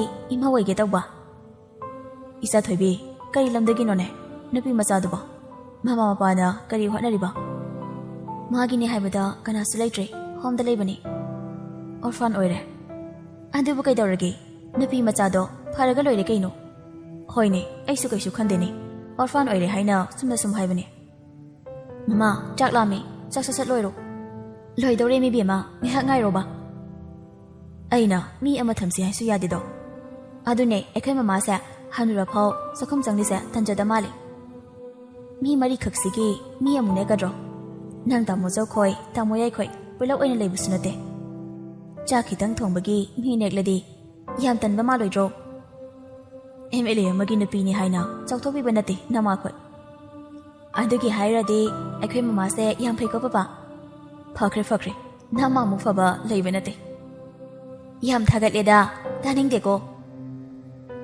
sanari bawari makhaido arbi taramli mathanta mama noklaga kada changjilei famungda famlaga mondrang amu sani wakhalduna khali aikhoi bi manasu mabu manamo aiba pamlaba magi ingtapsaba maongduna aikhoi mama buso sumkhrani karigumba mana magi asembada mama ga bi magada khanghalabadi adu oiragana aina sagaliba manglasa kaiba taribra wakhal khana arbi famungda tapna hipthai nakal amaramda Daniel de wakal do serana naga khambi banati magi thokpa natrang amada sagatlaga ifa fana khali soidana maga hana koina banpa oiramni mane ngonda ngawbadagi nupa da bai pi ki bagi kaplaga zakhiba oiramni ba natraga nupa do nupi yam koyo aduda lijana huran ba faraba aduda nupa duna lijada kaina bangam lai kaina kapli oiramni aigi wadi navani kaina rostelai maramdi lizade ai khaki oidaine kanano bunga nang khaki oidaise Daniel maraichi ima bunida ima nangse ai khaki mani ko anghaw basidi kanana nati hairage kana so haidida yengoi tamo phone torok lambani hayeng college halakpaidane changla amu hairi madugi Hitler duna kai haktu jano hai tine bunga nangba nang babada adumaina haiba hauna bro sorry mom masidi saksa thoklor lao nang kaka so hale ima nang cha roidro chani ye adu eresu khona tatna charage pukse ithan hangali mathangi numini college da class ama yaramlaga sileimana namdana lijambu mayumda puri lijade arbi lerongani khanbai chatning da badal loirabani adubu sileima nungaire khalaga lakli chawraba sana ko nungumlaba yumadu ubada lija khoktakjai sumangda gari khambage makhol takhi badada arbi magi kagi thonawdagi makhada yengthari lijana ikai sumang mayai dilepadu ubada mathanta momonukjai mama ibi maranjana imungdagi hobi chenthari ibi makhoila idana changlo kaisu koi ganoi jasidi Lija ithak thakatli ahai mama auntie iya da mama dum kawo lao silai maga Lija ga mang tharaga imungda jangjili ꯔꯟꯖꯅꯥꯅ ꯃꯇꯨꯡꯗ ꯏꯟꯅꯔꯛꯂꯤ꯫ Sofa ꯀꯥꯗꯨꯗ ꯄꯨꯂꯞ ꯐꯝꯃꯤ꯫ ꯏꯆꯥꯗꯤ ꯁꯛꯅ ꯁꯛ ꯐꯖꯔꯤꯕ ꯑꯣꯟꯊꯣꯛꯅ ꯅꯨꯡꯁꯤꯈ꯭ꯔꯦꯗ ꯃꯃꯥꯗꯤ꯫ ꯃꯃꯥ ꯑꯇꯥꯛꯅꯔꯛꯀꯅꯨꯀꯣ꯫ ꯃꯁꯤꯗꯤ ꯅꯣꯏ ꯑꯅꯤꯅꯦ ꯉꯥꯏꯍꯥꯛ ꯐꯝꯂꯝꯃꯨꯀꯣ꯫ ꯃꯃꯥ ꯏꯆꯥ ꯑꯅꯤꯅ ꯆꯥꯅꯕ ꯀꯩꯀꯩꯅꯣ ꯁꯦꯝꯕꯤꯔꯛꯀꯦ꯫ ꯂꯤꯖꯥ ꯇꯞꯅ ꯃꯃꯥꯏ ꯅꯣꯟꯊꯔꯒ ꯌꯥꯔꯅꯤ ꯃꯃꯥ ꯁꯦꯝꯂꯨꯔꯅꯨ꯫ ꯃꯆꯤꯟ ꯃꯆꯥꯁꯤꯅ ꯃꯃꯥꯒ ꯀꯧꯕꯁꯤꯗꯤ ꯊꯃꯣꯏꯒꯁꯦ ꯄꯦꯊꯔꯦꯗ꯫ ꯃꯃꯥ ꯌꯥꯔꯦ ꯆꯪꯈ꯭ꯔꯣ ꯃꯤ ꯀꯥꯏꯔꯅꯤ꯫ ꯍꯣꯏ ꯍꯦ ꯃꯁꯤꯅ ꯃꯔꯣꯜ ꯑꯃ ꯀꯣꯏꯇꯥꯟ ꯍꯦꯛ ꯇꯥꯜꯂꯤ꯫ ꯔꯟꯖꯅꯥ ꯉꯥꯡꯂꯒ ꯆꯪꯈ꯭ꯔꯦ꯫ ꯆꯥꯛꯁꯪꯗ ꯑꯆꯥ ꯑꯊꯛ ꯁꯦꯝꯕ ꯆꯪꯂꯛꯂꯤꯕ ꯃꯥꯅ ꯃꯆꯥꯅꯨꯄꯥꯒꯤ ꯀꯥ ꯇꯝꯅ ꯂꯥꯛꯂꯤ꯫ ꯑꯥꯔꯕꯤ ꯀꯩꯁꯨ ꯈꯪꯖꯗꯕꯒꯤ ꯇꯥꯏꯞꯇ ꯐꯃꯨꯡꯗ ꯍꯤꯞꯂꯒ ꯐꯣꯟꯗꯣ ꯅꯝꯂꯒ ꯂꯩꯔꯤ꯫ ꯃꯃꯥ ꯏꯕꯦꯝꯃ ꯆꯪꯂꯛꯂꯒ ꯕꯨꯡꯉꯣ ꯅꯪꯒꯤ ꯑꯣꯛꯇꯕꯤꯗꯣ ꯂꯪꯊꯣꯛꯈ꯭ꯔꯣ꯫ ꯑꯁꯤꯗ ꯐꯝꯍꯧꯔꯤꯕ ꯑꯩꯈꯣꯏ ꯕꯦꯝꯃꯒꯤ ꯃꯃꯥꯟꯅꯕꯤꯁꯦ ꯇ꯭ꯔꯥꯏ ꯇꯧꯔꯣ꯫ ꯃꯃꯥꯗꯤ ꯌꯥꯝ ꯄꯥꯝꯂꯦꯕꯨ ꯏꯆꯥꯅꯁꯨ ꯈꯣꯏꯗꯥꯕ ꯍꯥꯏꯗꯣ ꯑꯣꯏꯅꯤ꯫ ꯆꯠꯂꯣ ꯁꯣꯐꯥ ꯀꯥꯗ ꯐꯝꯍꯧꯕꯅꯦ ꯏꯆꯝ ꯆꯝꯅ ꯈꯪꯅꯍꯧꯔꯁꯨ ꯆꯠꯂꯣ ꯃꯤ꯫ ꯁꯤ ꯍꯥꯏꯔꯝꯂꯒ ꯔꯟꯖꯅꯥ ꯅꯣꯛꯐꯦꯠꯀ ꯇꯧꯔꯒ ꯊꯣꯛꯈ꯭ꯔꯦ꯫ ꯑꯥꯔꯕꯤ ꯃꯃꯥꯒꯤ ꯃꯑꯣꯡꯗꯨꯗ ꯃꯣꯃꯣꯟ ꯅꯣꯛꯂꯒ ꯋꯥꯈꯜꯗ ꯈꯜꯍꯧꯔꯤ꯫ ꯅꯆꯥꯅ ꯁꯟ ꯑꯉꯥꯎꯕꯗꯧꯅ ꯉꯥꯎꯔꯤꯕ ꯃꯤꯁꯛꯇꯨꯅꯦ ꯃꯃꯥꯅ ꯍꯧꯖꯤꯛꯇ ꯅꯤꯁꯥ ꯄꯥꯡꯈꯠꯂꯛꯏꯁꯦ꯫ ꯀꯣꯂꯦꯖꯇꯅꯤ ꯔꯥꯖꯅ ꯀꯩꯅꯣ ꯅꯨꯄꯤ ꯑꯅꯤꯗꯣ ꯉꯁꯤꯗꯤ ꯁꯨꯛꯎ ꯎꯗꯦꯗ ꯍꯟꯈ꯭ꯔꯖꯥꯠꯂꯥ꯫ ꯗꯥꯅꯤꯌꯦꯜꯅ ꯑꯗꯨꯅꯦ ꯑꯩꯁꯨ ꯉꯁꯥꯏꯗꯒꯤ ꯃꯤꯁꯦ ꯀꯣꯏꯉꯥꯎ ꯉꯥꯎꯔꯒ ꯌꯦꯡꯂꯤꯁꯦ꯫ ꯄꯥꯔꯤꯅ ꯑꯁꯨꯛ ꯋꯥꯅ ꯆꯥꯛꯂꯒ ꯁꯨꯝ ꯂꯩꯗꯣꯏ ꯁꯔꯨꯛ ꯀꯣꯛ ꯐꯣꯡꯗꯣꯛꯂꯣꯗꯅ ꯅꯨꯡꯁꯤ ꯍꯥꯏꯅ꯫ ꯗꯥꯅꯤꯌꯦꯜꯅ ꯑꯗꯨꯒꯤꯁꯨ ꯃꯇꯝ ꯂꯥꯛꯈꯤꯅꯤ ꯀꯩꯝꯇ ꯋꯥꯒꯅꯨ ꯅꯪ꯫ ꯔꯥꯖꯅ ꯃꯥꯅ ꯑꯣꯏꯅ ꯋꯥꯕꯤꯔ ꯂꯩꯔꯦ ꯇꯧꯔꯤꯁꯦ꯫ ꯅꯣꯏ ꯃꯑꯣꯡꯗꯣ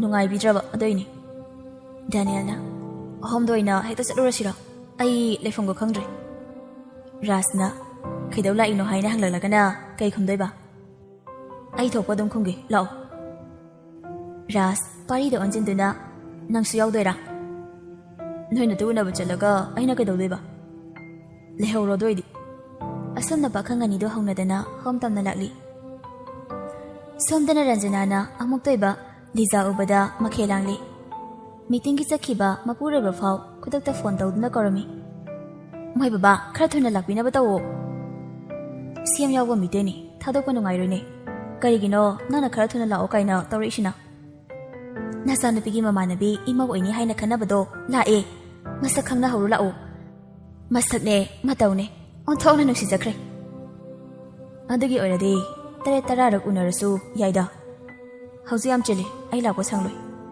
ꯑꯣ ꯐꯔꯦ ꯐꯔꯦ꯫ ꯁꯤ ꯍꯥꯏꯔꯒ ꯐꯣꯟꯗꯨ ꯀꯛꯏ꯫ ꯅꯐꯦꯠ ꯇꯧꯔꯒ ꯀꯤꯆꯟꯗ ꯑꯃꯨꯛ ꯆꯪꯁꯤꯜꯂꯤ꯫ ꯑꯆꯥ ꯑꯊꯛ ꯃꯌꯥꯝꯗꯨ ꯄꯥꯏꯔꯒ ꯁꯣꯐꯥ ꯀꯥꯗ ꯇꯝꯅ ꯑꯃꯨꯛ ꯂꯥꯛꯏ꯫ ꯏꯕꯦꯝꯃ ꯀꯩꯝꯇ ꯀꯣꯏꯒꯅꯨꯀꯣ ꯅꯌꯨꯝꯃꯛꯅꯤ ꯈꯟꯗꯧꯅꯤ꯫ ꯁꯦꯁꯦ ꯆꯥꯒꯁꯤ ꯊꯛꯎꯁꯦ꯫ ꯂꯤꯖꯥ ꯏꯀꯥꯏ ꯆꯥ ꯀꯞꯇꯨ ꯂꯧꯔꯒ ꯊꯛꯄ ꯍꯧꯏ꯫ ꯇꯥꯟꯖꯥꯗꯨꯗ ꯑꯥꯔꯕꯤꯁꯨ ꯆꯪꯁꯤꯜꯂꯛꯏ꯫ ꯕꯨꯡꯉꯣ ꯂꯥꯎꯅꯦ ꯅꯆꯟꯅꯨꯄꯤꯒꯤ ꯃꯃꯥꯟꯅꯕꯤꯅꯤ ꯃꯃꯤꯡꯅꯅꯦ ꯂꯤꯖꯥ ꯅꯨꯡꯁꯤꯗ꯭ꯔꯥ꯫ ꯔꯟꯖꯅꯥꯅ ꯍꯥꯏꯔꯛꯂꯤꯕ ꯋꯥꯍꯩꯗꯨꯗ ꯂꯤꯖꯥ ꯆꯥꯒꯗꯨ ꯈꯪꯉ ꯍꯥꯏ꯫ ꯍꯩꯃꯥ ꯏꯕꯦꯝꯃ ꯇꯞꯅ ꯊꯛꯑꯣ ꯏꯄꯥ ꯄꯥꯈꯠꯂ ꯃꯥꯜꯂꯤꯅꯦ ꯃꯁꯥꯁꯦ꯫ ꯕꯨꯡꯉꯣ ꯅꯪꯅ ꯑꯗꯨꯗ ꯂꯦꯞꯇꯅ ꯑꯃꯨꯛ ꯂꯩꯔꯤꯗꯨꯅ ꯀꯔꯤꯒꯤ ꯁꯤꯗ ꯀꯣꯛ ꯐꯝꯂꯨ ꯂꯥꯎꯅꯦ ꯅꯪꯕꯣ꯫ ꯍꯧꯒꯠꯇꯨꯅ ꯃꯆꯥꯅꯨꯄꯥꯒꯤ ꯈꯨꯗꯥꯡꯗꯨ ꯄꯥꯏꯔꯒ ꯆꯤꯡꯁꯤꯜꯂꯛꯇꯨꯅ ꯁꯣꯐꯥꯗꯨꯗ ꯐꯝꯍꯜꯂꯤ꯫ ꯑꯥꯔꯕꯤꯒꯤ ꯃꯃꯥꯒꯤ ꯃꯑꯣꯡꯗꯨꯗ ꯏꯀꯥꯏꯕꯅ ꯂꯣꯏꯔꯦ꯫ ꯁꯤꯂꯩꯃ ꯁꯥꯎꯅ ꯃꯃꯥ ꯅꯪ ꯍꯦꯟꯃꯜꯂꯦꯀꯣ꯫ ꯀꯩꯅꯣ ꯃꯁꯤꯅ ꯁꯣꯅꯣ ꯑꯃꯨꯛ ꯆꯨꯔꯛꯏꯁꯤꯅ ꯑꯩꯅ ꯀꯩꯗꯧꯔꯒꯦ꯫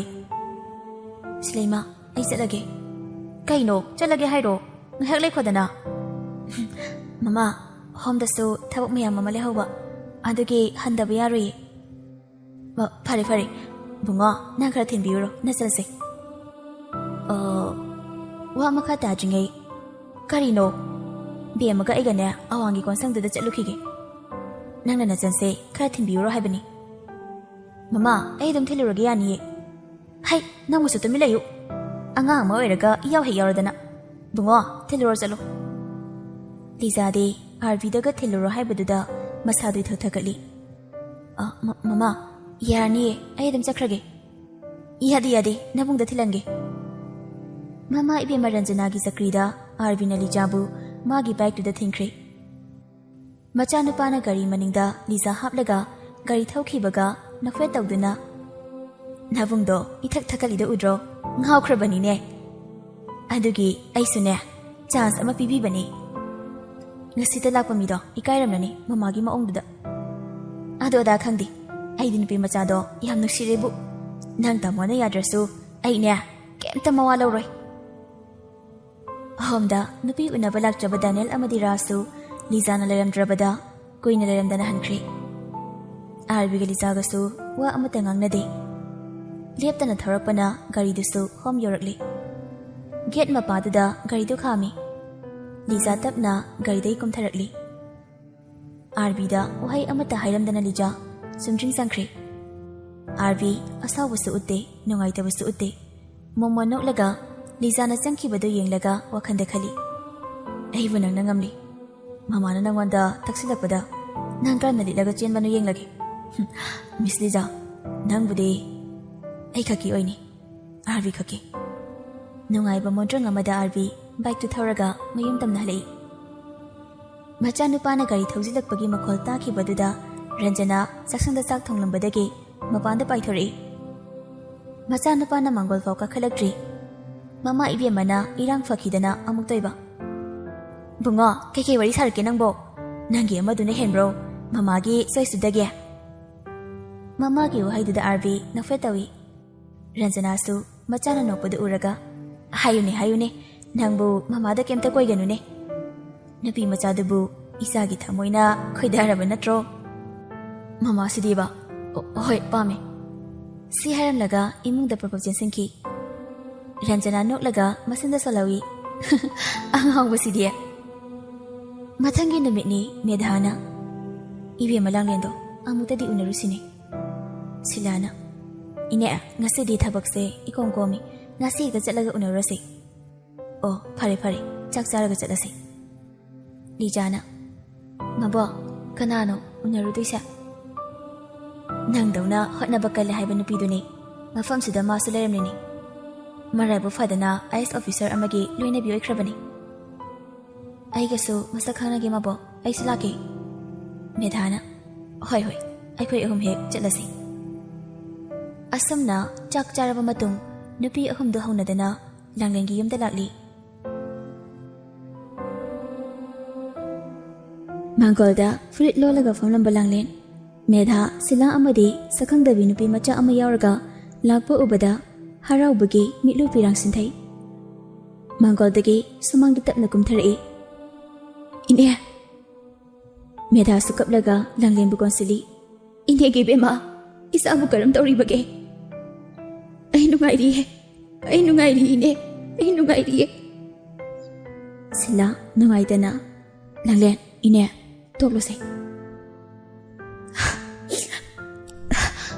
ꯏꯅꯦ ꯏꯃꯨꯡ ꯆꯪꯁꯤ ꯂꯤꯖꯥꯗ ꯑꯃꯨꯛ ꯃꯤꯠꯌꯦꯡ ꯊꯝꯂꯛꯏ ꯂꯤꯖꯥꯅ ꯂꯥꯡꯂꯦꯟꯗ ꯅꯨꯡꯉꯥꯏꯇꯅ ꯌꯦꯡꯂꯝꯃꯤ ꯏꯕꯦꯝꯃꯁꯤꯅ ꯀꯅꯥꯅꯣ ꯁꯤꯂꯥꯅ ꯍꯣꯝꯗ ꯂꯩꯕꯅꯦ ꯃꯥꯁꯨ ꯃꯔꯥꯏꯕꯛ ꯊꯤꯖꯔꯕꯅꯤ ꯅꯪꯗꯧꯅ ꯍꯣꯠꯅꯕ ꯀꯟꯈ꯭ꯔꯕ ꯅꯪꯒ ꯃꯁꯛ ꯈꯪꯅꯒꯦꯅ ꯂꯥꯛꯂꯤꯅꯤ ꯑꯍꯣ ꯏꯕꯦꯝꯃ ꯏꯃꯨꯡ ꯆꯪꯁꯤꯜꯂꯛꯑꯣ ꯀꯩꯁꯨ ꯀꯣꯏꯒꯅꯨ ꯏꯃꯨꯡꯗ ꯆꯪꯂꯛꯇꯨꯅ ꯁꯣꯐꯥ ꯀꯥꯗꯨꯗ ꯄꯨꯂꯞ ꯑꯣꯏꯅ ꯐꯝꯃꯤ ꯏꯅꯦ ꯃꯇꯝꯁꯦ ꯈꯪꯍꯧꯗꯦꯀꯣ ꯄꯤꯛꯂꯤꯕꯤ ꯑꯩꯒꯤ ꯏꯆꯥꯗꯣ ꯉꯁꯤꯁꯨ ꯃꯃꯥ ꯑꯩꯒꯤ ꯇꯝꯄꯥꯛꯇ ꯂꯩꯔꯤꯕ ꯑꯣꯏꯅ ꯈꯜꯂꯤ ꯃꯥꯡꯒꯣꯜꯒꯤ ꯕꯦꯔꯟꯗꯥꯗꯨꯗ ꯅꯤꯡꯉꯥꯏꯗꯅ ꯍꯤꯞꯐꯠꯂꯝꯕ ꯏꯅꯦꯅ ꯅꯨꯡꯁꯤꯅ ꯄꯝꯍꯧꯕꯗꯣ ꯃꯗꯨꯗ ꯎꯈꯤꯕ ꯑꯩꯒꯤ ꯏꯆꯥꯒꯤ ꯅꯨꯡꯁꯤꯕ ꯃꯥꯏꯊꯣꯡꯗꯣ ꯄꯨꯟꯁꯤꯒꯤ ꯑꯔꯣꯏꯕ ꯑꯣꯏꯈ꯭ꯔ ꯃꯥꯜꯂꯦ ꯏꯅꯦ ꯁꯤ ꯍꯥꯏꯔꯒ ꯂꯥꯡꯂꯦꯟ ꯃꯈꯣꯟ ꯊꯣꯛꯅ ꯀꯞꯂꯛꯏ ꯂꯥꯡꯂꯦꯟꯅ ꯄꯨꯛꯅꯤꯡ ꯅꯨꯡꯁꯤꯅ ꯀꯞꯄꯗ ꯎꯔꯒ ꯂꯤꯖꯥꯒꯤ ꯃꯤꯠꯂꯨ ꯄꯤꯔꯥꯡ ꯁꯤꯟꯊꯈꯤꯕ ꯈꯪꯍꯧꯗꯦ ꯑꯣꯟꯊꯣꯛꯅꯁꯨ ꯅꯣꯡꯗꯝ ꯊꯤꯅ ꯇꯝꯂꯝꯈ꯭ꯔꯦꯗꯀꯣ ꯏꯅꯦꯒꯤ ꯏꯕꯦꯝꯃ ꯅꯪꯒꯤ ꯂꯥꯏꯕꯛꯁꯦ ꯏꯅꯦ ꯑꯩ ꯈꯜꯂꯨꯔꯒ ꯊꯋꯥꯏꯁꯦ ꯆꯥꯛꯄꯅ ꯂꯣꯏꯔꯦ ꯃꯃꯥ ꯑꯩꯒꯤ ꯈꯣꯝꯂꯥꯡ ꯐꯥꯎ ꯅꯤꯡꯊꯤꯅ ꯊꯛꯄ ꯐꯪꯈꯤꯗ꯭ꯔꯕ ꯑꯩꯒꯤ ꯏꯆꯥꯅꯦ 이마기 베마 이자부 그라이드 레이버게 이마디 이자기 마이게 ꯌꯦꯡꯕꯗ ꯅꯣꯡꯃꯒꯤ ꯁꯣꯛꯊꯕ ꯍꯦꯜꯂꯦ ꯉꯁꯤꯁꯨ 이마나 이자부 ꯉꯥꯏꯔꯤꯌꯦ ꯂꯥꯡꯂꯦꯟ ꯀꯞꯂꯅꯨꯁꯦ ꯄꯨꯝꯅꯃꯛ ꯅꯪꯒꯤ ꯂꯥꯏꯕꯛꯇ ꯇꯝꯂꯝꯕ ꯉꯥꯛꯇꯅꯤ ꯑꯕꯣꯈꯣꯏꯅ ꯋꯥꯔꯤ ꯁꯥꯕꯗꯒꯤ ꯅꯦꯅꯦꯒꯤ ꯋꯥꯔꯤ ꯈꯪꯂꯦ ꯅꯦꯅꯦꯒꯤ ꯏꯆꯥꯗꯣ ꯁꯣꯏꯗꯅ ꯅꯣꯡꯃꯗꯤ ꯐꯪꯕ ꯑꯣꯏꯁꯅꯨ ꯑꯩꯅꯁꯨ ꯏꯁꯣꯔꯒꯤ ꯃꯐꯝꯗ ꯅꯤꯖꯒꯦ ꯂꯥꯡꯂꯦꯟ ꯅꯨꯡꯁꯤꯅ ꯂꯤꯖꯥꯗ ꯌꯦꯡꯂꯛꯏ ꯏꯕꯦꯝꯃꯒꯤ ꯃꯤꯡꯗꯤ ꯀꯔꯤ ꯀꯧꯕ ꯍꯧꯖꯤꯛꯅ ꯀꯔꯤ ꯇꯝꯂꯤꯕ ꯂꯤꯖꯥ ꯀꯧꯏ ꯅꯦꯅꯦ DM College second semester kari. Fai fai, kanna hono. Hotnababu leptrabadi, naumadi soidana mi oirakani. Wari da tauringai, aidi ikaw kawri. Kainamdi jase. Nakoy kana lege. Napi ani fatwa jangsilai. Madam krita figadaba. Mayam lalise kai keno sana thaknaba silo. Abungo da sakraba. Satradi sidangai hakta janglaklam hayo. Hoy madam. Si hairaga amu thokri. Medhana mi kayano no yimsibo phanati chauna sari. Ahum haiduni. Tamo Devras ki machana padusu. Ai umamakni khanjabanina aigi nakta su leiri. Haujiki abungo haina pankibadura. Hoy mane. Silana. Mangaw khara thibadawna tawine. Mangaw di phasna thire haiduni. Nupa amasa konsegni. Masu diyamda tambagum tawbadai. Tamne handak third semester karini. Masisu khanglamba yai. Kanano nene. Daniel do khangro. Khangene ne da Daniel do ninegi charo. Aina pokpamati nate. Masu maraibu thijarabani. Mamana ma pokpada lekhidabani. Mana ingonda mama haina oina jaba khaktani. Aisu isaga kaina khibaga. Mabu isamukni khallabani. Nene khoiga mari thokna braisa. Igi mari makti nateda. Daniel bu pokpa Tamo Devrasna. Nene gi mate yam pangpiki. Nene su matamdada Daniel khoyumda leiba. Aldagi adum mama haina aingonda taruklabani. Silana. Liza. Ifema nang nene langlen khoigi thaini gi wari sidi pura film ka chani. Aw abatani nang laga laklise. Nahong manamanabi amaga lakminabra. Nathanta lakbra kainomto. Hawbadagi loifaw nene ne nangonda mayek sena wari libige. Adamaina tawtare. Tanzatla James su halakli. Napi ani dusu chana thaknaba mayam ama puslaktuna mayam punna chari. Daniel super pusang silai Liza ubada ingangakna. Liza, nang nisida ka doraiba. Koine ine. Yam thazadi. Namang da famni sipaw thazadiba. Daniel da yenglaga medhana. Mapai bunga do haifet maline. Tamo Devrasna hena magulay banida. Silana. Ine sina handak mi masakhangba amando khandopase yam hairi. Liza sibu langlen nang mali hairine. James tumina cha thaklambadagi Liza da mi yeng thamlai. Piklingai da ukiba machanupigi nuksiba maithongdo Liza ga haifet manabagum tarami. James mitlu pirang sintharakli. Haigumdana isa sana thoibu haifet maline. Liza di ingangakli. Langlen su Liza da munyeng silai. Medhana. Adune ai dara haibu James su hairisini. Sila singnana. Liza pakatna. Mabo. Nang sengna kumu. Nang kadai degino. Ngasi fauda nangi wari kanada su liraktri. Piklingai degi nang home da lerpasunate. Nang hana kadai da lerami. Karam tauna aikhoigi home sa lakpano. Kaka amade abokna. Aibu nene mali nene ki mangkhrabi chanapido mali haina chingnare. Maduna maram oiraga aigi asengba horakfam aigi wari pumnamak khangningle natra. James khangningna hoibema. Phare adudi ai kanada su lolarai. Aigi asengba saktam mayamgi mafamda lotuna thamlibasisu ngasidi phongdoklakhe. Langlen Liza da munna aduma yenglaga lei. Daniel singangakna Liza na ngangliba singditari. Ngasidagina chahi 15 gi mamangi warine. Matamda aina chahi 3 khakta ngairingagine. Imung amada ai harang leje. Iche ama, iyamba ama, inaw ama lejade. Sinatagi aina chaningbata cha, seningbata set tawduna aibu aigi ima ipaduna luna tawi. Aring bay school amada ningchanduna aibu laishu tamhanbi. Babada nangan badagi thabak chatlibani haina adamu chakki. Thengla kangda khakta hanjilai. Khara leiraga imadu mirolai. Babaga imagada yamna harawi. Aisu aigi naw ama phangdore khalaga yamna harawje. Matamdi aduma khawki. Mama su tha suraktuna ꯃꯆꯥꯅꯨꯄꯥ ꯑꯃ ꯄꯣꯛꯂꯝꯃꯤ꯫ ꯃꯆꯥꯅꯨꯄꯥꯗꯣ ꯄꯣꯛꯄ ꯊꯥ ꯑꯃꯔꯣꯝ ꯁꯨꯔꯛꯄꯗꯒꯤ ꯑꯩꯉꯣꯟꯗ ꯍꯥꯟꯅ ꯅꯨꯡꯁꯤꯅ ꯂꯣꯏꯅꯕꯤꯔꯝꯕꯗꯣ ꯇꯧꯔꯛꯈꯤꯗ꯭ꯔꯦ꯫ ꯑꯩꯕꯨ ꯄꯣꯛꯇꯕ ꯃꯆꯥꯒꯨꯝꯅ ꯈꯜꯂꯛꯂꯦ꯫ ꯏꯃꯨꯡꯒꯤ ꯊꯕꯛ ꯏꯪꯈꯥꯡ, ꯑꯉꯥꯡꯒꯤ ꯅꯤꯡꯊꯥ ꯐꯥꯎꯕ ꯑꯩꯉꯣꯟꯗ ꯁꯨꯍꯜꯂꯝꯃꯤ꯫ ꯇꯧꯔꯤꯕ ꯅꯤꯌꯝ ꯅꯤꯇꯤꯗꯨꯗ ꯑꯩ ꯀꯔꯤꯅꯣ ꯍꯥꯏꯐꯝ ꯇꯧꯐꯝ ꯈꯪꯂꯝꯗꯦ꯫ ꯅꯨꯡꯇꯤꯒꯤ ꯅꯨꯃꯤꯠ ꯈꯨꯗꯤꯡꯒꯤ ꯁ꯭ꯀꯨꯜ ꯆꯥꯡ ꯅꯥꯏꯅ ꯀꯥꯍꯜꯂꯝꯕꯁꯨ ꯂꯥꯏꯔꯤꯛ ꯐꯥꯎꯕ ꯇꯝꯍꯜꯂꯛꯇꯦ꯫ ꯆꯥꯛ ꯊꯣꯡꯕ, ꯐꯤ ꯁꯨꯕ, ꯋꯥꯏ ꯇꯩꯕ ꯑꯉꯥꯡ ꯑꯣꯏꯔꯤꯕꯤ ꯑꯩꯅ ꯍꯩꯇ ꯇꯧꯔꯝꯃꯤ꯫ ꯈꯔ ꯈꯖꯤꯛ ꯁꯣꯏꯈ꯭ꯔꯕꯁꯨ ꯁꯥ ꯉꯥꯗ ꯐꯨꯕꯒꯨꯝ ꯐꯨꯔꯝꯃꯤ꯫ ꯑꯩ ꯀꯞꯆꯕ ꯅꯠꯇꯅ ꯎꯄꯥꯏ ꯂꯩꯔꯝꯗꯦ꯫ ꯅꯣꯡꯃꯗꯤ ꯃꯙꯨꯅ, "ꯃꯁꯤꯒꯤ ꯑꯉꯥꯡꯁꯤꯅ ꯊꯕꯛ ꯑꯃ ꯇꯧꯕꯁꯦ ꯐꯖꯅ ꯇꯧꯕ ꯅꯠꯇꯦ, ꯃꯤꯠꯁꯦ ꯑꯣꯟꯊꯣꯛꯅ ꯅꯥꯈ꯭ꯔꯦ ꯑꯃꯨꯛ ꯇꯣꯏꯕ." ꯁꯦꯈꯔꯅ, "ꯌꯥꯝ ꯋꯥꯏ ꯆꯤꯟꯗ ꯑꯣꯏꯔꯒ ꯊꯣꯛ ꯍꯦꯛ ꯍꯥꯠꯇꯣꯛꯈ꯭ꯔꯁꯤꯔꯣ? ꯑꯗꯨꯅ ꯍꯦꯛ ꯐꯕꯖꯥꯠꯅꯤ, ꯑꯩꯈꯣꯏꯅ ꯄꯣꯛꯄꯁꯨ ꯅꯠꯇꯕꯁꯤꯕꯨ꯫ ꯍꯧꯖꯤꯛꯇꯤ ꯑꯩꯈꯣꯏꯒꯤꯁꯨ ꯏꯆꯥ ꯑꯁꯦꯡꯕ ꯂꯩꯔꯦ, ꯑꯌꯣꯛꯄꯤ ꯃꯥꯕꯨ ꯀꯩꯗꯧꯗꯣꯏꯅꯣ?" ꯆꯥ ꯄꯨꯔꯒ ꯆꯪꯂꯛꯄꯤ ꯂꯤꯖꯥ ꯁꯥꯟꯅꯔꯤꯕ ꯋꯥꯔꯤꯗꯨꯗ ꯈꯪꯄ꯭ꯔꯦꯛ ꯈꯪꯂꯗꯨꯅ ꯆꯥ ꯀꯞꯀ ꯃꯈꯥꯗ ꯊꯥꯗꯈꯤ꯫ ꯃꯤꯠꯂꯨꯒꯤ ꯄꯤꯔꯥꯡꯅ ꯂꯦꯞꯄ ꯂꯩꯇꯅ ꯁꯤꯟꯊꯔꯛꯂꯤ꯫ ꯄꯦꯔꯤ ꯄꯦꯔꯤ ꯇꯧꯗꯨꯅ ꯁꯦꯈꯔꯒꯤ ꯃꯅꯥꯛꯇ ꯆꯪꯁꯤꯜꯂꯒ, "ꯄꯄꯥ, ꯑꯩꯁꯦ ꯅꯈꯣꯏꯒꯤ ꯅꯆꯥ ꯅꯠꯇꯕ꯭ꯔꯣ?" "ꯅꯠꯇꯤꯌꯦ, ꯅꯪ ꯑꯩꯈꯣꯏꯒꯤ ꯏꯆꯥ ꯅꯠꯇꯤꯌꯦ. ꯅꯪ ꯀꯔꯥꯏꯗꯒꯤꯅꯣ ꯃꯐꯝ ꯃꯔꯥꯡ ꯈꯪꯗꯕ ꯑꯣꯔꯐꯥꯟ ꯍꯣꯝꯗ ꯂꯩꯕꯤ ꯂꯝꯖꯥ ꯁꯔꯥꯅꯦ." "ꯃꯃꯥ." ꯁꯛꯇꯥꯁꯤꯒ꯫ ꯁꯤ ꯍꯥꯏꯔꯝꯂꯒ ꯃꯗꯨ ꯊꯣꯛꯈꯤ꯫ ꯁꯦꯈꯔꯁꯨ ꯃꯇꯨꯡ ꯏꯟꯅꯈꯤ꯫ ꯂꯤꯖꯥ ꯃꯈꯥꯗꯒꯤ ꯂꯥꯎꯅ ꯐꯝꯊꯩ꯫ ꯑꯉꯥꯡ ꯑꯣꯏꯔꯤꯕꯤ ꯃꯥꯅ ꯊꯕꯛꯅ ꯃꯅꯝ ꯁꯨꯕꯒꯤ ꯃꯁꯝ ꯃꯅꯥꯗꯨꯁꯨ ꯏꯐꯥ ꯐꯥꯔꯦ꯫ ꯃꯃꯥꯏ ꯃꯃꯤꯠꯇꯨꯁꯨ ꯏꯃꯣꯟ ꯃꯣꯠꯂꯦ꯫ ꯑꯉꯛꯄꯒꯤ ꯇꯥꯏꯕꯪꯄꯥꯜꯅꯤ, ꯃꯆꯥ ꯄꯣꯛꯇꯦ ꯍꯥꯏꯗꯨꯅ ꯑꯣꯔꯐꯥꯟꯗꯒꯤ ꯑꯉꯥꯡ ꯂꯧꯗꯨꯅ ꯌꯣꯛꯂꯤ꯫ ꯃꯁꯥꯒꯤ ꯃꯆꯥ ꯄꯣꯛꯂꯛꯄꯗꯒꯤ ꯌꯣꯛꯂꯤꯕ ꯑꯉꯥꯡꯗꯨꯕꯨ ꯇꯥꯊꯤ ꯇꯥꯑꯣꯏꯅ ꯇꯧꯕ, ꯃꯁꯤꯕꯨ ꯃꯤꯑꯣꯏꯕꯒꯤ ꯂꯤꯆꯠꯂꯥ?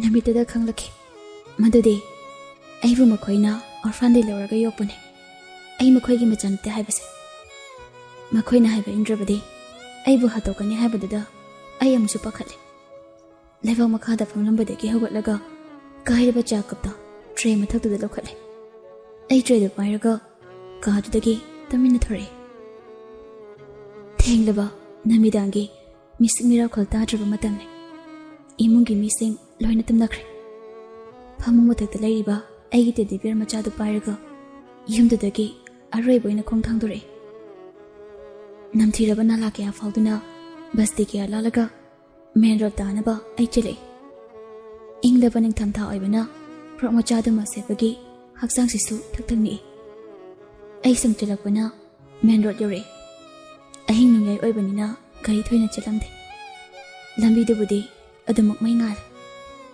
ꯑꯉꯥꯡ ꯑꯣꯏꯕꯅꯤꯅ ꯑꯀꯤꯕꯁꯨ ꯐꯥꯎꯏ, ꯑꯗꯨꯕꯨ ꯃꯈꯣꯏꯅ ꯑꯩꯕꯨ ꯍꯥꯠꯇꯣꯛꯄꯤꯒꯗ꯭ꯔꯥ ꯍꯥꯏꯅ ꯀꯤꯖꯕꯅ ꯑꯩ ꯐꯟꯊꯨꯡꯐꯝ ꯈꯪꯗ꯭ꯔꯕꯁꯨ ꯆꯦꯟꯕ ꯇꯥꯔꯝꯃꯦ꯫ ꯈꯔ ꯆꯠꯂꯒ ꯋꯦꯇꯤꯡ ꯁꯦꯠꯀꯤꯗꯨꯗ ꯐꯝꯂꯝꯃꯦ꯫ ꯏꯪꯃꯟꯕꯅ ꯏꯁꯥꯁꯤꯁꯨ ꯊꯛ ꯊꯛ ꯅꯤꯛꯂꯦ꯫ ꯇꯦꯗꯤ ꯕꯤꯌꯔ ꯃꯆꯥꯗꯨ ꯀꯣꯟꯁꯤꯜꯂꯒ ꯏꯁꯥꯁꯤ ꯇꯥꯁꯤꯟꯗꯨꯅ ꯑꯩ ꯃꯐꯝꯗꯨꯗ ꯐꯝꯂꯝꯃꯤ꯫ ꯑꯏꯪꯕ ꯃꯔꯛꯇꯨꯗ ꯑꯩ ꯀꯔꯝꯅ ꯇꯨꯝꯊꯈꯤꯕꯅꯣ ꯈꯪꯍꯧꯗꯦ꯫ ꯃꯤꯀꯞ ꯊꯣꯛꯂꯛꯄꯗ ꯅꯣꯡ ꯉꯥꯜꯂꯝꯂꯦ꯫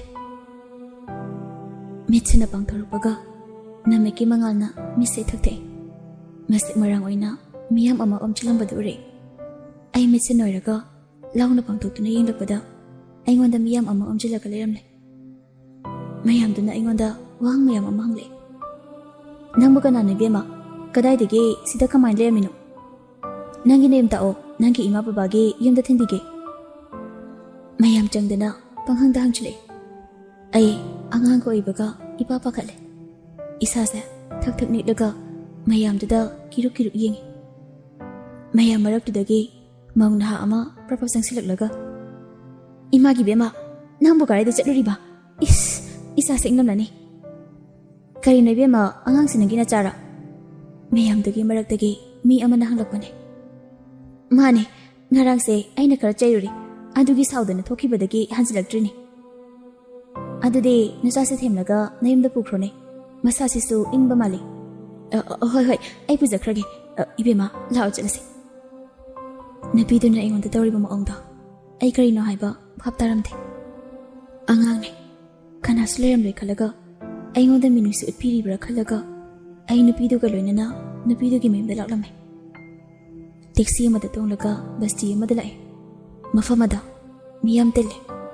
Napi ayamba make-up full tawraga nokna noklaga napa kyaga onjinaduna wari sabasu yawri. Khara amana phone da noklaga wari sabasu yawi. Amukta utriba maongne. Ai makhoibu ubada ipa pakhale. Mayamduna ingonda yenglaga nokhobusu yawi. Aiga lakminariba nupida donjilaga nupa amana hairi. Are wai mala angang si nangi nacharo poti kape he.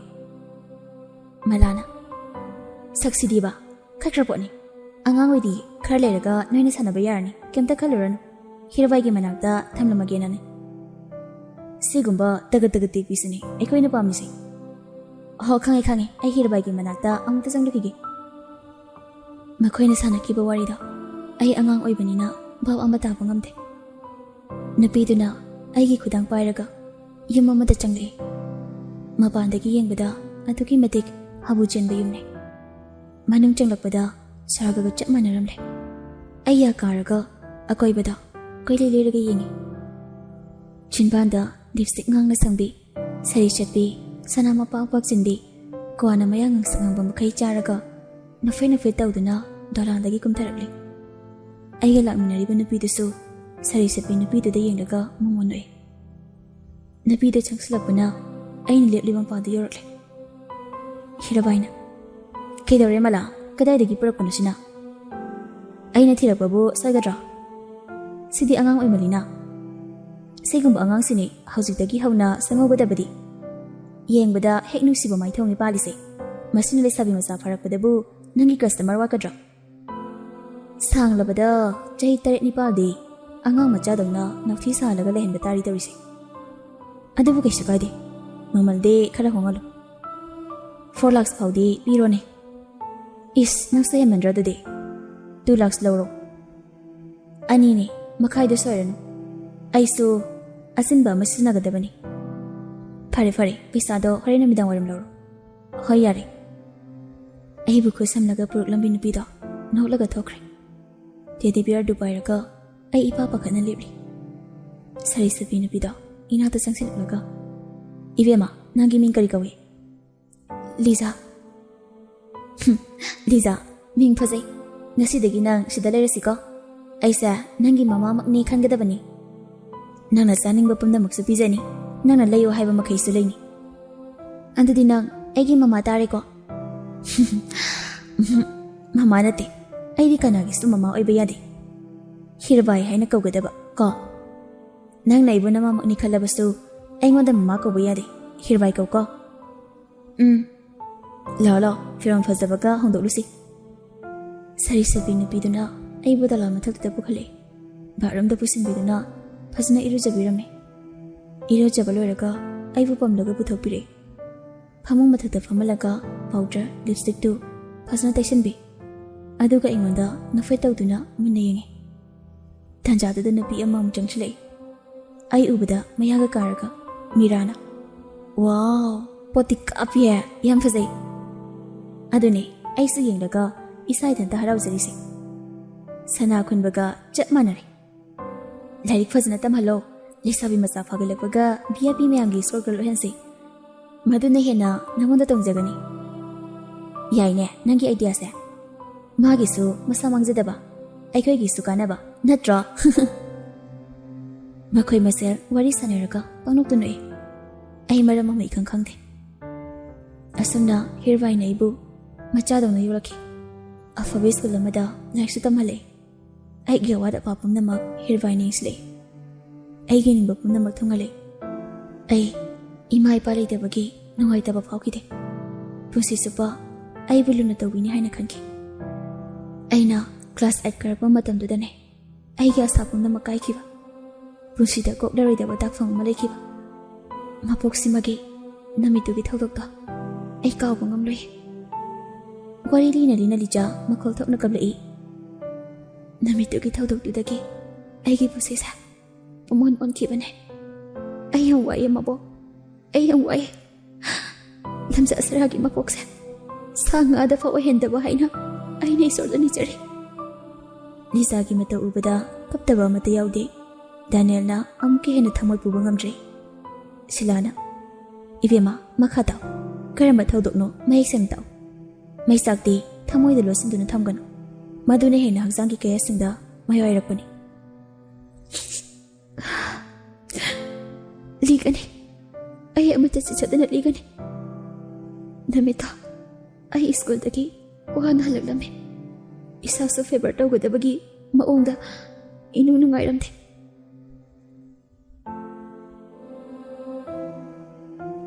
ꯑꯩ ꯁ꯭ꯀꯨꯜꯒꯤ ꯗ꯭ꯔꯦꯁꯇꯨ ꯍꯣꯡꯗꯣꯛꯂꯒ ꯐꯃꯨꯡꯗ ꯐꯩꯖꯨꯞ ꯑꯃ ꯁꯨꯞꯂꯒ ꯍꯤꯞꯄꯦ ꯍꯛꯆꯥꯡꯁꯤꯁꯨ ꯐꯨꯡ ꯐꯨꯡ ꯁꯥꯒꯠꯂꯦ ꯃꯤꯀꯞꯇꯨꯗ ꯑꯩ ꯀꯔꯝꯅ ꯇꯨꯝꯊꯈꯤꯕꯅꯣ ꯈꯪꯍꯧꯗꯦ ꯑꯣꯏꯔꯣꯝ ꯃꯤꯀꯞ ꯊꯣꯛꯂꯛꯄꯗ ꯑꯩꯒꯤ ꯏꯊꯛꯇ ꯃꯤ ꯑꯃꯅ ꯅꯟꯕꯒꯨꯝ ꯏꯁꯥꯁꯦ ꯏꯔꯝ ꯂꯨꯝꯊꯩ ꯃꯤꯠꯁꯦ ꯈꯪꯄꯪ ꯄꯪꯊꯣꯔꯛꯄꯗ ꯅꯨꯄꯥ ꯑꯃ ꯑꯩꯉꯣꯟꯗ ꯀꯣꯜꯂꯒ ꯍꯤꯞꯂꯝꯃꯦ ꯑꯩ ꯅꯨꯄꯥꯗꯨꯒꯤ ꯈꯨꯗꯥꯡꯗꯨ ꯄꯥꯏꯔꯒ ꯂꯥꯛꯇꯨꯅ ꯏꯟꯊꯣꯛꯑꯦ ꯑꯗꯨꯒ ꯑꯩ ꯐꯃꯨꯡꯗꯒꯤ ꯍꯧꯒꯠꯂꯒ ꯆꯦꯟꯒꯦ ꯇꯧꯋꯦ ꯅꯨꯄꯥꯗꯨꯅ ꯑꯩꯒꯤ ꯈꯨꯗꯥꯡꯗꯨ ꯄꯥꯏꯔꯒ ꯃꯅꯥꯛꯇ ꯈꯪꯆꯤꯡ ꯆꯤꯡꯁꯤꯜꯂꯦ ꯑꯩ ꯀꯞꯂꯒ ꯃꯉꯣꯟꯗꯒꯤ ꯅꯥꯟꯊꯣꯛꯅꯕ ꯍꯣꯠꯅꯩ ꯑꯗꯨꯕꯨ ꯆꯥꯎ ꯁꯥꯡꯂꯕ ꯅꯨꯄꯥꯗꯨꯅ ꯍꯦꯟꯅ ꯄꯥꯡꯒꯜ ꯀꯟꯕ ꯑꯣꯏꯕꯅ ꯑꯩ ꯅꯥꯟꯊꯣꯛꯄ ꯉꯝꯂꯝꯗꯦ ꯍꯛꯆꯥꯡꯗ ꯏꯜꯂꯤꯕ ꯐꯤꯔꯣꯜ ꯄꯨꯝꯕ ꯃꯥꯅ ꯁꯦꯒꯥꯏꯔꯒ ꯂꯪꯊꯣꯛꯑꯦ ꯏꯂꯝꯕ ꯑꯩꯒꯤ ꯆꯨꯅꯤ ꯃꯊꯛꯇ ꯎꯡꯂꯤꯕ ꯐꯦꯟꯗꯨꯗ ꯄꯟꯈꯤ ꯐꯤ ꯊꯨꯡꯗ꯭ꯔꯕ ꯑꯩꯒꯤ ꯍꯛꯆꯥꯡꯕꯨ ꯈꯨꯝꯖꯤꯟꯅꯕ ꯀꯌꯥꯔꯛ ꯍꯣꯠꯅꯈꯤ ꯅꯆꯥꯏꯕꯤ ꯑꯩꯍꯥꯛꯀꯤ ꯏꯖꯠꯇꯗꯤ ꯈꯥꯛꯄꯤꯅꯕ ꯀꯌꯥꯔꯛ ꯍꯥꯏꯖꯩ ꯑꯗꯨꯕꯨ ꯑꯈꯥꯕ ꯃꯤꯅꯣꯛ ꯅꯣꯛꯂꯒ ꯑꯩꯒꯤ ꯏꯖꯠꯄꯨ ꯇꯦꯟꯁꯤꯟꯅꯈꯤ ꯈꯥꯡ ꯎꯊꯛꯇ ꯂꯩꯃꯟ ꯆꯠꯂꯕꯤ ꯂꯩꯔꯥꯡ ꯍꯥꯏꯗꯣꯛꯏꯈꯤ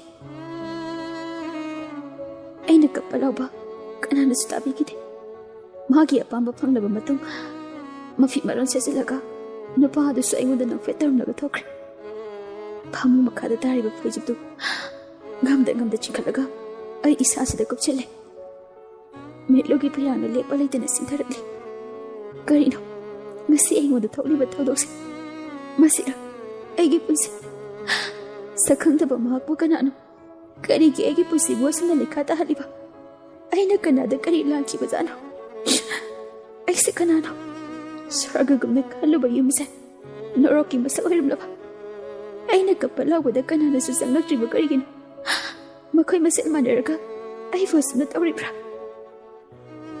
ꯑꯩ ꯋꯥꯈꯜ ꯈꯟꯅ ꯃꯤꯒꯤ ꯐꯤꯁꯦ ꯁꯤꯊꯔꯛꯄ ꯂꯦꯞꯇꯦ ꯇꯥꯟꯖꯥꯗꯨꯗ ꯃꯄꯥꯟꯗ ꯂꯥꯎꯅꯕꯒꯤ ꯃꯈꯣꯜ ꯇꯥꯔꯛꯑꯦ ꯑꯩ ꯀꯩꯗꯧꯔꯕꯅꯣ ꯍꯥꯏꯅ ꯍꯧꯒꯠꯀꯦ ꯇꯧꯏ ꯑꯗꯨꯕꯨ ꯑꯩ ꯍꯧꯒꯠꯄꯒꯤ ꯄꯥꯡꯒꯜ ꯂꯩꯈꯤꯗ꯭ꯔꯦ ꯂꯥꯎꯅ ꯍꯤꯞꯂꯝꯕꯗꯒꯤ ꯑꯩ ꯏꯁꯥꯁꯦ ꯇꯞꯅ ꯆꯤꯊꯣꯛꯏ ꯐ꯭ꯂꯣꯔ ꯃꯊꯛꯇ ꯇꯥꯔꯤꯕ ꯑꯩꯅ ꯁꯦꯠꯂꯝꯕ ꯐꯤꯔꯣꯜꯗꯨ ꯎꯕꯗ ꯄꯨꯛꯅꯤꯡꯁꯦ ꯅꯨꯡꯁꯤꯕ ꯍꯦꯜꯂꯛꯑꯦ ꯄꯦꯟꯗꯕ ꯅꯨꯡꯉꯥꯏꯇꯕꯅꯁꯨ ꯑꯣꯏꯊꯈꯤ ꯐꯃꯨꯡꯗꯒꯤ ꯐꯩꯖꯨꯞꯅꯤ ꯀꯩꯅꯦ ꯇꯛꯂꯒ ꯀꯨꯝꯊꯩ ꯇꯥꯔꯤꯕ ꯐꯤꯔꯣꯜꯗꯨ ꯂꯧꯈꯠꯂꯒ ꯁꯦꯠꯆꯤꯟꯒꯦ ꯇꯧꯕꯅꯤ ꯑꯗꯨꯕꯨ ꯃꯇꯝ ꯁꯦꯒꯥꯏꯔꯝꯂꯦ ꯑꯩ ꯐ꯭ꯂꯣꯔ ꯃꯊꯛꯇꯨꯗ ꯐꯝꯊꯔꯒ ꯐꯤꯔꯣꯜꯗꯣ ꯌꯦꯡꯅ ꯃꯈꯣꯜ ꯊꯣꯛꯅ ꯀꯞꯄꯦ ꯇꯥꯟꯖꯥꯗꯨꯗ ꯍꯤꯔꯕꯥꯏ ꯄ꯭ꯔꯄ ꯆꯪꯁꯤꯜꯂꯛꯑꯦ ꯍꯤꯔꯕꯥꯏꯒꯤ ꯃꯇꯨꯡꯗ ꯑꯩꯕꯨ ꯏꯖꯠ ꯃꯥꯡꯍꯟꯕꯤꯈꯤꯕ ꯅꯨꯄꯥꯗꯨꯁꯨ ꯏꯟꯅꯔꯛꯂꯤ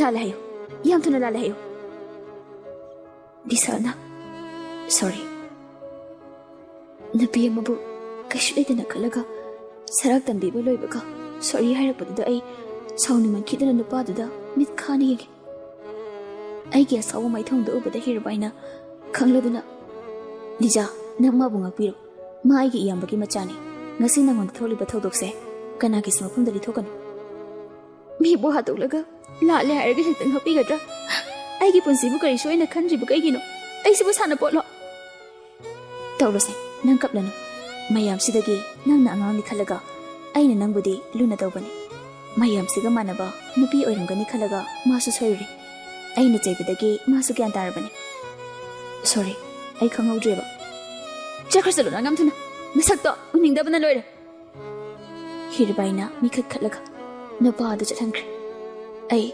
ꯄꯦꯟꯗꯕꯒꯤ ꯄꯪꯀꯞꯇ ꯀꯞꯂꯝꯃꯦ ꯍꯤꯔꯕꯥꯏꯅ ꯑꯩꯕꯨ ꯊꯦꯝꯖꯤꯜꯂꯝꯃꯦ ꯑꯩꯁꯨ ꯑꯉꯥꯡ ꯑꯣꯏꯕꯒ ꯊꯦꯝꯕꯗ ꯑꯗꯨꯃꯛ ꯌꯥꯔꯝꯃꯦ ꯑꯁꯨꯝꯅ ꯃꯇꯝ ꯀꯌꯥ ꯍꯧꯈ꯭ꯔꯦ ꯀ꯭ꯂꯥꯁ 10 ꯊꯥꯗꯨꯅ ꯃꯥꯔꯛ ꯋꯥꯡꯅ ꯄꯥꯁ ꯇꯧꯔꯛꯈꯤ ꯔꯦꯂꯥꯏꯁ ꯑꯦꯔꯤꯌꯥ ꯑꯃꯗ ꯂꯩꯕꯤ ꯑꯣꯞꯇꯕꯤ ꯂꯩꯕꯤ ꯍꯤꯔꯕꯥꯏꯒꯤ ꯃꯆꯥꯅꯨꯄꯤ ꯂꯤꯖꯥꯅ 10ꯗ ꯃꯥꯔꯛ ꯋꯥꯡꯅ ꯄꯥꯁ ꯇꯧꯔꯛꯏ ꯍꯥꯏꯗꯨꯅ ꯕꯁꯇꯤ ꯑꯗꯨꯗ ꯂꯩꯕ ꯑꯣꯛꯇꯕ ꯃꯌꯥꯝꯗꯨꯗ ꯑꯍꯥꯎ ꯑꯊꯨꯝ ꯐꯥꯎꯕ ꯌꯦꯜꯂꯝꯃꯦ ꯅꯨꯄꯤ ꯑꯣꯏꯒꯦꯔꯥ ꯅꯨꯄꯥ ꯑꯣꯏꯒꯦꯔꯥ ꯃꯐꯝ ꯑꯗꯨꯗ ꯑꯁꯦꯡꯕ ꯑꯃꯠꯇ ꯂꯩꯇꯦ ꯇꯁꯦꯡꯂꯤꯕꯤ ꯃꯇꯝꯒꯤ ꯏꯔꯥꯡ ꯌꯥꯎꯖꯗꯕꯤ ꯍꯥꯏꯕꯗꯣ ꯑꯩ ꯈꯛꯇꯅꯦ ꯑꯩꯒꯤ ꯋꯥꯈꯜꯅ ꯑꯩ ꯑꯉꯥꯡ ꯑꯣꯏꯔꯤ ꯍꯥꯏꯅ ꯈꯜꯂꯕꯁꯨ ꯃꯌꯥꯝꯗꯒꯤ ꯃꯤꯠꯌꯦꯡꯗꯗꯤ ꯑꯩ ꯂꯩꯁꯥꯕꯤ ꯃꯄꯨꯡ ꯐꯥꯕ ꯍꯥꯏꯕꯗꯨ ꯑꯣꯏꯔꯝꯃꯦ꯫ ꯃꯁꯤꯒꯤ ꯀꯣꯛꯂꯔꯣꯏꯗꯕ ꯇꯥꯛꯐꯝ ꯑꯃꯗꯤ ꯑꯩꯉꯣꯟꯗ ꯂꯩꯔꯝꯃꯦ꯫ ꯃꯔꯝ ꯑꯗꯨꯅ ꯑꯩ ꯃꯤꯀꯨꯞ ꯈꯨꯗꯤꯡ ꯅꯨꯡꯉꯥꯏꯐꯝ ꯑꯃꯠꯇ ꯈꯪꯂꯝꯗꯦ꯫ ꯂꯥꯏꯔꯤꯛꯁꯨ ꯑꯩ ꯃꯈꯥ ꯑꯗꯨꯝ ꯇꯝꯊꯔꯝꯃꯦ꯫ ꯍꯤꯔꯕꯥꯏꯅ ꯑꯩꯕꯨ ꯃꯌꯥꯝꯗꯒꯤ ꯍꯦꯟꯗꯣꯛ ꯊꯣꯏꯗꯣꯛꯅ ꯑꯩꯕꯨ ꯂꯨꯅ ꯇꯧꯕꯤꯔꯝꯃꯦ꯫ ꯅꯣꯡꯃ ꯅꯨꯃꯤꯗꯥꯡ ꯋꯥꯏꯔꯝ ꯑꯃ, ꯑꯩꯒꯤ ꯂꯤꯖꯥꯁꯦ ꯉꯁꯤꯗꯤ ꯂꯩꯁꯥꯕꯤ ꯍꯥꯏꯕꯗꯣ ꯐꯥꯔꯦ, ꯅꯪꯒꯤ ꯃꯤꯡꯁꯦ ꯇꯥꯟꯕ ꯍꯧꯕ ꯌꯥꯔꯦ꯫ ꯍꯤꯔꯕꯥꯏ, ꯇꯝꯂꯤꯕ ꯏꯍꯩꯁꯤꯅ ꯃꯔꯝ ꯑꯣꯏꯔꯒ ꯑꯩ ꯅꯣꯡꯃꯗꯤ ꯃꯇꯤꯛ ꯆꯥꯕ ꯃꯤꯌꯥꯝꯅ ꯁꯛꯈꯪꯕ ꯍꯥꯏꯕꯗꯨ ꯑꯣꯏꯅꯤ꯫ ꯂꯥꯏꯔꯤꯛꯅ ꯅꯠꯇ꯭ꯔꯕꯁꯨ ꯅꯪꯒꯤ ꯐꯖꯔꯤꯕ ꯁꯛꯇꯝꯁꯤꯅ ꯅꯪꯒꯤ ꯃꯤꯡꯆꯠ ꯑꯣꯏꯍꯟꯕ ꯌꯥꯏ꯫ ꯑꯗꯨꯗꯤ ꯐꯤꯂꯝ ꯀꯨꯝꯕ ꯇꯥꯔꯤꯅꯦ꯫ ꯅꯪꯅ ꯍꯥꯏꯕ ꯄꯨꯝꯅꯃꯛ ꯑꯩꯅ ꯂꯣꯏꯅ ꯌꯥꯔꯤ꯫ ꯑꯩꯅ ꯍꯥꯏꯕꯁꯨ ꯅꯪꯅ ꯌꯥꯕ ꯃꯇꯝ ꯂꯥꯛꯂꯦ꯫ ꯍꯣꯏ, ꯌꯥꯒꯦ꯫ ꯐꯔꯦ, ꯄꯟꯆꯦꯁ꯭ꯋꯔꯗꯒꯤ VIP ꯑꯃ ꯂꯥꯛꯅꯤ꯫ ꯃꯥꯒꯤ CF ꯁꯥꯔꯒ ꯅꯪ ꯄꯥꯔꯇꯤ ꯑꯃꯗ ꯆꯠꯃꯤꯟꯅꯧꯆꯣ꯫ ꯄꯥꯈꯪꯂꯣ? 40 years ꯃꯨꯛꯀꯤ ꯂꯦꯡꯉꯣꯏꯅꯤ꯫ ꯑꯗꯨꯗꯤ ꯑꯩꯒꯤ ꯏꯄꯥꯒꯨꯝꯕꯅꯤ꯫ ꯑꯗꯨ ꯀꯩꯗꯧꯔꯒꯦ? ꯆꯨꯝꯅ ꯁꯨꯝ ꯉꯥꯏꯍꯥꯛꯇꯨꯒꯤ GF ꯁꯥꯎ ꯍꯥꯏꯕꯅꯤ꯫ ꯃꯗꯨꯅ ꯅꯪꯉꯣꯟꯗ ꯑꯀꯥꯏꯕ ꯂꯥꯛꯇꯧ ꯅꯠꯇꯦ꯫ ꯍꯣꯏ, ꯀꯩꯁꯨ ꯀꯥꯏꯗꯦ꯫ ꯑꯩꯅ ꯍꯔꯥꯎ ꯍꯔꯥꯎ ꯌꯥꯕꯗꯨꯗ ꯍꯤꯔꯕꯥꯏꯗ ꯅꯣꯛꯂꯒ ꯊꯣꯛꯈ꯭ꯔꯦ꯫ ꯅꯨꯃꯤꯗꯥꯡ ꯋꯥꯏꯔꯝ ꯃꯝꯂꯤ ꯇꯧꯔꯛꯄꯩꯗꯨꯗ ꯍꯤꯔꯕꯥꯏꯅ ꯍꯥꯏꯕ ꯅꯨꯄꯥꯗꯣ ꯂꯥꯛꯑꯝꯃꯦ꯫ ꯌꯦꯡꯕꯗ ꯌꯥꯝꯅ ꯁ꯭ꯃꯥꯔꯠ ꯑꯣꯏ, ꯁꯦꯠꯂꯤꯕ ꯁꯨꯠ ꯇꯥꯏ, ꯃꯗꯨꯅ ꯃꯔꯝ ꯑꯣꯏꯔꯒ ꯆꯍꯤ ꯂꯤꯔꯕ ꯅꯨꯄꯥꯗ ꯅꯍꯥ ꯑꯗꯨꯃꯛ ꯃꯥꯜꯂꯦ꯫ ꯍꯤꯔꯕꯥꯏꯅ ꯅꯨꯄꯤ 2-3 ꯀꯧꯁꯤꯜꯂꯒ ꯑꯩꯕꯨ ꯐꯖꯅ ꯀꯦꯍꯜꯂꯦ꯫ ꯄꯥꯔꯇꯤꯗꯨꯗ ꯆꯥꯅꯒꯗꯕ ꯗ꯭ꯔꯦꯁꯁꯨ ꯍꯤꯔꯕꯥꯏꯅ ꯄꯨꯊꯣꯔꯛꯇꯨꯅ ꯁꯤꯠꯍꯜꯂꯦ꯫ ꯄꯨꯟꯁꯤꯗ ꯈꯨꯅꯤꯡ ꯋꯥꯡꯕꯤ ꯇꯣꯡꯗ꯭ꯔꯤꯕ ꯑꯩꯅꯤ꯫ ꯅꯨꯃꯤꯠꯇꯨꯗꯒꯤ ꯑꯩ ꯍꯩꯇ ꯇꯣꯡꯉꯦ꯫ ꯐꯖꯅ ꯀꯦꯕ ꯂꯣꯏꯔꯦ, ꯗ꯭ꯔꯦꯁꯁꯨ ꯁꯦꯠꯄ ꯂꯣꯏꯔꯦ꯫ ꯍꯤꯔꯕꯥꯏꯒ ꯂꯣꯏꯅꯅ ꯃꯈꯥꯗ ꯀꯨꯝꯊꯔꯛꯑꯦ꯫ ꯅꯨꯄꯥ ꯑꯗꯨ ꯃꯌꯥꯏꯒꯤ ꯍꯣꯜꯗꯨꯗ ꯊꯥꯔꯤꯕ ꯁꯣꯐꯥꯗꯨꯗ ꯐꯝꯂꯝꯃꯦ꯫ ꯅꯨꯄꯥꯗ ꯑꯩ ꯎꯕꯗ ꯐꯝꯂꯝꯕꯗꯒꯤ ꯂꯦꯞꯈꯠꯂꯛꯏ, ꯑꯗꯨꯒ ꯑꯩꯉꯣꯟꯗ ꯃꯌꯥꯒ ꯀꯥꯔꯒ ꯃꯨꯟꯅ ꯌꯦꯡꯉꯤ꯫ ꯑꯩ ꯏꯀꯥꯏꯕꯒꯤ ꯃꯥꯏꯁꯤ ꯂꯨꯛꯊꯔꯒ ꯂꯩ꯫ ꯑꯁꯨꯝꯅ ꯅꯨꯄꯥꯗꯨꯒ ꯂꯣꯏꯅꯅ ꯑꯩ ꯄꯥꯔꯇꯤ ꯆꯠꯂꯤ꯫ ꯄꯥꯔꯇꯤ ꯃꯐꯝꯗ ꯑꯩꯕꯨ ꯅꯨꯄꯥꯗꯨꯅ ꯃꯥꯒꯤ ꯖꯦꯞꯅꯤ ꯍꯥꯏꯗꯨꯅ ꯁꯛ ꯇꯥꯛꯂꯝꯃꯦ꯫ ꯃꯐꯝ ꯑꯗꯨꯗ ꯑꯆꯧ ꯑꯁꯥꯡ ꯉꯥꯛꯇꯅꯤ ꯇꯤꯜꯂꯤꯕ꯫ ꯃꯥꯒꯤ ꯄꯥꯔꯠꯅꯔ ꯑꯌꯥꯝꯕ ꯄꯨꯅꯔꯛꯏ꯫ ꯑꯍꯤꯡꯒꯤ ꯄꯨꯡ 2 ꯇꯥꯔꯛꯄꯩꯗꯨꯗ ꯑꯩꯕꯨ ꯍꯤꯔꯕꯥꯏꯒꯤ ꯃꯅꯥꯛꯇ ꯊꯤꯜꯂꯛꯂꯝꯃꯦ꯫ ꯊꯦꯡꯂꯕꯅꯤꯅ ꯃꯤꯠꯁꯤꯁꯨ ꯎꯏꯔꯦ꯫ ꯍꯤꯔꯕꯥꯏꯗꯣ ꯑꯩꯕꯨ ꯉꯥꯏꯔꯒ ꯂꯩꯔꯝꯃꯦ꯫ ꯑꯩ ꯆꯪꯁꯤꯜꯂꯛꯄ ꯎꯕꯗ ꯅꯣꯛꯁꯤꯜꯂꯛꯏ꯫ ꯑꯩꯁꯨ ꯍꯤꯔꯕꯥꯏꯗ ꯃꯣꯃꯣꯟ ꯅꯣꯛꯑꯦ꯫ ꯅꯁꯥꯗ ꯋꯥꯔꯝꯂꯅꯤ, ꯇꯨꯝꯂꯨꯔꯣ ꯆꯠꯂꯣ꯫ ꯃꯤꯠꯁꯦ ꯎꯏꯔꯦ꯫ ꯁꯤ ꯍꯥꯏꯔꯒ ꯑꯩ ꯃꯊꯛꯇ ꯀꯥꯈꯠꯀꯦ ꯇꯧꯕꯒ ꯅꯨꯄꯥꯗꯨꯅ 2,000 ꯆꯠꯄꯤ ꯉꯥꯛꯇ ꯄꯩꯁꯥ ꯊꯤꯔꯒ ꯄꯤꯕꯗ ꯎꯔꯦ꯫ ꯑꯩ ꯉꯥꯏꯍꯥꯛ ꯂꯦꯞꯀꯞ ꯇꯧꯔꯒ ꯃꯣꯏꯒꯤ ꯃꯑꯣꯡꯗꯣ ꯌꯦꯡꯉꯤ꯫ ꯄꯣꯠꯇꯤ ꯀꯥꯞꯄꯤꯌꯦ ꯅꯪꯒꯤ ꯑꯉꯥꯡꯁꯦ꯫ ꯆꯍꯤ ꯑꯃꯒꯤ ꯄꯨꯂꯞ ꯑꯣꯏꯅ ꯋꯥꯏꯕ ꯌꯥꯔꯣꯏꯗ꯭ꯔꯣ? ꯑꯩꯒꯤ ꯌꯨꯝꯗ ꯊꯝꯒꯦ꯫ ꯌꯥꯏꯌꯦ, ꯀꯔꯤꯒꯤ ꯌꯥꯗꯅꯤ?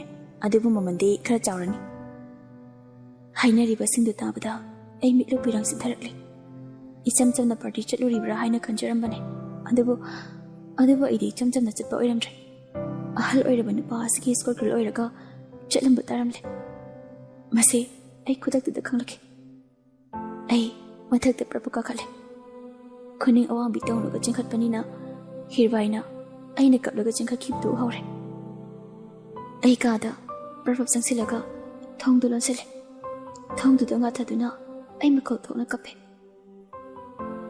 ꯃꯁꯤꯔꯥ ꯑꯩꯒꯤ ꯄꯨꯟꯁꯤ? ꯑꯩꯒꯤ ꯄꯨꯟꯁꯤꯁꯦ ꯂꯝꯖꯥ ꯁꯔꯥꯒꯤ ꯃꯄꯣꯛ ꯑꯣꯏꯔꯝꯂꯕ ꯑꯣꯛꯇꯕꯤꯒꯤ ꯂꯩꯐꯝꯁꯤꯗ ꯊꯃꯣꯏ ꯄꯥꯟꯕ ꯃꯤ ꯑꯃꯠꯇ ꯂꯩꯇꯦ ꯍꯥꯏꯕꯁꯦ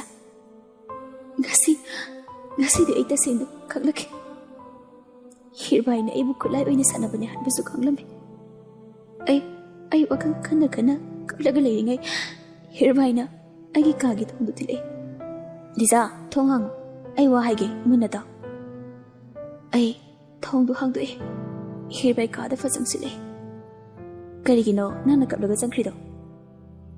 ꯑꯩꯗꯤ ꯅꯨꯄꯥꯗꯨꯒ ꯏꯆꯝ ꯆꯝꯅ ꯃꯥꯒꯤ GF ꯁꯥꯔꯒ ꯄꯥꯔꯇꯤ ꯆꯠꯂꯨꯔꯤꯕ꯭ꯔꯥ ꯍꯥꯏꯅ ꯈꯜꯂꯤ꯫ ꯑꯗꯨꯒ ꯍꯤꯔꯕꯥꯏꯅ ꯑꯩꯕꯨ ꯃꯥꯒꯤ ꯏꯁꯀꯣꯔꯠ ꯒꯔꯜ ꯑꯣꯏꯍꯜꯂꯒ ꯑꯁꯨꯛ ꯇꯨꯀꯠꯆꯕ ꯊꯕꯛ! ꯀꯔꯤꯒꯤ ꯇꯨꯀꯠꯆꯕ? ꯍꯥꯏꯌꯨ, ꯀꯔꯤꯒꯤ ꯇꯨꯀꯠꯆꯕꯅꯣ? ꯍꯤꯡꯕꯗ ꯁꯦꯜ ꯆꯪꯕꯅꯤ꯫ ꯅꯪꯗꯤ ꯆꯨꯝꯅ ꯏꯁꯀꯣꯔꯠ ꯒꯔꯜ ꯈꯛ ꯑꯣꯏꯍꯜꯂꯤ꯫ ꯃꯔꯝꯗꯤ ꯅꯪꯒꯤ ꯅꯁꯛꯇꯨꯅ VIP ꯃꯌꯥꯝꯅ ꯀꯂꯛꯅꯒꯅꯤ ꯈꯪꯕ꯫ ꯅꯪ ꯅꯠꯇꯕ ꯅꯨꯄꯤ ꯃꯌꯥꯝ ꯑꯃ ꯂꯩꯔꯤꯕꯁꯤꯡꯁꯤꯗꯤ ꯅꯪꯗꯧꯅ ꯐꯖꯕ ꯌꯧꯗꯕꯅꯤꯅ ꯍꯛꯆꯥꯡ ꯑꯣꯏꯅ ꯌꯣꯜꯂꯤ꯫ ꯅꯪꯕꯨ ꯂꯥꯏꯔꯤꯛ ꯇꯝꯍꯟꯕꯗ, ꯅꯪꯕꯨ ꯄꯤꯖꯕꯗ, ꯅꯪꯕꯨ ꯌꯣꯛꯂꯛꯄꯗ, ꯅꯪꯕꯨ ꯂꯩꯍꯧꯕꯗ ꯑꯩꯒꯤ ꯄꯩꯁꯥ ꯀꯌꯥꯝꯅ ꯂꯣꯏꯈꯤꯕ?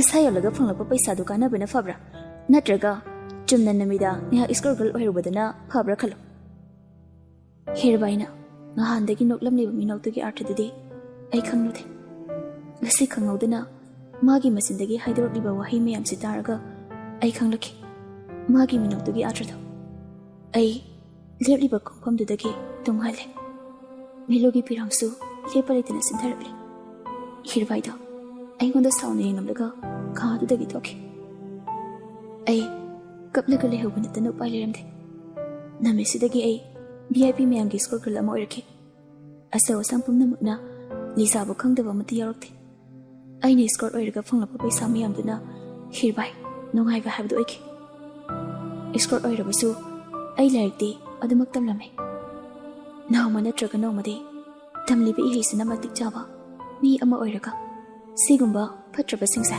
mutat ke haina khalame ai hotnaba leplamde tuyeptasu makwangna pastor lame thamoi nungda mai chakya khanglabasu mapan thungda mama mino ka loinana mi pumna mapu taramna uklame haksang yonba makti natabanina ai chaklabasu sakna thamoi gi mecha ke adu khangjilaga makhoina haiba yarame aina thungdaba mafam silayamde chatluba khongchat pumnamak asaw sangsinga ngaktane asumna matam ke hawkre aigi pusi pungon onba haibadu oire nawangan baga powder lipstick teraga kisilaga leire school college chappa matamda driver yarga tongana chalame napa ke ana ubada tin taga da dress kya chalame nawmana midang ama hirbaina Lisa ngasidi aina ngoda wa ama haige kai wano human trafficking gi business da yamna maming leiraba Manipur gi napa amana nambu leirage hari ma hayeng lakani hirbai gi sanapur kumbana idi ai bu yoni ba fam de yon biyo ai nungai taba kaisu dawre mafam sida buhan gi chekla gamna hingladaba gi saru sakhang taba misak aduda haijaraga ining tamba yabra yenglagi haina khanbadagi hirbai na haiba pumnama aina yarame hirbai uhai amata hairamdana ka adudagi thoki namitugi nawangan badane Manipur gi napadu laklaga masine ai ki wari hausikti mahak ai nungsibada angauba haibada oire aina haiba pumnamaksu mana yabiduna orphan home da leirage haibasu mana hara haro yabibane Lisa ki wari tabada kaptaba amata yaude Daniel na amuke hena thawai chakpada loire momonta nokan bi Lisa ki thamoida awaba wari fumlaga leiramgani haibase nawmata thajarudabani adubu ngasi Lisa asengba khanglakpasida Lisa bu nusibase hengalei Medhana ngai khoi bema nangbu mama mapa sakni ulakhiba midugi mingdubu Shekhar Mahadevan kawe Shankar Mahadevan Shekhar Mahadevan ngai khoko si hairaga magi bek manungduda kwet oli ayawba posai singdu table macha duda loina thamlei leiriba mi singdu medhagi mataudu ubada ingaktangai pochai puthorakpaduda langlengi mangkhrabi macha na pidugi photo ama thorli Lisa ingakna photo do lokhalaga abo sidi egi angang oringegi photo ne abo ki kamaina aigi purse su yawe aigi angang oringegi photo sidi si hairaga purse puthorakduna ayawu photo du yenghali mayam pumna mak photo du da yeng thamlei langlen amadi James yenglei macha na pigi oirambadu James na sidi isa sana thoinina meda su photo ama puthoraga Ibema, Sira, namu yolapa miyoido. Lisa, photo de lorga yengi. Mane abo, mane. Awo kida kamaina no. Masina takpudi. Nang Lisa nate. Nang langlingi amata ngai rabi. Macha nabi sana thoine. Mane. Aigi ija sana thoine. Chahi kaya. Kumja kaya. Mama aigi ifam dagi. Laam da tamda laikrabi. Aigi ija sana thoine. Photo sina sakhi oiduna. Aigi mangkhrabi ija sana thoi papa gi mangda bu demlare ima gi bema isana lelam ni bapu sisi bu karino ima di loire dana Lisa bi de sinthai adabu angapudi fauri kari gi ngakli aise nangi namane la o si hairaga hawalaktuna ꯂꯤꯖꯥꯒꯤ ꯈꯨꯗꯥꯡ ꯄꯥꯏꯔꯒ ꯆꯤꯡꯗꯨꯅ ꯀꯅꯥꯁꯨ ꯆꯪꯅꯗ꯭ꯔꯕ ꯀꯥ ꯑꯗꯨꯗ ꯄꯨꯁꯤꯜꯂꯛꯏ꯫ James, Sheela, ꯃꯦꯙꯥ, ꯗꯅꯦꯜ ꯂꯣꯏꯅ ꯂꯥꯡꯂꯦꯟꯒꯤ ꯃꯇꯨꯡ ꯏꯟꯅꯔꯛꯂꯤ꯫ ꯀꯥꯗꯨꯗ ꯊꯦꯠꯂꯤꯕ ꯂꯤꯖꯥꯅ ꯑꯉꯥꯡ ꯑꯣꯏꯔꯤꯉꯩꯒꯤ photo ꯃꯌꯥꯝꯗꯨ ꯎꯕꯗ ꯂꯤꯖꯥ ꯑꯉꯛꯄ ꯐꯪꯂꯦ꯫ ꯗꯅꯦꯜꯁꯨ ꯄꯨꯡꯉꯛꯉꯛꯂꯤ꯫ ꯑꯁꯨꯛ ꯀꯨꯏꯕ ꯃꯇꯝꯁꯤ ꯃꯥꯅ ꯉꯁꯤ ꯆꯪꯂꯛꯂꯤꯕ ꯀꯥꯁꯤ ꯑꯃꯨꯛꯐꯥꯎ ꯆꯪꯂꯛꯇ꯭ꯔꯤ꯫ ꯌꯦꯡꯉꯣ ꯏꯕꯦꯝꯃ, ꯐꯣꯇꯣꯁꯤꯡꯁꯤ ꯌꯦꯡꯉꯣ꯫ ꯅꯨꯡꯇꯤꯒꯤ ꯅꯨꯃꯤꯠ ꯈꯨꯗꯤꯡ ꯐꯣꯇꯣꯁꯤꯡꯁꯤ ꯌꯦꯡꯂꯒ ꯃꯤꯠꯀꯤ ꯄꯤꯁꯦ ꯀꯪꯕ ꯉꯝꯗ꯭ꯔꯕꯅꯤ꯫ ꯏꯆꯥꯒꯤꯗꯃꯛ ꯅꯪꯒꯤ ꯄꯄꯥꯒ ꯑꯩꯒ ꯂꯩꯔꯤꯌꯦ꯫ ꯑꯩꯒꯤ ꯏꯆꯥꯗꯤ ꯅꯥꯏꯇꯣꯝ ꯁꯥꯠꯄꯤ ꯏꯃꯥꯒꯤ ꯊꯃꯣꯏꯁꯤꯒꯤ ꯃꯍꯥꯔꯥꯅꯤꯅꯤ꯫ ꯏꯆꯥ ꯂꯝꯖꯥ ꯁꯔꯥ ꯅꯠꯇꯤꯌꯦ, ꯑꯩꯒꯤ ꯏꯆꯥ ꯂꯝꯖꯥ ꯁꯔꯥ ꯅꯠꯇꯦ꯫ ꯏꯃꯥ, ꯂꯥꯡꯂꯦꯟ ꯃꯆꯥꯕꯨ ꯀꯣꯟꯁꯤꯜꯂꯤ꯫ ꯏꯃꯥꯒꯤ ꯏꯕꯦꯝꯃ, ꯏꯃꯥꯒꯤ ꯁꯅꯥꯊꯣꯏ, ꯏꯃꯥꯒꯤ ꯐꯤꯖꯤꯒꯤ ꯃꯅꯤꯅꯦ ꯅꯪꯗꯤ꯫ ꯏꯆꯥꯅ ꯀꯔꯤꯒꯤ ꯋꯥꯅ ꯂꯦꯡꯒꯅꯤ? ꯁꯥꯡꯂꯕ ꯆꯍꯤ ꯀꯌꯥꯁꯦ ꯏꯆꯥꯒꯤ ꯅꯨꯡꯁꯤꯕ ꯃꯥꯏꯊꯣꯡꯕꯨꯇꯅꯤ ꯏꯃꯥꯅ ꯈꯧꯔꯥꯡꯂꯛꯂꯤꯕ꯫ ꯄꯄꯥꯒꯤ ꯁꯅꯥꯊꯣꯏ, ꯄꯄꯥꯒꯤ ꯊꯋꯥꯏ, ꯄꯄꯥꯅ ꯏꯆꯥꯕꯨ ꯎꯕ ꯃꯤꯀꯨꯞꯇ ꯄꯄꯥꯒꯤ ꯊꯃꯣꯏꯗ ꯑꯃꯨꯛꯇ ꯐꯥꯎꯖꯕ ꯁꯥꯎꯟ ꯐꯪꯈ꯭ꯔꯕꯅꯤ꯫ ꯂꯤꯖꯥ ꯃꯄꯥ ꯏꯕꯨꯡꯉꯣꯗꯁꯨ ꯅꯨꯡꯁꯤꯅ ꯀꯣꯟꯁꯤꯜꯂꯒ ꯀꯞꯃꯤꯟꯅꯩ꯫ ꯃꯃꯥ ꯃꯆꯥ ꯑꯍꯨꯝꯒꯤ ꯃꯇꯧꯗꯨ ꯎꯕꯗ ꯁꯤꯂꯥ, ꯃꯦꯙꯥ ꯑꯃꯗꯤ ꯗꯅꯦꯜ ꯃꯤꯠꯂꯨꯒꯤ ꯄꯤꯔꯥꯡ ꯀꯪꯗ꯭ꯔꯤ꯫ ꯁꯣꯝꯗꯅ ꯑꯥꯔꯕꯤꯅ, ꯕꯦꯝꯃ ꯀꯩꯗꯧꯔꯦ? ꯀꯣꯂꯦꯖ ꯆꯠꯇ꯭ꯔꯗꯤ? ꯆꯠꯀꯦ ꯍꯥꯏꯅ ꯊꯣꯛꯂꯨꯔꯦ, ꯂꯤꯖꯥꯗ ꯆꯠꯂꯔꯣꯏ ꯍꯥꯏꯍꯧꯕ, ꯑꯗꯨꯒꯤ ꯑꯗꯨꯝ ꯇꯟꯗꯅ ꯍꯜꯂꯛꯑꯕ꯫ ꯀꯩꯒꯤ ꯆꯠꯂꯣꯏ ꯍꯥꯏꯅꯣ ꯃꯥꯕꯣ?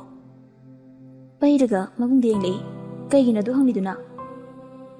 ꯃꯀꯣꯛꯇꯨ ꯍꯣꯠꯂꯒ ꯁꯨꯝ ꯍꯪꯕꯅꯤꯗ꯫ ꯁꯤ ꯍꯥꯏꯔꯝꯂꯒ ꯏꯀꯥꯏꯗꯅ ꯀꯥꯗꯨꯗꯒꯤ ꯊꯣꯛꯈ꯭ꯔꯤ꯫ ꯃꯕꯨꯡꯒꯤ ꯃꯇꯧꯗꯨ ꯎꯔꯒ ꯁꯤꯂꯩꯃ ꯃꯈꯣꯜ ꯊꯣꯛꯅ ꯅꯣꯛꯍꯧꯔꯤ꯫ ꯑꯥꯔꯕꯤ ꯀꯥ ꯃꯅꯨꯡꯗ ꯃꯣꯟꯗ꯭ꯔꯪ ꯁꯥꯟꯅꯔꯤ꯫ ꯑꯩꯅ ꯁꯨꯝ ꯅꯨꯡꯁꯤꯔꯒ ꯃꯥꯅ ꯀꯩꯝꯇ ꯈꯪꯕꯤꯗ꯭ꯔꯤꯁꯦ ꯀꯩꯒꯤꯅꯣꯕ?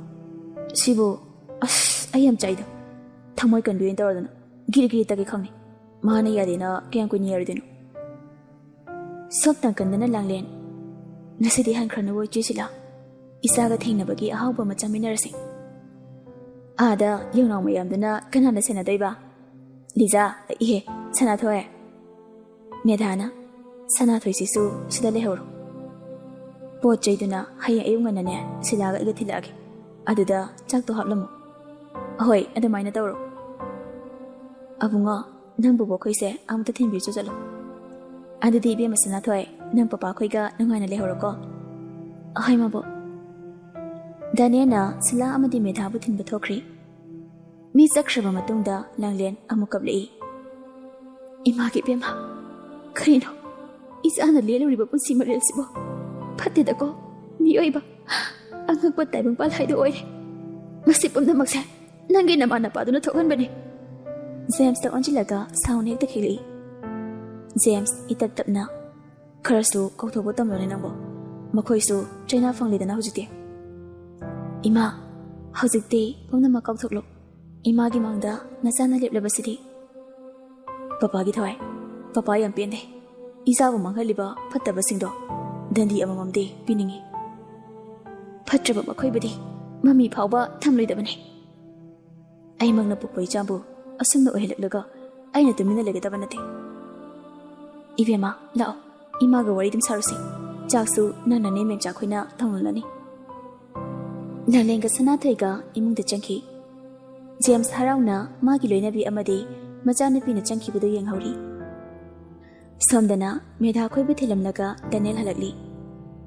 ꯁꯅꯥꯊꯣꯏ ꯂꯩꯍꯧꯕꯅꯤꯅ ꯅꯥꯀꯜ ꯑꯃꯔꯣꯝꯗ ꯍꯔꯥꯎꯕ ꯐꯥꯎꯔꯕꯁꯨ ꯅꯥꯀꯜ ꯑꯃꯗ ꯃꯁꯥ ꯃꯊꯟꯇ ꯏꯀꯥꯏꯖꯕ ꯐꯥꯎꯔꯤ꯫ ꯌꯨꯝꯗꯨꯗ ꯈꯣꯡ ꯊꯥꯡꯖꯤꯜꯂꯒ ꯆꯪꯕꯒꯤ ꯄꯥꯡꯒꯜ ꯐꯥꯎ ꯂꯩꯔꯛꯇ꯭ꯔꯤ꯫ ꯑꯩꯒꯤ ꯊꯋꯥꯏꯃꯛꯅꯤ ꯈꯟꯅ ꯅꯨꯡꯁꯤꯖꯔꯤꯕꯤ ꯃꯥꯒꯤ ꯄꯨꯟꯁꯤꯗꯤ ꯑꯋꯥꯕꯇꯅ ꯃꯁꯔꯨꯛ ꯑꯣꯏꯔꯕ, ꯃꯥꯕꯨ ꯊꯋꯥꯏꯗꯒꯤ ꯍꯦꯟꯅ ꯅꯨꯡꯁꯤꯕ ꯃꯤꯁꯛ ꯑꯃꯁꯨ ꯂꯩꯔꯕꯀꯣ?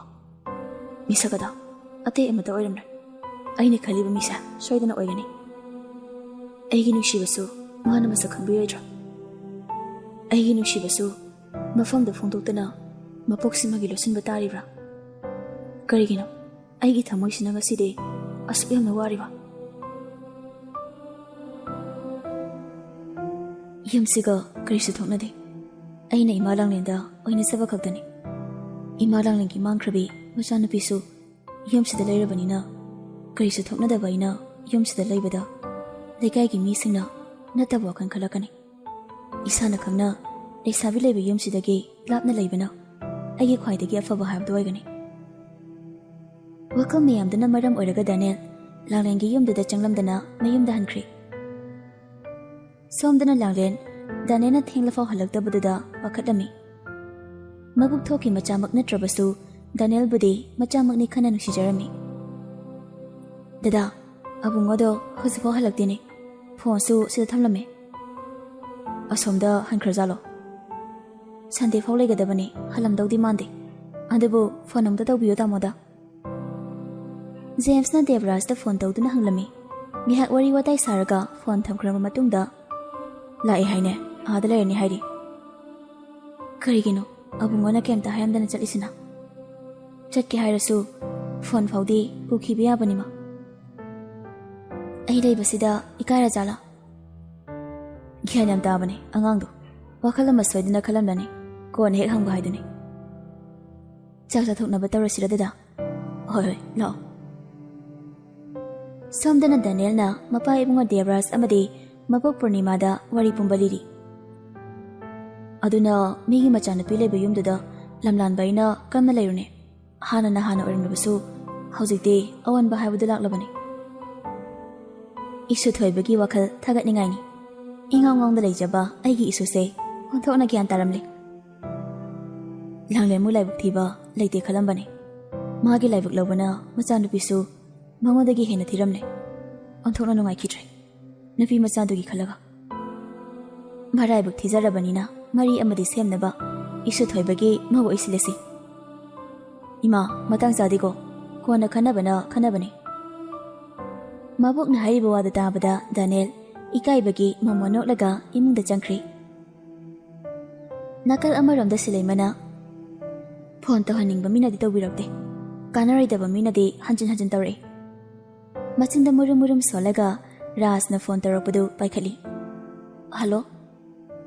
ꯐꯣꯟꯒꯁꯦ ꯄꯥꯏꯕ ꯌꯥꯝ ꯇꯟꯕ ꯃꯥꯜꯂꯦ꯫ ꯉꯁꯤ ꯅꯣꯏ ꯂꯣꯏꯅꯅꯦ ꯀꯣꯂꯦꯖ ꯍꯧꯅꯗꯅ ꯂꯥꯛꯇꯕꯅꯦꯕ꯫ ꯍꯩꯃꯥ, ꯗꯥ ꯗꯦꯅꯤꯌꯦꯜꯁꯨ ꯂꯥꯛꯇ꯭ꯔꯣ?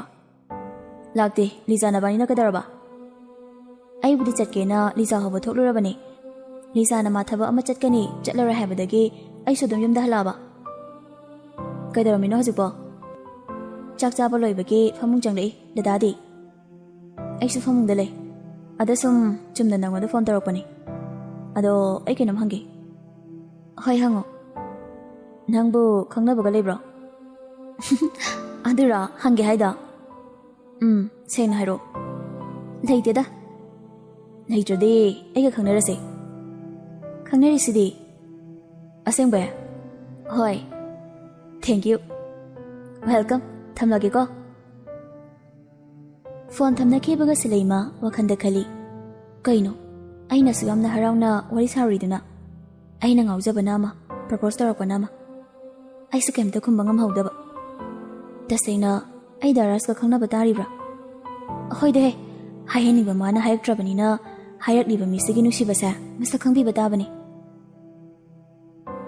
ꯃꯊꯪꯒꯤ ꯅꯨꯃꯤꯠꯅꯤ ꯁꯤꯂꯩꯃ ꯃꯍꯧꯁꯥꯒꯨꯝ ꯁꯅꯥꯊꯣꯏꯕꯨ ꯀꯣꯂꯦꯖ ꯆꯠꯄꯒꯤ ꯍꯧꯕ ꯂꯥꯛꯂꯤ꯫ ꯁꯤꯂꯥꯒ ꯃꯦꯙꯥꯒ ꯆꯪꯗꯅ ꯁꯤꯂꯩꯃꯗ ꯁꯅꯥꯊꯣꯏꯒꯤ ꯋꯥꯔꯤ ꯄꯨꯝꯕ ꯂꯤꯔꯝꯃꯤ꯫ ꯁꯤꯂꯥꯅ ꯑꯗꯨꯅ ꯃꯌꯨꯝꯗ ꯂꯩꯍꯧꯔꯤ꯫ ꯍꯧꯖꯤꯛ ꯃꯥꯒꯤ ꯄꯣꯠꯆꯩꯁꯤꯡꯁꯦ ꯏꯅꯦꯒ ꯑꯩꯒ ꯊꯤꯜꯂꯨꯒꯦ ꯇꯧꯔꯤꯕꯅꯤ꯫ ꯃꯦꯙꯥꯅ ꯌꯦꯡꯉꯣ ꯏꯕꯦꯝꯃ, ꯑꯕꯣꯛ ꯋꯥ ꯍꯥꯏꯒꯦ꯫ ꯅꯃꯥꯟꯅꯕꯤ ꯂꯤꯖꯥꯁꯦ, ꯍꯥꯏꯕꯗꯤ ꯁꯅꯥꯊꯣꯏꯁꯦ ꯃꯔꯥꯏꯕꯛ ꯌꯥꯝꯅ ꯊꯤꯖꯔꯦ ꯍꯥꯏꯕꯁꯦ ꯅꯪꯁꯨ ꯈꯪꯂꯕꯁꯤꯅꯤ꯫ ꯑꯗꯨꯅ ꯅꯪ ꯃꯥꯕꯨ ꯍꯟꯊꯅ ꯈꯟꯕꯤꯒꯅꯨꯀꯣ꯫ ꯌꯥꯔꯤꯃꯇꯤꯛ ꯅꯈꯣꯏ ꯃꯌꯥꯝ ꯆꯪꯗꯅ ꯃꯥꯕꯨ ꯋꯥꯈꯜ ꯅꯨꯡꯉꯥꯏꯅꯕ ꯍꯣꯠꯅꯕꯤꯒꯗꯕꯅꯤ꯫ ꯑꯕꯣꯛ, ꯑꯗꯨꯒꯤꯗꯤ ꯀꯩꯝꯇ ꯈꯟꯒꯅꯨꯋꯣ꯫ ꯑꯩ ꯃꯥꯒꯤ ꯑꯋꯥꯕ ꯂꯣꯏꯅ ꯈꯪꯉꯦ꯫ ꯑꯩ ꯀꯩꯗꯧꯅꯨꯡꯗ ꯃꯥꯕꯨ ꯍꯟꯊꯅ ꯌꯦꯡꯂꯨꯏ꯫ ꯁꯤꯂꯥꯅ ꯐꯔꯦ, ꯑꯗꯨꯗꯤ ꯅꯪꯁꯨ ꯀꯣꯂꯦꯖ ꯆꯠꯂꯨꯔꯅꯨ꯫ ꯉꯁꯤꯗꯤ ꯅꯃꯥꯟꯅꯕꯤꯒꯤ ꯃꯅꯥꯛꯇ ꯆꯠꯂꯨꯔꯁꯤ꯫ ꯍꯣꯏ ꯌꯥꯏꯌꯦ ꯑꯟꯇꯤ꯫ ꯃꯦꯙꯥꯅ ꯑꯩ ꯐꯤꯁꯦ ꯑꯃꯨꯛꯇ ꯁꯤꯟꯗꯣꯔꯛꯀꯦ, ꯄꯣꯠꯆꯩꯁꯤꯡꯗꯣ ꯊꯩꯖꯤꯟꯕ ꯂꯣꯏꯁꯤꯜꯂꯨ꯫ ꯑꯁꯨꯝꯅ ꯁꯤꯂꯩꯃ, ꯃꯦꯙꯥ ꯑꯃꯗꯤ ꯁꯤꯂꯥ ꯍꯧꯅꯗꯅ ꯂꯥꯡꯂꯦꯟꯒꯤ ꯌꯨꯝꯗ ꯂꯥꯛꯂꯤ꯫ ꯂꯥꯡꯂꯦꯟꯒꯤ ꯌꯨꯝꯗꯁꯨ ꯃꯦꯙꯥ ꯑꯃꯗꯤ ꯁꯤꯂꯥ ꯂꯥꯛꯅꯤ ꯍꯥꯏꯕꯗꯨꯗ ꯆꯥꯅꯕ ꯃꯊꯦꯜ ꯂꯨꯀꯣꯏ ꯃꯌꯥꯝ ꯑꯃ ꯂꯥꯡꯂꯤ꯫ ꯉꯥꯏꯍꯥꯛꯀꯤ ꯃꯇꯨꯡ ꯂꯥꯡꯂꯦꯟꯒꯤ ꯌꯨꯝ ꯌꯧꯔꯝꯃꯤ꯫ ꯃꯌꯥꯝ ꯄꯨꯟꯅ ꯃꯌꯥꯏꯒꯤ ꯍꯣꯜꯗꯨꯗ ꯊꯥꯔꯤꯕ ꯁꯣꯐꯥꯗꯨꯗ ꯐꯝꯂꯒ ꯅꯣꯛꯈꯦꯗꯅ ꯋꯥꯔꯤ ꯁꯥꯔꯤ꯫ ꯃꯦꯙꯥꯅ ꯏꯅꯦꯒꯤ ꯏꯕꯦꯝꯃ, ꯑꯋꯥꯕꯒꯤ ꯃꯇꯝ ꯂꯣꯏꯔꯕꯅꯤ꯫ ꯍꯧꯖꯤꯛꯇꯤ ꯅꯨꯡꯉꯥꯏꯊꯣꯛꯅ ꯂꯩꯕ ꯇꯝꯂꯣꯀꯣ꯫ ꯁꯤꯂꯥꯅ ꯁꯅꯥꯊꯣꯏ, ꯃꯕꯣꯛꯅ ꯍꯥꯏꯒꯗꯕꯗꯤꯅꯦ, ꯅꯪꯒꯤ ꯃꯃꯥꯁꯦ ꯄꯤꯛꯄꯗꯒꯤ ꯍꯧꯅ ꯌꯥꯝꯅ ꯋꯥꯅ ꯂꯥꯛꯆꯕꯁꯤꯅ ꯃꯌꯨꯝ ꯄꯥꯟꯗꯅ ꯅꯪ ꯄꯣꯛꯂꯕ ꯃꯇꯨꯡꯗꯒꯤꯅ ꯍꯧꯖꯤꯛ ꯐꯥꯎꯕꯁꯦ ꯋꯥꯔꯒꯇꯅꯤ ꯂꯩꯔꯛꯂꯤꯁꯦ. ꯑꯗꯨꯅ ꯅꯪ ꯅꯃꯥꯕꯨ ꯃꯤꯔꯥꯏꯒꯅꯨ, ꯅꯃꯥꯅ ꯍꯥꯏꯕ ꯏꯜꯂꯨ. ꯁꯤꯂꯩꯃꯅ: ꯑꯁꯦꯡꯕ ꯃꯤꯡꯁꯦ ꯁꯅꯥꯊꯣꯏ ꯀꯧꯕꯅꯤꯅ ꯑꯩꯁꯨ ꯉꯁꯤꯗꯒꯤ ꯁꯅꯥꯊꯣꯏ ꯑꯗꯨꯝ ꯀꯧꯔꯒꯦ. ꯌꯥꯔꯣꯏꯒ ꯍꯥꯏꯔꯛꯇꯧ ꯃꯥꯟꯕ꯭ꯔꯣ? ꯑꯗꯨꯒ ꯅꯤꯕꯦꯝꯃ, ꯍꯧꯈꯤꯕ ꯄꯨꯟꯁꯤꯒꯤ ꯊꯧꯗꯣꯛ ꯈꯔꯗꯨꯅ ꯅꯪ ꯅꯤꯗꯥ ꯇꯧꯔꯒ ꯂꯩꯒꯅꯨ. ꯑꯋꯥꯕ ꯊꯧꯗꯣꯛꯇꯨꯗ ꯁꯤꯡꯅꯔꯒ ꯅꯪ ꯃꯇꯤꯛ ꯆꯥꯕ ꯃꯤ ꯑꯃ ꯑꯣꯏꯗꯕ ꯌꯥꯗꯕꯅꯤ. ꯃꯦꯙꯥꯅ: ꯏꯕꯨꯡꯉꯣꯗꯨꯗꯤ ꯎꯗꯦ, ꯀꯥꯏ ꯂꯩꯈ꯭ꯔꯦ? ꯉꯔꯥꯡ ꯆꯠꯈ꯭ꯔꯦ. ꯍꯣꯔꯦꯟ ꯅꯨꯃꯤꯗꯥꯡ ꯋꯥꯏꯔꯝ ꯇꯥꯃꯣ ꯑꯩꯈꯣꯏꯒ ꯄꯨꯟꯅ ꯏꯕꯦꯝꯃꯕꯨ ꯎꯅꯕ ꯂꯥꯛꯀꯦ ꯍꯥꯏꯔꯛꯏ. ꯏꯕꯨꯡꯉꯣ ꯗꯦꯕꯔꯥꯖꯇꯨꯁꯨ ꯅꯪꯒꯤꯗꯃꯛ ꯃꯇꯝ ꯑꯃꯗ ꯌꯥꯝ ꯋꯥꯖꯈꯤꯕꯅꯤ. ꯋꯥꯔꯤꯗ ꯃꯨꯜꯂꯤꯉꯩ ꯆꯥꯛꯀ ꯀꯥꯎꯊꯣꯛꯂꯨꯔꯦ. ꯆꯥꯛ ꯆꯥꯅꯕ ꯇꯧꯔꯁꯤ. ꯁꯤꯂꯩꯃꯅ: ꯑꯩꯗꯤ ꯆꯥꯔꯣꯏꯒꯦ ꯃꯃꯥ. ꯍꯩ, ꯌꯥꯗꯦ. ꯉꯁꯤꯒꯤ ꯑꯁꯨꯛ ꯅꯨꯡꯉꯥꯏꯕ ꯅꯨꯃꯤꯠꯁꯤꯗ ꯀꯔꯤꯒꯤ ꯆꯥꯗꯕ? ꯂꯥꯛꯑꯣ, ꯈꯔ ꯆꯥꯃꯤꯟꯅꯔꯁꯤ.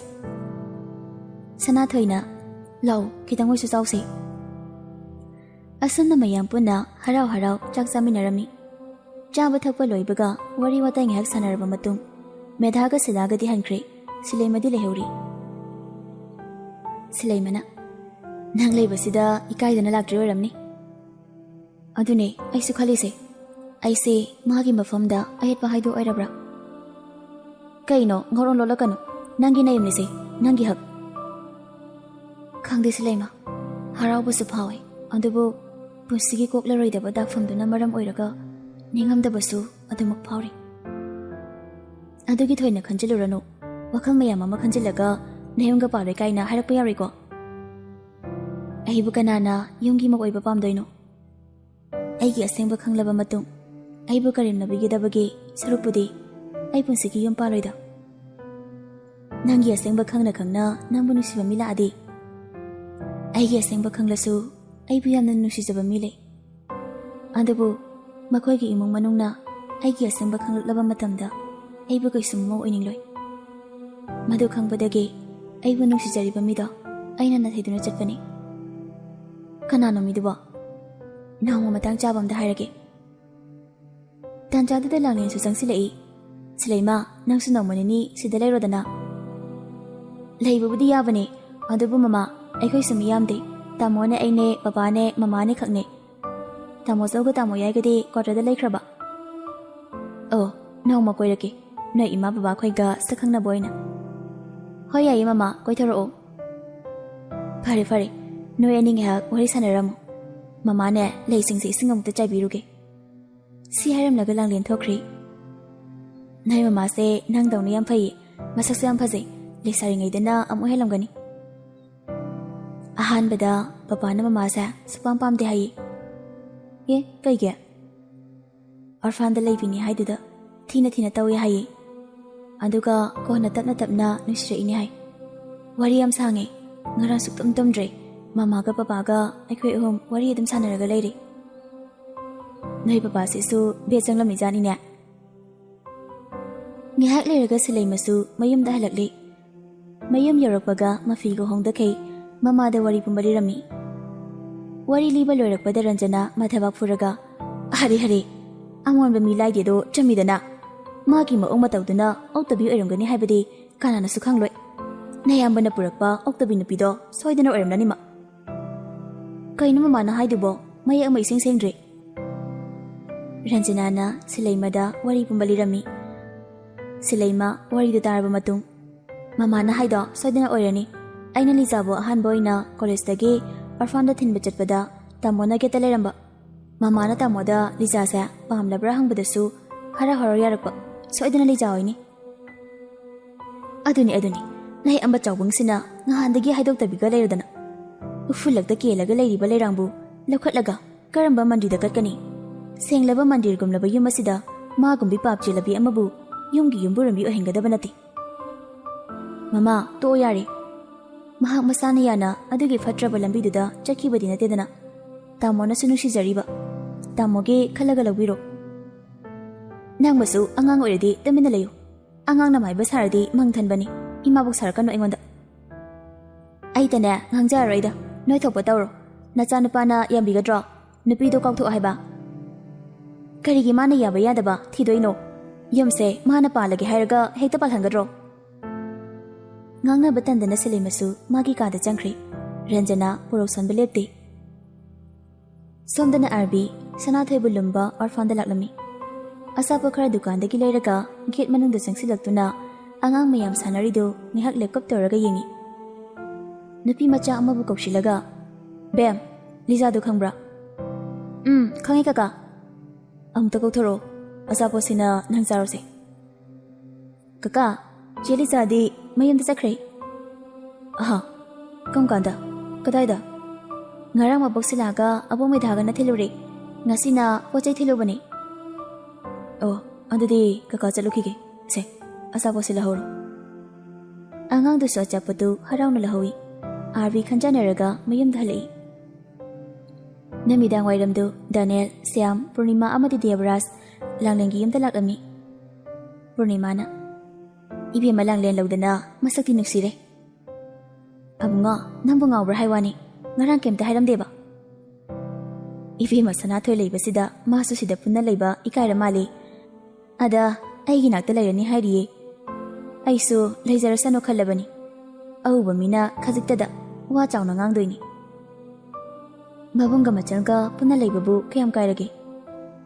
ꯁ꯭ꯌꯥꯝꯅ, "ꯏꯕꯦꯝꯃꯅꯗꯤ ꯑꯗꯨ ꯍꯥꯏꯔꯤꯕ. ꯑꯩꯈꯣꯏ ꯅꯈꯣꯏꯁꯨ ꯏꯐ ꯐꯅ ꯑꯗꯨꯃꯛ ꯈꯟꯅꯒꯅꯤ. ꯑꯗꯨꯕꯨ ꯌꯨꯝꯅꯥꯛ ꯁꯥꯒꯩ ꯇꯣꯉꯥꯟ ꯇꯣꯉꯥꯟꯕꯅꯤꯅ ꯃꯕꯨꯡ ꯃꯆꯜ ꯁꯛꯄ ꯌꯥꯔꯣꯏ." ꯖꯦꯝꯁꯅ, "ꯀꯀꯥ ꯈꯣꯏꯅ ꯍꯥꯏꯁꯦ ꯌꯥꯝ ꯆꯨꯝꯃꯤ. ꯈꯪꯗ꯭ꯔꯦꯗ, ꯍꯧꯖꯤꯛ ꯃꯇꯝꯁꯦ ꯑꯐꯕ ꯃꯤꯕꯨ ꯊꯣꯏꯅ ꯂꯩꯇ꯭ꯔꯦ.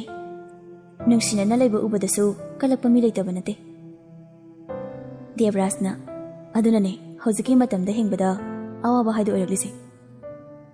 ꯄꯨꯔꯅꯤꯃꯥꯅ, "ꯅꯣꯏ ꯃꯈꯩ ꯋꯥꯈꯜ ꯍꯟꯊꯅ ꯈꯟꯒꯅꯨꯀꯣ. ꯏꯃꯨꯡ ꯑꯅꯤꯁꯦ ꯃꯔꯤ ꯇꯠꯅꯕ ꯌꯥꯕ ꯅꯠꯇꯦ. ꯑꯗꯨꯅ ꯏꯃꯥꯗꯤ ꯋꯥꯈꯜ ꯌꯥꯝ ꯈꯜꯂꯤꯀꯣ."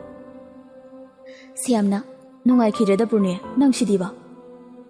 ꯄꯨꯔꯅꯤꯃꯥ ꯇꯨꯃꯤꯟꯅ ꯂꯩꯈꯤ꯫ ꯆꯠꯂꯝꯗꯥꯏꯒꯤ ꯗꯥꯅꯦꯜ ꯃꯐꯤ ꯃꯔꯣꯜꯗꯨ ꯄꯦꯛ ꯇꯧꯁꯤꯜꯂꯤ꯫ ꯃꯃꯤꯠꯇꯒꯤ ꯃꯄꯤꯗꯨ ꯁꯤꯟꯊꯩ꯫ ꯂꯥꯏꯑꯣꯏꯈ꯭ꯔꯕꯤ, ꯃꯁꯛ ꯐꯥꯎꯕ ꯈꯪꯍꯧꯗ꯭ꯔꯕꯤ ꯃꯃꯥꯕꯨꯁꯨ ꯃꯤꯠꯈꯨꯗꯨꯗ ꯅꯤꯡꯁꯤꯡꯂꯛꯏ꯫ ꯗꯥꯅꯦꯜ ꯄꯣꯠꯆꯩꯁꯤꯡꯗꯨ ꯄꯨꯊꯣꯔꯛꯂꯒ ꯃꯄꯥꯟꯗ ꯊꯣꯔꯛꯂꯤ꯫ "ꯏꯆꯥ ꯑꯃꯅ ꯏꯅꯥꯛꯇ ꯂꯩꯔꯕꯁꯨ, ꯏꯆꯥ ꯑꯃꯅ ꯏꯅꯥꯛꯇꯒꯤ ꯂꯥꯞꯅ ꯇꯥꯝꯅ ꯂꯩꯈ꯭ꯔꯅꯤ ꯈꯟꯕꯗ ꯃꯃꯥ ꯑꯣꯏꯕꯤ ꯑꯩꯒꯤ ꯊꯃꯣꯏꯁꯦ ꯄꯨꯕ ꯉꯝꯗ꯭ꯔꯦ. ꯑꯩ ꯏꯃꯥꯒꯤ ꯅꯥꯛꯇ ꯇꯣꯏꯅ ꯂꯥꯛꯀꯅꯤꯌꯦ.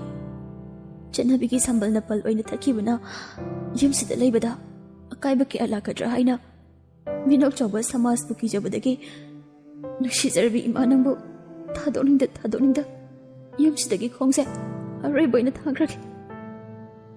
ꯄꯨꯔꯅꯤꯃꯥꯁꯨ ꯀꯞꯄꯤ꯫ "ꯏꯁꯨ ꯊꯣꯏꯕ, ꯅꯨꯄꯥ ꯃꯥꯟꯗꯕ ꯇꯧꯒꯅꯨ. ꯏꯔꯥꯡ ꯂꯥꯡꯅ ꯂꯩꯖꯕ ꯑꯩꯒꯤ ꯏꯁꯨꯅ ꯀꯞꯄ ꯄꯛꯆꯗꯦ. ꯑꯕꯨꯡꯉꯣ, ꯌꯨꯝꯁꯤꯒ ꯅꯪꯒ ꯉꯥꯔꯤ ꯀꯩꯗꯧꯅꯨꯡꯗ ꯇꯠꯅꯕ ꯌꯥꯔꯣꯏꯌꯦ. ꯇꯥꯃꯣ ꯗꯦꯕꯔꯥꯖꯅ ꯅꯪꯕꯨ ꯄꯣꯛꯆꯔꯕꯁꯨ ꯅꯪꯕꯨ ꯆꯥꯎꯅꯕ ꯌꯣꯛꯂꯛꯄꯗꯤ ꯑꯩꯅꯅꯦ. ꯃꯃꯥ ꯑꯃꯗꯤ ꯃꯆꯥꯒꯤ ꯃꯔꯤꯗꯤ ꯀꯅꯥꯅꯁꯨ ꯊꯥꯗꯠꯄ ꯉꯝꯂꯣꯏ. ꯏꯃꯥꯅ ꯑꯩꯕꯨ ꯅꯆꯥꯃꯛꯅꯦ ꯈꯟꯅ ꯉꯁꯤ ꯐꯥꯎꯗ ꯂꯨꯅ ꯇꯧꯕꯤꯕ, ꯑꯩꯕꯨ ꯀꯔꯥꯏꯗ ꯀꯔꯤ ꯁꯣꯏꯈꯤꯒꯗꯒꯦ ꯍꯥꯏꯅ ꯁꯦꯟꯅꯕꯤꯕ, ꯑꯩꯕꯨ ꯊꯃꯣꯏ ꯁꯦꯡꯅ ꯅꯨꯡꯁꯤꯕꯤꯕ, ꯁꯤꯃꯨꯛ ꯅꯆꯥꯒꯤ ꯊꯃꯣꯏꯅ ꯄꯦꯟꯕ ꯂꯩꯇꯤꯌꯦ." ꯗꯦꯕꯔꯥꯖꯅ, "ꯑꯁꯤ ꯑꯅꯥ ꯌꯥꯎꯔꯕ ꯍꯥꯏꯅ ꯃꯤꯅ ꯑꯃꯨꯛ ꯈꯜꯂꯅꯤ. ꯂꯥꯛꯑꯣꯅꯦ, ꯆꯠꯂꯁꯤꯅꯦ ꯅꯣꯏꯕꯣ, ꯊꯦꯡꯉꯦ. ꯄꯨꯟꯁꯤꯒꯤ ꯀꯥꯟꯅꯗꯧꯁꯨ ꯅꯠꯇꯕꯁꯤꯕꯣ. ꯇꯣꯏꯅ ꯂꯥꯛꯑꯒ ꯂꯣꯏꯔꯦ. ꯑꯩꯈꯣꯏꯒ ꯄꯨꯟꯗ꯭ꯔꯁꯨ ꯅꯊꯟꯇ ꯑꯗꯨꯝ ꯆꯠꯈꯤꯕ꯭ꯔꯥ ꯈꯪꯕ ꯅꯠꯇꯦ." ꯑꯁꯨꯝꯅ ꯆꯠꯅꯤꯡꯗ ꯗꯥꯅꯦꯜ ꯃꯌꯨꯝꯗ ꯆꯠꯈꯤ꯫ ꯁꯅꯥꯊꯣꯏꯁꯨ ꯅꯨꯡꯉꯥꯏꯍꯧꯗꯦ꯫ ꯂꯥꯡꯂꯦꯟꯗꯤ ꯀꯞꯐꯧꯔꯤ꯫ ꯃꯄꯨꯔꯣꯏꯕ ꯖꯦꯝꯁꯅ ꯊꯦꯝꯖꯤꯟꯖꯍꯧꯔꯤ꯫ ꯑꯥꯔꯕꯤ ꯃꯌꯨꯝꯗ ꯃꯊꯥ ꯁꯥꯅ ꯍꯟꯖꯤꯜꯂꯛꯏ꯫ ꯃꯆꯥꯅꯨꯄꯥ ꯍꯜꯂꯛꯄꯒ ꯃꯃꯥ ꯏꯕꯦꯝꯃ ꯔꯟꯖꯅꯥ ꯁꯞꯇ꯭ꯔ ꯇꯧꯔꯛꯏ꯫ "ꯑꯩꯅ ꯌꯥꯗꯦ ꯈꯪꯅ ꯅꯨꯄꯤꯗꯣ ꯀꯥꯎꯊꯣꯛꯄ ꯇꯝꯃꯨꯀꯣ ꯏꯃꯥꯒꯤ ꯏꯕꯨꯡꯉꯣꯅ. ꯅꯆꯜ ꯅꯨꯄꯤꯅ ꯇꯝꯗꯅ ꯃꯥꯒꯤ ꯑꯁꯦꯡꯕ ꯄꯨꯝꯅꯃꯛ ꯏꯃꯥꯅ ꯂꯣꯏꯅ ꯈꯪꯂꯕꯅꯤ. ꯅꯪꯅ ꯄꯥꯝꯕ ꯅꯨꯄꯤ ꯑꯣꯛꯇꯕꯤꯗꯨꯅꯤ ꯍꯥꯏꯕꯗꯤ ꯅꯪ ꯍꯥꯟꯅ ꯍꯥꯏꯕ ꯌꯥꯗ꯭ꯔꯣ? ꯏꯃꯥꯗꯤ ꯑꯄꯪꯕꯤꯅꯤ, ꯀꯩꯝꯇ ꯑꯁꯦꯡꯕ ꯈꯪꯂꯣꯏ. ꯏꯃꯥꯅ ꯄꯥꯝꯈ꯭ꯔꯕꯅꯤ ꯀꯥꯏꯅ ꯋꯥꯈꯜ ꯁꯥꯒꯠꯂꯒ ꯍꯔꯥꯎꯖꯔꯨꯔꯤꯅꯦꯕ." ꯃꯃꯥꯅ ꯉꯥꯡꯂꯤꯕꯁꯤꯡꯗꯨ ꯑꯥꯔꯕꯤ ꯚꯥꯞꯇꯤ ꯇꯥꯔꯝꯃꯤ, ꯑꯗꯨꯕꯨ ꯋꯥꯍꯩ ꯑꯃꯠꯇꯗꯤ ꯈꯨꯝꯂꯝꯗꯦ꯫ ꯃꯆꯟꯅꯨꯄꯤ ꯁꯂꯦꯃꯁꯨ ꯃꯃꯥꯅ ꯂꯥꯎꯕꯗꯨ ꯇꯥꯕꯗꯒꯤ ꯃꯄꯥꯟꯗ ꯆꯦꯟꯊꯣꯔꯛꯏ꯫ ꯃꯕꯨꯡꯅ ꯅꯤꯡꯉꯝ ꯂꯩꯉꯝꯗꯅ ꯂꯦꯞꯂꯝꯕꯗꯨ ꯎꯕꯗ ꯁꯂꯦꯃꯒꯤ ꯊꯃꯣꯏꯅ ꯅꯨꯡꯉꯥꯏꯖꯗꯦ꯫ "ꯃꯃꯥ, ꯌꯥꯔꯦ, ꯉꯁꯥꯏꯗꯩ ꯉꯥꯡꯕꯗꯣ ꯁꯨꯡꯂꯦꯞ ꯂꯦꯞꯇ꯭ꯔꯤꯗꯣ ꯃꯃꯥꯕꯨ ꯀ꯭ꯔꯦꯛ ꯆꯨꯔꯕꯣ?" ꯌꯨꯝꯂꯣꯟꯅꯕꯁꯤꯡꯁꯤꯅ ꯇꯥꯔꯒ ꯐꯖꯅ ꯉꯥꯡꯅꯔꯣꯏ. ꯅꯪ ꯋꯥ ꯉꯥꯡꯂꯛꯀꯅꯨ. ꯑꯗꯨꯒ ꯑꯧꯇꯕꯤ ꯅꯨꯄꯤꯗꯨꯒ ꯅꯪꯒꯁꯨ ꯇꯤꯟꯅꯕ ꯌꯥꯔꯣꯏ. ꯏꯃꯨꯡꯁꯤꯗ ꯃꯥꯒꯤ ꯃꯃꯤ ꯐꯥꯎꯕ ꯇꯥꯍꯟꯅꯤꯡꯗꯦ. ꯑꯥꯔꯕꯤ ꯃꯃꯥꯒꯤ ꯋꯥꯉꯥꯡ ꯁꯉꯥꯡꯗꯨꯗ ꯃꯄꯤ ꯏꯔꯥꯆꯦꯅ ꯃꯃꯥꯕꯨ ꯋꯥꯔꯧꯅ ꯌꯦꯡꯂꯝꯂꯒ ꯏꯃꯨꯡꯗ ꯆꯪꯈꯤ. ꯁꯤꯂꯩꯃ ꯅꯨꯡꯉꯥꯏꯇꯅ ꯃꯕꯨꯡꯒꯤ ꯃꯇꯨꯡ ꯏꯟꯅꯔꯛꯂꯤ. ꯑꯥꯔꯕꯤꯒꯤ ꯀꯥꯗꯅꯤ. ꯇꯥꯃꯣ, ꯕꯦꯃꯥ, ꯂꯤꯖꯥ ꯀꯗꯥꯏ ꯆꯠꯈ꯭ꯔꯒꯦ? ꯂꯤꯖꯥ ꯍꯥꯏꯅꯨꯋꯣ ꯇꯥꯃꯣ. ꯃꯥꯒꯤ ꯃꯤꯡ ꯑꯁꯦꯡꯕꯗꯤ ꯁꯅꯥꯊꯣꯏꯅꯤ. ꯃꯍꯥꯛ ꯅꯥꯀꯜ ꯑꯃꯔꯣꯝꯗ ꯂꯥꯏꯕꯛ ꯊꯤꯕꯤ ꯑꯣꯏꯔꯕꯁꯨ ꯅꯥꯀꯜ ꯑꯃꯗ ꯃꯥꯃꯨ ꯂꯥꯏꯕꯛ ꯐꯕꯤ ꯂꯩꯇꯦ. ꯃꯃꯥ ꯃꯄꯥꯗ ꯃꯃꯤꯡ ꯂꯩꯕ ꯃꯤꯁꯛꯅꯤ. ꯃꯃꯥ ꯃꯄꯥꯒꯤ ꯈꯨꯌꯥꯈꯥꯗ ꯃꯥ ꯅꯨꯡꯉꯥꯏꯅ ꯂꯩꯍꯧꯔꯤ. ꯕꯦꯃꯥ, ꯑꯩꯕꯨꯁꯨ ꯈꯪꯍꯜꯂꯨ. ꯋꯥꯔꯤꯗꯣ ꯃꯌꯦꯛ ꯁꯦꯡꯅ ꯂꯤꯌꯨ. ꯁꯤꯂꯩꯃꯅ ꯑꯥꯔꯕꯤꯗ ꯋꯥꯔꯤ ꯄꯨꯝꯕ ꯂꯤꯔꯝꯃꯤ. ꯋꯥꯔꯤ ꯂꯣꯏꯔꯛꯄꯗ ꯑꯥꯔꯕꯤ ꯃꯈꯣꯜ ꯊꯣꯛꯅ ꯀꯞꯄꯤ. ꯃꯕꯨꯡꯒꯤ ꯃꯇꯧꯗꯨ ꯁꯤꯂꯩꯃꯁꯨ ꯌꯦꯡꯕ ꯉꯝꯖꯗꯦ. ꯇꯥꯃꯣ, ꯅꯨꯄꯥ ꯅꯠꯇꯕꯒꯨꯝ ꯑꯗꯨꯃꯥꯏꯅ ꯇꯧꯅꯨ. ꯄꯨꯟꯁꯤꯒꯤ ꯀꯣꯛꯂꯔꯣꯏꯗꯕ ꯆꯩꯅꯥ ꯃꯌꯥꯝꯗꯨꯅ ꯃꯔꯝ ꯑꯣꯏꯔꯒ ꯁꯅꯥꯊꯣꯏꯅ ꯇꯥꯃꯣꯕꯨ ꯏꯒꯅꯣꯔ ꯇꯧꯕꯅꯤ. ꯅꯥꯀꯜ ꯑꯃꯔꯣꯝꯗ ꯀꯅꯥꯅꯁꯨ ꯃꯥꯕꯨ ꯌꯨꯝꯒꯤ ꯃꯧ ꯑꯣꯏꯅ ꯂꯧꯁꯤꯟꯕꯤꯔꯣꯏ ꯍꯥꯏꯅ ꯈꯟꯖꯕꯒꯤꯅꯤ. ꯃꯃꯥꯒꯤ ꯊꯃꯣꯏꯅ ꯑꯣꯜꯂꯕꯗꯤ ꯄꯨꯝꯅꯃꯛ ꯏꯐꯗ ꯐꯅꯒꯗꯕꯅꯤ. ꯑꯗꯨꯕꯨ ꯃꯃꯥꯒꯤ ꯅꯨꯡꯃꯨꯛ ꯀꯟꯈ꯭ꯔꯕ ꯊꯃꯣꯏꯁꯤꯅ ꯁꯅꯥꯊꯣꯏꯕꯨ ꯑꯦꯛꯁꯦꯞ ꯇꯧꯕꯤꯒꯅꯤ ꯍꯥꯏꯕꯗꯤ ꯑꯩ ꯊꯥꯖꯕ ꯉꯝꯗꯦ. ꯕꯦꯃꯥ, ꯇꯥꯃꯣ ꯃꯥꯕꯨ ꯌꯥꯝꯅ ꯅꯨꯡꯁꯤ. ꯃꯥꯒꯤꯗꯃꯛ ꯑꯩꯅ ꯇꯧꯕ ꯉꯝꯂꯣꯏꯗꯕ ꯑꯃꯠꯇ ꯂꯩꯇꯦ. ꯄꯨꯝꯅꯃꯛꯀ ꯑꯩ ꯊꯦꯡꯅꯕ ꯉꯝꯒꯅꯤ. ꯃꯥꯅ ꯑꯩꯒꯤꯗꯃꯛ ꯂꯦꯞꯄꯤꯔꯗꯤ. ꯋꯥꯔꯛꯆꯕ ꯉꯝꯗ꯭ꯔꯕ ꯊꯃꯣꯏꯁꯤꯅ ꯃꯥꯕꯨ ꯅꯨꯡꯁꯤꯔꯨꯕꯒꯤ ꯏꯔꯥꯜ ꯑꯣꯏꯒꯗ꯭ꯔꯥ? ꯏꯀꯥꯏꯕꯕꯨ ꯇꯨꯡꯑꯣꯏꯅꯔꯝꯂꯒ ꯏꯆꯤꯜꯁꯤꯅ ꯃꯐꯝꯗ ꯀꯌꯥꯔꯛ ꯍꯥꯏꯖꯈꯤ ꯅꯨꯡꯁꯤ ꯍꯥꯏꯅ. ꯑꯗꯨꯕꯨ ꯃꯍꯥꯛꯀꯤ ꯄꯥꯎꯈꯨꯝꯗꯤ ꯑꯑꯣꯟꯕ ꯂꯩꯇꯦ. ꯁꯤꯂꯩꯃ ꯅꯤꯡꯉꯝꯗꯅ, ꯇꯥꯃꯣ. ꯃꯊꯪꯒꯤ ꯑꯌꯨꯛꯅꯤ. ꯃꯃꯥ, ꯀꯀꯥ. ꯂꯥꯡꯂꯦꯟ ꯏꯃꯨꯡꯗꯒꯤ ꯀꯅꯥꯅꯣ ꯍꯥꯏꯅ ꯊꯣꯔꯛꯂꯤ. ꯁꯨꯃꯥꯡꯗ ꯂꯦꯞꯂꯤꯕ ꯃꯤꯁꯛꯇꯨ ꯎꯕꯗ ꯍꯔꯥꯎꯅ, ꯃꯃꯥꯒꯤ ꯊꯣꯏꯕ, ꯏꯆꯥ ꯂꯥꯛꯑꯦꯗꯅ, ꯁꯤ ꯍꯥꯏꯔꯒ ꯁꯨꯃꯥꯡꯗ ꯀꯨꯝꯊꯔꯛꯂꯤ. ꯂꯥꯡꯂꯦꯟꯅ, ꯏꯆꯦꯅꯕꯨ ꯌꯥꯕ꯭ꯔꯣ ꯁꯤꯗ ꯅꯪ ꯂꯥꯛꯏꯁꯤꯕꯣ? ꯀꯩꯝꯇ ꯍꯥꯏꯍꯧꯗꯦ. ꯀꯀꯥ ꯉꯔꯥꯡ ꯐꯣꯟ ꯇꯧꯔꯛꯑꯦ. ꯑꯩꯈꯣꯏ ꯁꯅꯥꯊꯣꯏꯗꯣ ꯐꯪꯂꯦꯅ. ꯑꯗꯨꯒꯤ ꯍꯔꯥꯎꯃꯟꯈꯤꯗꯅ ꯂꯥꯛꯏꯅꯤ. ꯆꯪꯕꯅ ꯀꯔꯝ ꯀꯥꯟꯗ ꯆꯪꯗꯣꯏꯕ? ꯊꯥ ꯑꯃꯃꯨꯛꯇꯤ ꯏꯗꯣꯝꯆꯥꯅ ꯂꯩꯈꯣ ꯍꯥꯏꯌꯦ. ꯅꯪꯕꯨ ꯏꯆꯦꯗ ꯏꯗꯣꯝꯆꯥ ꯑꯗꯨꯝ ꯀꯧꯔꯕꯣ? ꯑꯗꯨꯝ ꯍꯩꯅꯈ꯭ꯔꯦꯗ, ꯊꯥꯏꯅꯗꯒꯤ ꯀꯧꯔꯛꯄꯅꯤꯅ. ꯑꯉꯥꯎꯕꯁꯤꯗꯤ. ꯏꯕꯦꯝꯃ, ꯁꯅꯥꯊꯣꯏ, ꯀꯅꯥꯅꯣ ꯂꯥꯛꯏꯁꯦ? ꯎꯅꯍꯧꯔ ꯂꯥꯛꯑꯣꯅꯦ. ꯁꯅꯥꯊꯣꯏ ꯃꯃꯥꯅ ꯀꯧꯕꯗꯨ ꯇꯥꯔꯗꯨꯅ ꯃꯄꯥꯟꯗ ꯄꯔꯕ ꯆꯦꯟꯊꯣꯔꯛꯏ. ꯃꯁꯛ ꯈꯪꯗꯕꯅꯤꯅ ꯁꯅꯥꯊꯣꯏ ꯏꯉꯛꯉꯛꯏ. ꯃꯃꯥ ꯏꯕꯦꯝꯃ ꯂꯥꯡꯂꯦꯟꯅ ꯃꯁꯛ ꯈꯪꯅꯍꯜꯂꯤ. ꯃꯁꯤꯅꯤ ꯌꯨꯝꯒꯤ ꯑꯍꯜ ꯂꯃꯟꯅ ꯐꯠꯇꯕꯗꯒꯤ ꯄꯨꯟꯅ ꯅꯨꯡꯁꯤꯅꯅ ꯂꯩꯔꯝꯕꯗꯣ ꯇꯣꯈꯥꯏ ꯍꯦꯛ ꯇꯥꯔꯦ. ꯅꯆꯤꯟ ꯅꯅꯥꯎ ꯐꯥꯎꯕ ꯃꯁꯛ ꯈꯪꯅꯗ꯭ꯔꯕꯅꯦꯕ. ꯇꯥꯃꯣ, ꯑꯩ ꯆꯥꯛ ꯄꯨꯔꯛꯀꯦ, ꯉꯥꯏꯍꯥꯛ ꯐꯝꯂꯝꯃꯣ. ꯌꯥꯔꯅꯤ, ꯑꯩ ꯊꯕꯛꯇ ꯉꯥꯏꯔꯤ. ꯊꯣꯏꯕ, ꯆꯥꯛ ꯆꯥꯔꯒ ꯍꯟꯈ꯭ꯔꯣ. ꯃꯥ, ꯑꯩ ꯅꯣꯡꯃ ꯐꯖꯅ ꯂꯥꯛꯑꯒꯦ. ꯉꯁꯤꯒꯤꯗꯤ ꯆꯠꯂꯒꯦ. ꯏꯗꯣꯝꯆꯥꯗꯣ ꯃꯩ ꯍꯧꯔꯝꯂꯅꯤ. ꯔꯣꯍꯟꯁꯨ ꯆꯠꯈ꯭ꯔꯦ. ꯁꯅꯥꯊꯣꯏ ꯃꯃꯥꯗ ꯑꯣꯟꯁꯤꯟꯗꯨꯅ ꯋꯥꯔꯤ ꯁꯥꯍꯧꯏ. ꯏꯃꯥ, ꯑꯩ ꯉꯁꯤꯗꯩ ꯀꯣꯂꯦꯖ ꯆꯠꯂꯒꯦ. ꯑꯍꯣꯏ, ꯆꯠꯂꯣ. ꯅꯊꯟꯗꯗꯤ ꯊꯥꯗꯣꯛꯅꯤꯡꯗꯦ. ꯑꯕꯨꯡꯉꯣꯒ ꯆꯠꯃꯤꯟꯅꯔꯣ. ꯑꯩ ꯑꯕꯨꯡꯉꯣ ꯀꯧꯒꯦ. ꯌꯥꯕꯨ ꯌꯥꯔꯛꯀꯗ꯭ꯔꯥ? ꯁꯤꯂꯩꯃꯅꯗꯤ ꯃꯥꯒ ꯆꯠꯃꯤꯟꯅꯁꯦ ꯍꯥꯏꯔꯝꯕꯅꯤ. ꯌꯥꯅꯤꯗ, ꯑꯩ ꯍꯥꯏꯒꯦ. ꯁꯤꯂꯩꯃ ꯂꯥꯛꯂꯒꯅ ꯁꯤꯂꯩꯃꯒ ꯍꯦꯛ ꯆꯠꯃꯤꯟꯅꯧ. ꯂꯥꯡꯂꯦꯟꯅ ꯐꯣꯟ ꯇꯧꯗꯨꯅ ꯗꯥꯅꯤꯌꯦꯜꯗ ꯍꯥꯏꯈ꯭ꯔꯦ. ꯗꯥꯅꯤꯌꯦꯜꯗꯤ ꯁꯅꯥꯊꯣꯏꯒ ꯆꯠꯃꯤꯟꯅꯔꯅꯤ ꯈꯜꯂꯒ ꯑꯃꯨꯛꯇꯣꯏꯕ ꯍꯔꯥꯎꯖꯔꯤ. ꯁꯤꯂꯩꯃꯁꯨ ꯃꯃꯥ ꯏꯕꯦꯝꯃ ꯔꯟꯖꯅꯥꯅ ꯗ꯭ꯔꯥꯏꯚꯔꯒ ꯇꯧꯔꯒ ꯀꯣꯂꯦꯖꯇ ꯊꯤꯜꯍꯜꯂꯝꯃꯤ. ꯗꯥꯅꯤꯌꯦꯜꯒꯤ ꯕꯥꯏꯛ ꯃꯅꯤꯡꯗ ꯁꯅꯥꯊꯣꯏꯅ ꯇꯣꯡꯂꯒ ꯂꯥꯛꯂꯤ. ꯀꯣꯂꯦꯖꯀꯤ ꯁꯥꯇ꯭ꯔ ꯁꯥꯇ꯭ꯔꯤ ꯄꯨꯝꯅꯃꯛ ꯃꯨꯟꯅ ꯌꯦꯡꯅꯍꯧꯏ. ꯁꯤꯂꯩꯃꯒ ꯔꯥꯖꯀꯁꯨ ꯋꯥꯔꯤ ꯁꯥꯔꯒ ꯂꯦꯞꯂꯝꯕꯅꯤ. ꯑꯅꯤꯗꯨꯅ ꯌꯥꯝꯅ ꯀ꯭ꯂꯣꯁ ꯑꯣꯏꯅ ꯂꯥꯛꯄꯗꯨ ꯎꯕꯗ ꯏꯉꯛꯉꯛꯏ. ꯔꯥꯖꯅ, ꯀꯩꯅꯣ ꯑꯅꯤꯁꯤꯁꯨ ꯀꯣꯏꯅꯔꯖꯥꯠꯂꯣ? ꯀꯣꯏꯅꯔꯝꯂꯣꯏꯍꯦ, ꯆꯨꯝꯅ ꯂꯥꯛꯃꯤꯟꯅꯕ ꯑꯣꯏꯔꯝꯅꯤ. ꯀꯩ ꯍꯥꯏꯕ? ꯂꯤꯖꯥꯒꯤ ꯃꯃꯤꯡ ꯅꯪꯅ ꯍꯥꯏꯕꯗꯣ? ꯁꯅꯥꯊꯣꯏ ꯍꯥꯏꯕꯅꯤ. ꯀꯩꯗꯧꯔꯒꯦ? ꯀꯥꯎꯈ꯭ꯔꯕ, ꯑꯗꯨꯗ ꯍꯪꯕꯅꯤ. ꯑꯩꯈꯣꯏ ꯚꯥꯏꯅ ꯅꯃꯥꯟꯅꯕꯤꯁꯦ ꯌꯥꯝ ꯅꯨꯡꯁꯤꯕꯅꯤ. ꯗꯥꯗꯥꯅꯦꯅꯔꯣ ꯍꯥꯏꯁꯦ? ꯍꯣꯏ ꯃꯥꯅꯦ. ꯅꯣꯏ ꯑꯅꯤꯕꯨ ꯑꯍꯥꯟꯕ ꯎꯕ ꯃꯤꯀꯨꯞꯇ ꯃꯥꯅ ꯁꯅꯥꯊꯣꯏꯗ, ꯑꯩꯅ ꯅꯉꯣꯟꯗ ꯉꯥꯎꯔꯤꯅꯤ. ꯋꯥꯔꯤ ꯅꯨꯡꯉꯥꯏꯔꯤꯉꯩꯗꯨꯗ ꯁꯅꯥꯊꯣꯏꯒ ꯗꯥꯅꯤꯌꯦꯜꯒ ꯆꯪꯁꯤꯜꯂꯛꯏ. ꯋꯥꯔꯤ ꯌꯥꯝ ꯅꯨꯡꯉꯥꯏꯔꯝꯃꯤꯗ. ꯅꯣꯏ ꯑꯅꯤ ꯄꯥꯎꯁꯨ ꯖꯥꯠ ꯌꯥꯝ ꯇꯥꯏ. Daniela kai pauno ai dem ta dena maong wan da bani sa lap lap oi hai ne single lei ba nungai ta ba male e noi ani su adai di aina sautana kapal thok on thoni wathi di ba pele exam koi drabani na like di khara pa da yari torise ai di like ka tam ning dra da khara heu basina oza macha ma oisilaga yari noi baba na MLA oi ngai thaba ma follow ro adu kai bani long la sai ra ore noi sidi yom pan be wakhan ta khalabo noi ni ba khale lao class sang si ekoi su sang la lao ras ka Daniel ka chat kre sileima sna the don jilaga wari sa ba hori sna the nangbu manipur sida purakhi ba misak to kanano seng hayo sana thoi ithak thakali kai gino nana do hangi duna aingonda kari gi walo libano tamona haibudagi ai loina khanglabani tamona nangbu thamoi sena nusi jabani nana tamo gi nusi babu masa khangbi driba kari ginu senglaba nakhoi gi mau aibada aide matik chandabini nakhoi tamoda aigi wakal thadu ayo adumna haigano sana thoi hauziki matamda asengba nusiba thibasa yamna wabani khangamdraba chaina kaya ga loinina tamona nangi punsidagi lapkhrabadi nang kai darunda nungai bangam loi nusiba ai kemta khangdi islaima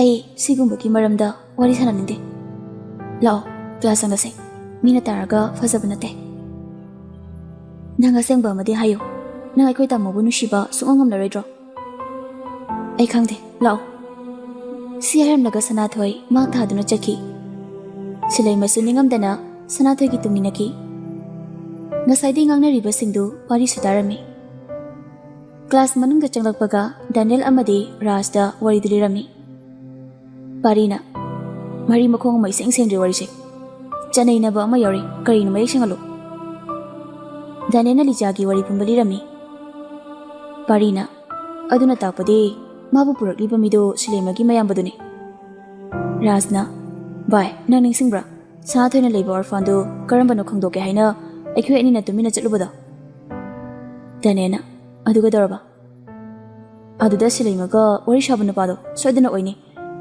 sileima chakibaga sana thoiga amu wari shanabadu soidana oido male noma amana pakda sana thoiga hamba thengna banamita sana thoiga lakmina banpada orphan gi gate manakta urakhibadune mane ado sileimagi mabung waira mana sana thoibu nusiba sana thoina di yadaba aina mabu nusiba sidi oithokhigadra parina hera nupa amachana tagu wakhal ison sonda bhaunade pambu pamlaba nungbu nusirde fargo shulawro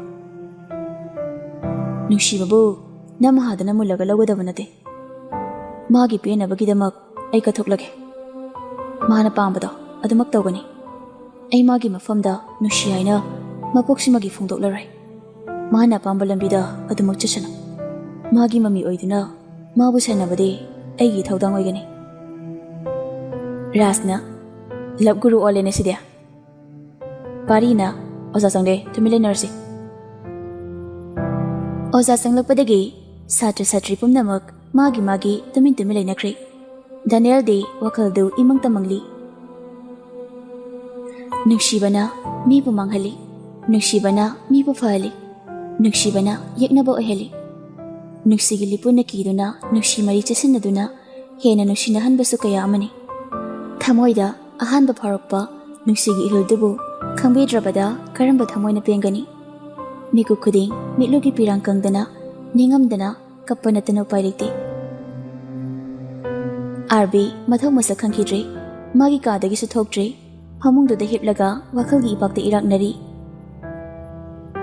matamde adumu hauki Daniela sana thoibu kupna senachai nuksibasu thamoinungda lochenjai amaramda arbi gi mama ibe maranjanana macha nupa gi damak makhujaba mama ama haijarami selpaiba MLA amagi macha nupa businessman amana lawge habada karamba mama pana macha nupi thajaningloi Rita gi macha nupi Sophia ga arbi ga haini sinarami ꯔꯟꯖꯅꯥꯅ ꯏꯃꯧ ꯑꯍꯟꯁꯨ ꯌꯥꯏꯃꯁꯨ ꯀ꯭ꯋꯥꯇꯔꯗꯅꯤ ꯂꯩꯈ꯭ꯔꯤꯕ ꯏꯆꯥ ꯇꯣꯝꯕꯒꯤ ꯅꯨꯄꯤꯗꯤ ꯑꯩꯒ ꯂꯩꯒꯅꯤ ꯌꯥꯔꯤ ꯃꯇꯤꯛ ꯑꯩꯗꯤ ꯂꯨꯍꯣꯡꯕꯒꯁꯦ ꯊꯨꯖꯅꯤꯡꯂꯤ ꯔꯤꯇꯥꯅ ꯏꯆꯦꯈꯣꯏꯒꯤ ꯅꯨꯡꯉꯥꯏꯔꯕ ꯁꯪꯒꯥꯏꯗꯨꯗ ꯏꯆꯥꯅ ꯂꯩꯒꯅꯤ ꯈꯟꯕꯒꯤꯗꯤ ꯅꯨꯡꯉꯥꯏꯇꯕ ꯅꯤꯡꯍꯟꯅꯕ ꯀꯩꯁꯨ ꯂꯩꯇꯦ ꯏꯆꯦ ꯏꯆꯥ ꯅꯨꯄꯥꯗꯨꯅꯕꯨ ꯑꯩꯒꯤ ꯏꯆꯥ ꯄꯪꯕꯤꯁꯤ ꯄꯥꯝꯕꯤꯒꯗ꯭ꯔꯥ ꯈꯪꯗꯦꯗ ꯑꯗꯨꯒꯤ ꯑꯣꯏꯔꯗꯤ ꯀꯩꯁꯨ ꯈꯟꯒꯅꯨ ꯏꯆꯥ ꯅꯨꯄꯥꯗꯣ ꯑꯩꯅ ꯍꯥꯏꯕꯇꯅꯤ ꯌꯥꯔꯤꯕ ꯁꯣꯐꯤꯌꯥꯗꯨꯕꯨ ꯂꯩꯇ꯭ꯔꯣ ꯑꯃꯨꯛꯇ ꯎꯅꯈꯤꯒꯦ ꯃꯃꯥ ꯏꯕꯦꯝꯃ ꯔꯤꯇꯥꯅ ꯁꯣꯐꯤꯌꯥꯕꯨ ꯀꯧꯊꯣꯔꯛꯏ ꯃꯇꯝꯒꯤ ꯏꯔꯥꯡꯗ ꯂꯨꯞꯆꯕꯤ ꯁꯣꯐꯤꯌꯥꯅꯤ ꯃꯤꯁꯅ ꯊꯧꯒꯜꯗꯤ ꯑꯣꯟꯊꯣꯛꯅ ꯍꯩꯈ꯭ꯔꯕ ꯔꯟꯖꯅꯥꯒꯤ ꯃꯃꯥꯡꯗ ꯃꯔꯩ ꯀꯣꯟ ꯀꯣꯟꯗꯅ ꯋꯥꯔꯤ ꯁꯥꯖꯜꯂꯤ ꯁꯣꯐꯤꯌꯥꯒꯤ ꯃꯤꯁꯅ ꯊꯧꯒꯜꯗ ꯔꯟꯖꯅꯥꯁꯨ ꯃꯃꯤꯠ ꯊꯛꯈꯤ ꯃꯃꯥ ꯏꯕꯦꯝꯃꯅ ꯅꯨꯄꯤ ꯍꯥꯏꯔꯨꯔꯦ ꯍꯥꯏꯕꯁꯨ ꯈꯪꯉꯤ ꯑꯗꯨꯕꯨ ꯋꯥꯍꯩ ꯑꯃꯠꯇ ꯆꯤꯟꯕꯥꯜꯗꯒꯤ ꯀꯥꯡꯊꯣꯛꯇꯦ ꯅꯤꯡꯕ ꯀꯥꯏꯔꯕ ꯃꯤꯁꯛ ꯑꯃ ꯑꯣꯏꯕꯅ ꯑꯥꯔꯕꯤ ꯉꯁꯤꯁꯨ ꯅꯤꯡꯉꯝꯗꯅ ꯂꯦꯜꯂꯤ ꯃꯀꯣꯏꯌꯣ ꯃꯁꯝꯃꯣ ꯇꯥꯔꯖꯥꯟ ꯁꯥꯈ꯭ꯔꯦ ꯌꯦꯡꯕꯗ ꯌꯦꯡꯍꯩꯗ꯭ꯔꯦ ꯃꯕꯨꯡꯒꯤ ꯃꯇꯧ ꯎꯕ ꯉꯝꯗ꯭ꯔꯕ ꯁꯤꯂꯩꯃꯅ ꯁꯅꯥꯊꯣꯏꯗ ꯃꯕꯨꯡꯒꯤ ꯊꯃꯣꯏ ꯃꯁꯛ ꯈꯪꯕꯤꯅꯕ ꯀꯟꯅ ꯍꯥꯏꯖꯔꯝꯃꯤ ꯁꯅꯥꯊꯣꯏ ꯅꯪꯒꯤ ꯊꯃꯣꯏꯁꯤꯕꯨ ꯀꯔꯤꯅꯣ ꯅꯪ ꯇꯥꯃꯣꯒ ꯑꯃꯨꯛꯇꯗꯤ ꯋꯥꯔꯤ ꯁꯥꯎꯀꯩꯗꯧꯕꯒꯦ ꯑꯩꯒꯤ ꯄꯥꯟꯗꯝ ꯐꯪꯗ꯭ꯔꯤꯕ ꯃꯈꯩꯗꯤ ꯑꯩ ꯀꯅꯥꯒꯁꯨ ꯃꯔꯤ ꯊꯝꯅꯤꯡꯗꯤꯌꯦ ꯇꯥꯃꯣꯗ ꯅꯪꯒꯤ ꯋꯥꯈꯜꯗ ꯆꯥꯕ ꯊꯛꯄ ꯐꯥꯎ ꯆꯥꯡ ꯅꯥꯏꯗ꯭ꯔꯕꯅꯦ ꯃꯀꯣꯏ ꯑꯃꯁꯨꯃꯨꯛ ꯌꯦꯡꯕ ꯐꯥꯎ ꯉꯝꯗ꯭ꯔꯦ ꯑꯩ ꯉꯁꯤꯗꯤ ꯎꯅꯔꯔꯣꯏꯒꯦ ꯅꯣꯡꯃ ꯃꯇꯥꯡ ꯆꯥꯕ ꯑꯃꯗ ꯎꯅꯔꯒꯦ ꯅꯪ ꯁꯥꯎꯔꯅꯨ ꯁꯤꯂꯩꯃꯁꯨ ꯇꯨꯃꯤꯟꯅ ꯂꯩꯈ꯭ꯔꯦ ꯀꯣꯂꯦꯖ ꯍꯜꯂꯛꯄꯒ ꯁꯅꯥꯊꯣꯏ ꯐꯃꯨꯡꯗ ꯏꯃꯪ ꯃꯪꯅ ꯐꯝꯂꯤ ꯃꯃꯥ ꯏꯕꯦꯝꯃ ꯂꯥꯡꯂꯦꯟꯁꯨ ꯃꯆꯥꯅꯨꯄꯤꯒꯤ ꯀꯥꯗ ꯆꯪꯁꯤꯜꯂꯛꯏ ꯃꯆꯥꯅꯨꯄꯤꯅ ꯏꯃꯪ ꯃꯪꯂꯝꯕꯗꯨ ꯎꯕꯗ ꯁꯅꯥꯊꯣꯏ ꯀꯩꯗꯧꯔꯒꯦ ꯏꯆꯥꯕꯣ ꯀꯣꯂꯦꯖ ꯍꯜꯂꯛꯄꯒꯤ ꯆꯔꯥꯁꯨ ꯋꯥꯟꯗꯦ ꯍꯥꯏꯌꯦ ꯅꯅꯦ ꯃꯦꯝꯆꯥꯅ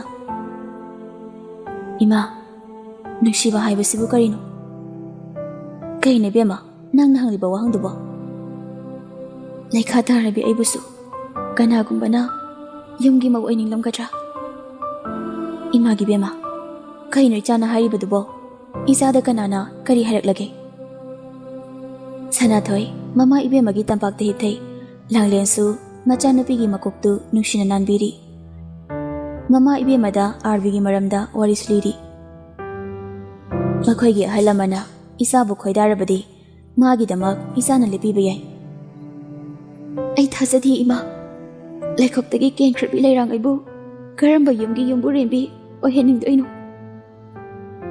ꯏꯕꯦꯝꯃ ꯏꯆꯥꯅ ꯑꯗꯨꯅ ꯄꯨꯛꯅꯤꯡ ꯁꯣꯟꯊꯕꯗꯣ ꯏꯃꯥ ꯌꯦꯡꯕ ꯉꯝꯗꯦꯅꯦ ꯏꯆꯥꯅ ꯆꯥꯛꯂꯤꯕ ꯃꯩꯆꯥꯛꯇꯣ ꯏꯃꯥꯁꯨ ꯈꯪꯉꯤꯅꯦ ꯍꯧꯈꯤꯕꯅ ꯍꯧꯈ꯭ꯔꯦ ꯍꯧꯈꯤꯕꯁꯨ ꯁꯨꯝ ꯅꯤꯡꯁꯤꯡꯂꯒ ꯅꯤꯟꯗꯥ ꯇꯧꯕ ꯍꯧꯅꯗꯦ ꯑꯅꯧꯕ ꯄꯨꯟꯁꯤ ꯑꯃ ꯁꯦꯝꯒꯦ ꯍꯥꯏꯅ ꯈꯟꯒꯗꯕꯅꯤ ꯇꯥꯟꯖꯥꯗꯨꯗ ꯃꯄꯥ ꯏꯕꯨꯡꯉꯣ ꯖꯦꯝꯁꯁꯨ ꯆꯪꯁꯤꯜꯂꯛꯏ ꯅꯃꯥꯅꯆꯥ ꯀꯔꯤ ꯋꯥꯔꯤ ꯁꯥꯔꯤꯅꯣꯅꯦ ꯀꯣꯂꯦꯖ ꯍꯜꯂꯛꯂꯒ ꯏꯃꯪ ꯃꯪꯂꯝꯕꯁꯤꯗ ꯀꯩꯗꯧꯔꯕꯅꯣ ꯍꯪꯂꯝꯕꯅꯦ ꯃꯁꯥꯁꯤ ꯋꯥꯊꯕꯒꯤ ꯑꯣꯏꯔ ꯃꯥꯜꯂꯤ ꯏꯆꯥꯊꯣꯏꯒꯤ ꯐꯣꯟ ꯑꯍꯟꯕ ꯑꯃ ꯂꯩꯔꯛꯄꯅꯦ ꯄꯥꯝꯕ꯭ꯔꯥ ꯌꯦꯡꯉꯨꯁꯦ ꯄꯄꯥ ꯀꯩꯗꯧꯕꯩ ꯂꯩꯔꯛꯏꯅꯣ ꯑꯩ ꯐꯣꯟꯒ ꯑꯝꯇ ꯄꯥꯏꯅꯤꯡꯗꯦꯗ ꯅꯁꯨ ꯅꯃꯥꯟꯅꯕꯤ ꯃꯌꯥꯝ ꯑꯃ ꯄꯥꯏꯔꯤꯕꯁꯤꯅꯤ ꯅꯪꯁꯨ ꯑꯃ ꯄꯥꯏꯁꯤꯟꯕꯗꯤ ꯌꯥꯏ ꯀꯩꯅꯣ ꯅꯪꯗ ꯗꯅꯦꯜ ꯈꯣꯏ ꯁꯤꯂꯩꯃ ꯈꯣꯏꯒ ꯄꯥꯎ ꯐꯥꯎꯅꯅꯕ ꯏꯆꯥꯊꯣꯏ ꯍꯧꯈꯤꯕꯗꯣ ꯍꯜꯂꯛꯑꯣ ꯍꯥꯏꯕ ꯌꯥꯔꯣꯏ ꯑꯗꯨꯅ ꯍꯧꯈꯤꯕ ꯑꯋꯥꯕꯁꯤꯡꯗꯣ ꯀꯧꯊꯣꯛꯄ ꯇꯝꯂꯨ ꯍꯧꯖꯤꯛꯇꯤ ꯄꯄꯥꯒꯤ ꯅꯥꯛꯇ ꯅꯨꯡꯉꯥꯏꯅ ꯂꯩꯔꯗꯕꯅꯤ ꯂꯥꯡꯂꯦꯟ ꯑꯃꯗꯤ ꯖꯦꯝꯁꯅ ꯃꯆꯥꯅꯨꯄꯤꯕꯨ ꯄꯨꯛꯅꯤꯡ ꯊꯧꯒꯠꯄꯤꯔꯝꯃꯤ ꯑꯁꯨꯝꯅ ꯃꯇꯝ ꯀꯌꯥ ꯍꯧꯈ꯭ꯔꯦ ꯔꯟꯖꯅꯥꯅ ꯃꯆꯥꯅꯨꯄꯥ ꯑꯥꯔꯕꯤꯗ ꯂꯨꯍꯣꯡꯅꯕ ꯀꯟꯅ ꯇꯛꯁꯤꯜꯂꯛꯏ ꯃꯃꯥ ꯑꯩ ꯌꯥꯕ ꯉꯝꯂꯣꯏ ꯃꯃꯥꯅ ꯁꯤꯜꯂꯤꯕ ꯅꯨꯄꯤꯗꯣ ꯑꯩ ꯁꯨꯄꯥꯝ ꯄꯥꯝꯗꯦ ꯅꯃꯥꯅ ꯄꯥꯎ ꯑꯣꯏꯕ ꯑꯩꯈꯣꯏꯒꯤ ꯃꯥꯌꯣꯛꯇ ꯂꯦꯞꯀꯦ ꯍꯥꯏꯅ ꯈꯟꯒꯅꯨ ꯅꯄꯨꯟꯁꯤꯗ ꯀꯩꯁꯨ ꯑꯐꯕ ꯑꯣꯏꯔꯣꯏ ꯑꯣꯛꯇꯕꯤ ꯅꯨꯄꯤꯗꯨ ꯈꯛꯇꯔꯣ ꯅꯪꯅ ꯄꯥꯝꯃꯤꯁꯦ ꯍꯥꯏꯌꯣ ꯑꯣꯛꯇꯕꯤ ꯅꯨꯄꯤꯗꯨꯔꯣ ꯋꯥꯍꯩ ꯈꯨꯗꯤꯡꯒꯤ ꯑꯣꯛꯇꯕꯤ ꯑꯣꯛꯇꯕꯤ ꯑꯣꯛꯇꯕꯤ ꯃꯃꯥꯅ ꯃꯉꯣꯟꯗ ꯀꯔꯤꯒꯤꯅꯣ ꯑꯁꯨꯛ ꯌꯥꯝꯅ ꯌꯦꯛꯊꯣꯛꯄꯤꯔꯤꯁꯦ ꯃꯥꯅ ꯉꯁꯤ ꯐꯥꯎꯗ ꯃꯃꯥꯒꯤ ꯅꯨꯡꯉꯥꯏꯇꯅꯕ ꯀꯔꯤ ꯇꯧꯔꯕꯒꯦ ꯑꯩꯁꯨ ꯈꯪꯉꯦ ꯃꯍꯥꯛꯀꯤ ꯑꯁꯦꯡꯕ ꯃꯍꯥꯛ ꯑꯣꯛꯇꯕꯤ ꯑꯣꯏꯔꯝꯃꯦ ꯍꯥꯏꯕꯁꯨ ꯈꯪꯉꯦ ꯑꯩꯒꯤ ꯕꯤꯖꯤꯅꯦꯁꯀꯤꯗꯃꯛꯇ ꯈꯜꯂꯒ ꯃꯥꯕꯨ ꯑꯩꯅ ꯂꯥꯛ 15,000ꯗ ꯂꯩꯔꯛꯄꯅꯦ ꯑꯗꯨꯕꯨ ꯃꯥꯒꯤ ꯁꯦꯡꯂꯕ ꯊꯃꯣꯏꯗꯨꯅ ꯑꯩꯕꯨ ꯉꯥꯎꯍꯜꯂꯝꯂꯦ ꯑꯔꯥꯟꯕ ꯀꯌꯥ ꯇꯧꯔꯝꯕꯁꯨ ꯃꯥꯕꯨ ꯅꯨꯡꯁꯤꯔꯨꯕꯗꯒꯤ ꯊꯥꯗꯣꯛꯈꯤꯕꯅꯦ ꯃꯥꯅ ꯑꯩꯒꯤ ꯄꯨꯟꯁꯤꯕꯨ ꯑꯣꯜꯍꯟꯕꯅꯦ ꯃꯥꯒꯤ ꯍꯛꯆꯥꯡꯕꯨ ꯃꯤꯍꯧꯕ ꯅꯠꯇꯦ ꯃꯥꯒꯤ ꯁꯦꯡꯂꯕ ꯊꯃꯣꯏꯕꯨ ꯀꯜꯂꯛꯆꯕꯅꯦ ꯑꯁꯤ ꯍꯥꯏꯔꯝꯂꯒ ꯑꯥꯔꯕꯤ ꯁꯥꯎꯅ ꯃꯊꯛꯇ ꯀꯥꯈꯠꯈꯤ ꯔꯟꯖꯅꯥ ꯉꯥꯡꯂꯒ ꯑꯗꯨꯃꯛ ꯂꯩꯍꯧꯔꯤ ꯇꯥꯟꯖꯥꯗꯨꯗ ꯃꯄꯥꯟꯗ ꯃꯤ ꯂꯥꯛꯄꯒꯤ ꯃꯈꯣꯜ ꯇꯥꯔꯛꯂꯤ Silaimana mama busu kaurakli. Mama, mama, amta tholo. Kanano I karing isla isna. Machinda murum solaga Ranjana mapanda tharakli. Langlen, James amadi Sanathoi, Mangolgi safada famlami. Ranjana, Langlen amadi James bu urude. Subnatagi Sanathoi kaktani mami suklaga yingliba. Silaima mumanok laga, Mama, Sanathoigi mama ga papa gane. Mama khoi ga sakhangna gena la ini. Yamna phare lakpa. Isa nupi da hanglaga chatluge ne khalamni ne isu. Ive malija, ihe, sorry, Sanathoi haiba. Wa ngang laga sangsilai. Nakhong na thona yom sida laklingai. Wahai ama ni ta thamja hoge. Ibe ma Sanathoi, nang na yumse kaina basilene. Ranjana gi wangang sangang duda Langlen amadi James Ranjana da tingak yengi. Sanathoi di mapi ira jelai. Silai matapna, Mama, kaino haidubo, Mama bungawarbo. Mama ngaude ko, imagi bema, Mama ngaude. Ufulakta kielaga leiriba leirangdi, khongpakna nesan banatana upai leiroi. Kananasu khutna laukatlaga mandirda katnadabani. Nangi nushibada angawbo oiraba isase, nangna khara thina chairamuko. Nangumi nupide ai ima waiba pamde. Langlen phamlambadagi phuk hawgatli. Kaino haibiriba mayamsibo, ngasaidagi tagi yawna tabani, adubu taba ngamsilaktre. Sanathoigi mama asengbra asabra. Nachanupise warakpiyu. Isa nupagi pusida yethanbigano. Langlen Sanathoida onjinduna, kaino bema, isa na tumina laribade. Nang magi machaga kari mai leinai, hayo. James amadi Sanathoi su lepkhalai. Mama na lau khongdana tawbaduda Arvi su thorai. Sanathoi khoi leirambaduda ingangai. Ahayo bema, karigi tumina leino. Mini hekta chawna ngangbu yabro. Isa na ufulakta kele bilerang oirabasu ima agi thamoigidi maharani ne. Miyamgi mityengda isa bu hanthana yenglabasu ima agide isa na itom satpine. Isa na aranba tawdana. Mama aina warak watemgadaba nate. Nupa na haudana nupi na onjilak nate. Nangi na sa nupa sa hana warao. Yumda lakpa mi amada karamba bevar utkani khangdaba imungsida aikhoina kuina panthaduna legadra. Nangna nachanupa gidamak aigi ichanupibu namo oiba pamdabagum aisu nangi nachanupa sa iya oiba pamde. Nangna ichanupibu oktabi amani haina khalabasu mama aigide phiji gi manine.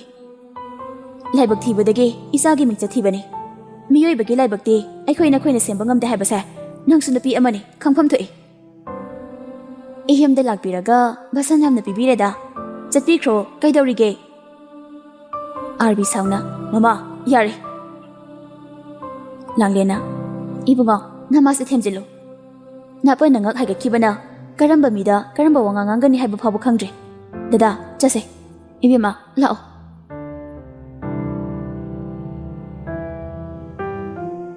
Gari manungda Sanathoi makholi thokta ningamdana kapjai. Mama ibema Langlen machanupigi mataw yengba ngamjade. Mapa ibunga James tu machanupigi khanbada nungaijade. Somdana mi sakraba matung Arvi amadi Silaima machin mapa changdana isau langi. Mama ibema Ranjana khangsinadaba saduna lekhi. Mama ibemagi mataw uragana hena Arvi thawai chakpa haidu oirami. Sanathona nungairamaidabadugi madu khanbada ai ngi hafo pothaba ngamtre. Aikhoi mama sa hana gyan tabra khanbane napal ama yaure yare. Haying uneraga phasana haisira. Khwailuba Sanathoina tamoga unaningdrisini. Adu oiragana nana saudunaba khara hayo. Hoi adubudi soidana haige. Mayum yaropaga Sanathoi garidagi kumthaduna imungda prabhab chinsili. Mama ibema Langlen machabu kauraga matung inarakli. Ka manungda mama machani du pukmin pangminarami. Imagi Sanathoi mi na hainingba haisanu. Isa na pukning sonthagadaba nate. Makhoigi mamangda isa na matik chaba mi ama oiraga lenagadabani. Ima ai hiningdre. Ai sininge ima. Mi ama bu ikai khumnaba ngamdraba taibang pasida Nacha hingingdre ima. Aduna haigani imagi bema. Nang papagi asa amadi imagi manglandi nang khaktani. Awaba chitheng kayana yomlaga lakhiba punsini. Nushirabi imagi bema. Nangbu ubada imagi awaba kokhibani. Isana taibang pas thadutuna chakhrabadi imagi sangsar se imam tamamlani. Sanathoi mabuni nushina mama ibe mabu kolaga kapjarami. Asumna matam khara hokre. Arbi Sanathoi ki wakhalda tumba chaba amata mafum khanglamde. Daniel ka Sanathoi gadi isam samna adumak loinarami. Silaimaga Raskasu nushinarami. Silaimagi mama na nganglakpa wangangdugi maramda Sanathoi na kanadasu wari oina lithoklamde. Silaimaga hanagumna isam samda kaunarami. Chahi khara ki matungni Safiana Makoy o masamo yengbada yenghaidraba miduga aiga kamaina luhongdoinu. Hana paisa paiba miyoirasu machanupada mibu manjrene. Ridana aisu phagadrana hainarubani. Isana pamdrabanina karidu pailei. Warai pupuba muksu natabasibo. Haidok pikhraga loire kainu. Haidoko ai magumba Tarzan manba nupa amagana yumpaminabaga ngamjaroi. Somdana Ranjanana Handaki matangse ai yam pendida. Masi pumnamakse aigi isasina phattabadagi thokpa ngakhtani. Karinoba mana khaliba wakhalsibo. Oktabi nupidugi damak ma sumaina sim layadra haiba. Bot ka haudabai matha saringai sida nanggi wasoido amuk taningdeko. Taningloye aina haiba wabu kari taningba yaukhrage. Aina ngangba wa taramlagadi ngasi ikaiba nanglibase nanglonbaidabani. Nanggi ngaksau thekpaduna ninge. Aina bot ka haujibase. Tanjadida silimbasu office tagi helakli. Mama ga mapaga launaraga lerambadu ubada. Nasinam kaidawre. Aina IPL bane haisini. Yimsidaga ai leijaningdre. Lainingdradi nawado naikro. Uba yaba khara puraga chakro. Mama, nangsi nupidi ko. Ine molakanu. Hauji aina I karaktana dam fudarakani. Nayamba maki saktaga. Mena luhongba ngamlaroi hainasu haidarakpa. Ai khaluraga ne thawai siam chaida. Kalai hei peli, neram chatkini, haidora ido. Masana yadana, yamsin kodana. Sendan sina namai dida kanjingai ne, nang sangkor salo, nasato yeningde. Isa thoibia, nama angaw bisiga manarano, changlo chong. Nakal amaramdana Purnimana, hanadagi hena, marisi senaba.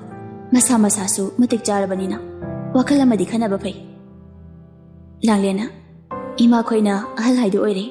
Ima koi baba koina si tawse habada ai koi di iya aduda masa hana yanaraba haina marol amadangdi hangdo hani tarai ba ofumakti natabanina chumi adu sebema isu Sanathoiga kupna wari sanaro aisu isu thoibada kupna hangkige nang baba koi nang tamo koi di iya ta yarabani nate case tawnai haiduna kamain tawre case pudi ekoi na ngamli Ibe mabu orphan dagi lauraga yokena laukiba mama apa dusu thigali. Okte biloibi nupi dusu phagali. Makhoi loina masa gi maragi matung ina dandi fangkri.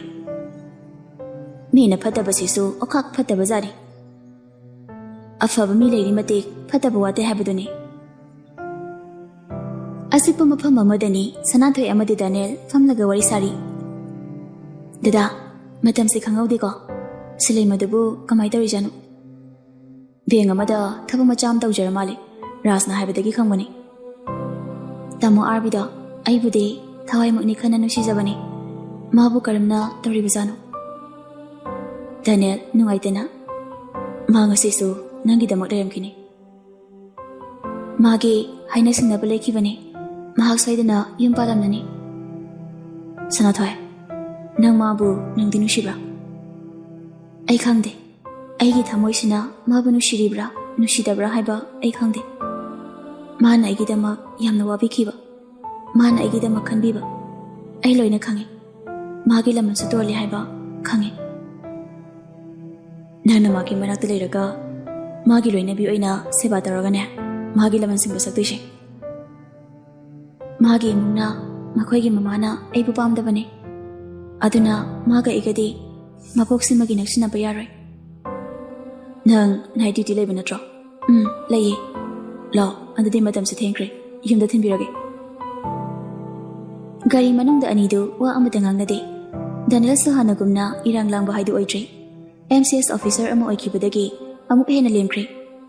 ꯊꯃꯣꯏꯅꯨꯡꯗ ꯃꯩꯆꯥꯛ ꯀꯌꯥꯗꯨꯕꯨ ꯂꯣꯠꯁꯤꯜꯂꯒ ꯃꯄꯥꯟ ꯊꯣꯡꯗ ꯀꯩꯁꯨ ꯈꯟꯗꯕ ꯁꯥꯗꯨꯅ ꯂꯩ. ꯁꯅꯥꯊꯣꯏꯁꯨ ꯅꯤꯡꯉꯝꯗꯕꯒꯤ ꯃꯩꯔꯤꯅ ꯃꯁꯥ ꯄꯨꯝꯕ ꯃꯥꯏꯋꯥꯏꯔꯛꯂꯤ. ꯇꯁꯦꯡꯅ ꯃꯥꯅ ꯑꯥꯔꯕꯤꯕꯨ ꯅꯨꯡꯁꯤꯔꯤꯕ꯭ꯔꯥ ꯅꯨꯡꯁꯤꯗꯕ꯭ꯔꯥ ꯍꯥꯏꯕꯗꯨꯗꯤ ꯃꯍꯥꯛ ꯃꯁꯥꯅ ꯈꯪꯖꯕ ꯉꯝꯗ꯭ꯔꯤ. ꯑꯗꯨꯕꯨ ꯃꯍꯥꯛ ꯃꯤꯀꯨꯞ ꯑꯃꯇ ꯑꯥꯔꯕꯤꯕꯨꯗꯤ ꯀꯥꯎꯔꯝꯗꯦ. ꯀꯥꯔꯒꯤ ꯊꯣꯡꯅꯥꯎꯗꯨ ꯒ꯭ꯂꯥꯁ ꯍꯥꯏꯊꯔꯒ ꯂꯝꯕꯤꯒꯤ ꯆꯤꯗꯥꯏꯗꯨ ꯌꯦꯡꯂꯒ ꯂꯥꯛꯏ. ꯃꯤꯠꯂꯨꯒꯤ ꯄꯤꯔꯥꯡꯁꯨ ꯍꯥꯏꯅꯕ ꯂꯩꯇꯅ ꯑꯗꯨꯃꯛ ꯁꯤꯟꯊꯔꯛꯂꯤ. ꯗꯥꯅꯤꯌꯦꯜ, ꯁꯅꯥꯊꯣꯏꯒꯤ ꯁꯤꯟꯊꯔꯤꯕ ꯄꯤꯔꯥꯡꯗꯨ ꯎꯏ. ꯁꯅꯥꯊꯣꯏꯒꯤ ꯄꯨꯛꯅꯤꯡ ꯑꯃꯗꯤ ꯃꯥꯒꯤ ꯋꯥꯈꯜꯁꯨ ꯗꯥꯅꯤꯌꯦꯜꯅ ꯈꯪꯂꯝꯃꯤ. ꯁꯅꯥꯊꯣꯏꯒꯤ ꯑꯋꯥꯕꯕꯨ ꯃꯍꯥꯛꯅ ꯁꯔꯨꯛ ꯌꯥꯖꯅꯤꯡꯉꯤ. ꯃꯍꯥꯛꯀꯤ ꯅꯨꯡꯉꯥꯏꯕꯅ ꯁꯅꯥꯊꯣꯏꯒꯤ ꯁꯔꯨꯛ ꯑꯣꯏꯍꯟꯅꯤꯡꯉꯤ. ꯑꯗꯨꯕꯨ ꯁꯅꯥꯊꯣꯏꯅ ꯃꯉꯣꯟꯗ ꯃꯗꯨꯒꯤ ꯍꯛꯇꯨ ꯄꯤꯕꯤꯗ꯭ꯔꯦ. ꯊꯃꯣꯏꯅꯨꯡꯗ ꯐꯝꯂꯤꯕ ꯁꯅꯥꯊꯣꯏꯒꯤ ꯅꯨꯡꯁꯤꯕꯗꯨꯁꯨ ꯃꯄꯥꯟ ꯊꯣꯛꯈꯤꯗ꯭ꯔꯦ. ꯋꯥꯈꯜ ꯃꯌꯥꯝ ꯑꯃ ꯈꯜꯂꯒ ꯂꯥꯛꯄꯗ ꯀꯔꯝꯅ ꯃꯌꯨꯝ ꯌꯧꯈꯤꯕꯅꯣ ꯍꯥꯏꯕ ꯐꯥꯎꯕ ꯈꯪꯍꯧꯗꯦ. ꯅꯁꯣꯅꯅ ꯗꯥꯅꯤꯌꯦꯜꯅ ꯁꯅꯥꯊꯣꯏ ꯍꯥꯏꯅ ꯀꯧꯕꯗ ꯒ꯭ꯌꯥꯟ ꯇꯥꯔꯛꯏ. ꯌꯨꯝ ꯌꯧꯔꯦ ꯁꯅꯥꯊꯣꯏ. ꯑꯣ, ꯑꯩꯗꯤ ꯋꯥꯈꯜ ꯑꯃꯗ ꯂꯩꯔꯨꯔ ꯃꯥꯜꯂꯤ. ꯑꯩ ꯂꯩꯍꯧꯔꯒꯦ ꯗꯗꯥ. ꯁꯤ ꯍꯥꯏꯔꯒ ꯀꯥꯔꯒꯤ ꯊꯣꯡꯗꯨ ꯍꯥꯡꯗꯣꯛꯇꯨꯅ ꯀꯨꯝꯍꯧꯏ. ꯁꯅꯥꯊꯣꯏꯅ ꯏꯃꯪ ꯃꯪꯅ ꯆꯪꯈꯤꯕꯗꯨ ꯗꯥꯅꯤꯌꯦꯜ ꯅꯤꯡꯉꯝꯗꯅ ꯌꯦꯡꯍꯧꯔꯤ. ꯁꯅꯥꯊꯣꯏꯅ ꯒꯦꯠꯇꯨ ꯂꯥꯟꯁꯤꯟꯈꯤꯕꯒ ꯊꯤꯡꯒꯠꯂꯝꯕ ꯃꯤꯠꯂꯨꯒꯤ ꯄꯤꯔꯥꯡꯁꯨ ꯃꯅꯤꯡ ꯇꯝꯅ ꯁꯤꯟꯊꯔꯛꯈꯤ. ꯆꯠꯂꯒꯦ ꯍꯥꯏꯔꯣ ꯏꯕꯦꯝꯃ? ꯍꯧꯖꯤꯛꯇ ꯍꯜꯂꯛꯇꯁꯨ ꯉꯥꯏꯔꯤ. ꯀꯩꯀꯩꯅꯣ ꯈꯔ ꯆꯥꯁꯤꯟꯈꯣꯗꯅ. ꯏꯃꯥ, ꯗ꯭ꯌꯨꯇꯤ ꯂꯩꯌꯦ, ꯑꯗꯨꯏꯅꯦ. ꯑꯩ ꯀꯩꯝꯇ ꯆꯥꯔꯔꯣꯏꯒꯦ, ꯑꯥꯗ ꯆꯥꯔꯒꯦ. ꯅꯪꯒ ꯁꯥꯟꯅꯗ ꯌꯥꯗꯕ ꯋꯥꯔꯤ ꯑꯃ ꯂꯩꯔꯤꯅꯦ. ꯍꯌꯦꯡ ꯑꯣꯏꯅ ꯁꯥꯟꯅꯔꯁꯤꯔꯣ? ꯀꯩ ꯃꯇꯥꯡꯒꯤꯅꯣ ꯏꯃꯥ? ꯅꯪꯒꯤ ꯂꯨꯍꯣꯡꯕꯒꯤꯅꯦ. ꯅꯪ ꯗꯥ ꯗꯥꯅꯤꯌꯦꯜ ꯈꯣꯏꯒꯤ ꯃꯕꯣꯛꯅꯅꯦ ꯅꯪꯕꯨ ꯌꯨꯝꯗꯨꯒꯤ ꯃꯧ ꯑꯣꯏꯖꯔꯒꯦ ꯍꯥꯏꯔꯤ. ꯅꯪꯁꯨ ꯃꯇꯤꯛ ꯆꯥꯔꯕꯅꯤꯅ ꯏꯃꯥꯗꯤ ꯍꯣꯏ ꯍꯥꯏꯈ꯭ꯔꯦ. ꯏꯆꯥꯒꯤ ꯋꯥꯈꯜꯅ ꯀꯔꯤ ꯈꯜꯂꯤꯕ? ꯏꯆꯥꯒꯤ ꯑꯅꯤꯡꯕꯗꯨꯁꯨ ꯏꯃꯥꯗ ꯍꯥꯏꯌꯨ. ꯂꯨꯍꯣꯡꯕ ꯍꯥꯏꯕ? ꯗꯥ ꯗꯥꯅꯤꯌꯦꯜꯒ ꯑꯩꯒ? ꯏꯃꯥ, ꯑꯩ ꯂꯨꯍꯣꯡꯅꯤꯡꯗꯤꯌꯦ. ꯑꯗꯨꯝꯅ ꯍꯥꯏꯕ ꯍꯧꯅꯗꯦꯅꯦ ꯏꯕꯦꯝꯃ. ꯅꯉꯣꯟꯗ ꯃꯄꯥꯝꯗ ꯁꯤꯌꯩꯗꯦ. ꯏꯃꯥ, ꯑꯗꯨꯒꯤ ꯋꯥꯗꯣ ꯀꯣꯟꯅ ꯈꯟꯅꯔꯁꯦ. ꯑꯩ ꯍꯧꯖꯤꯛ ꯑꯗꯨꯝꯕꯒꯤ ꯃꯔꯝꯗ ꯀꯩꯝꯇ ꯈꯟꯗꯦ. ꯐꯔꯦ ꯐꯔꯦ, ꯅꯪ ꯃꯨꯟꯅꯗꯤ ꯈꯟꯈꯣ. ꯁꯣꯝꯗꯁꯨ ꯄꯨꯔꯅꯤꯃꯥꯅ ꯗꯥꯅꯤꯌꯦꯜꯗ ꯋꯥ ꯍꯧꯗꯣꯛꯂꯝꯃꯤ. ꯁꯅꯥꯊꯣꯏꯅꯕꯨ ꯌꯥꯔꯗꯤ ꯑꯩꯒꯤꯗꯤ ꯀꯩꯁꯨ ꯀꯥꯏꯗꯦ. ꯃꯥꯅ ꯌꯥꯗ꯭ꯔꯒꯗꯤ ꯅꯃꯍꯥꯗꯅ ꯇꯧꯕꯤꯒꯅꯨ. ꯃꯥꯁꯨ ꯁꯣꯏꯗꯅ ꯌꯥꯖꯅꯤꯗ. ꯏꯕꯦꯝꯃ ꯂꯥꯡꯂꯦꯟꯅ ꯁꯣꯏꯗꯅ ꯊꯦꯝꯖꯅꯤ. ꯃꯃꯥ ꯏꯕꯦꯝꯃꯅ ꯂꯨꯍꯣꯡꯕꯒꯤ ꯃꯔꯝꯗ ꯋꯥ ꯍꯧꯗꯣꯛꯂꯝꯕꯗꯒꯤ ꯁꯅꯥꯊꯣꯏ ꯋꯥꯈꯟꯗ ꯂꯩꯇꯥꯗ꯭ꯔꯤ. ꯐꯖꯟ ꯄꯨꯟꯁꯤꯟꯕꯒꯨꯝꯅ ꯏꯌꯥ ꯌꯥꯅꯤꯡꯗꯕ ꯑꯃ ꯐꯥꯎꯔꯤ. ꯃꯤꯀꯨꯞꯁꯤꯗ ꯑꯥꯔꯕꯤꯕꯨꯁꯨ ꯇꯠꯇꯅ ꯅꯤꯡꯁꯤꯡꯂꯛꯈꯤ. ꯑꯥꯔꯕꯤꯅ ꯃꯥꯕꯨ ꯀꯌꯥꯗ ꯅꯨꯡꯁꯤꯈꯤꯕ, ꯃꯥꯅ ꯈꯪꯁꯤꯟꯅꯗꯕ ꯁꯥꯗꯨꯅ ꯂꯩꯈꯤꯕ.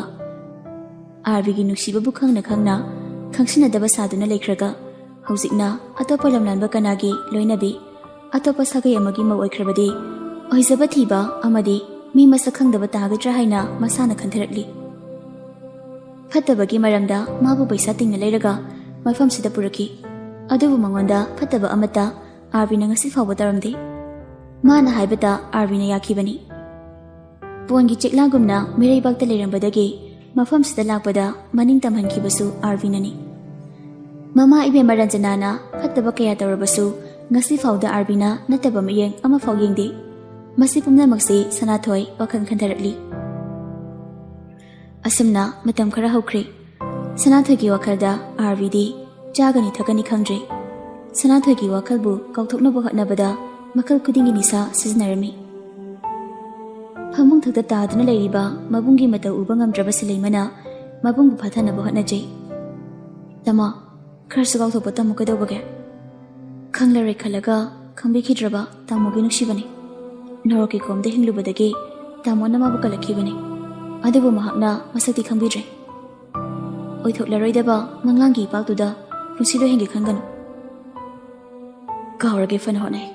ꯑꯗꯨꯕꯨ ꯑꯩꯒꯤ ꯋꯥꯔꯛꯄ ꯉꯝꯗ꯭ꯔꯕ ꯊꯃꯣꯏꯁꯤꯅ ꯃꯥꯕꯨ ꯀꯥꯎꯊꯣꯛꯂꯣ ꯍꯥꯏꯕ ꯉꯝꯗ꯭ꯔꯦ. ꯃꯍꯥꯛ ꯀꯔꯝ ꯇꯧꯔꯝꯒꯅꯤ? ꯑꯩ ꯃꯥꯕꯨ ꯌꯥꯝꯅ ꯎꯅꯤꯡꯉꯤ. ꯔꯤꯝꯁ ꯍꯣꯁꯄꯤꯇꯥꯜꯗ ꯄꯨꯔ ꯃꯥꯜꯂꯤ. ꯗꯥ ꯗꯥꯅꯤꯌꯦꯜꯒ ꯂꯨꯍꯣꯡꯕꯒꯤ ꯃꯔꯝꯗ ꯍꯥꯏꯅ ꯁꯤꯡꯅꯈ꯭ꯔꯦ ꯍꯥꯏ. ꯑꯣ, ꯃꯥ ꯂꯨꯍꯣꯡꯗꯣꯔꯕ? ꯅꯨꯡꯉꯥꯏꯅ ꯄꯥꯟꯕ ꯑꯣꯏꯁꯅꯨ. ꯃꯥꯅ ꯅꯨꯡꯉꯥꯏꯅ ꯂꯩꯈꯤꯕꯗꯨ ꯎꯔꯒ ꯑꯩꯒꯤ ꯊꯃꯣꯏꯁꯤꯅ ꯄꯦꯟꯊꯣꯛꯄ ꯇꯝꯂꯛꯈꯤ. Thamoy kanbi magi wakhalda tamona angabuga pangka oina lebisa nachal hingba ngamdi mamangai gi ingaw ngaw jaba igi tamoda oirakhubo si hariga silaima hi kablei thongjelda mama ibe maranjana su ningamdana machagi mataubu ningshini yengjari mamai le thoktuna wakhal imang mangna magi kada changlaktuna hamud dapna famthei aina tawri basa yamna lalabra mapoksi magi ai isasa asumna adumak ningba kaina lekhiba taribra mane aina faludabadagi thokiba ngaktani aina anem awang khairubana pumnamakse thokibani aina wakal khanta haudabadagi haujikti aigi isagi pusi mangkiba taraba nate mama ai leiringai isagi pusi mangba yarai mama ai bi aina ichagi pusi bu soidana kangani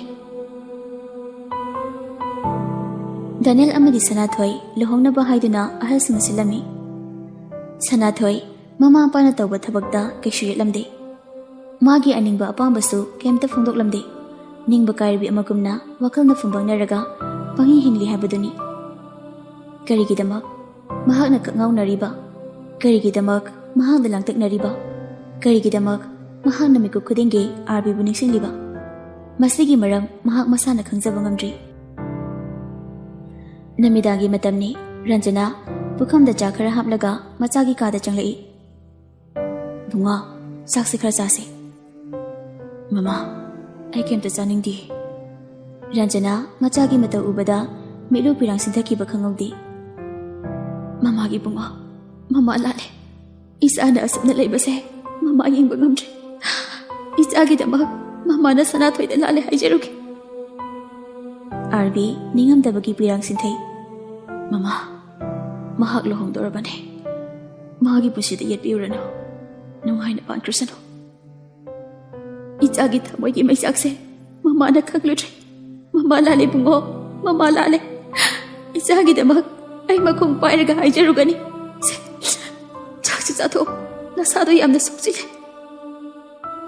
Silay masu kabli sang silay. Lama, chakra sase. Nasado yengba yadri.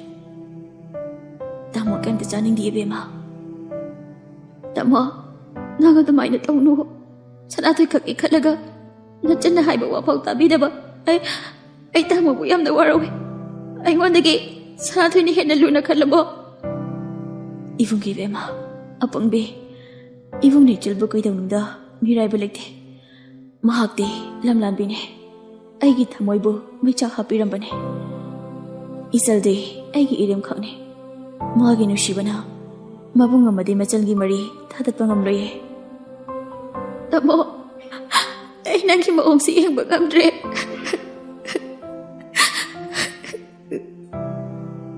Mama ibi Maranjana su ningamdana makhol thokda macha anigi mataw yenglaga kapli Dojar su thongsinda ningamdana kapli Somdana langlena ibema isana namata harawna letribasi karigino Napa mayamna lohongba matam lelu sahari isa keningba pamba matadi hayudana Ima ai mabu yamna ningsingi aigi punsibu mana kanbirakhibane magi laman yamna tole asigi sumathakta mana ibu yamna nushijabane magi nushibabu na thairamlaga aina atopa lamlanba kanaga silai punsemkiba haibasa oizaba thiba taroidrani ma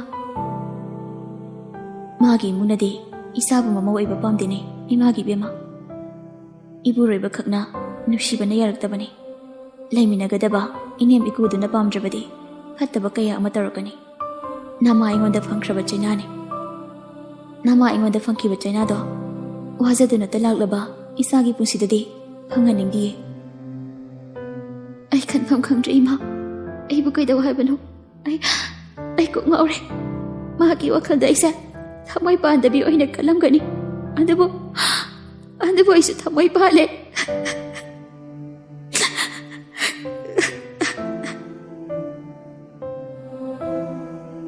Mathangi ayukni Mama Papa Tamo sa kainom tawre Ang talawo Silay makapna kapna mabunggi kadagi lawri Dojar amadi Ranjana pakatna Machanapagi kada chan silay Machanapana gyan tadana lerambadu ubada ꯔꯟꯖꯅꯥꯗꯨ ꯄꯥꯈꯠꯄ ꯍꯦꯟꯒꯠꯂꯛꯏ꯫ ꯀꯩꯗꯧꯔꯒꯦ? ꯏꯆꯥ ꯀꯩꯗꯧꯔꯒꯦ? ꯕꯨꯡꯉꯣ, ꯕꯨꯡꯉꯣ, ꯇꯥꯕ꯭ꯔꯣ? ꯁꯦ, ꯍꯧꯒꯠꯂꯣ, ꯃꯃꯥꯅ ꯀꯧꯔꯤꯕꯁꯤ ꯇꯥꯗꯕ꯭ꯔꯣ? ꯑꯩꯒ ꯍꯧꯖꯤꯛꯇ ꯋꯥꯔꯤ ꯁꯥꯔꯝꯂꯤꯅꯤ, ꯑꯗꯨꯒ ꯈꯪꯍꯧꯗꯅ... ꯃꯃꯥ, ꯍꯧꯖꯤꯛ ꯀꯞꯇꯅ ꯂꯩꯕꯒꯤ ꯃꯇꯝ ꯅꯠꯇꯦ. ꯍꯣꯁꯄꯤꯇꯥꯜꯗ ꯄꯨꯅꯕ ꯇꯧꯁꯤ. ꯑꯁꯨꯝꯅ ꯑꯥꯔꯕꯤꯕꯨ ꯖꯦꯅꯤꯝꯁꯇ ꯄꯨꯈꯠꯂꯛꯏ꯫ ꯋꯥꯈꯜ ꯈꯟꯕ ꯍꯦꯟꯃꯟꯕꯒꯤ ꯑꯥꯔꯕꯤ ꯗꯤꯄ꯭ꯔꯦꯁꯟꯅ ꯅꯥꯔꯝꯃꯤ. ꯃꯁꯥꯗꯨꯁꯨ ꯆꯥꯗ ꯊꯛꯇꯕꯒꯤ ꯌꯥꯝꯅ ꯁꯣꯛꯆꯤꯜꯂꯤ. ꯗꯣꯛꯇꯔꯁꯤꯡꯅ ꯑꯥꯔꯕꯤꯕꯨ ꯀꯨꯞꯅ ꯌꯦꯡꯂꯝꯃꯤ. ꯃꯃꯥ ꯏꯕꯦꯝꯃ ꯔꯟꯖꯅꯥ ꯃꯆꯥꯒꯤ ꯃꯇꯧ ꯎꯔꯒ ꯅꯤꯡꯉꯝꯗꯕ ꯁꯨꯝ ꯍꯦꯟꯖꯤꯜꯂꯛꯏ꯫ ꯃꯃꯥ, ꯅꯪ ꯍꯧꯖꯤꯛꯇꯤ ꯄꯦꯜꯂꯝꯂꯅꯤ. ꯇꯥꯃꯣꯅ ꯁꯤꯒꯤ ꯐꯤꯕꯝꯁꯤꯗ ꯂꯩꯔꯕꯅꯤꯅ ꯄꯦꯜꯂꯝꯃꯅꯤ ꯅꯪ. ꯄꯨꯝꯅꯃꯛ ꯅꯃꯥ ꯑꯩꯅ ꯐꯠꯇꯕꯗꯒꯤ ꯊꯣꯛꯄ ꯉꯥꯛꯇꯅꯤ. ꯈꯜꯂꯨꯔꯒ ꯑꯩ ꯅꯤꯡꯉꯝꯗꯕꯅ ꯄꯦꯜꯂꯦ.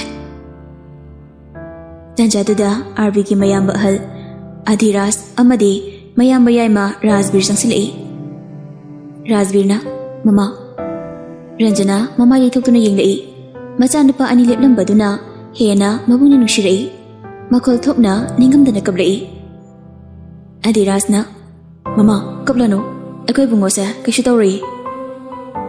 ꯇꯥꯃꯣ ꯆꯧ, ꯇꯥꯃꯣ ꯌꯥꯏ, ꯑꯩ ꯅꯈꯣꯏꯕꯨ ꯌꯥꯝꯅ ꯋꯥꯔꯛꯎꯏ. ꯑꯁꯨꯛ ꯀꯨꯏꯕ ꯃꯇꯝꯁꯦ ꯂꯩꯀꯥꯏ ꯑꯃꯒꯨꯝ ꯁꯛ ꯈꯪꯅꯗꯕ ꯑꯃꯒꯨꯝ ꯑꯩꯈꯣꯏꯕꯨ ꯀꯔꯤ ꯇꯧꯔꯤ ꯍꯥꯏꯅ ꯅꯣꯡꯃꯇ ꯍꯪꯅꯗꯦ. ꯑꯗꯨꯒ ꯉꯁꯤ ꯇꯥꯃꯣꯅ ꯁꯤꯒꯤ ꯐꯤꯕꯝꯁꯤꯗ ꯂꯩꯔꯕ ꯃꯇꯝꯁꯤꯗ ꯂꯥꯛꯇꯦ ꯍꯥꯏꯅ ꯂꯥꯛꯄꯒ ꯆꯞ ꯃꯥꯟꯅꯩ. ꯔꯥꯖꯕꯤꯔ ꯑꯃꯗꯤ ꯑꯙꯤꯔꯥꯖ ꯃꯔꯥ ꯂꯩꯔꯕ ꯑꯃꯒꯨꯝꯅ ꯇꯨꯃꯤꯟ ꯇꯨꯃꯤꯟꯅ ꯂꯩ꯫ ꯕꯦꯝꯃ, ꯏꯕꯦꯝꯃ ꯁꯅꯥꯊꯣꯏꯒꯤ ꯌꯨꯝꯗꯣ ꯃꯃꯥꯗ ꯇꯥꯛꯎ. ꯑꯩ ꯏꯆꯥꯒꯤ ꯃꯑꯣꯡꯁꯦ ꯌꯦꯡꯕ ꯉꯝꯗ꯭ꯔꯦ. ꯑꯩ ꯏꯕꯦꯝꯃꯗꯨꯗ ꯐꯖꯅ ꯍꯥꯏꯖꯔꯨꯒꯦ. ꯁꯣꯝꯗꯅ ꯀꯩꯅꯣ ꯉꯁꯤ ꯑꯩꯅ ꯋꯥꯈꯜꯁꯦ ꯏꯋꯥ ꯋꯥꯔꯤꯕ ꯀꯔꯤꯒꯤꯅꯣ? ꯑꯩꯅ ꯁꯣꯝꯅ ꯂꯥꯡꯇꯛꯅꯔꯤꯕ ꯃꯍꯥꯛ ꯑꯗꯨꯃꯛ ꯑꯩꯉꯣꯟꯗꯒꯤ ꯂꯥꯞꯈ꯭ꯔꯦꯀꯣ. ꯃꯥꯒꯤ ꯏꯃꯨꯡꯅ ꯑꯩꯕꯨ ꯄꯥꯝꯗꯕꯅꯤꯅ ꯃꯍꯥꯛꯁꯨ ꯑꯩꯒꯤ ꯋꯥꯈꯜ ꯀꯥꯎꯊꯣꯛꯈ꯭ꯔꯕ. ꯀꯔꯤꯒꯤꯅꯣ ꯑꯩꯅ ꯃꯍꯥꯛꯀꯤ ꯋꯥꯈꯜꯗ ꯈꯜꯂꯤꯕ? ꯃꯥꯕꯨ ꯀꯩꯗꯧꯔꯕꯖꯥꯠꯅꯣ? ꯁꯅꯥꯊꯣꯏ ꯑꯥꯔꯕꯤꯒꯤ ꯋꯥꯈꯜꯗ ꯃꯁꯥꯗꯨ ꯏꯇꯥꯎ ꯇꯥꯎꯔꯤ꯫ ꯇꯥꯟꯖꯥꯗꯨꯗ ꯃꯃꯥ ꯏꯕꯦꯝꯃꯅ ꯂꯥꯎ ꯈꯣꯡꯗꯅ ꯋꯥ ꯉꯥꯡꯕꯒꯤ ꯈꯣꯟꯖꯦꯜ ꯇꯥꯔꯛꯂꯤ꯫ ꯀꯩꯗꯧꯔꯕꯅꯣ ꯈꯟꯅ ꯃꯄꯥꯟꯗ ꯊꯣꯔꯛꯄꯗꯗꯤ ꯑꯉꯛꯄ ꯐꯪꯂꯤ꯫ ꯂꯩꯃꯥꯏꯗ ꯂꯩꯅꯥꯅ ꯃꯆꯣꯏ ꯇꯥꯗꯨꯅ ꯀꯦꯜꯂꯤꯕ ꯂꯩꯔꯥꯡꯗꯨꯒꯤ ꯀꯥꯟꯅꯕꯁꯨ ꯈꯪꯂꯛꯂ ꯃꯥꯜꯂꯦ꯫ ꯃꯤ ꯑꯃꯕꯨ ꯀꯔꯝꯅ ꯇꯔꯥꯝꯅ ꯑꯣꯛꯀꯅꯤ ꯈꯪꯈꯤꯗꯕ? ꯁꯤꯂꯩꯃꯒꯤ ꯃꯃꯥ ꯏꯕꯦꯝꯃꯅ ꯃꯆꯥꯕꯨ ꯀꯟꯅꯕ ꯍꯥꯏꯖꯔꯤ꯫ ꯏꯃꯥꯒꯤ ꯕꯦꯝꯃ, ꯅꯪ ꯀꯔꯤ ꯈꯜꯂꯤ? ꯔꯟꯖꯅꯥ ꯏꯀꯥꯏꯅ ꯃꯃꯥꯏꯗ ꯂꯨꯞꯊꯩ꯫ ꯗꯣꯖꯔꯁꯨ ꯋꯥꯍꯩ ꯑꯃꯠꯇ ꯈꯨꯝꯗꯦ꯫ ꯖꯦꯝꯁꯁꯨ ꯐꯝꯂꯤ, ꯁꯅꯥꯊꯣꯏꯁꯨ ꯂꯦꯞꯂꯤ, ꯋꯥꯍꯩ ꯑꯃꯠꯇ ꯈꯨꯝꯗꯦ꯫ ꯃꯃꯥ ꯏꯕꯦꯝꯃ ꯂꯥꯡꯂꯦꯟ ꯋꯥ ꯃꯈꯥ ꯇꯥꯔꯛꯏ꯫ ꯂꯨꯍꯣꯡꯒꯗꯕꯒꯤ ꯍꯥꯏꯅ ꯁꯤꯡꯅꯗꯨꯅ ꯂꯩꯔꯕꯅꯤ. ꯅꯆꯥꯗ ꯒ꯭ꯌꯥꯟ ꯇꯥꯅꯕ ꯊꯦꯝꯕ ꯉꯝꯗ꯭ꯔꯕꯅꯦ. ꯂꯝꯀꯦꯠꯄꯤ ꯏꯔꯥꯡ ꯍꯩꯕꯤ ꯑꯩꯒꯤ ꯏꯆꯥꯗꯤ ꯃꯃꯥ ꯑꯩꯒꯤ ꯈꯥꯗ ꯉꯁꯤꯁꯨ ꯂꯩꯔꯤ. ꯑꯐꯕ ꯅꯆꯥꯗꯣ ꯋꯥꯔꯛꯄ ꯉꯝꯕꯤꯗ꯭ꯔꯕꯣ? ꯔꯟꯖꯅꯥ ꯃꯃꯥꯏ ꯅꯣꯡꯈꯠꯂꯛꯏ꯫ ꯁꯅꯥꯊꯣꯏ ꯂꯦꯞꯄꯗ ꯎꯕꯗ ꯏꯕꯦꯝꯃ ꯁꯅꯥꯊꯣꯏ, ꯅꯪ ꯏꯃꯥꯕꯨ ꯑꯃꯨꯛꯇꯗꯤ ꯉꯥꯛꯄꯤꯌꯨ. ꯁꯤ ꯍꯥꯏꯅ ꯐꯝꯂꯝꯕꯗꯒꯤ ꯍꯧꯒꯠꯂꯛꯏ꯫ ꯃꯃꯥ ꯑꯩꯅ ꯐꯠꯇꯕꯗꯒꯤ ꯄꯨꯝꯅꯃꯛꯁꯦ ꯊꯣꯛꯈꯤꯕꯅꯤ. ꯃꯃꯥ ꯑꯣꯏꯕꯗ ꯃꯇꯤꯛ ꯆꯥꯔꯨꯗꯕꯅ ꯉꯁꯤ ꯏꯆꯥꯅ ꯁꯤꯕ ꯉꯥꯏꯅ ꯄꯨꯟꯁꯤ ꯂꯦꯟꯕꯅꯤ. ꯁꯃꯥꯖꯕꯨ ꯀꯤꯔꯨꯕꯗꯒꯤ ꯏꯃꯥꯅ ꯅꯪꯕꯨ ꯇꯥꯊꯤ ꯉꯥꯡꯈꯤꯕꯅꯤ. ꯏꯆꯥꯒꯤ ꯁꯦꯡꯂꯕ ꯊꯃꯣꯏꯗꯣ ꯏꯃꯥꯅ ꯃꯁꯛ ꯈꯪꯂꯨꯗ꯭ꯔꯦ. ꯅꯪꯒꯤ ꯋꯥꯈꯜꯗ ꯑꯩꯒꯤ ꯏꯆꯥꯗꯣ ꯁꯤꯕ ꯉꯥꯏꯅ ꯂꯦꯜꯂꯦ. ꯃꯃꯥ ꯑꯃ ꯑꯣꯏꯅ ꯑꯩ ꯏꯆꯥꯒꯤ ꯃꯇꯧꯗꯣ ꯌꯦꯡꯕ ꯉꯝꯗ꯭ꯔꯦ. ꯅꯪꯅ ꯈꯔ ꯊꯦꯝꯕꯤꯗꯨꯅ ꯑꯩꯒꯤ ꯏꯆꯥꯗꯣ ꯍꯥꯟꯅꯒꯤ ꯄꯨꯟꯁꯤꯗ ꯍꯟꯖꯤꯜꯂꯛꯅꯕ ꯇꯧꯕꯤꯌꯣ. ꯏꯃꯥ ꯅꯪꯒꯤ ꯅꯈꯣꯡ ꯄꯥꯏꯔꯒ ꯍꯥꯏꯖꯔꯤ. ꯁꯤ ꯍꯥꯏꯔꯒ ꯁꯅꯥꯊꯣꯏꯒꯤ ꯃꯈꯣꯡ ꯄꯥꯏꯔꯤ꯫ ꯁꯅꯥꯊꯣꯏ ꯂꯦꯞꯂꯤꯕ ꯈꯣꯡꯐꯝꯗꯨꯗꯒꯤ ꯇꯨꯡꯍꯜꯂꯤ꯫ ꯏꯃꯥ, ꯑꯗꯨꯃꯥꯏꯅ ꯇꯧꯅꯣ, ꯅꯨꯡꯉꯥꯏꯇꯦ. ꯑꯩꯅ ꯑꯉꯝꯕ ꯃꯇꯦꯡ ꯁꯣꯏꯗꯅ ꯄꯥꯡꯒꯦ. ꯁꯤ ꯍꯥꯏꯅ ꯔꯟꯖꯅꯥꯒꯤ ꯃꯔꯦꯡꯕꯥꯟ ꯄꯥꯏꯔꯒ ꯍꯧꯒꯠꯄꯤ꯫ ꯃꯇꯧ ꯑꯗꯨ ꯎꯕꯗ ꯂꯥꯡꯂꯦꯟ ꯄꯣꯡꯇꯛ ꯇꯧꯕ ꯃꯤꯅꯣꯛ ꯑꯃ ꯅꯣꯛꯏ꯫ ꯇꯥꯟꯖꯥꯗꯨꯗ ꯖꯤꯕꯟ ꯄꯔꯄ ꯆꯪꯁꯤꯜꯂꯛꯏ꯫ ꯇꯥꯃꯣ, ꯍꯣꯁꯄꯤꯇꯥꯜꯗ ꯈꯔ ꯊꯨꯅ ꯂꯥꯛꯑꯣ ꯍꯥꯏꯔꯤ꯫ ꯏꯆꯥ ꯀꯩꯗꯧꯔꯦ ꯍꯥꯏꯕꯅꯣ ꯖꯤꯕꯟ? ꯗꯣꯖꯔꯅ ꯕꯨꯡꯉꯣꯗꯨ ꯀꯩꯗꯧꯔꯒꯦ? ꯐꯣꯟꯗꯨꯁꯨ ꯇꯠꯈ꯭ꯔꯦ, ꯂꯥꯛꯑꯣ ꯈꯛ ꯍꯥꯏꯔꯛꯏ, ꯑꯃꯨꯛ ꯇꯧꯕꯁꯨ ꯁ꯭ꯋꯤꯆ ꯑꯣꯐ ꯍꯥꯏꯔꯛꯏ꯫ ꯉꯥꯡꯅ ꯂꯥꯡꯂꯦꯟꯗ ꯃꯤꯠꯌꯦꯡ ꯊꯝꯂꯤ꯫ ꯖꯤꯕꯟ ꯂꯥꯡꯂꯦꯟ ꯎꯕꯗ ꯏꯉꯛꯉꯛꯏ꯫ ꯏꯕꯦꯝꯃ, ꯅꯪ ꯅꯣꯡꯃ...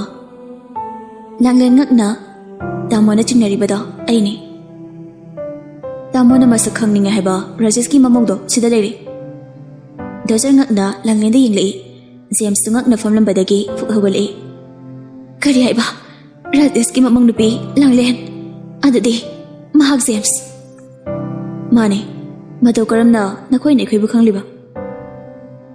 Dozer amadi Jeevan na Rajesh ki mathakta singkiba plan amadi langlena yumdudagi chenthorakpada Jeevan gi gari da tongkhibagi maramda oriliri. Tamogi laman amadi nasanda tonsilabani. Namituda aina wakhibada. Miyoi bahai basa masini. Amana amagi mateng pangnadrabadi miyoi ba moibagi kai kanari. Ranjanana chatna batawrasi. Langlen hana masak khangdudabana. Aina ngakibasingdo nasi magni khalaga ngapiyu.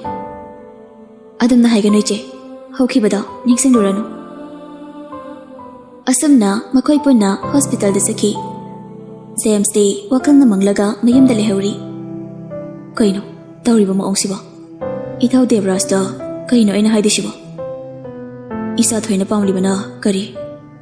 Chumna mateng pangba chatlibra. Natraga magi thamoina. Phare kon hanglage. Hospital dani Ranjanana aidi ipa pakhaluredana. Silaimana mama siyori. Hoi laine masasisu yamna soksilene. Sanathoi mama ibi magi matungda liplambadagi mamai du haifele thoklaga RV dam yengthamlui. Soksilaba RV gi masa yengbada chinglemna fajaramba RV gi sakchu bumon olamba aduda Sanathoi gi mitlo pirangdo khanghaudana sintharaki. Silaimasu Sanathoi gi mataudu uraduna nuksina Sanathoi bu kori. Sanathoi Mingkak pankibada RV gi ishlamba mitto tapna pangthoraktuna lamhelaba mit aniduna Sanathoi bu thiri. Matawada leiba mi pumba khanglami. Langlensu RV gi mataudu ubada nungaijade. Mama gi matungda ningamdabagi pirang sinthaduna leplibi Sanathoi bu RV na urakhi. Kangsilaba chimbalduna mama noklaga lamhelaba mitudagina senglaba turelgi ichelga pangkhak oiraba pirangdo ningamdana sintharakli. Animak wangangnade mitlugi pirangdi lepa leitana adumak sinthani. Mitphamsu amana amadagi hongnade sabi sanau anigi matauda leiriba mi singduna khanglami. Amamamta thoknakhibana ka aduda RV amadi Sanathoi khak ngaihori. RV tapna Sanathoi. Sanathoi kumde tapli RV gi manakta sangsili. Nangaibu hauzik fabu warobra. Aigi araiba mikupta yaujringai. Nangi saktambu amtadi uningkhibane. Ai pele. Ai shirabasu yare. Adana haigano. Ai tamogi mafamda yamda lankre. Aina thamoi kanbi oirubana. Tamona sigi thaksda leibane. Aibu ngabiyo. Nanglandi lalibade warapangam haudaba aigi thamoisine. Nanglankide. Aine ikai khangkidabanane. Haujikti nanglo hongdore haina tai. Ningjaba maga nungaina panbo ayo. Nangna nungaina lejakhibadu khakne. Aigi thamoina pamjaba. Sanathoi kaisu khumde makhol thokna hi kapli. Nanerasu thongjinduda leplaga mitlu pirang sinthari. Sanathoi na thawai makni khanjabasu tamobu khaktani. Sanathoi amadi RV kanano haini yenglei. Daniel momo noklaga jangsilei. Tama ai Daniel Sanathoi ga lohonggadoriba bordo aini. Oh laibu faba mahagada nang oire. Tamona wakal henjina khalamari. Sanathoi ga iga mari amata leinade. Supnatagi ahal masanyanaduna lohongbagi haina singnaba khaktani. Sanathoi na tamobu yamna khanjabani. Ikai thibigi mapukta pukluba amade mahaki pandam phamjiba makai nungsi marida khongda kire khanbadagi tamogi nungsibabu accept tokidabani. RV Sanathoi di yenglei. Sanathoi mamai lupthaki. Makoi anigi mataudo Daniel ningamdana mamonokna yenglaga. Tamo amadi Sanathoi gi marakta aina etpa habadu oire. Nungsiba yaudana yum panminaba yaroi. Thamoi anigi nungsibasu aina maram oiraga tokhai lebada ai pamjade. Punsida ai nungaibasu ngamloi. Sanathoi tamo sa nangi wakhalda yamna wajare. Tamogi seba phajana tawbiyu. Tamo Sanathoi-su tamogidamak yam khanbane. Mahakbu luna tawbiyo. Sanathoi ningamdana. Dada. Daniel momon minoka loinana. Nana khalibada aisu khangi Sanathoi. Nan kemda khangano. Papa khoi kaka khoi da ai fazana haige. Arvida amon sinduna. Tama nana umchaluki ko. Si hairaga mamai le thorakpada mama ibe malanglen leplami. Namtha ki minok noklabasu mama ibe ma ubadadi mitlugi pirangdo thengba ngamdana sintharakli. Matawadu mama ibe malanglen yengba ngamjade. Apuma Ima si hairaga mama bu konsili. Apuma nana tawri bise karino. Ima Sanathoi na pamjabada maning thumjarasana. Ai chalage ima. Si hairam laga Daniel mapi da thok laga chatki. Langlen Daniel gi matau duda mapi sinthauri. Sanathoi su ka fauri. Arvi su nungai jade. Ivema ima chatlamage. Hore nang papa ga amuk laki nang hek lehoro. Oh ima. Mama ibe malanglen su sakri. Ranjana ga silai maga amuk jangsilai. Sanathoi ubadagi tamo se masakra tekhatpa malida. Masina nganglakpasina phara ama ita hektai. Silaimagi wahaidada Arvi ga Sanathoi gadi ikaibagi mamai leraga khangi. Asengba haibani kaino phagi tawbusu natana. Sidaidi tamosu kemta nungaitaba khalano. Sanathoi nangsu imang manglaga adum lei haye. Tamogi wakhalda oiramni. Tamoga thungnaradabanina kemta waaranuwo. Hey, taningteko matang chade.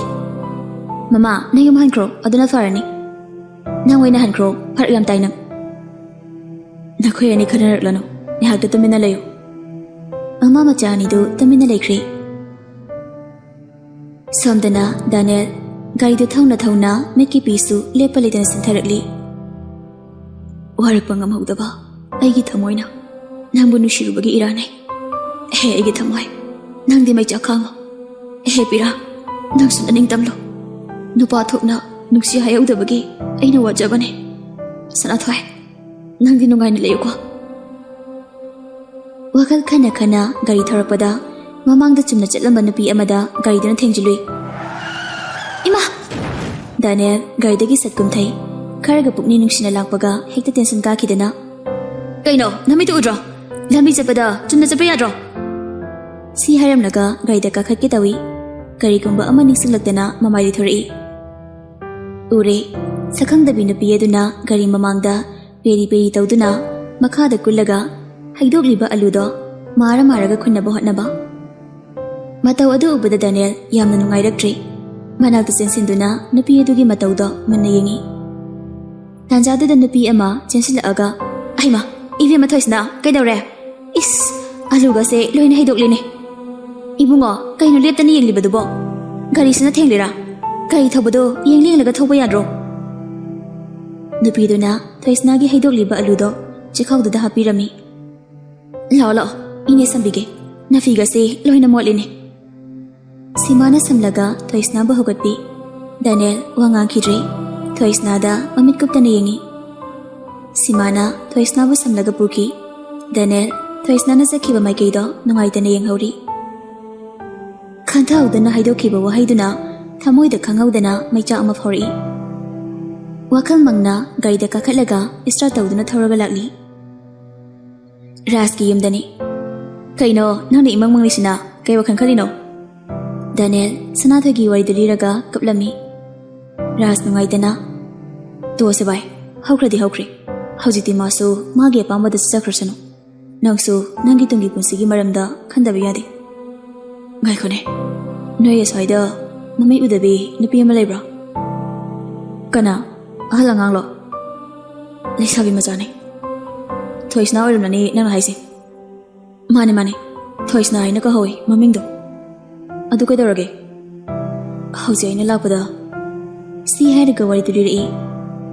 Ayam nungairaktre. Mai maongdo. Ai tasina khangludabane. Mapaduna yudalai churaga leirabane. Mama su ma pokpada dum laikhidre. Mama tomina fubada suloirabane. Thangnabasingna khamdolubuga ihaba nate. Hekta unjilaga setpini tawrise. Pura maong amadani leiribase. Mi amtagane thoina kauna ngangna hanba nate. Daniel, warido nungaydana tari. Alo kitang lebi sakibado, hausipa halaktiba.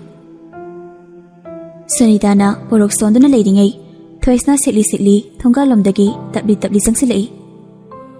Tabli sanglakpana mangon yaksilai. Alu kitang lebi sakibabo, hausita halakpa. Karamba nawano unaridubo. Nafiduna kari, ufrung ngakta. Ima, gari na thengbada tubaine. Gari duna thomdatana siramladine khara fadoba. Wai ama hek sangni adu oiradi. Chakto sasa thonggalur chalo. Sida kuina lepano nasaktu yeningde. Napamaki maongne yurai chudana mapunsi ase laiba ngame wani. Thoisna tabli imda changlakli. Maraga lakpana saksang yore. Mit udrabasu thabakti machutana taujai. Chaktudi Thoisna na maraga oirabasu thongkri. Sunitana londana yenzang dumadi thongi. Samdana Purnimana. Aigi suthoibagi maraibakse onthongna thikredako. Isugi khanbada ai siba ngamloidori. Devrasna Ima hokre kauthopa tamlase. Matam kharadi ingna leijarasanu. Luhongbagi maramda wa mata hairisi. Masana pamena purakpuna pido. Imauni khalaga aikoi siloksilase. Isu thoibana sana thoibu yamna nushibane. Mase mabo aina khangi. Aigi isugi nushiba masak khangbidriba. Natraga Aigi isuna nusi fondo haudabaira. Nakal amaramdana Rasina. Mai baba thoibagi manakta amudadi chatlusi. Ai langlengi magun chapchana khangi. Ma aikoi busaidana ngapigani. Aina tawkiba mayamduna maram oiraga. Aidi ikaikre. Mangkrabi aikoigi isudusu phangle hai. Isu rahunna hairambani. Oh, mapu amoiraga. Aina kayada minungsi laikhidraba. Ishunasu, ichanasu, imaunasu. Aikhoibu yamna wararamgani. Landaba ngamdaba kanasu laitabani. Aikhoina khanthaba watbadagi thokiba ngaktani. Madu pumnamakto lale haijarubana phatro. Rajesh kemta khumde ningamdabagi mapi sinthari. Matam khara hokre arbisu mayumda puthakre. Sanathoisu nomagi duty oina RB bu yengsinba chatlami. Sanathoina kupna senabadagi RB su nomagi masada fagatli. Daniel su Sanathoi bu nomagi kakthokna bohatnajai. Marup amaga amuk punduna wakal nungai thokna bohatnai. Ayamba loinabana mahaka chanaba marup Ras khaktani. Rasna ngaiko asaba khar lerkhige gari khamo. Daniel gari du khami. Ras gari dai kumthaduna nakanda laiba dukan da changsili. Daniel na gari manungda adum phamauri. Daniel Sanathoi gi photo du yengli. Amuk su masadu irang langtak narakduna phone da lok tawsilaga nakanda thamkri. Gari gi situda makok tu haifet amunga thai. Aduga amu hawali. Gari manungdagi uriba saktamdu mamit kuptani yengi. Matai duda imon mona tabli lakpada yengbada hek nungsira mali. Tarang malang sangsar amada tawki. Uriba saktamda managda tapna naksilai. Nakanda lairiba dukandu tamna amuk tabli sangsingki. Daniel gaidagi satkum thai. Khanglai thuna dukanduda propos sangsili. Thoisna matai oirapna lepi. Daniel Raski managda lepli. Thoisna da haife su yengi. Rasu mamaili thorakpada Daniel leplambaduda ingangai. Na mu yokshilaba. Daniel chirol tawi. Nakanda leplisine aina habana pido. Ras mamai leithoktuna yenglei. Thoisna leplambadu ubada asigiro nanasila changleisa. Ngahangido yam nungayaktre adoini. Ngaiko ai tawge. Si hairaga Thoisna do onjinduna. Thoisna kay lebla ino. Thoisna momon minoka loinana. Dada imagi kwa lebla ine. Chaksarabo nungbo. Thoisna maithong maksina. Chare dada. Dukan fambiduna. Ibunga sida lairi noigi kwado. Ras kwado lawi. Daniela kanan sadoino adu kwaduna. Aigini lausase. Asapato ama pibiramo yami. Kaidagi yamano anga anige ani khakni. na yam piningraga ama lerga piramu. Daniel asapu khara leraga Thoisna da pina bo hotnari. Amukta kauna da bai kaidana Rasta yenglai. Rasna achaput lausilaga Thoisna da pige tawri. Thoisna asapu se nahem da horen chaw. Dada yarani da. Imana basna lebiri ne nagi se luksilo. Magi gari na ne ngahan nang thenge tawri do. Maadi khangdabadagi nangonda kaykino khara nganglora male. Adugi nungaitadana leini. Daniel tapna abe nang dada saunu ko. Dada na khangdabai nangonda nganglubane. Ai kemta saudi dada. Adude asapu se lahorose. Asana Daniel na asapu tu pirami. Thoisna su ikai lahawi. Gari manung dani. Thoisna haina maming sing na kausu yabaduda abe kaina. Karamba angel dano nana kauriduna. Anga machaw baduda kaubani nang subhapti ba. Aduta sunate asapu kado khakti pining laklido kaigino ba. Chak charabo hangbada maithongdo imak maksin kridu hodro. Charam do mandi mama tombi fate haidudi. Adugi achapoto khar chaja sanu haina lebirakoni. Aidi jaja ki wakhan khalurene. Khalo haide ko angang machaduda ai kemte khande ko. Angang oiresu lesabi pharabane. Lesabi pharagana nangna tu he oisalo. Ekhoi di leijare nangi khandu bewani. Ai nupi na hagi wakhangana amata changde ko. Nupa thoktoba makai phungdo hogdraba nungsibadugi wakhan khalagana punsido mangalage hairo. Adu sharu Thoisna se asinung ko shalu. Chuchabo ngamko taring dabangta. Somdana kwalai raga hanchilakpada asapu kayo changlakpada ubada Sunita tension kakri. Aina khaliba kwale bazakhibasi halaktena nawa kana le milo asapon mayam se. Thoisna khumde. Hey khumure na sindo anga fai ge tingdo tawraga leinu ne. Ima Daras na leire ine. Irang ka ribo iramni. Namit atang baduga khatkrapot ni. Kon mayam do phenu su chalu. Thoisna tabli imunda jangki. No mahauki nini hauki Arbi masayam na fagatli. Sana thoina Arbi gi seba tawduna Arbi bu fagatna bo narabasu makhoi animak amana amada ikoi koini. Ising sida leire. Arbi ising do tapna lauraga hidak tu jasili. Karan fubi silai masu tanjadu da jangsilai. Nakhoi ani na asu amna ikoi koinari sikai gino. Kharasu frengoi no kedaraga. Ima bu sari neba. Tamo nang suni hana ge am khetnare. Ate basanga pangkhau oide haujiksina. Ngasi chilak doini na. Kaudawa mana ningthinungai na kaubitraga aduidi ikoi koina pataba. Adune tamo nang suna sana khara khangu kedaraga. Si haram naga silai mathoki. Sanathoi kagi posai singdu thaijil hori. Arbi Sanathoi na tawri singdu munna yengli. Sanathoi na mamairi thorakpada Arbi ga hek michane. Arbi ikai na mamai dai thoki. Matawadu ubada Sanathoi momonoi. Somdana Ima baba asewa ngang diye aina kau busu khum diye. Sirdi hek phadoba. Murum solaga mapurai bana hipliba kaduda changlakli Sunita. Mapurai bana gyan tadana leibada ubada manakta changsili. Moiba haima kaini ge sidia.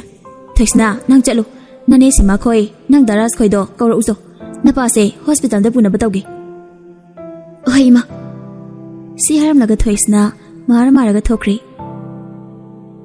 Thoisna na sima khoi ras khoi kaurure. Makhoi ga loina Sunita mapurai basana tombabu hospital da pukhatlami. Ningtham thau aibagi masado khare inkhatbaga yuful da thakpagi ngaukhidana gyan mangki boy bazani.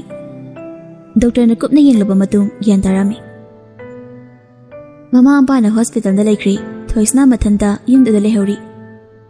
Ayuki saksu sadabana masado ipat pathai mangonda lairiba phansangduda masado tasilaga fami. Tanjaduda Daniel ga Ras kalakli. Rasna Thoisna putharaklanida kashu ta hodre. Thoisna khangina Daras baba do gyan tahoraba. Hoi tahore. Daniel tapna Ras da hai masase ison sona ui chaka chadrijalo. Rasna, Thoisna, nangbu ngasigi chaka charabo. Chare dada. Dadagi imanabadusu yauriira. Hoi, yauriiye. Aya, dada, aidi ngasaydi khangde. Ay mora puthorake ko. Ngihak fammo chasalolake. Abe, yaraniye. Si fansang sida adum famlage nang lauranu. Si hariga fansang dudaga famtakri. Daniel gi mataudu rasti ingangakna yengli. Thoisna thongsin mapandada lepli. Rasu sangsilaktuna Daniel gi manakta fami. Kari wari sagadabano khangdabanina ahummak tumin tumina lainai. Daniel di Thoisna da haife yengli. Rasna, bye, chalasira. Ngihak lekise mathanta leise nungai bro. Na asabu khara lebirogera Thoisna ge. Dada, aigi wedi yaraniye leirano. Chalo ba leira uro.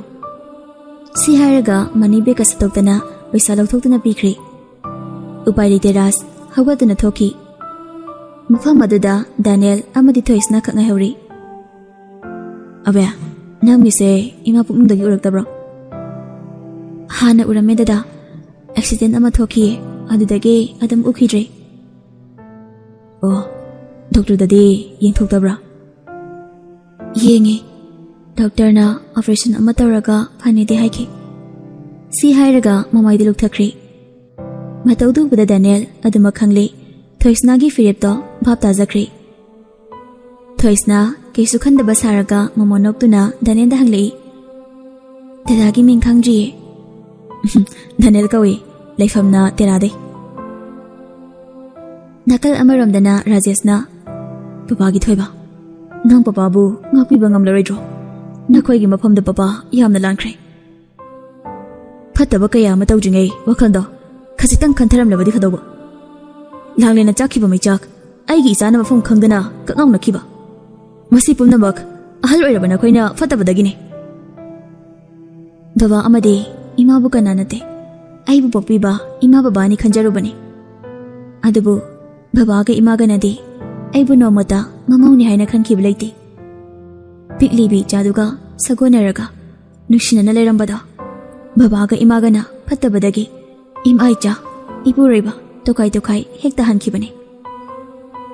Awaba chaitheng kaya amanankhibada. Ai kaubadi leite. Miyoi baki lonchata ai ahal oiraba ima babaga singnaba pamde. Mane, mama aina phattabadagi thokiba ngaktani. Mama aina phattabadagi aigi isagi punsi loikhibani. Piklibi isu amadi ima ulanglena tokai takibasu ama aina phaludabanani. Arang arakta tawringai afabana karino phattabana karino haiba khanthahudabadagi thokiba ngaktani. Ibema solabi nane moibi aibu amuktadi ngakpiyu.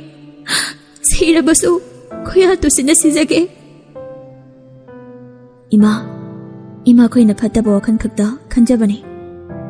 Namau nangai warurabasu ima gi nukshi hiba wangangda apopi imani khalaga tawkhiba singdo kauthokpa ngame. Ai ima amadi babada warauba kaisu leijathe. Apangbi namaubu amuktadi nushibiramo. Rasi ningamdana kapli. Ima gi bema langle.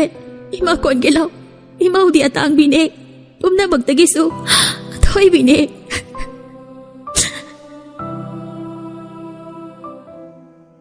Rajeshna. Haujikti ada puna lerasi. Chawraba yumdo ihang hangle. Rasina. Nang tamo chawkhoi natay makhoi su quarter da damak laikre. Yumdo puhang hangle. Haigumdana ima. Bubok amadi pupugi manakta oina lairasi. Isana mapok amadi mapugi manakta asyamna laininglabasidabu laithokluраga loire kaino. Asuk chawu yumsina amu kamai dawba. Papa, yumse chawsu chawi hospital oina onthoasi. Dadana isa Sanathoi gi hospital ama sane habada matang chari. Namana jana phane habada tawrase. Papa, ngasidi namit fate hayang oina laage. Fare. Mama, chanaba tawsi. Bubo ki Sanathoi isu lakpado bubo ngairam ge ko. Ahoy bubo. ꯑꯁꯨꯝꯅ ꯔꯥꯖꯦꯁ ꯑꯃꯗꯤ ꯔꯥꯁꯤꯁꯨ ꯍꯟꯈ꯭ꯔꯦ꯫ ꯅꯣꯡꯉꯥꯟꯕꯒ James ꯈꯣꯏꯁꯨ ꯃꯃꯥ ꯃꯄꯥꯒꯤ ꯃꯅꯥꯛꯇ ꯂꯥꯛꯂꯝꯃꯤ꯫ ꯅꯥꯀꯜ ꯑꯃꯔꯣꯝꯗꯅ ꯗꯦꯅꯤꯌꯦꯜꯅ ꯊꯣꯏꯁꯅꯥꯒꯤ ꯏꯃꯨꯡꯒꯤ ꯑꯋꯥꯕꯗ ꯃꯇꯦꯡ ꯄꯥꯡꯂꯝꯃꯤ꯫ ꯁꯦꯜ ꯄꯥꯏꯕ ꯑꯣꯐꯤꯁꯔ ꯑꯃꯅ ꯄꯩꯁꯥ ꯊꯥꯗꯔꯛꯄꯅꯤꯅ ꯁꯨꯅꯤꯇꯥꯁꯨ ꯗꯦꯅꯤꯌꯦꯜ ꯑꯃꯗꯤ ꯔꯥꯖꯕꯨ ꯍꯔꯥꯎ ꯍꯔꯥꯎ ꯇꯔꯥꯝꯅ ꯑꯣꯛꯂꯝꯃꯤ꯫ ꯅꯕꯨꯡ ꯑꯅꯤ ꯂꯥꯛꯂꯤꯁꯦ ꯆꯥꯒ ꯂꯣꯜꯂꯁꯨ ꯆꯠꯂꯣ, ꯅꯪꯅ ꯁꯤꯗ ꯁꯨꯝ ꯂꯦꯞꯇꯅ ꯂꯩ꯫ ꯏꯅꯦ ꯌꯥꯔꯅꯤ, ꯑꯩꯈꯣꯏ ꯍꯧꯖꯤꯛꯇ ꯍꯣꯇꯦꯜꯗꯒꯤ ꯀꯩꯀꯩꯅꯣ ꯆꯥꯁꯤꯜꯂꯛꯇ ꯉꯥꯏꯔꯤ꯫ ꯈꯪꯗ꯭ꯔꯦꯗ ꯏꯕꯨꯡꯉꯣ, ꯅꯆꯟꯅꯨꯄꯤ ꯑꯁꯤꯅ ꯀꯔꯤꯃꯠꯇ ꯎꯗꯕꯅꯤ, ꯃꯣꯏ ꯕꯕꯥꯅꯦꯅ ꯇꯧꯔꯤꯁꯤꯅ ꯌꯨ ꯊꯛꯇꯣꯏꯗ ꯇꯧ ꯂꯩ꯫ ꯃꯣꯏ ꯃꯄꯥ ꯃꯆꯥꯒꯤ ꯈꯟꯕꯗꯅꯦ ꯏꯅꯦ ꯃꯊꯥ ꯁꯥꯔꯕꯅꯤ꯫ ꯏꯅꯦ ꯑꯗꯨꯒꯤꯗꯤ ꯀꯩꯁꯨ ꯈꯟꯕꯤꯔꯨꯅꯨ, ꯑꯩꯈꯣꯏꯁꯨ ꯏꯅꯦꯈꯣꯏꯒꯤ ꯑꯉꯝꯕ ꯃꯇꯦꯡ ꯄꯥꯡꯖꯒꯦ꯫ ꯁꯨꯅꯤꯇꯥꯅ ꯁꯤꯊ ꯁꯤꯊꯗꯅ ꯑꯋꯥꯕ ꯁꯥꯖꯩ꯫ ꯔꯥꯖꯗꯤ ꯁꯨꯅꯤꯇꯥꯒꯤ ꯃꯔꯝꯆꯠ ꯈꯪꯕꯅꯤꯅ ꯃꯥꯅ ꯍꯥꯏꯔꯤꯕꯁꯤꯡꯗꯣ ꯇꯥꯅꯤꯡꯗꯕꯗ ꯂꯣꯏꯔꯦ꯫ ꯔꯥꯖꯅ ꯕꯥꯏ ꯆꯠꯂꯁꯤꯔꯥ, ꯑꯕꯣꯛꯅ ꯉꯟꯅ ꯍꯜꯂꯛꯑꯣ ꯃꯁꯥ ꯅꯨꯡꯉꯥꯏꯇꯦ ꯍꯥꯏꯍꯧꯕꯗꯣ꯫ ꯑꯗꯨꯗꯤ ꯏꯅꯦ ꯑꯩꯈꯣꯏ ꯑꯃꯨꯛ ꯆꯠꯂꯨꯈꯤꯒꯦ, ꯅꯣꯡꯃ ꯑꯃꯨꯛ ꯂꯥꯛꯀꯦ꯫ ꯍꯣꯏ ꯍꯣꯏ ꯐꯖꯅ ꯆꯠꯂꯨꯀꯣ꯫ ꯗꯦꯅꯤꯌꯦꯜ ꯊꯣꯏꯁꯅꯥꯗ ꯑꯣꯟꯁꯤꯟꯗꯨꯅ ꯑꯕꯦ ꯗꯗꯥ ꯆꯠꯂꯒꯦꯀꯣ꯫ ꯍꯣꯏ ꯗꯗꯥ ꯂꯩꯍꯧꯔꯒꯦ꯫ ꯗꯦꯅꯤꯌꯦꯜ ꯈꯣꯏꯊꯣꯛꯈꯤꯕꯒ ꯃꯄꯥ ꯌꯨ ꯉꯥꯎꯕꯗꯨꯒ ꯃꯃꯥꯟꯅꯕ ꯑꯅꯤꯃꯨꯛꯀ ꯆꯪꯂꯛꯏ꯫ ꯅꯣꯔꯃꯦꯜ ꯑꯩꯅ ꯉꯥꯒ ꯄꯥꯏꯔꯒ ꯆꯪꯂꯛꯂꯤ꯫ ꯁꯨꯅꯤꯇꯥꯅ ꯀꯔꯤꯅꯣ ꯉꯥꯋꯣ ꯀꯩꯋꯣ ꯇꯧꯔꯛꯏꯁꯤꯅ? ꯉꯁꯤꯁꯦ ꯏꯇꯥꯎ ꯃꯌꯥꯝꯁꯤꯒ ꯄꯨꯜꯂꯒ ꯆꯥꯛ ꯆꯔꯥ ꯑꯝꯇ ꯆꯥꯃꯤꯟꯅꯒꯦꯅ ꯇꯧꯕꯅꯤ꯫ ꯆꯦꯡꯗꯤ ꯋꯥꯠꯂꯛꯑꯕ꯭ꯔꯣ? ꯋꯥꯠꯂꯦ, ꯅꯪ ꯃꯈꯩ ꯌꯥꯝꯅ ꯂꯥꯡꯂꯛꯀꯅꯨ꯫ ꯁꯨꯅꯤꯇꯥꯗꯨ ꯋꯥ ꯃꯈꯥ ꯇꯥꯔꯝꯗꯅ ꯁꯅꯥꯇꯣꯝꯕꯅ ꯂꯩꯔꯛꯂꯤꯕ ꯄꯣꯠꯆꯩꯁꯤꯡꯗꯨ ꯄꯨꯁꯤꯜꯂꯒ ꯆꯪꯈ꯭ꯔꯤ꯫ ꯃꯃꯥꯟꯅꯕ ꯑꯅꯤꯗꯨꯒ ꯁꯅꯥꯇꯣꯝꯕꯒ ꯃꯥꯡꯒꯣꯜꯗ ꯀꯥꯈꯠꯂꯛꯏ꯫ ꯊꯣꯡꯖꯤꯟꯗ ꯂꯦꯞꯂꯒ ꯂꯩꯕ ꯊꯣꯏꯁꯅꯥꯗ ꯃꯃꯥꯟꯅꯕ ꯑꯅꯤꯗꯨꯅ ꯍꯥꯎꯇꯕ ꯃꯤꯅꯣꯛ ꯑꯃ ꯅꯣꯛꯂꯒ ꯌꯦꯡꯉꯤ꯫ ꯁꯅꯥꯇꯣꯝꯕꯅ ꯏꯕꯦꯝꯃ ꯏꯁꯤꯡ ꯒ꯭ꯂꯥꯁ ꯑꯝꯇ ꯄꯨꯊꯣꯔꯛꯑꯣ꯫ ꯍꯣꯏ ꯕꯕꯥ꯫ ꯊꯣꯏꯁꯅꯥꯗꯨ ꯃꯥꯔꯒ ꯆꯪꯈ꯭ꯔꯤ꯫ ꯁꯛꯍꯦꯟꯅ ꯏꯇꯥꯎ ꯅꯪꯒꯤ ꯅꯆꯥꯅꯨꯄꯤꯁꯤꯗꯤ ꯃꯁꯛ ꯐꯖꯩꯅꯦ꯫ ꯑꯗꯨꯕꯨꯗꯤ ꯑꯩꯅ ꯄꯣꯛꯄꯅꯤꯗꯅ꯫ ꯔꯥꯖꯦꯅ ꯃꯃꯤꯠ ꯑꯁꯤꯗꯒ ꯎꯖꯔꯝꯂꯗꯤ ꯐꯗꯧꯅꯤ꯫ ꯑꯩꯅ ꯄꯩꯁꯥ ꯄꯥꯏꯔꯛꯂꯒ ꯑꯣꯄꯔꯦꯁꯟ ꯃꯆꯥ ꯑꯃ ꯇꯧꯕꯤꯔꯅꯤ, ꯑꯗꯨꯒ ꯃꯔꯥꯏꯅ ꯎꯖꯔꯅꯤ꯫ ꯊꯣꯏꯁꯅꯥꯗꯨ ꯏꯁꯤꯡ ꯒ꯭ꯂꯥꯁ ꯑꯃ ꯄꯥꯏꯔꯒ ꯊꯣꯔꯛꯂꯤ꯫ ꯃꯄꯥ ꯏꯕꯨꯡꯉꯣ ꯏꯁꯤꯡꯗꯨ ꯂꯧꯔꯒ ꯊꯛꯂꯕ ꯃꯇꯨꯡ ꯃꯅꯤꯡꯂꯣꯝꯗ ꯏꯔꯨꯖꯕ ꯆꯠꯈ꯭ꯔꯤ꯫ ꯔꯥꯖꯦꯟꯒ ꯁꯛꯍꯦꯟꯒꯗꯤ ꯐꯝꯍꯧꯔꯤ꯫ ꯊꯣꯏꯁꯅꯥ ꯆꯥꯛꯈꯨꯝꯗ ꯆꯪꯂꯛꯂꯒ ꯃꯃꯥꯅ ꯊꯕꯛ ꯇꯧꯔꯤꯕꯗꯨ ꯃꯥꯁꯨ ꯃꯇꯦꯡ ꯄꯥꯡꯂꯝꯃꯤ꯫ ꯅꯨꯃꯤꯗꯥꯡꯗꯨ ꯃꯃꯥꯟꯅꯕ ꯑꯅꯤꯗꯨꯒ ꯄꯥꯔꯒ ꯁꯅꯥꯇꯣꯝꯕ ꯁꯥꯅꯩ ꯌꯨꯅꯩꯗꯅ ꯂꯩꯔꯤ꯫ ꯃꯃꯥ ꯏꯕꯦꯝꯃ ꯁꯨꯅꯤꯇꯥꯅ ꯄꯣꯔꯣꯛ ꯁꯣꯟꯕ ꯂꯦꯞꯇꯦ꯫ ꯁꯅꯥꯇꯣꯝꯕꯗꯤ ꯉꯥꯎꯃꯟꯗꯅ ꯁꯥꯡꯅ ꯇꯤꯡꯊꯣꯛꯂꯒ ꯍꯤꯞꯈ꯭ꯔꯤ꯫ ꯁꯛꯍꯦꯟꯒ ꯔꯥꯖꯦꯟꯒꯗꯤ ꯒ꯭ꯌꯥꯟ ꯇꯥꯔꯤ꯫ ꯌꯦꯡꯅꯔꯒ ꯑꯈꯥꯕ ꯃꯤꯅꯣꯛ ꯑꯃꯁꯨ ꯅꯣꯛꯏ꯫ ꯁꯛꯍꯦꯟꯅ ꯏꯇꯩꯃ ꯀꯔꯤ ꯑꯃꯨꯛ ꯋꯥꯠꯂꯖꯥꯅꯣ ꯐꯔꯛꯇ ꯑꯃꯨꯛ ꯀꯧꯔꯛꯂꯤꯁꯤꯅ? ꯃꯨꯔꯨꯝ ꯃꯨꯔꯨꯝ ꯁꯣꯜꯂꯒ ꯁꯨꯅꯤꯇꯥ ꯆꯥꯛꯁꯪꯗꯒꯤ ꯊꯣꯔꯛꯏ꯫ ꯀꯩ ꯋꯥꯠꯂꯒꯦ ꯏꯕꯨꯡꯉꯣ? ꯑꯩꯃ ꯃꯣꯏ ꯕꯕꯥꯁꯤꯗꯤ ꯇꯨꯝꯅ ꯃꯥꯜꯂꯤꯅꯦ꯫ ꯔꯥꯖꯦꯟꯅ ꯏꯇꯩꯃ ꯏꯇꯥꯎꯁꯤ ꯄꯨꯁꯤꯜꯂꯒ ꯄꯣꯊꯥꯍꯟꯕꯤꯔꯣ꯫ ꯁꯨꯅꯤꯇꯥꯅ ꯃꯄꯨꯔꯣꯏꯕ ꯕꯨꯀꯥꯗ ꯄꯨꯁꯤꯟꯗꯨꯅ ꯍꯤꯞꯐꯜꯂꯗꯨꯅ ꯊꯣꯔꯛꯂꯤ꯫ ꯁꯛꯍꯦꯟꯅ ꯏꯇꯩꯃ ꯆꯨꯔꯨꯞ ꯑꯃꯨꯛꯇ ꯂꯧꯕꯤꯔꯛꯎ, ꯁꯤꯗ ꯄꯩꯁꯥ ꯂꯩꯔꯦ, ꯑꯔꯦꯝꯕꯗꯨꯅ ꯏꯇꯩꯃꯅ ꯑꯣꯏꯔꯣ꯫ 2,000 ꯆꯠꯄꯤ ꯑꯃ ꯁꯠꯇꯣꯛꯇꯨꯅ ꯄꯤꯔꯛꯄꯗꯨꯗ ꯁꯨꯅꯤꯇꯥꯗꯨ ꯃꯃꯤꯠ ꯊꯛꯈ꯭ꯔꯤ꯫ ꯑꯔꯦꯝꯕꯗꯨ ꯑꯣꯏꯔꯣ ꯍꯥꯏꯕꯅꯤꯅ ꯍꯔꯥꯎꯅ ꯄꯩꯁꯥꯗꯨ ꯂꯧꯔꯒ ꯗꯨꯀꯥꯟꯗꯅꯤ ꯍꯥꯏꯅ ꯆꯦꯟꯊꯣꯛꯈꯤ꯫ ꯁꯨꯅꯤꯇꯥꯅ ꯊꯣꯛꯈꯤꯕꯒ ꯔꯥꯖꯦꯟ ꯑꯃꯗꯤ ꯁꯛꯍꯦꯟ ꯑꯈꯥꯕ ꯃꯤꯅꯣꯛ ꯅꯣꯛꯍꯧꯔꯤ꯫ ꯁꯛꯍꯦꯟꯒ ꯔꯥꯖꯦꯟꯒ ꯍꯧꯅꯗꯅ ꯊꯣꯏꯁꯅꯥꯒꯤ ꯀꯥꯗꯅ ꯆꯪꯂꯛꯏ꯫ ꯊꯣꯏꯁꯅꯥ ꯐꯃꯨꯡꯗ ꯐꯝꯂꯒ ꯂꯩꯔꯝꯃꯤ꯫ ꯁꯛꯍꯦꯟꯒ ꯔꯥꯖꯦꯟꯒꯅ ꯀꯥꯒꯤ ꯊꯣꯡꯗꯨ ꯂꯣꯟꯁꯤꯜꯂꯝꯂꯕ ꯃꯇꯨꯡ ꯊꯣꯏꯁꯅꯥꯒꯤ ꯐꯃꯨꯡ ꯇꯝꯅ ꯃꯈꯣꯡꯗ ꯊꯥꯡꯖꯤꯜꯂꯛꯏ꯫ ꯁꯣꯝꯗꯅ ꯗꯦꯅꯤꯌꯦꯜ ꯁꯅꯥꯊꯣꯏꯒꯤ ꯋꯥꯈꯜꯒ ꯅꯣꯡꯃ ꯅꯣꯡꯃꯒꯤ ꯀꯧꯔꯛꯏ꯫ ꯅꯛꯁꯤꯟꯅꯕ ꯃꯤꯒꯤꯅ ꯍꯦꯟꯅ ꯋꯥꯈꯜ ꯈꯜꯂꯤ ꯍꯥꯏꯕꯗꯨꯅꯤ꯫ ꯊꯣꯏꯁꯅꯥꯒꯤ ꯂꯩꯇ ꯂꯥꯏꯔꯒꯤ ꯋꯥꯈꯜ ꯈꯜꯂꯒ ꯃꯇꯦꯡ ꯄꯥꯡꯕꯤꯗꯅ ꯑꯗꯨꯝ ꯂꯩꯔꯤ꯫ ꯁꯅꯥꯊꯣꯏꯒ ꯑꯥꯔꯕꯤꯒꯁꯨ ꯅꯨꯡꯁꯤꯅꯕ ꯍꯥꯏꯗꯨ ꯑꯣꯏꯔꯤ꯫ ꯑꯍꯜ ꯂꯃꯟꯁꯤꯡꯁꯨ ꯃꯕꯥꯅꯤꯕꯨ ꯂꯨꯍꯣꯡꯕꯤꯅꯕ ꯋꯥꯈꯜ ꯈꯜꯂꯛꯂꯤ꯫ ꯖꯦꯝꯁꯅ ꯄꯄꯥꯒ ꯈꯔ ꯅꯨꯡꯉꯥꯏꯅꯈꯤꯗꯕꯅꯤꯅ ꯇꯥꯃꯣ ꯗꯣꯖꯔꯁꯨ ꯂꯥꯛꯄ ꯉꯝꯗ ꯂꯩꯔꯤ꯫ ꯑꯗꯨꯅꯤ ꯑꯩꯁꯨ ꯍꯥꯏꯁꯦ, ꯄꯨꯝꯅꯃꯛꯇꯣ ꯀꯥꯎꯊꯣꯛꯅꯕ ꯇꯝꯂꯁꯤ꯫ ꯁꯤꯒꯗꯕ ꯀꯨꯏꯗ꯭ꯔꯕ ꯑꯩꯈꯣꯏꯅ ꯍꯧꯖꯤꯛ ꯌꯦꯛꯅꯕ ꯑꯣꯏꯔꯒ ꯀꯩꯗꯧꯗꯣꯏꯅꯣ? ꯂꯥꯡꯂꯦꯟꯅ ꯏꯆꯦ ꯔꯟꯖꯅꯥꯗꯣ ꯍꯌꯦꯡ ꯂꯥꯛꯀꯦ ꯍꯥꯏꯔꯛꯏ꯫ ꯔꯥꯁꯤꯅ ꯐꯔꯦ ꯁꯨꯝ ꯊꯤꯟꯊꯗꯅ ꯂꯩꯕ ꯍꯧꯅꯗꯦ꯫ ꯏꯁꯨꯒꯤ ꯍꯛꯇꯛꯁꯤꯗꯒꯤ ꯑꯩꯈꯣꯏ ꯄꯨꯟꯅ ꯃꯤꯑꯣꯏꯕ ꯑꯃ ꯑꯣꯏꯅ ꯅꯨꯡꯁꯤꯅꯒꯗꯕꯅꯤ꯫ ꯁꯣꯝꯗꯅ ꯊꯣꯏꯁꯅꯥꯅ ꯇꯨꯝꯂꯤꯕꯗꯨ ꯈꯣꯡꯗꯒꯤ ꯇꯣꯟ ꯐꯥꯎ ꯍꯥꯏꯐꯦꯠ ꯌꯦꯡꯂꯒ Thoisnagi tanawrabi maithongduda Rajena nali. Ngaklidega makutuna sokli. Thoisna hinadana mikap tholi. Kanano? Ima! Ima! Shh! Lawagano, mitani. Kakawahigi, munado. Ima! Ima! Nakoy kanano? Chalo! Sakhena, lawagano haraga masiyam lawi. Si haraga Thoisnagi makutta pairi. Ima! Ima! Nang kailige! Baba! Baba! Ay matadok piyo!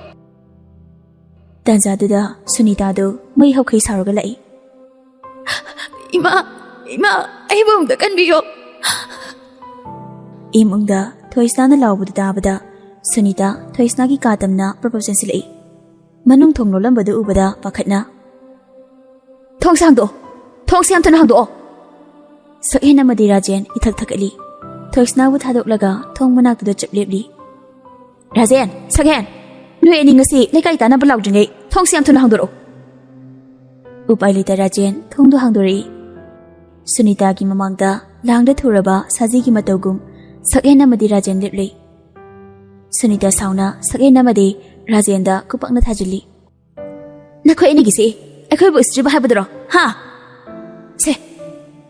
Lisingani chapidu paikatlaga Sigi jali no ke hazam da pa paisa sipiraga ai bu hui thadok pagum thadok le aduga isagi chatpu phutna mai na lan mangak tane icha le sabi lei haiba kau thok tuna hui na khoi gi sikiya na da mi hawru bage ira ne chakhar chalo nasa sindu ni de si har naga Sunita Thoisna gi manata sangsili Thoisna hamuda tasilaga kina famlaga leirami madu ubada Sunita nungai jade ibema isa khasu tawroi ima leye Ima, makoy na ibu. Isa da kananasu kishidori. Ima na ne puraga tangkrabani. Si haraga Thoisna bu konsindo na themjili. Ngasidi Sunita gi thamoy do khangkoi petharak bugum tawri. Milu gi pirangdu tapna su sintharakli. Matam khara haukri. Sanathoy amadi arbisu ahal masanya naduna luhongbagi matam leplami. Matam kuina kaukthoklu Sanathoy gi luhongbana naksilakpada Daniel, Sanathoy gi wakalda amuk tawki. Thamoyna ahanbo oina nungsikhibanina pakhe kauthokpadi ngamlamde. Sunita gi mapureba Sanatombasu nomata gyan taba kaubo leite. Thaksin jasilaga mafam kudingda nisa khairami. Sunita na nomagi kaithela jatuna talakluba paisa phawbo mullaga yu thakdoi. Paisa pidragana imungi pose puthoktuna yonthoklaga yu thaknaba hotnarami. Sanathoy gi wakalda tawkhibina Daniel Thoisna bu ningsinglamde. Sanathoy amadi Arbi gi luhongbasu nomagi naksilaklami. Mabung amagumna Daniel su Sanathoy gi kuichenjenduna thabapumna makhotnarami. Prabha Sundar amadi Naiton poksaba machanapa Rahul su luhongba naksilaklabanina chawraba Rajesh ki sangai punna leirami. Namidang wairam gi matamni Sunita na mangonda chengmali. Thoisna na samjet ama pairaga phansangduda famna masam hali. Tanjaduda napi ama propasang silaklaga. Ise Sunita, ta Sanatombado laikai mayamna phubada gyan mangkidana hospital da pukhatna bata hobane. Aha, kadai de lehoge. Auto da hakal hobane. Nene, kai gino mayamna phurido. Cycle huran gadabagi ilame haye. Ibema nang hakleramko ima jatlaga yenglukhige. Ahoi ima. Gyan tadraba leikaiduna angawba midubu ihing thokpa makai phurabanina siba sangba khangdana leirami. Matam kharadi hospital da leibada tarami. Sunita machanapi Thoisna gi khanbada matha sarami. Leikai gi minaga fatabani. Sunita na silaga Thoisna bu magi mapamlamdam oiriba khungangda lehelami. Matam kuinadagi ngaijarakpa numit Arbi amadi Sanathoy gi luhongbada ngasi oirami. Ningjaba pamubu mahaki ngaksamda huknaba haiduna Sanathoy mangkolda famlaga kundolingli. Photographer duna post makal da Sanathoy gi photo kaplami. Somdasu Arbi de harawbana mamunta noklami. Masado mathap marang ama ihau-hawi. Matam sumhokibana mamampa bu khurumlaga bor jatra tawduna bor salakli.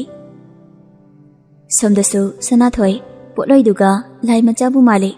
Auba kayana ngauridaba amata yaudi. Ngahaki matungda Dhawalgi makhol tarakli. Sanathoi masado leifam khangde ithak dagatli. Borgi phampham langda lingsingkhiduna RB chinglemna famkhri. Tilamba mising RB dagi mitfam hongnade. Ngahaki matung kaina oiribi Sanathoisu potloiduga nomnomduna tharaktuna RB gi nakanda famlari. Borna fazabani kaina na fazabani amane hende amana tade. Miyamna kalaknaba haibado oirami. Asamna luhongbadu harau harau leisingkhri. Daniel kapcha hobanatana upai leramde. Thamoigi nusibabu matam chana phongdo hodabagi marane haina amusu khandoi. Kaina thilaklamba ahal laman singsu hanakhri. Chiklaba kadada hojikti Sanathoi mathanda ngai heuri. Nus aibina mapam landam thadok lambagi mabuni nusijai. Tanjadada silai masang sila aga. Sanathoi aya sorry inama mamana chak chara sila ohewi. Ninga dum kawo. Thoi di he aini hena hina drini. Lao chilase. Asamna silai maga punna thoraktuna RB gi charambagi arembadu haunabi matung ina charami. Chaba thakpa loiraba matung thabai inkhang loiramlaga Sanathoi kada changlakli.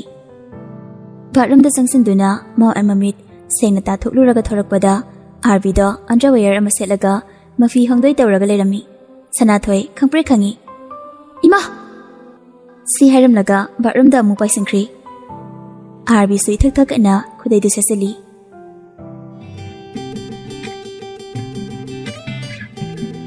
Bathroom ki thongdu haife hangdoklaga muraga mu yenglei. Napadasu bathroom lomda miyeng thamlibani. Nupiduna murakpaga mapa hek chanaraduna animak khangpre khangna mamai phatphalesinaki. Sanathoi amadi RB amana amada ikaina kidana amuktaiba tafum khangde. Bathroom da leirambadagi mapanda tapna thorai. RB na phamung mamangda leplaga leiri. Sanathoi tapli tapli sangsinduna RB gi makhong sokluga khuramjai. RB na Sanathoi bu tapna hugatpi. Tafong khangdabai animak mamai koile leraga khangi. Hanadagi ikoi koinarakpanina amana amada ikainari. Tumase. Hoi. Tumlebini haina tawribadu masadu khazik faunaksinade. Amana kasinda napsingkhri. Khara amotpa yum oiradi tilai khumbiba churani. Amana matai thanglibani haina tawridu mapanduda napkhibana makha onthadeda khakli. Karinu pano sibo ngahan waide aibunu sikani yam haikhibani. Haujikta ipangpang badongna tawri. Sanathoi machinda murum soli. RB wakhanda aina kare kaigal haradi mana kotha kothadana irang kharta su tawroba adudi nateba. Khangni masidi hekta khachinge. Namdan hekta konjinge khangni. Animak wakal khanaraga chepna hipnarambadagi mamaidu leksinari. Mitka michanaki. Nungsibagi sangsarda sabi sanau anido lukre.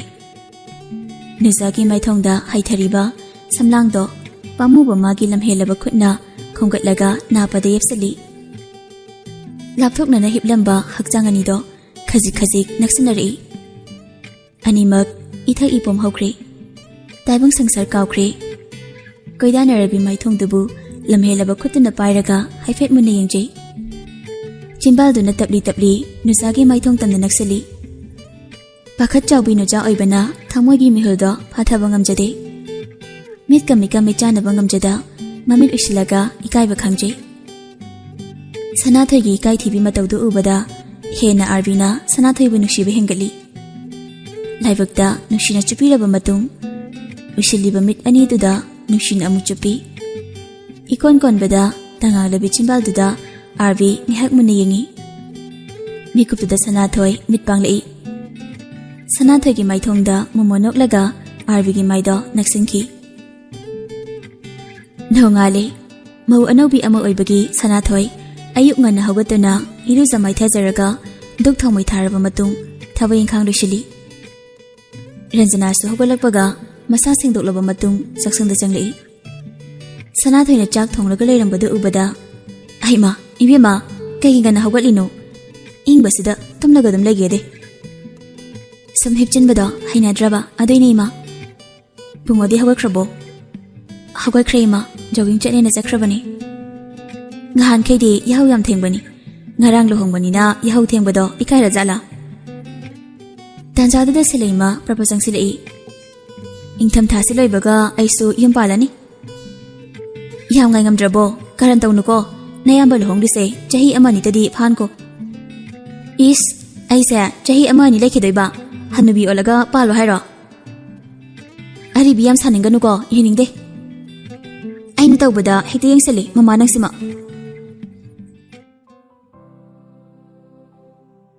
Somdana memi chana. Se paisa sinane cheng du lawra uro chalo. Nang khangi dana awangi dukan do.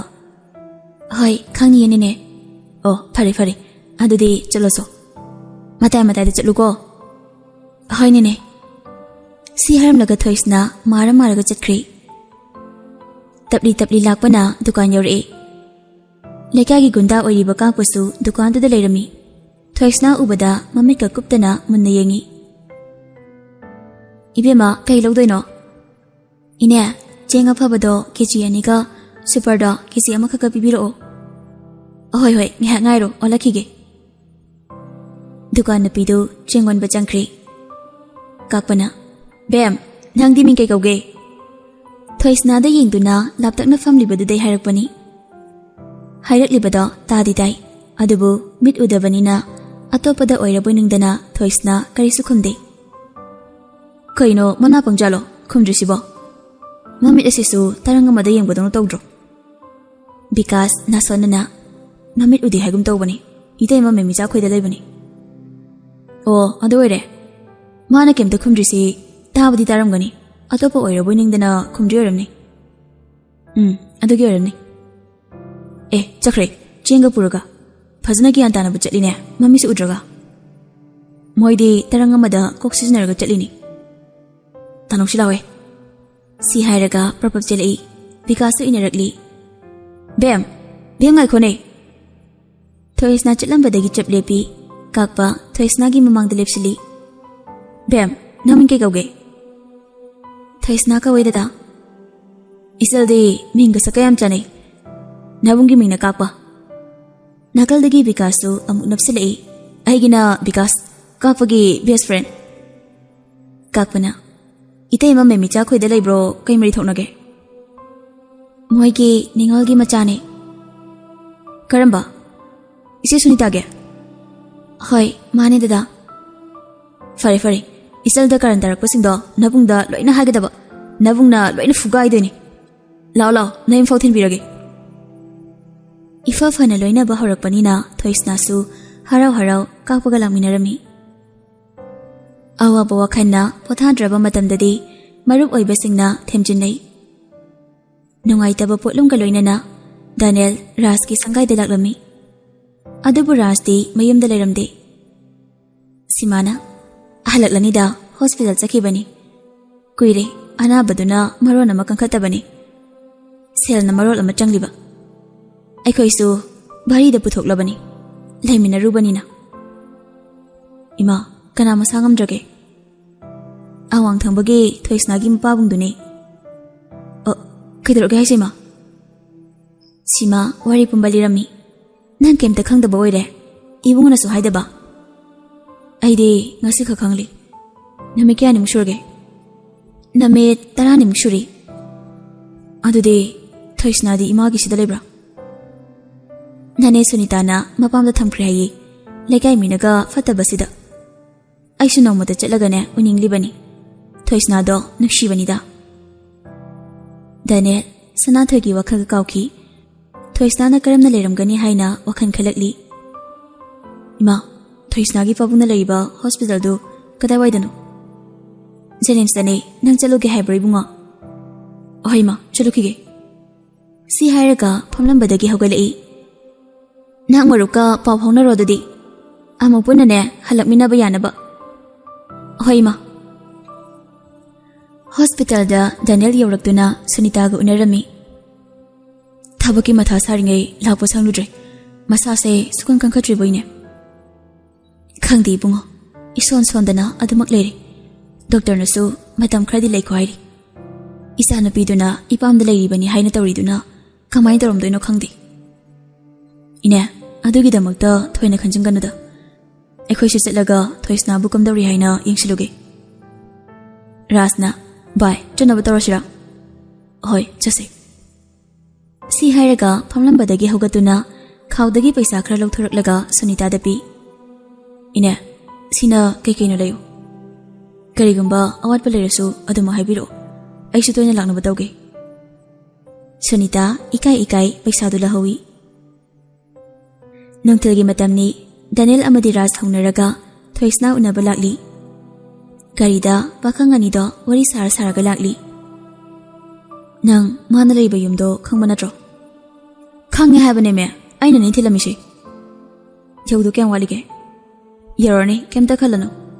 Hendokna ne kaishu thoroi. Wari saraga lakbana thoisna na leiba yum Sunita gi mapamdi yori. Ras di amuk laklamnabani na ikoi dana changli. Daniel di ikai pama phauri. Sumangda nusa yairaga memichana thoisna gi masam hatpiraga leirami. Ras ka Daniel ga changlakpa ubada. Haima ibunga nang laklibra. Hoi nene. Ibema nabung Ras lakli. Nene ora lokthoklukhige. Si haramlaga memicha changkhri. Daniel na thoisna chak charabo. Thoisna harauna. Daniel nang sulakpra. Isal unaba lakli ne. Ngahan khaide nongmata sulakte. Thoisna gi jamjaba matauda Daniel khangawdana haifam khangdaba ihulama pharakli. Tanjadada memisa su mora ani puthoktuna thorakli. Thaba khara chiluraba adui laktabani. Sidaide ichalbu unaba toina laklani. Ibunga mora sida famuse. Masu aikhoi Thoisna ga khangna boire. Mingna kari kawai bungana. Ine aigi ming Daniel kawai. Bhaiga tinarubadagi aishu Thoisna ga tinari. Oo adade ibunga nui eni ngihak famlaga nasangga wari saramko. Ine nui eni gi chaloluge. Ine yarni lonbiurano wana bani. Waroi ngihak famlamu. Si haramnaga changkhri. Daniel Thoisna da onchinduna. Thoisna nangbu sida leiba nungaibro. Sida leibasu adam nungayi. Adubu yumakti natabanina kaya hainadida. Swaisidi yam chikine. Leibi yam nungaidaw mali. Asikpa mafamsu yam leiramgani. Khunggangnina achikpa mafam yam leibani. Adubu aigi famdadi amamba lambiga pangkhak oibana achikpa mafam aduda khongna thongna chappa phangdre. Harau kumai ama lakpada isungi manabisinga ining tamjaba phangdre. Aigidamak wabiriba dhagi saksu yam khakninge. Kamaina taramgani haina khali. Adubu mapoksi magidi aina dadabu uba phanglaroiko. Thoisna dada nungaidi adumaina hainu. Isana chatningba mafam khudingda dadana soidina pugani. Amamba sangsarda hingliba ichanbusu dadana anganba sangsarshida tilhangani. Dada nangbu soidina layangani. Thabak oina tawbidrabasu Daniel gi wahi khakna Thoisna gi thamoi pianba haidoiki. Tanjadada memichana cha puthoraktuna mayam puna thakminaraga awa nungai gi wari ngihak sanai. Chiklaba kugang aduda Thoisna Ras amadi Daniel koibo oina thorakli. Lambida kakpa khoi kangbu lerami. Thoisna na sakhangdaba nupa aniga noktana lakpadu ubada sauna phamlambadagi phuk hawgali. Manakta Thoisna khoini yoksilakwaga hautaba khonjalda. Thoisna kai chalino? Thoisna noklamba mino hanjili thanglamba khongthang chaplepi. Ras amadi Daniel su chaplepi. Kakpa prapprap sengkhatlaktuna Thoisna gi mamangda leple.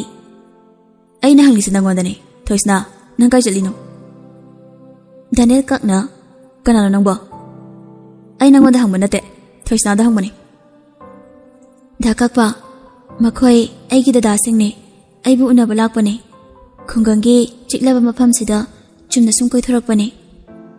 Oh, fare ngihak chaluro. Kuina leithokano. Hoi. Si haramlaga Daniel amadi Ras galunana lakli. Chana makhoi masel wari sane. Rasna kanano hojikidubo saktuga mingduga yam chanai. Khulsigi mine gunda dawna tawi hai. Aidi khangbu khanglude. Nene na haibadagi khangbani. Danena masaktuga kaya from daw mande. Nang maga thoina kongnaga nuko. Hai dada. Nang na haidi loina yarni thoisna su kemta khalurano. Danena rasta mami suglai. Asik mafam kaya da koyure thengsin lakpaiduda thoisna mayumda thinjin biramlaga ras amadi Daniel su mayumda halaklami. Asumna matam khara haukhre. Sanadam basu hospital dagi putharakli. Adubu masadi thoina kandri.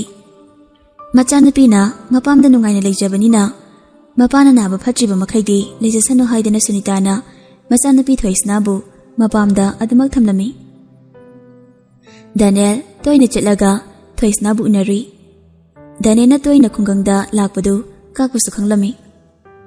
Thoisnaga mari leinaba mine haina khalaga kakpana Daniel bu magi yeknabagumna khalami. Nakal amaramdana Sanathoi amadi Arbi amana amabu yamna nushinaraki.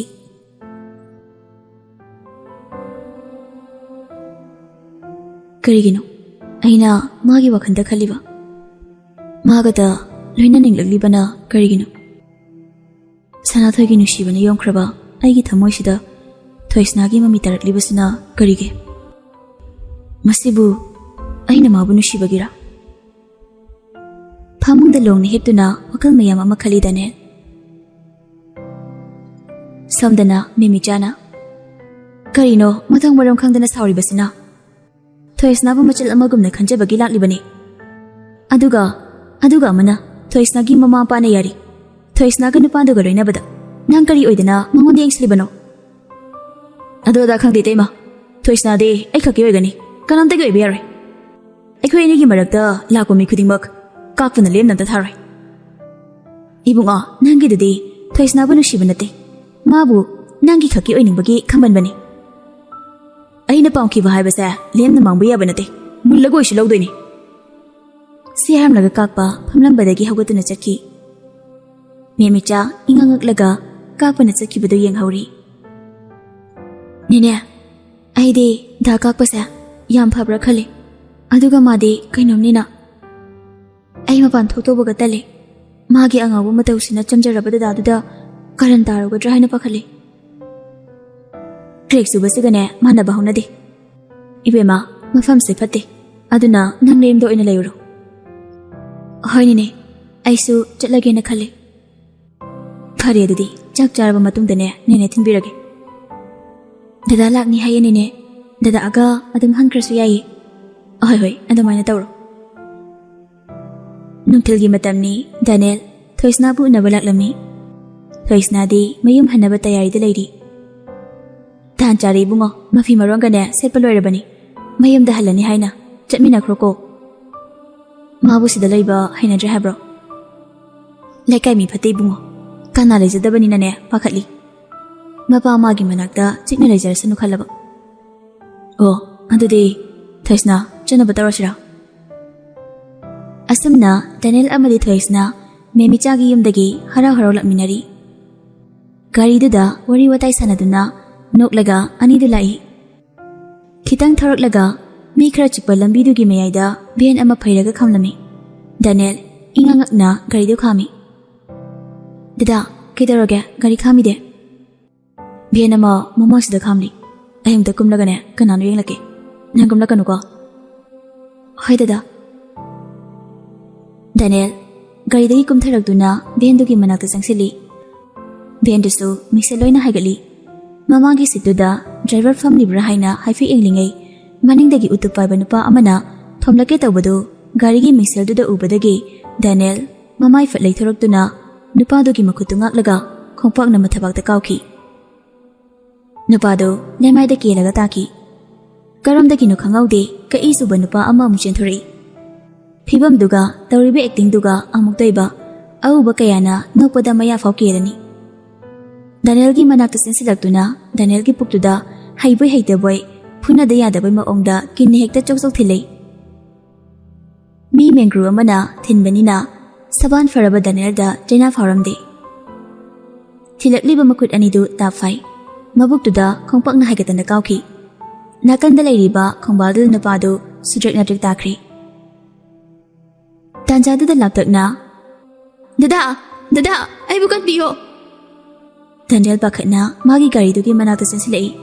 Thoisna yaramdabududa hena pakhatkri. Daniel ahobu khonjalda Thoisna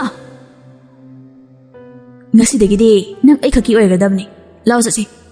Si haina Thoisna gi makhuttu pairaga chingdi kakpana. Da kakpa ay buthadok biyo. Car thobu nupado yam pamai ma ongni ne. Nangde khakine kanamta ge beare. Tanjaduda maningdagi kakpagi mananganduda khongpakna kaukthari. Kakpa paithokraga mafam amada uplaga tai.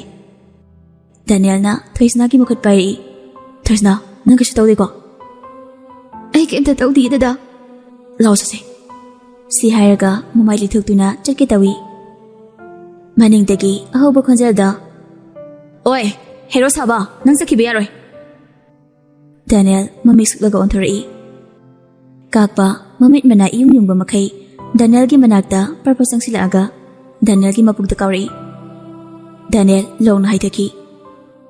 Daniel sauna fu hogireklaga kakpaga funarei.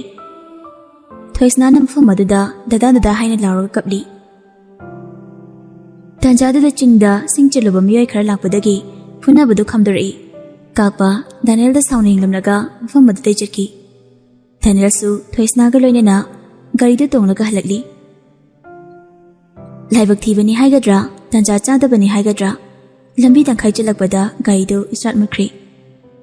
Fana kana yanabu hotne adubu yaba kaubu lekhidi. Namisu samtasilai. Anakpada workshop di laredana mifau lana tai. Upailitana Daniel rasbu phone taroga kaukri. Ningthamthau oibadina num ina zarja takiduna pumamamli. Kausing harabgi khonjal tabada sangsargi angan masak udrabasu namit tare habadi Thoisna su khangli. Masadu ipa pakhatli. Dada namisu tara mali. Taras to yorokri habro. Yorani dada leshidi nangbu yam kirabane. Puksel chawpa dada ga leirabada aina kiba phawgadrane. Ngihaki matung rasu workshop ki miga loinana lakli. Daniel gi gari yadabadu workshop ki mi singduna yengli. Noini na kamai tawdoiba namisu tatare. Kaino kamai tawdoiba haibu. Asu amna thinglaba kansida mabu moimba thinbirugadro. Ine naibu phanamta khalaroi. Ine danatana lekai gi mina khangkhrusu Thoisna bu phanangang biroi. Aina maram oiraga laibak thirabi magi pusida kokpa ngamnaroidaba dakphuma tahanbada ai pamde. Ai mabu lakshilagi haina khale. Sabas adoni dana. What is the real hero di nangni? Thoisna adudi nang da Daniel ga chakhrone ha. Thoisna ikaina mamonok chei. Asamna Daniel amadi Thoisna chenba haidu oiri. Daniel na mayumda direct pusilai. Mamin usadrasu Thoisna gi ingtap saba matawduda Purnima na Thoisna bu nuksijarami. Buvok peli sana thoina phajabadi hendedana. Mamit ude kaina hantana khanba yadi. Asangba paisa puthoklagane luhongjingai mamit ase hana operation tawnaba tawsi. Aise dumaina khalini bo. Magi marabuk thijaba maongsida nasuna mabu karamna nusikhibana haiba khangogdre. Nuksibagi horakphamse kanana su khangba ngamba nate. Ibe masigi mingse Thoisna haiba natra. Ahoy bubo. Maming phawba manarap tawidako. Nungaire. Kharangana laklamlabadi nga ga thonglagane pizaba yabani.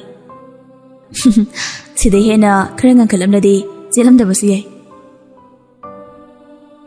Nongali chatnabi ki matungina ahal kharaga loinana Debras nupi mayumda paw haidakpa chatlami. Izat laiba maming chatpa imung oibanina ahal masensu harau yanarami.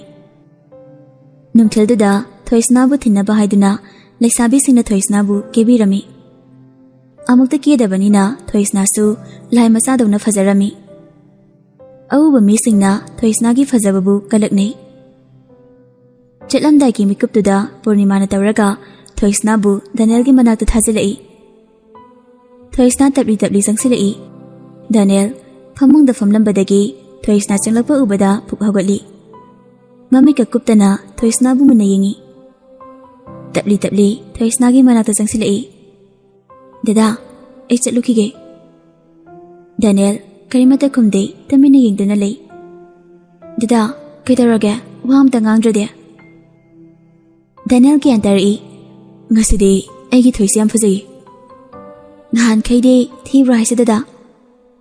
ꯅꯍꯥꯟꯈꯩꯁꯨ ꯑꯗꯨꯝ ꯐꯖꯩ, ꯑꯗꯨꯕꯨ ꯉꯁꯤꯅ ꯑꯃꯨꯛꯀ ꯍꯦꯜꯂꯤ ꯅꯍꯥꯟꯈꯩꯗꯒꯤ꯫ ꯗꯗꯥꯅ ꯑꯩꯕꯨ ꯅꯨꯡꯁꯤꯕꯤꯕꯁꯦ ꯑꯩꯒꯤꯗꯤ ꯈ꯭ꯋꯥꯏꯗꯒꯤ ꯂꯥꯏꯕꯛ ꯐꯕꯅꯤ꯫ ꯃꯄꯣꯛꯁꯤꯃꯒꯤ ꯗꯗꯥꯒꯤ ꯁꯦꯕꯥ ꯇꯧꯗꯨꯅ ꯂꯦꯟꯖꯒꯦ꯫ ꯀꯥꯏꯔꯨꯔꯕ ꯑꯩꯒꯤ ꯊꯃꯣꯏꯕꯨ ꯅꯪꯒꯤ ꯅꯨꯡꯁꯤꯕꯅ ꯃꯄꯨꯡ ꯑꯣꯏꯅ ꯁꯝꯖꯤꯟꯕꯤꯈꯤꯕꯅꯤ꯫ ꯃꯄꯣꯛꯁꯤꯃꯒꯤ ꯅꯪꯕꯨ ꯑꯣꯏꯅ ꯊꯥꯗꯣꯛꯂꯣꯏ꯫ ꯅꯪꯗꯤ ꯑꯩꯒꯤ ꯊꯃꯣꯏꯒꯤ ꯃꯕꯦꯝꯃꯅꯤ꯫ ꯂꯨꯍꯣꯡꯗ꯭ꯔꯤꯉꯩ ꯃꯤꯠꯁꯨ ꯑꯣꯄꯔꯦꯁꯟ ꯇꯧꯅꯕ ꯇꯧꯔꯁꯤ꯫ ꯃꯃꯤꯡ ꯂꯩꯕ ꯗꯣꯛꯇꯔ ꯑꯃꯒ ꯍꯧꯖꯤꯛꯇ ꯋꯥꯔꯤ ꯁꯥꯔꯝꯕꯅꯤ꯫ ꯊꯣꯏꯁꯅꯥ ꯃꯄꯨꯛꯅꯤꯡ ꯅꯨꯡꯁꯤꯅ ꯀꯞꯂꯛꯏ꯫ ꯑꯩꯒꯤꯗꯃꯛ ꯗꯗꯥꯅ ꯑꯁꯨꯛ ꯌꯥꯝꯅ ꯋꯥꯕꯤꯕ ꯑꯩ ꯌꯥꯝ ꯍꯔꯥꯎꯏ ꯗꯗꯥ꯫ ꯑꯩꯕꯨ ꯄꯨꯟꯁꯤ ꯆꯨꯞꯄ ꯅꯨꯡꯁꯤꯕꯤꯌꯨꯀꯣ꯫ ꯑꯉꯥꯎꯕꯤꯁꯤꯗꯤ ꯑꯁꯤꯒꯤꯗꯃꯛ ꯊꯑꯣꯏꯅ ꯀꯞꯂꯗꯅ ꯅꯥꯄꯤꯒꯁꯦ ꯑꯣꯟꯊꯣꯛꯅ ꯄꯥꯝꯃꯨꯈ꯭ꯔꯦ꯫ ꯁꯤ ꯍꯥꯏꯅ ꯍꯥꯏꯅ ꯗꯦꯅꯤꯌꯦꯜꯅ ꯊꯣꯏꯁꯅꯥꯕꯨ ꯃꯊꯥꯅꯨꯡꯗ ꯅꯨꯡꯁꯤꯅ ꯀꯣꯟꯁꯤꯜꯂꯤ꯫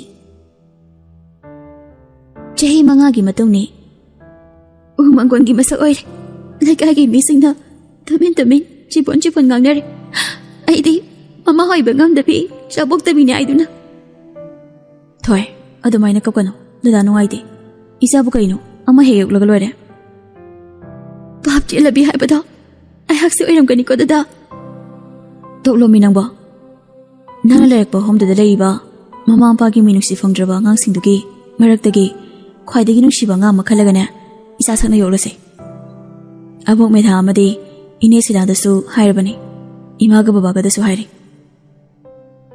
ꯁꯣꯝꯗꯅ ꯗꯣꯖꯔꯅ ꯗꯣꯛꯇꯔ ꯀꯌꯥ ꯑꯃꯁꯨ ꯇꯥꯟꯅꯗꯅ ꯌꯦꯡꯂꯦꯗꯅ ꯃꯣꯏꯅ ꯈꯜꯂꯤꯁꯤꯁꯨ ꯑꯩꯗꯤ ꯑꯗꯨꯝ ꯌꯥꯅꯤꯡꯉꯤ꯫ ꯔꯟꯖꯅꯥꯅ ꯃꯈꯣꯏꯅ ꯅꯨꯡꯉꯥꯏꯅ ꯅꯣꯛꯈꯦꯗꯅ ꯂꯩꯕꯗꯨꯗꯅꯤ ꯑꯩꯈꯣꯏꯅ ꯌꯦꯡꯂꯤꯁꯤꯁꯨ꯫ ꯅꯥꯀꯜ ꯑꯃꯔꯣꯝꯗꯅ ꯏꯕꯨꯡꯉꯣ, ꯅꯪꯕꯨ ꯆꯦꯟꯒꯅꯨ ꯍꯥꯏꯕꯅꯦ, ꯇꯨꯅꯤꯅꯦ ꯅꯪꯕꯣ, ꯉꯥꯏꯈꯣ ꯍꯥꯏꯔꯒ ꯃꯁꯤ ꯑꯉꯥꯡꯁꯤ ꯌꯦꯡꯉꯨꯅꯦ꯫ ꯃꯉꯥꯎ ꯊꯤꯈ꯭ꯔꯕ ꯃꯆꯥꯅꯨꯄꯥ ꯖꯤꯠꯄꯨ ꯃꯃꯥ ꯏꯕꯦꯝꯃ ꯊꯣꯏꯁꯅꯥꯅ ꯇꯥꯟꯅꯔꯛꯂꯤ꯫ ꯃꯃꯥ ꯏꯕꯦꯝꯃꯗ ꯂꯛꯅꯕ ꯑꯣꯏꯅ ꯇꯥꯟꯅꯍꯜꯂꯒ ꯁꯣꯐꯥꯗ ꯐꯝꯂꯒ ꯇꯤꯚꯤ ꯌꯦꯡꯂꯤꯕ ꯃꯄꯥ ꯏꯕꯨꯡꯉꯣ ꯗꯦꯅꯤꯌꯦꯜꯒꯤ ꯃꯅꯥꯛꯇ ꯆꯪꯁꯤꯜꯂꯛꯇꯨꯅ ꯃꯄꯥꯒꯤ ꯇꯝꯄꯥꯛꯇ ꯆꯣꯡꯈꯠꯂꯒ ꯐꯝꯂꯩ꯫ ꯊꯣꯏꯁꯅꯥ ꯃꯈ꯭ꯋꯥꯡ ꯃꯦꯠꯂꯒ ꯀꯌꯥꯗ ꯎꯁꯤꯠꯇ꯭ꯔꯤꯅꯣ ꯌꯦꯡꯉꯣꯕ ꯃꯁꯤ ꯑꯉꯥꯡꯁꯦ꯫ ꯗꯦꯅꯤꯌꯦꯜ ꯃꯆꯥꯅꯨꯄꯥꯗ ꯑꯣꯟꯁꯤꯟꯗꯨꯅ ꯑꯍꯩ ꯄꯤꯛꯇ꯭ꯔꯨꯀ, ꯀꯩꯗꯧꯔꯦ ꯅꯪꯅ ꯑꯃꯨꯛ?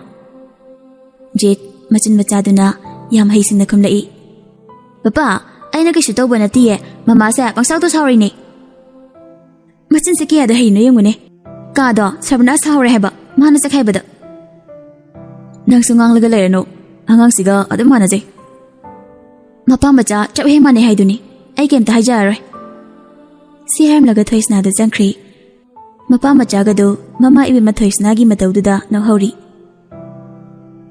ꯁꯣꯝꯗ ꯃꯃꯥ ꯏꯕꯦꯝꯃ ꯂꯥꯡꯂꯦꯟꯁꯨ ꯃꯆꯥꯅꯨꯄꯤ ꯁꯅꯥꯊꯣꯏꯅ ꯃꯆꯥ ꯌꯥꯎꯗꯕꯗꯨꯒꯤ ꯈꯜꯂꯒ ꯃꯊꯥ ꯁꯥꯔꯤ꯫ ꯑꯩꯒꯤ ꯏꯆꯥꯒꯤ ꯃꯔꯥꯏꯕꯛꯁꯦ ꯄꯤꯛꯂꯤꯉꯩꯗꯒꯤ ꯍꯧꯅ ꯑꯣꯟꯊꯣꯛꯅ ꯊꯤꯅ ꯇꯝꯂꯝꯈ꯭ꯔꯦ ꯍꯥꯏꯕꯗꯨꯅꯤ꯫ ꯍꯣꯝꯗꯒꯤ ꯑꯉꯥꯡ ꯑꯃ ꯂꯧꯔꯨꯒꯅꯤ ꯍꯥꯏꯅ ꯌꯥꯅꯔ ꯃꯥꯜꯂꯤ꯫ ꯃꯆꯥ ꯁꯛꯅ ꯌꯣꯛꯂꯒ ꯅꯨꯡꯉꯥꯏꯅ ꯂꯩꯖꯕ ꯑꯣꯏꯔꯁꯅꯨ꯫ ꯃꯅꯝꯃꯒꯤꯗꯃꯛ ꯈꯜꯂꯒ ꯃꯆꯜ ꯏꯕꯦꯝꯃ ꯁꯤꯂꯩꯃꯁꯨ ꯅꯨꯡꯉꯥꯏꯖꯗꯦ꯫ ꯏꯅꯝꯃꯒꯤ ꯂꯥꯏꯕꯛꯁꯦ ꯑꯣꯟꯊꯣꯛꯅ ꯊꯤ ꯍꯥꯏꯕꯗꯨꯅꯤ, ꯈꯔ ꯅꯨꯡꯉꯥꯏꯖꯔꯛꯄꯒ ꯑꯋꯥꯕꯗ ꯑꯗꯨꯝ ꯅꯪꯉꯤ꯫ ꯔꯥꯖꯅ ꯑꯗꯨꯒꯤꯗꯃꯛ ꯌꯥꯝ ꯈꯟꯖꯤꯜꯂꯨꯔꯅꯨꯁꯦ, ꯃꯈꯣꯏꯒꯤ ꯂꯥꯏꯕꯛꯇ ꯁꯨꯡꯊꯣꯛꯑꯅ ꯇꯝꯂꯝꯕꯒꯤꯅꯤ꯫ ꯅꯨꯃꯤꯗꯥꯡ ꯋꯥꯏꯔꯝꯗꯨꯗ ꯑꯣꯔꯐꯥꯟ ꯍꯣꯝꯗꯨꯗ ꯁꯅꯥꯊꯣꯏ ꯑꯃꯗꯤ ꯑꯥꯔꯕꯤ ꯂꯥꯛꯂꯤ꯫ ꯃꯦꯙꯥ ꯑꯃꯗꯤ ꯁꯤꯂꯥꯒ ꯎꯅꯗꯨꯅ ꯋꯥꯔꯤꯁꯨ ꯁꯥꯟꯅꯔꯤ꯫ ꯃꯦꯙꯥꯅ ꯃꯆꯤꯟꯒꯁꯦ ꯑꯣꯟꯊꯣꯛꯅ ꯌꯥꯡꯈ꯭ꯔꯕ, ꯉꯥꯡꯊꯣꯔꯛꯄ ꯋꯥꯍꯩꯁꯦ ꯔꯥꯁꯤꯅ ꯃꯇꯨꯝ ꯃꯇꯨꯝ ꯆꯦꯜꯂꯤꯕ꯫ ꯁꯤꯂꯥꯅ ꯑꯉꯥꯡ ꯃꯆꯥ ꯌꯣꯛꯂꯒ ꯀꯩ ꯀꯥꯟꯅꯗꯣꯏꯅꯣ? ꯑꯗꯨꯏ ꯁꯔꯨꯛ ꯆꯍꯤ 3-4 ꯁꯨꯔꯕꯤ ꯏꯅꯦꯒ ꯑꯩꯒꯅ ꯍꯥꯏꯁꯦ ꯑꯣꯏꯅ ꯌꯣꯛꯂꯨ꯫ ꯅꯣꯏ ꯎꯕꯗ ꯑꯗꯨꯝ ꯅꯨꯡꯁꯤꯕ ꯐꯥꯎꯅꯤ꯫ ꯑꯉꯥꯡꯗꯣ ꯃꯌꯥꯝꯒꯁꯨ ꯃꯥꯟꯅꯗꯦ, ꯃꯊꯟꯇꯅꯤ ꯇꯣꯉꯥꯟꯅ ꯂꯩꯖꯔꯤꯁꯦ꯫ ꯏꯅꯦ ꯈꯣꯏꯅ ꯍꯥꯏꯁꯤ ꯌꯥꯏꯌꯦ꯫ ꯐꯔꯦ ꯑꯗꯨꯗꯤ ꯑꯉꯥꯡꯗꯨꯕꯨ ꯀꯗꯥꯏꯗ ꯂꯩꯒꯦ? ꯄꯥꯛꯇ ꯂꯩꯔꯝꯒꯅꯤ, ꯂꯥꯛꯑꯣ ꯊꯣꯛꯁꯤ꯫ ꯑꯁꯨꯝꯅ ꯁꯤꯂꯥ, ꯁꯅꯥꯊꯣꯏ ꯑꯃꯗꯤ ꯑꯥꯔꯕꯤ ꯑꯉꯥꯡ ꯃꯌꯥꯝ ꯁꯥꯟꯅꯔꯤꯕ ꯄꯥꯔꯛꯇꯨꯗ ꯂꯥꯛꯂꯤ꯫ ꯆꯤꯛꯂꯕ ꯃꯐꯝ ꯑꯃꯗ ꯅꯥꯏꯇꯣꯝ ꯇꯥꯔꯕ ꯆꯤꯛꯂꯒꯨꯝ ꯂꯥꯞꯇꯛꯅ ꯅꯨꯄꯤ ꯃꯆꯥ ꯑꯃ ꯐꯝꯂꯤ꯫ ꯅꯨꯄꯤ ꯃꯆꯥꯗꯨꯒꯤ ꯅꯥꯀꯟꯗ ꯇꯦꯗꯤ ꯕꯤꯌꯔ ꯑꯃꯁꯨ ꯂꯩꯔꯤ꯫ ꯁꯤꯂꯥꯅ ꯑꯥꯗ ꯇꯦꯗꯤ ꯕꯤꯌꯔꯒ ꯂꯣꯏꯅꯅ ꯂꯩꯔꯤꯕ ꯑꯉꯥꯡ ꯑꯁꯤꯅꯤ꯫ ꯆꯠꯂꯣ ꯃꯁꯛ ꯈꯪꯅꯔꯨꯔꯣ, ꯑꯩ ꯑꯁꯣꯝꯒꯤ ꯑꯉꯥꯡꯁꯤꯡꯁꯦ ꯑꯃꯨꯛꯇ ꯌꯦꯡꯂꯨꯈꯤꯒꯦ꯫ ꯁꯅꯥꯊꯣꯏ ꯑꯃꯗꯤ ꯑꯥꯔꯕꯤ ꯑꯉꯥꯡꯗꯨꯒꯤ ꯃꯅꯥꯛꯇ ꯇꯞꯂꯤ ꯇꯞꯂꯤ ꯂꯥꯛꯂꯤ꯫ ꯑꯉꯥꯡꯗꯨꯒꯤ ꯃꯅꯥꯛ ꯌꯧꯕꯒ ꯅꯨꯡꯁꯤꯕ ꯈꯣꯟꯖꯦꯜ ꯑꯃꯒ ꯂꯣꯏꯅꯅ "ꯕꯦꯝ" ꯑꯉꯥꯡꯗꯨ ꯃꯃꯥꯏ ꯐꯠ ꯂꯩꯊꯣꯔꯛꯏ꯫ ꯇꯦꯗꯤ ꯕꯤꯌꯔ ꯃꯆꯥꯗꯨ ꯄꯥꯏꯔꯒ ꯑꯃꯨꯛ ꯂꯦꯞꯈꯠꯂꯛꯇꯨꯅ ꯑꯥꯔꯕꯤ ꯑꯃꯗꯤ ꯁꯅꯥꯊꯣꯏꯗ ꯉꯥꯏꯍꯥꯛ ꯃꯨꯟꯅ ꯌꯦꯡꯉꯤ꯫ ꯑꯗꯨꯒ ꯏꯈꯪ ꯈꯪꯍꯧꯗꯅ "ꯄꯄꯥ" ꯁꯤ ꯍꯥꯏꯔꯒ ꯑꯥꯔꯕꯤꯗ ꯀꯣꯟꯁꯤꯜꯂꯛꯏ꯫ ꯑꯥꯔꯕꯤ ꯑꯃꯗꯤ ꯁꯅꯥꯊꯣꯏ ꯏꯉꯛꯉꯛꯏ꯫ ꯁꯅꯥꯊꯣꯏ ꯃꯤꯠꯂꯨꯒꯤ ꯄꯤꯔꯥꯡ ꯁꯤꯟꯊꯈꯤꯕ ꯈꯪꯍꯧꯗꯦ꯫ "ꯄꯄꯥ, ꯃꯃꯥ, ꯅꯣꯏ ꯑꯅꯤ ꯑꯩꯕꯨ ꯂꯧꯕ ꯂꯥꯛꯏ ꯅꯠꯇ꯭ꯔꯣ? ꯑꯩ ꯁꯤꯗ ꯂꯩꯅꯤꯡꯗꯤꯌꯦ." ꯁꯅꯥꯊꯣꯏ ꯀꯞꯂꯒ ꯈꯨꯔꯨ ꯀꯨꯟꯊꯔꯛꯂꯤ꯫ "ꯃꯥꯅꯦ, ꯄꯄꯥꯒ ꯃꯃꯥꯒꯅ ꯏꯆꯥꯕꯨ ꯂꯧꯕ ꯂꯥꯛꯏꯅꯦ꯫ ꯃꯃꯥꯒ ꯅꯨꯡꯉꯥꯏꯅ ꯂꯩꯔꯨꯔꯁꯤꯀꯣ ꯑꯕꯦ." "ꯃꯃꯥ, ꯑꯩꯒꯤ ꯃꯤꯡ ꯑꯕꯦ ꯀꯧꯗꯤꯌꯦ." ꯑꯥꯔꯕꯤꯁꯨ ꯂꯦꯞꯂꯝꯕꯗꯒꯤ ꯈꯨꯔꯨ ꯀꯨꯟꯊꯔꯛꯂꯤ꯫ ꯃꯤꯔꯥꯒꯤ ꯃꯃꯥꯏꯗ ꯅꯨꯡꯁꯤꯅ ꯅꯥꯜꯂꯒ "ꯏꯆꯥꯒꯤ ꯃꯤꯡ ꯀꯩ ꯀꯧꯒꯦꯅꯦ?" "ꯑꯗꯨꯕꯨꯔꯣ, ꯑꯩꯒꯤ ꯃꯤꯡꯗꯤ ꯃꯤꯔꯥ." "ꯏꯆꯥꯒꯤ ꯃꯤꯡꯁꯦ ꯑꯣꯟꯊꯣꯛꯅ ꯐꯖꯈ꯭ꯔꯦꯗ.